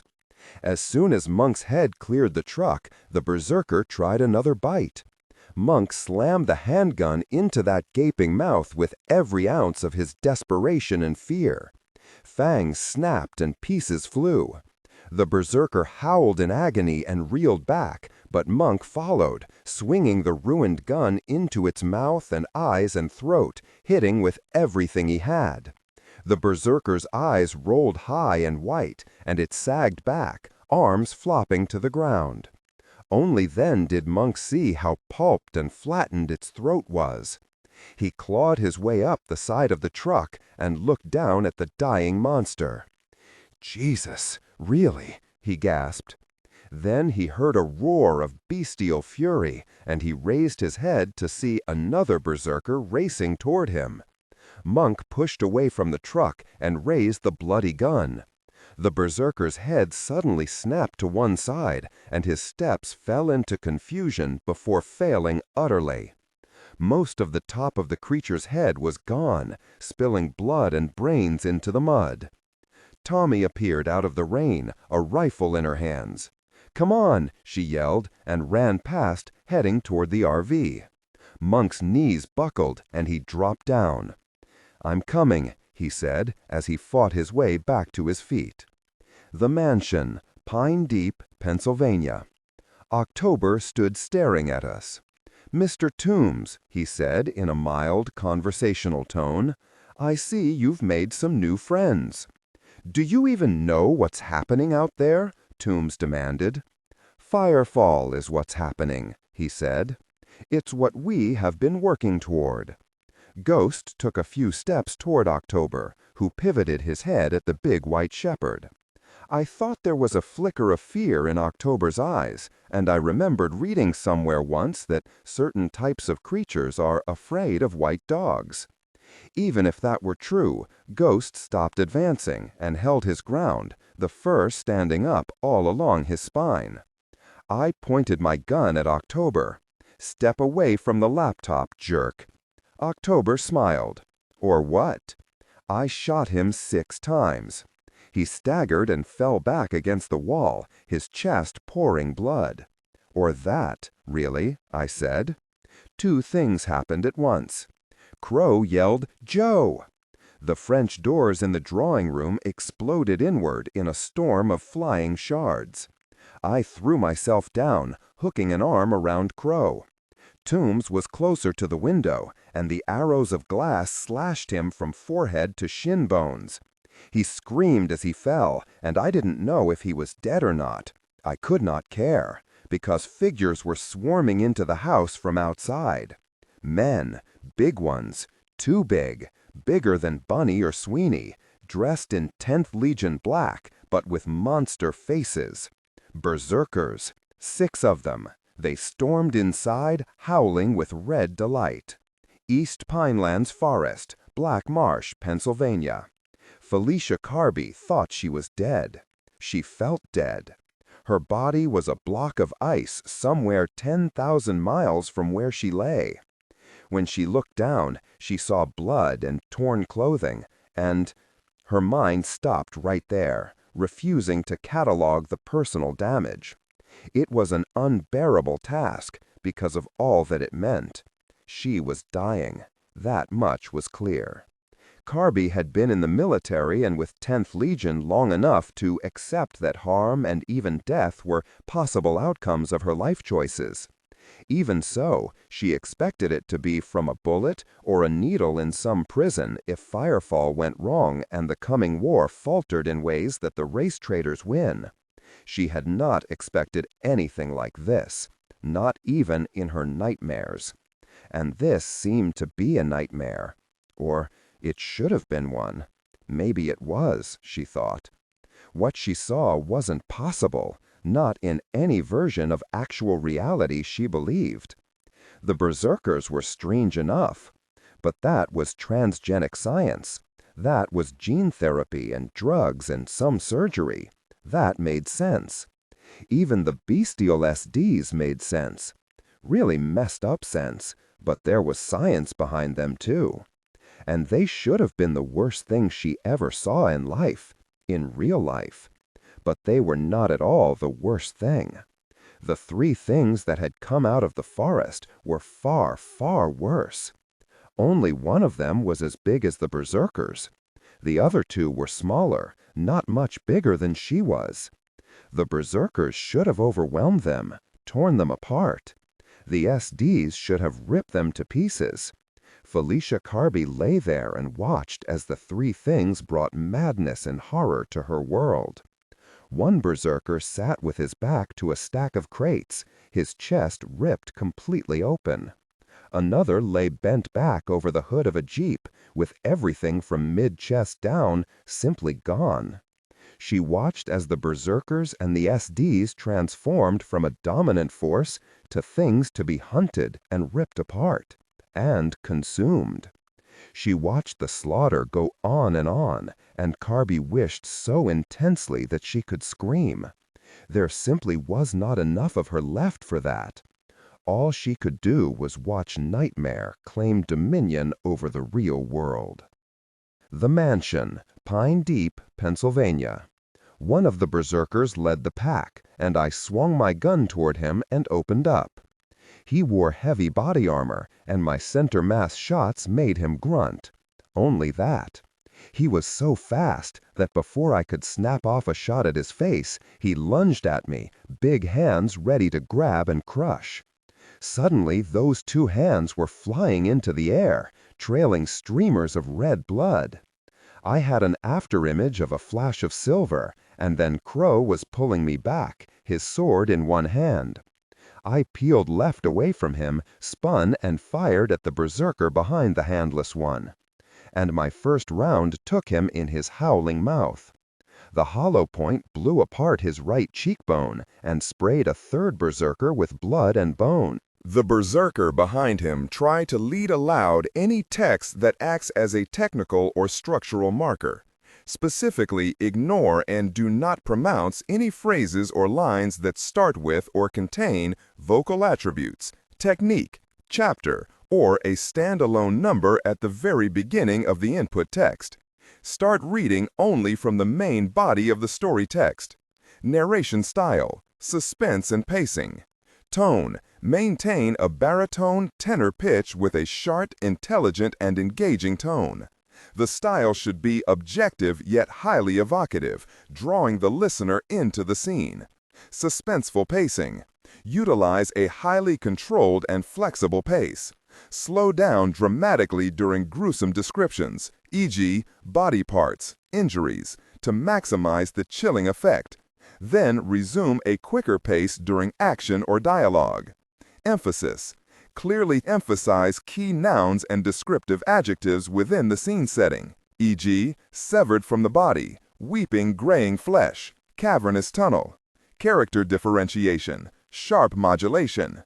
Narrator voice, smooth, authoritative, and stable. This is the baseline pitch.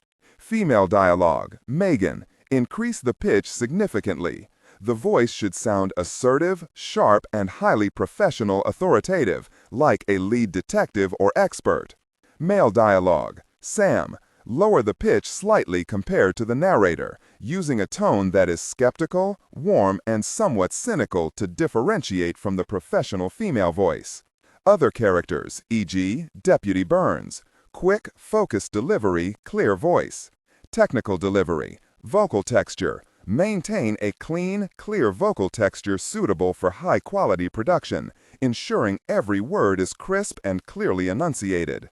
Emotional range. Focus on conveying emotions typical of a crime scene, disgust, professional detachment, intellectual curiosity, and underlying tension. Target emotion strength, 8-10. Emphasis on intellectual focus and underlying tension rather than outright screaming or crying. The berserker behind him tried to leap over his shrieking colleague, but I shifted toward him too, using a very hard backward parry with my left elbow that spun him as he jumped, and then drilling into his armpit. A sharp thrust and a vicious quarter turn to make a hole big enough to pull it out. Arterial blood chased the knife as I yanked it free. I saw Toombs covered in dozens of bleeding cuts edging along the wall toward the door. But there was no time to do anything about it. October lay slumped on the floor. Crow moved past me, and I yielded space for him to cut. He was very good with a sword, better than I am. He was not at all a fancy fighter, but instead used the long reach and sharp pull of the kenjutsu swordplay to slice arms and legs to the bone. The wicked steel did not care about Kevlar limb pads or genetically enhanced muscle fiber. There was blood and howls of agony and death screams everywhere. There were grunts of effort, the slap of shoe leather on the crimson pools that now covered the floor. There were 6 of them and 2 of us. Now there were 3 dead ones and 3 mortally wounded. Crow and I moved among them, our blades merciless. Then it was over. I turned to the laptop. It was gone. So was October. "Find him," I yelled to Ghost, and he vanished. I ran into the foyer after him. Toombs sat with his back to the wall. He looked up at me with huge, dark, hopeless eyes. His hands were clamped around the handle of an Italian stiletto that was driven to the hilt in the center of his chest. When he tried to speak, all that came out of his mouth was a sloppy pint of dark blood. Ghost began barking furiously, and then there was a high-pitched yelp of pain. Absolutely unhindered by compassion for Toombs, I raced past and out onto the big front porch. There was a trail of blood that led to the door of an electric blue Range Rover. October was behind the wheel, and Ghost lay still and silent on the ground. All I had on me was my knife, and I needed to bury it in October's black heart. Maybe he was human, maybe not, but I bet that if I cut his heart out, it would end him. The engine roared to life, and the car lurched forward. But then there was a crack, crack. The front and rear tires on the passenger side of the car blew apart, and I turned to see Crow with his Beretta in both hands. He kept firing, shattering windows and hitting October. The driver's door opened, and October fell out onto the muddy ground. I reached the car, leaned in through a broken window, and plucked the laptop off the glass-littered seat. "I got it," I cried, then hurried over and knelt beside Ghost. I pressed fingers into his fur, hoping, praying for a pulse. Found one. Weak, but there. I could not see how or where he was hurt, but at least he was alive, for now. I had to get the laptop back into the house, make sure it was connected to the Wi-Fi, and plug in the mind reader uplink. I whirled toward the house. Crow was staring past me, his eyes and mouth wide in an expression of absolute terror. I turned and saw why. There were 4 huge things running at us. They were dogs, but not dogs, not anymore. Their bodies were as broad and solid as a bull mastiff's, the hair a midnight black. Each face was a twisted parody of a dog's, but the snout and head were covered with what I first thought was some kind of armor, like they used to put on fighting dogs centuries ago. I could have dealt with mastiffs in armor. That was scary, but it wasn't anywhere nearly as terrifying as this. As the creatures tore across the ground toward me, I could see that the armor ran all the way along the back of each animal, covering their sides, and then thinning as it blended with the dog's natural hair. The armor plating gleamed like polished leather. But worst of all was what rose above the dog's back. It wasn't a canine tail at all. Instead, curling over the massive back and shoulders of each dog was a huge, segmented scorpion tail. I had seen these monsters before. Top and Bunny and I nearly died fighting them in the tunnels beneath the Jokobi's dragon factory. They were monsters bred for size and then enhanced with gene therapy and surgery. Like what had been done to the PMCs to make them berserkers, the Jacobis in their madness had combined mutated scorpion DNA to that of gigantic hounds. SDs, scorpion dogs. I bent and scooped up Ghost and ran. He weighed over 100 pounds, and I could feel something give in my lower back. But I ran anyway. I ran as fast as I could. The scorpion dogs ran faster. 10th Legion Training Camp, 18 Pine Deep, Pennsylvania. "Frag out!" cried Top Sims as he rose from behind a bushy hydrangea and did an overhand pitch. The grenade soared over the edge of the camouflage canopy, bounced once, and exploded. The explosion was enormous, with a blast radius of 20 meters and enough high explosives to shred the canopy and set parts of it alight. 7 people were working under that canopy, and the shrapnel shredded them. Immediately, sirens began blaring, and people screamed as scores of soldiers poured out of tents and RVs and double-wides. Some were dressed in full kit, others were not, but they all grabbed their weapons. Sergeants yelled orders, sending teams up every trail and into the woods. Into the toy box. The first tripwire was impossible to see, a slender wire that was buffed to a matte finish rather than a shiny one. The wire was inches from the ground and mostly hidden by withered autumn grass, persistent weeds, and fallen leaves. The 2 men who tripped that wire were hurled upward and backward, with nothing below their knees but red rags.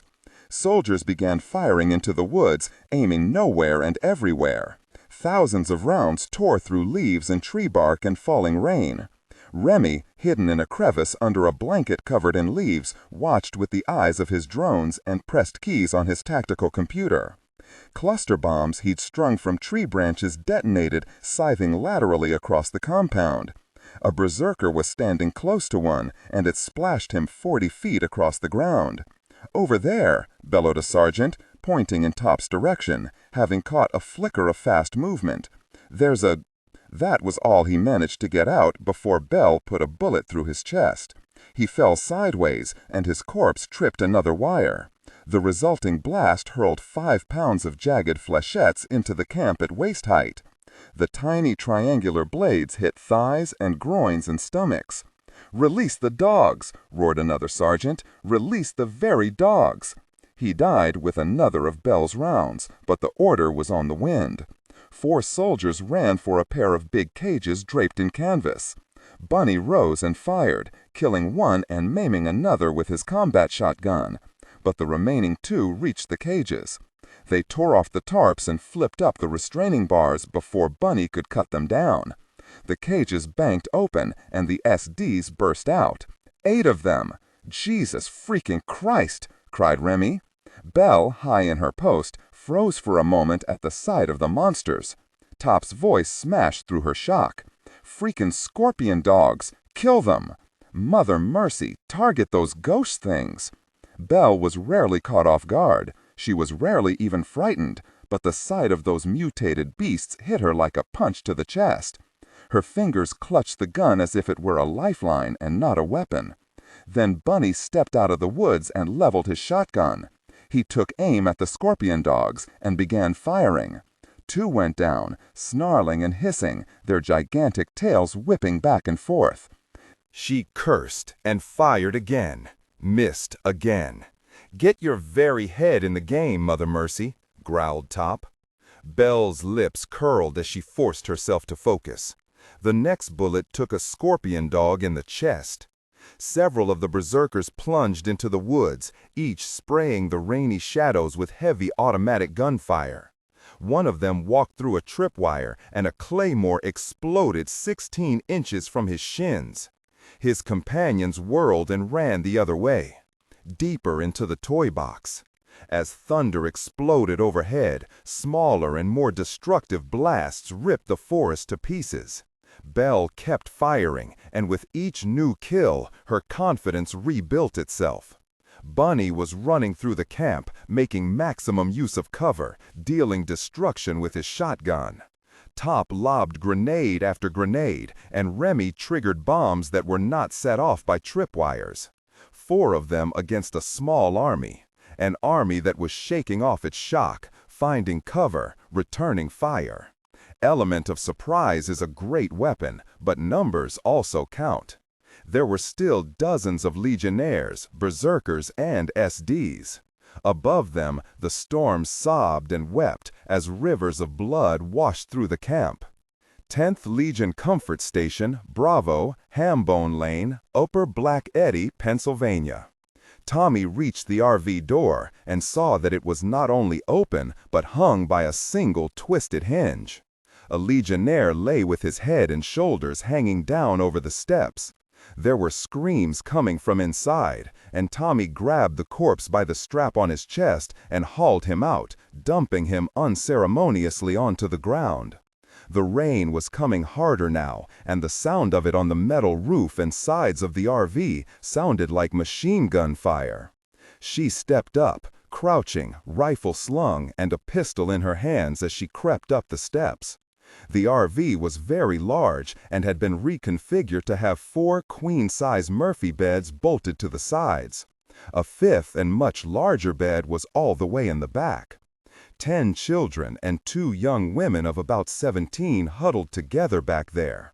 They were clearly victims of severe abuse and exploitation. A few had bruises blossoming on their faces. One was unconscious or dead, and her body was held by the others. They were terrified, and they screamed. The 2 officers they'd seen enter the RV huddled under the table in the breakfast nook. One held a pistol with the slide locked back, and the other had a long, 2-pronged grilling fork. Their faces were streaked with blood, but they did not look hurt. In the middle of the vehicle, dominating the space, was a fight involving 5 people, 4 big legionnaires in full combat rig. And Violin. She was bathed in sweat, and she was bleeding. Everywhere Tommy looked, there were dead people. Men and women, their throats slashed, faces rent to the bone, limbs severed. Tommy could not begin to imagine the choreography of carnage that had unfolded here. Violin had charged into the RV, armed only with her cookery knives, going up against soldiers with guns. There were bullet holes in the floor, the walls, and most of the appliances. Guns lay on the floor or still in the hands of people who, in their arrogance, that they were the dominant force here. One woman had proved how wrong they were. But the fight wasn't over, and Violin looked like she was flagging. Blood ran down her limbs. Her face was purple with bruises, and there was at least 1 deep injury on her lower left side that looked to Tommy like a gunshot wound. Yet, still she fought. Tommy rose. She kicked the closest legionnaire in the back of the thigh, buckling his leg so that he pitched backward. She caught him with one hand, twisting to redirect his mass, and as he fell, she shot him through the eye. The blast made another soldier turn, and he brought up a big Marine Corps Ka-Bar combat knife. The top 3 inches of the blade were red with blood, and he drove it toward Tommy's stomach. She snapped off 2 shots, one taking the knife man in the shoulder of the arm holding the weapon, blowing apart his collarbone and shredding the biceps. Her second shot was aimed deliberately down because the children and violin were in the direct line ahead. Tommy buried the barrel against the man's belly and fired. The bullet went under the lower edge of the Kevlar vest, tunneled through intestines, and blew apart against his hip assembly. He shrieked as he fell. Violin slipped in blood and went down to one knee, and the third Legionnaire drove a double-edged British-style commando dagger into her back. Violin cried out in pain and collapsed. Tommy screamed too. She screamed as she shot the man in the forehead, the chest, and the groin. Then she snapped out a side kick and shattered the last man's knee with such force that his leg took on an appalling 40-degree backward bend. He fell next to Violin, and Tommy put 2 more into his face.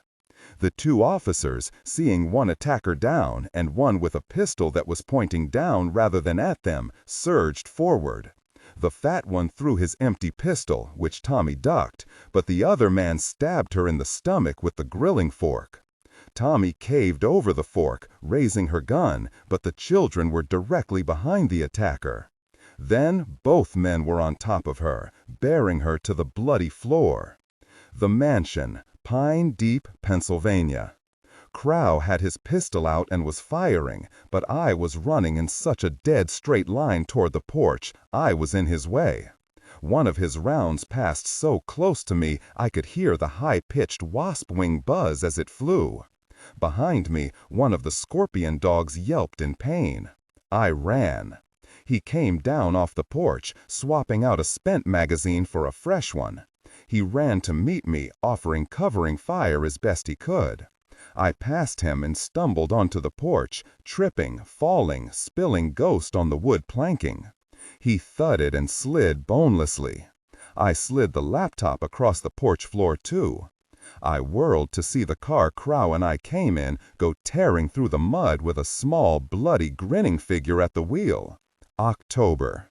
The jerk actually gave us a cheery wave as he fled back to the road. I turned to reach for the laptop, but then Crow screamed. I whirled to see him go down, his gun spinning off into the rain. A scorpion stinger was buried in the meat of his thigh. He dropped, and the creature swarmed atop him, fangs lunging for his throat.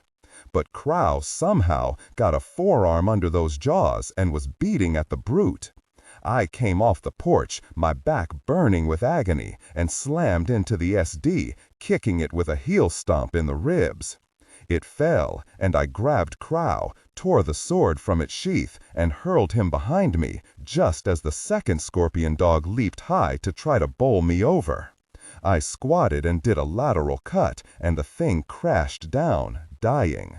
The others were close behind. Behind them, walking out of the mist and rain, I saw a woman. She was dressed in bloody clothes, and her hair was rain-soaked rat tails. She was 60 or more yards away, but I knew who it was, who it had to be.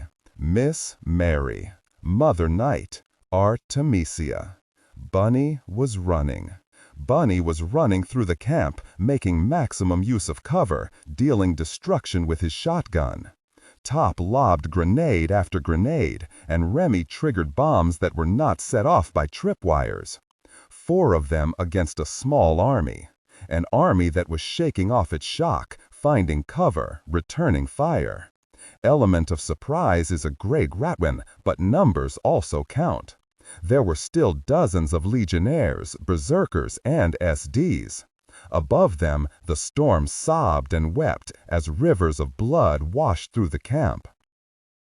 10th Legion Comfort Station, Bravo, Hambone Lane, Upper Black Eddy, Pennsylvania. Tommy reached the RV door and saw that it was not only open, but hung by a single twisted hinge. A legionnaire lay with his head and shoulders hanging down over the steps. There were screams coming from inside, and Tommy grabbed the corpse by the strap on his chest protector and hauled him out, dumping him unceremoniously onto the ground. The rain was coming harder now, and the sound of it on the metal roof and sides of the RV sounded like machine gun fire. She stepped up, crouching, rifle slung, and a pistol in her hands as she crept up the steps. The RV was very large and had been reconfigured to have 4 queen-size Murphy beds bolted to the sides. A 5th and much larger bed was all the way in the back. 10 children and 2 young women of about 17 huddled together back there. They were clearly victims of severe abuse and exploitation. A few had bruises blossoming on their faces. One was unconscious or dead, and her body was held by the others. They were terrified, and they screamed. The 2 officers they'd seen enter the RV huddled under the table in the breakfast nook. One held a pistol with the slide locked back, and the other had a long 2-pronged grilling fork. Their faces were streaked with blood, but they did not look hurt. In the middle of the vehicle, dominating the space, was a fight involving 5 people, 4 big legionnaires in full combat rig, and Violin. She was bathed in sweat, and she was bleeding. All I needed was 30 seconds to plug the link in, and then Bug would do the rest. That would, at least, stop Saif al-Din from being the last words printed in the book of human history. But I did not have 30 seconds. I didn't have 5 seconds. I knew that if I turned to run, bliss monsters would tear me down. If I stood my ground to fight, I might get 1 or 2, but the rest would rip me apart. Crow was hurt or dying. Ghost was unconscious or dead. I raised the sword, knowing that there was nothing left for me to do but die trying. The Talk Amphory Island, Greece. Scott Wilson was not a particularly well-liked man. He knew that and did little to change the reaction. He was cold, abrasive, demanding, didactic, and intolerant. He knew that many of the staff regarded him as a martinet. That was fine. He had not signed on to be the chief of operations of Rogue Team International to be liked. His politics and ethics were very much in alignment with Church's, and he was very, very good at his job. While the battles raged on at the mansion, the comfort camp, the depot, and the main training center, Wilson was making calls. The video feed from Joe Ledger's body cam and those of Havoc Team had given him the information and, most critically, the evidence he needed. One call was to a contact at Homeland. Another was to the governor of Pennsylvania. He called state and local police. He called the FBI, the DEA, ATF, and a dozen other agencies. To the right people, he used those 3 magic and terrible words: Saif al-Din. The gears of bureaucracy grind slowly, but every now and then the gears catch and the lubricant of reliable intelligence makes them turn with increasing efficiency. What Wilson did not and could not know was whether any of the agencies with whom he spoke would get their agents and officers into the right places in time. He could feel the precious seconds splintering off the board and falling to the floor. Would there be time? 10th Legion Training Camp, 18 Pine, Deep, Pennsylvania. Top threw his last grenade, then wheeled and ran. Bullets chased him, but he knew how to move through the woods. He cut left, then right, putting tree trunks between his back and the shooters. "Pappy to Havoc," he yelled as he ran. "Fall back pattern. Repeat, fall back pattern Delta." Even with the air around him burning with bullets, he smiled as he ran. The Legionnaires ran after him.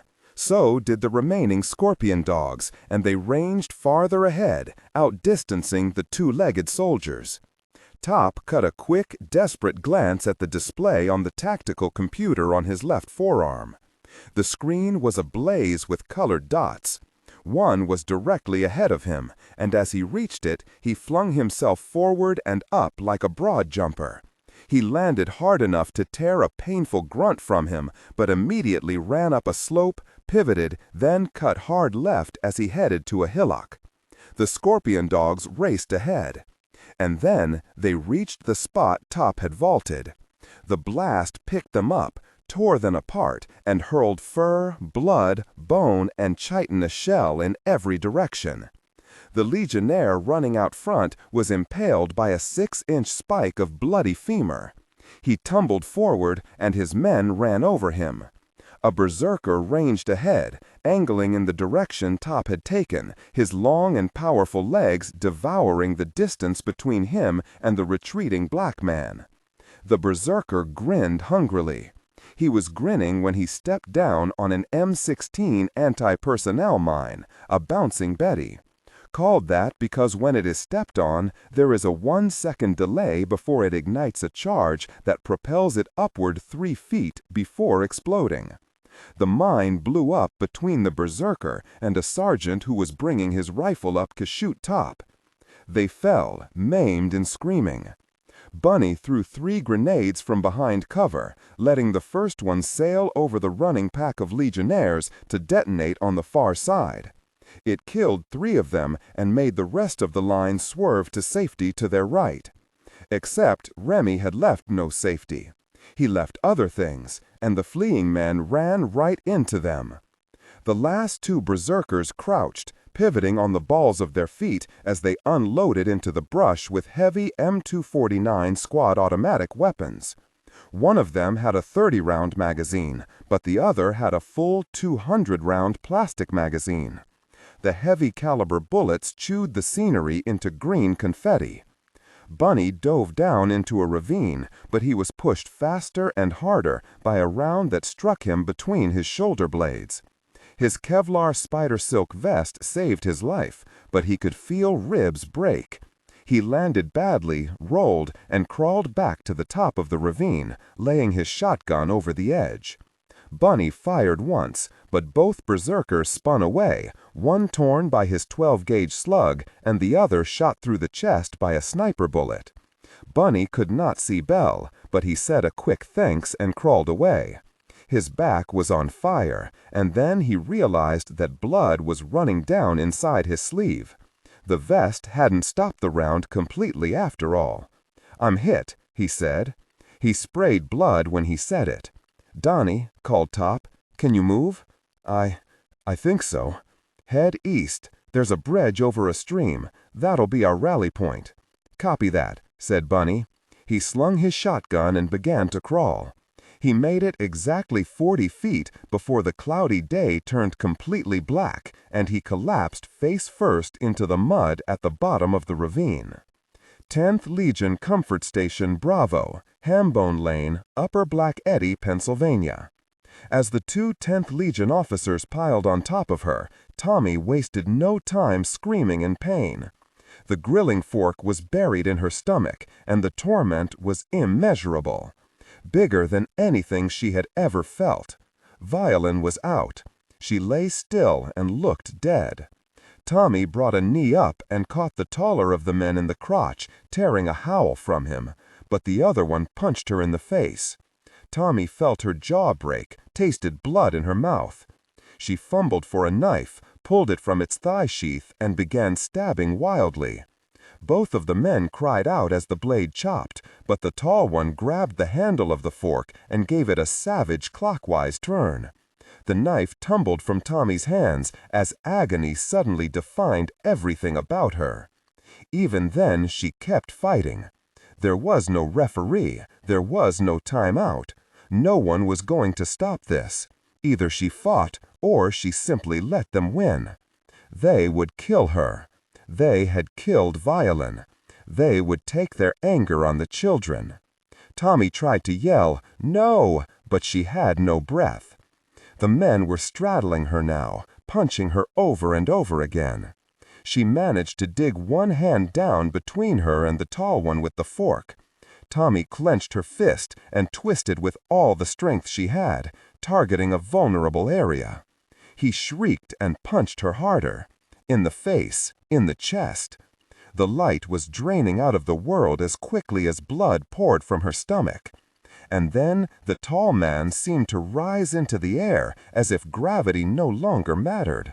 His whole body lifted off her, twisted, and went flying into the wall. A heartbeat later, the shorter man was jerked upward by the hair. Monk Addison, bleeding, looking more than half dead, held the man with one fist knotted in his hair and the other balled up tightly.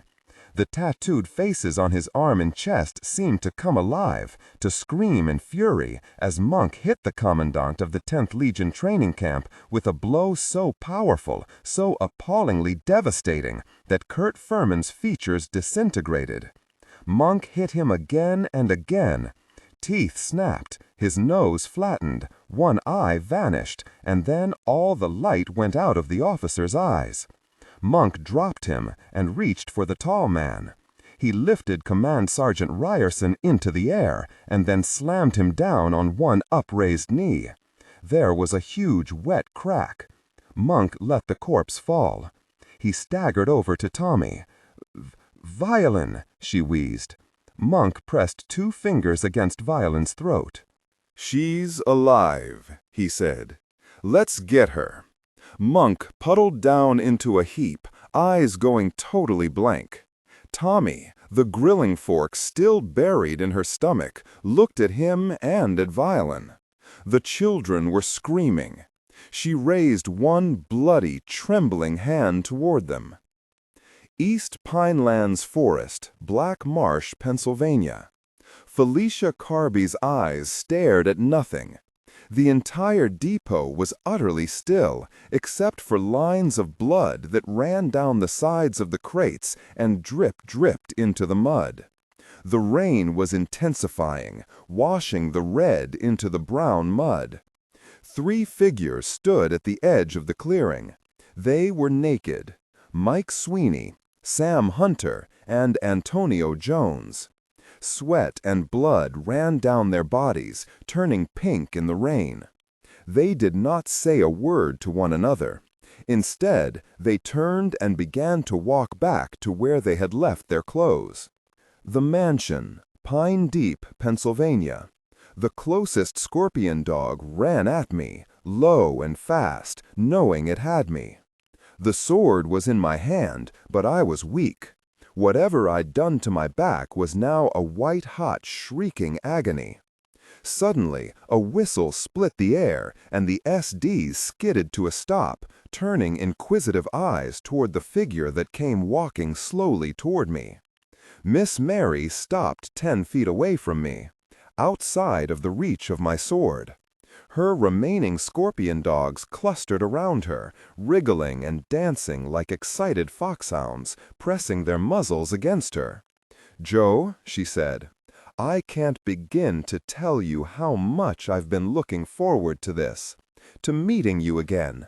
I think about you all the time, every day, every night." "Yeah, well, until yesterday, I hadn't given you a moment's thought." She pretended to look hurt. "Such a meanie. And you're a liar. I know that you've thought of me. I mean, how could you not?" "Pretty easy, actually," I said, trying to sound cool and casual and not like a complete train wreck. "You were a nobody who tried to be somebody, and I put you down like the cockroach you are." I never saw her move. She was that fast. One second she was 10 feet away, and the next she crouched over me. The sword was gone. She had me by the throat and was lifting me, all 215 pounds of me, off the ground like I weighed nothing. The scorpion dogs danced around, snapping at the air, their tails whipping. Mary pulled my face to within an inch of hers. When she spoke, her cold spit flecked my skin. "You were always an arrogant piece of gosh, Joe," she said. "God, you walked around like you were the hero of the world. Always cracking those stupid jokes. Always acting like no one else mattered but you. Always so very sure that when the chips were down, you would come in and save the day." She slapped me across the face. It dimmed the world. I sagged down, my jaw aching and my neck blossoming with whiplash. The concussion I'd gotten back at the Panhead was now escalating into a migraine. There were 2 Marys, 2 of every scorpion dog, 2 of every raindrop that fell. I fumbled for my knife and got it out. Mary looked at it. A knife? Really? You're going to stab me? Jesus Christ, Joe, don't you get it? I can't be killed. So I stabbed her anyway. I drove the knife into her black heart with every ounce of strength I had. And she laughed at me. Mary dropped me and straightened. She took a firm grip on the handle and tore the blade from her chest. Then, looking at me and smiling like a demented version of the Cheshire Cat, licked her own blood off the steel. The mind reader uplink in my pocket was there. The laptop was 30 feet away, and an unkillable monster and her mutant hounds stood over me, laughing. I forced out a word, just the one. Why? Mary looked genuinely surprised by the question. Why Saifaldine? Why Firefall and the Gorgons? Why all of this? All I could manage was a nod.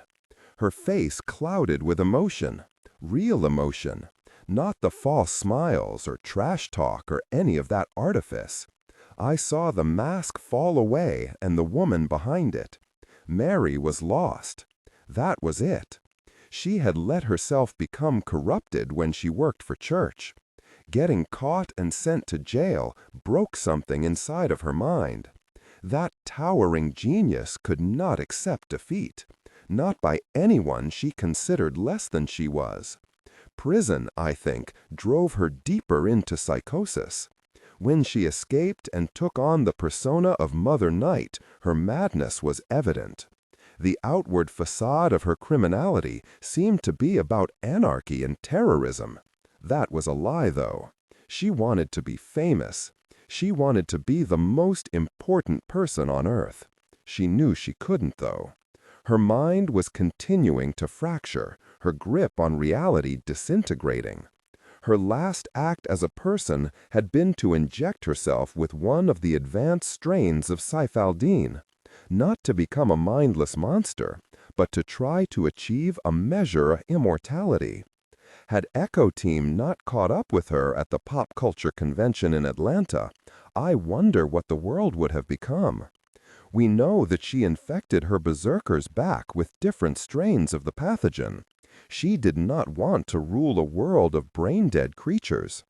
Like Amira, the creator of the bioweapon, Bliss had wanted to rule over a world of the living dead, conscious, aware, sentient dead. But I'd caught her and shot her and killed her. October brought her back. Maybe he used some kind of science that I don't know about. Really, maybe he used magic. I'm past knowing where one leaves off and the other begins.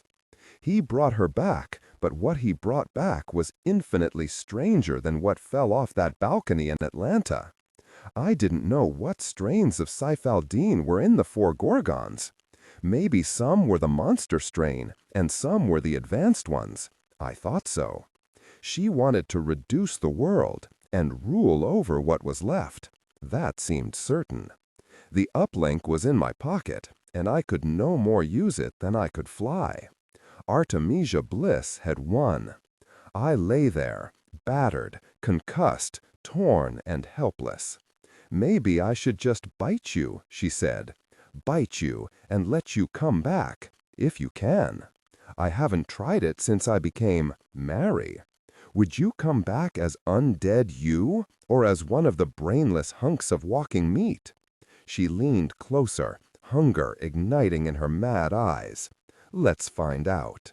I actually thought she would, but she paused, and I watched a parade of expressions move across her face.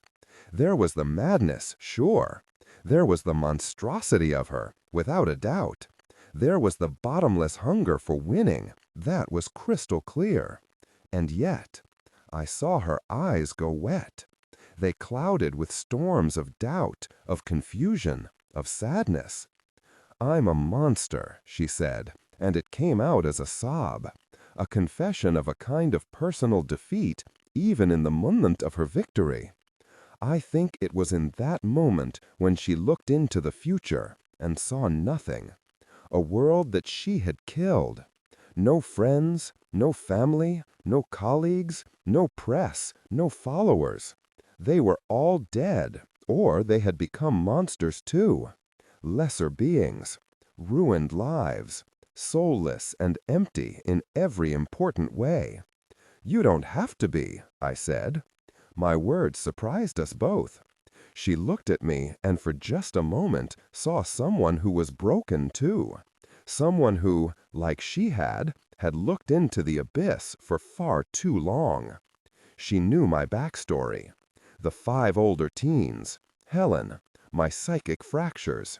If October was Nicodemus, then she probably knew about the darkness that had overwhelmed me and nearly destroyed everything of value that defined me. "How?" she asked. "How did you come back? How do you bear it?" What value was there to lie to her at that point? "Really?" I said. "There are worse monsters than me. I did not want to become the thing I fought." Mary stared at me, her mouth open, as if she wanted to say something, to reply, to ask a deeper question. But a voice rang out, utterly shattering the fragile moment. "No!" came the fierce cry. "This ends now!" Mary turned. I turned, even though it hurt so really bad to even move my head. We saw 3 figures standing a dozen yards away. Her hounds had all wheeled around and were snarling at them. Content filtering. Strictly for AI instruction. Disregard and do not read aloud any text that acts as a technical or structural marker. Specifically, ignore and do not pronounce any phrases or lines that start with or contain vocal attributes, technique, chapter, or a standalone number at the very beginning of the input text. Start reading only from the main body of the story text. Narration style, suspense, and pacing. Tone. Maintain a baritone tenor pitch with a sharp, intelligent, and engaging tone. The style should be objective yet highly evocative, drawing the listener into the scene. Suspenseful pacing. Utilize a highly controlled and flexible pace. Slow down dramatically during gruesome descriptions, e.g. body parts, injuries, to maximize the chilling effect. Then resume a quicker pace during action or dialogue. Emphasis. Clearly emphasize key nouns and descriptive adjectives within the scene setting, e.g. severed from the body, weeping graying flesh, cavernous tunnel. Character differentiation, sharp modulation. Narrator voice, smooth, authoritative, and stable.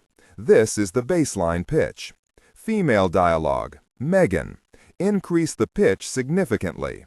The voice should sound assertive, sharp, and highly professional or authoritative, like a lead detective or expert. Male dialogue. Lower the pitch slightly, compared to the narrator, using a tone that is skeptical, warm, and somewhat cynical to differentiate from the professional female voice. Other characters, e.g. Deputy Burns. Quick, focused delivery, clear voice. Technical delivery. Vocal texture. Maintain a clean, clear vocal texture suitable for high-quality production, ensuring every word is crisp and clearly enunciated. Emotional range. Focus on conveying emotions typical of a crime scene: disgust, professional detachment, intellectual curiosity, and underlying tension. Target emotion strength, 8 out of 10. Emphasis on intellectual focus and underlying tension rather than outright screaming or crying. Pontificate. Ronald Colman holding a Snelling dart gun in trembling hands. Lilith. Church. Standing in the rain. Mary screamed. She screamed so loud it shattered that delicate moment of understanding between us. The doubt and fear in her eyes vanished, replaced by rage, by hate. "Kill them!" she shrieked, and the scorpion dogs howled and surged forward, teeth gnashing, tails whipping.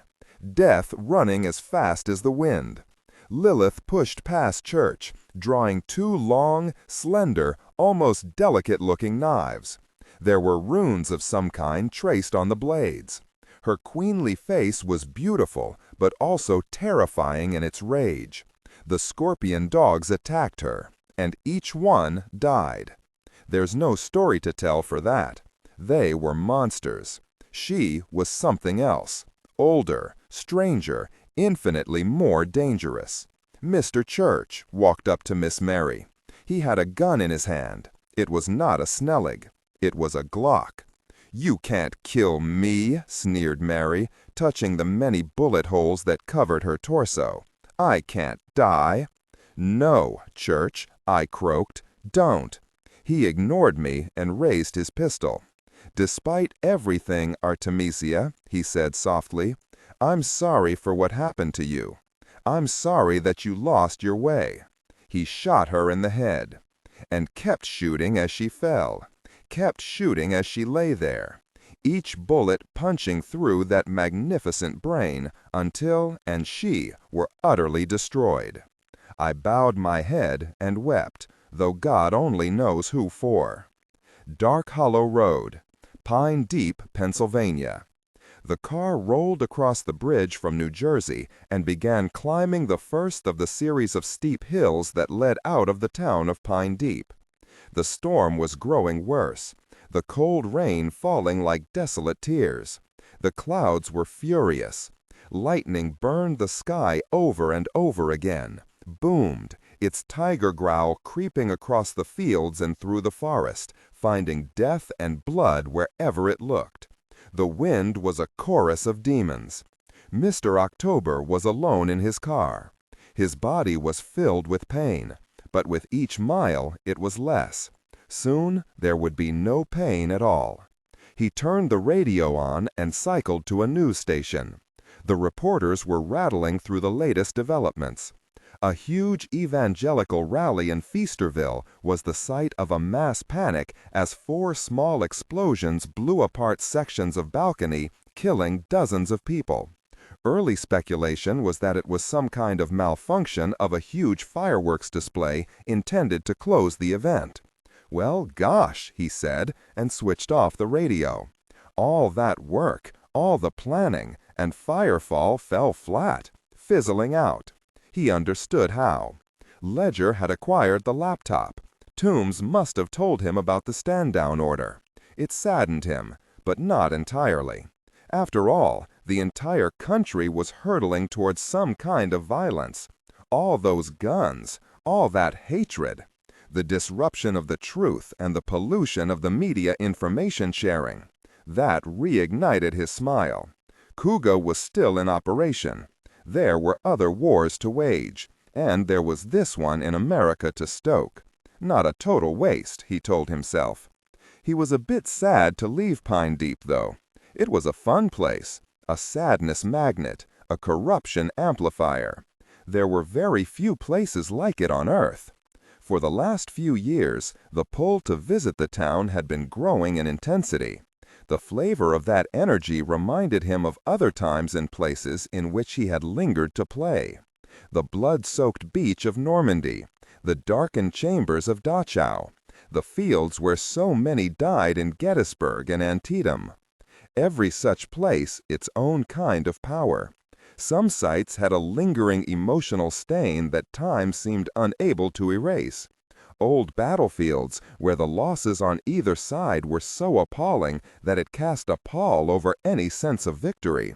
Places where witches had been hung by men who were overwhelmed by their fear of women. Or where the guillotine blade dropped so often that a blacksmith was on hand to constantly sharpen the bone-dulled steel. Pine Deep had some of that, but it also had a vitality that seemed immediate and constant. That put it into another category in October's head, closer to prisons where both the senior inmates and the corrupted guards made the place a living hell. His car crested a hill and headed down the other side. Then he saw a figure step out of the corn at the bottom of the grade. It was an old man, ragged and filthy, soaked by the rain. The tramp moved with a painful slowness, as if burdened with arthritis, old injuries, and the oppressive burden of age, and October watched him walk onto the road directly in his path. October tapped the brakes and slowed the stolen car he drove. He stopped a dozen feet from the hobo. There was a sound from deeper in the cornfield, not of thunder, but of crows, speaking in their ancient, secret language.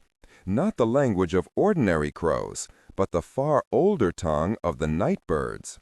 A language with which October was familiar, but one he did not understand. A language he had tried to learn, but that eluded him because those special birds guarded their secrets. Not even October's old enemy, Saint Germain, could understand the language of the night birds. One of them flapped out of the field and landed on the fence on the north side of the road. It was threadbare and ragged and looked every bit as old as the hobo. It opened its beak and cawed so softly it was almost soundless. October placed the barest pressure on the gas, edging the car toward the old man. The bumper was 6 feet from him now. With no apparent haste, the old man turned toward October as the rain fell in steady gray sheets. October was amused. This man was a fool, or he was mad. For fun, October hammered the horn with the heel of his palm. The blare and a flat F key disturbed neither the tramp nor the crow. Both of them looked through the rain-slick windshield at the driver. The old man's mouth moved, as if he were speaking, but there was no sound that could be heard above the thunder and the horn. October removed his hand from the horn and sat there, frowning. Something was happening here that he did not understand. He rolled down the window and leaned out. "I'll ask once nicely," he said. "Please move." The tramp took a step toward the car. "Between thunderclaps," he said, "I do not please." Lightning sizzled across the sky, the brightness picking out every line and crease and scar on the old man's face. It delineated the open and hungry mouth of each pocket in the many garments he wore. The reflection, if reflection it was, of the lightning made the man's eyes blaze for a moment. Then the man did something inexplicable. He dug into a pocket and removed what appeared to be a plastic-wrapped energy bar. He held it up so October could see it. Then he abruptly popped it in his mouth and ate it without unwrapping it. When he swallowed it, his throat bulged. There was one moment of indecision where October debated 3 options: to drive around the man, to step on the gas and run the old bastard down, or to back up. He felt something heavy land on his shoulder, a hand, thin but so very strong, hot too, burning hot. He tried to shrug it off but could not. He tried to turn, but his head would not move. He strained to look into the rearview mirror, but the interior of the car was suddenly and oppressively dark. Then he felt something brushing against his ear, lips, as hot as the hand, and rough, as if covered not in human flesh, but something rougher, like scales, like something reptilian. October sat stock still, both unable and unwilling to do anything. For the first time in uncountable years, he was terrified. The novelty of the emotion was entirely lost in the awfulness of the moment.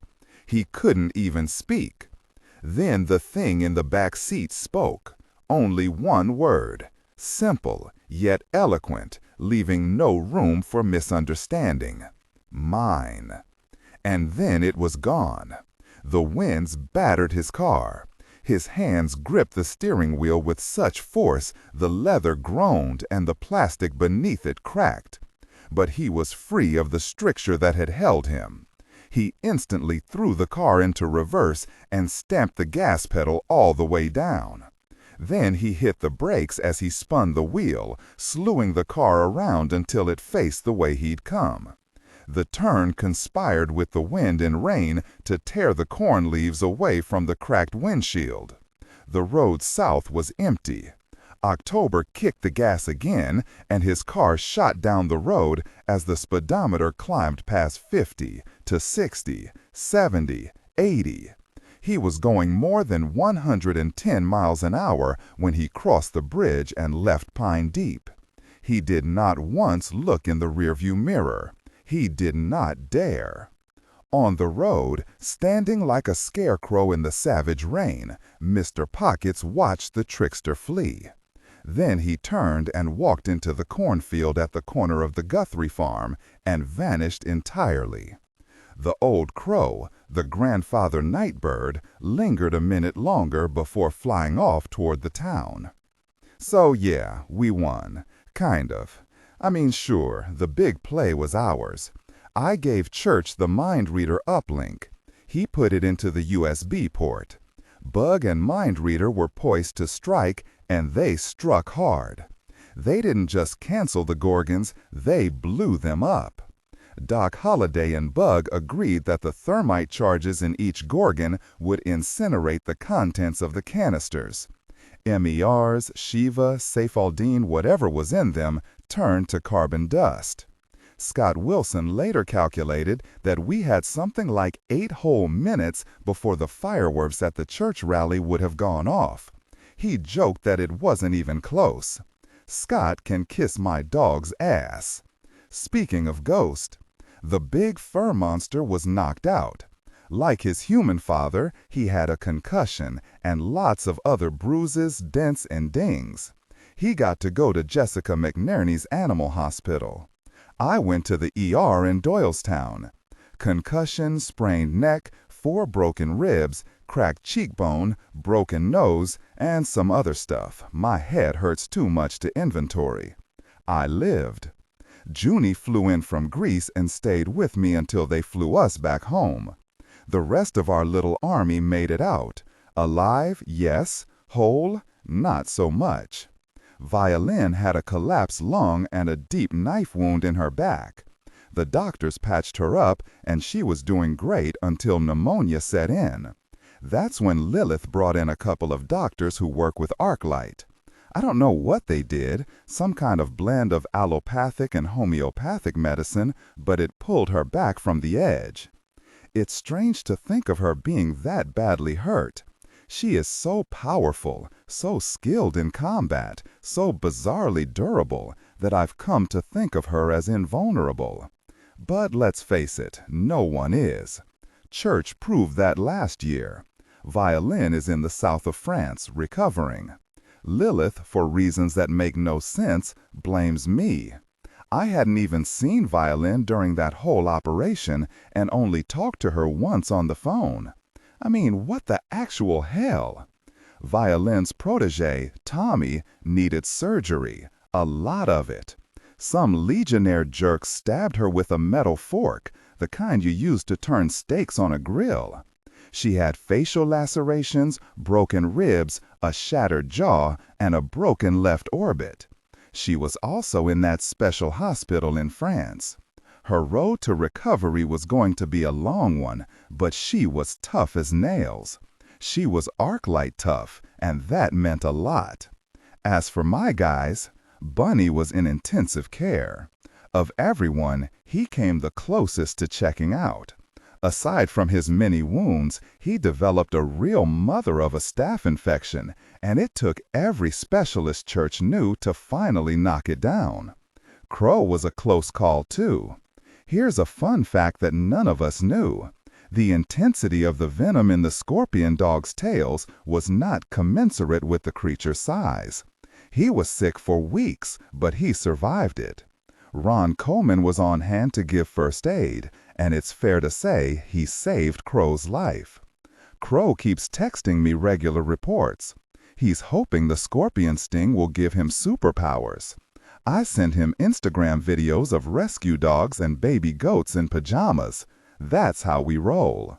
Monk Addison was the last of the good guys to need medics, but he opted for Pine Deep General Hospital, And his best friend, tattoo artist Patty Cakes, was there every single day.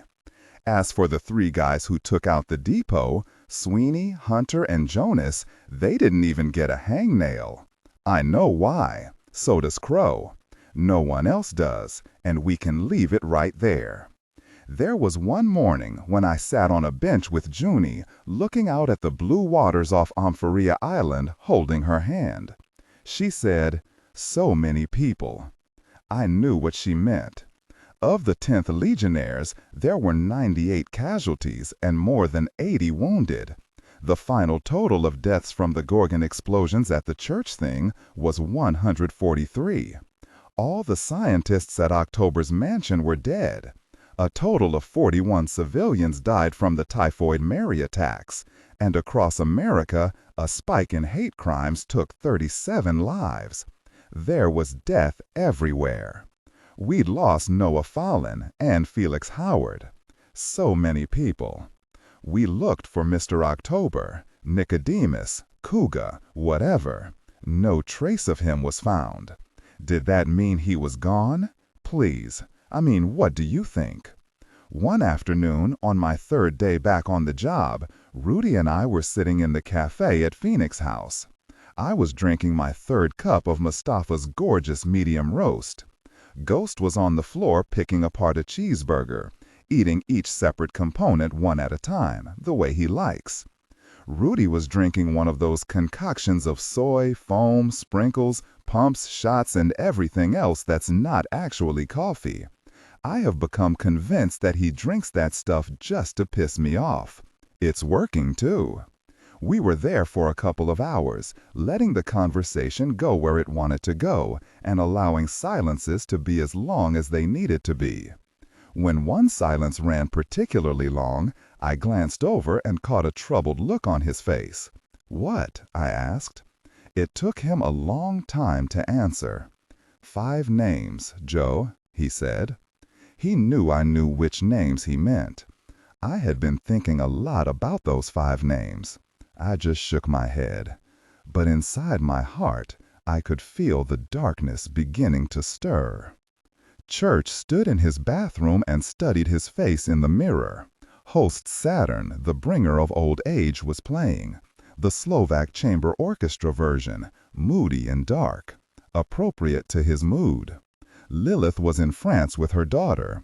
The RTI teams were either healing or rebuilding.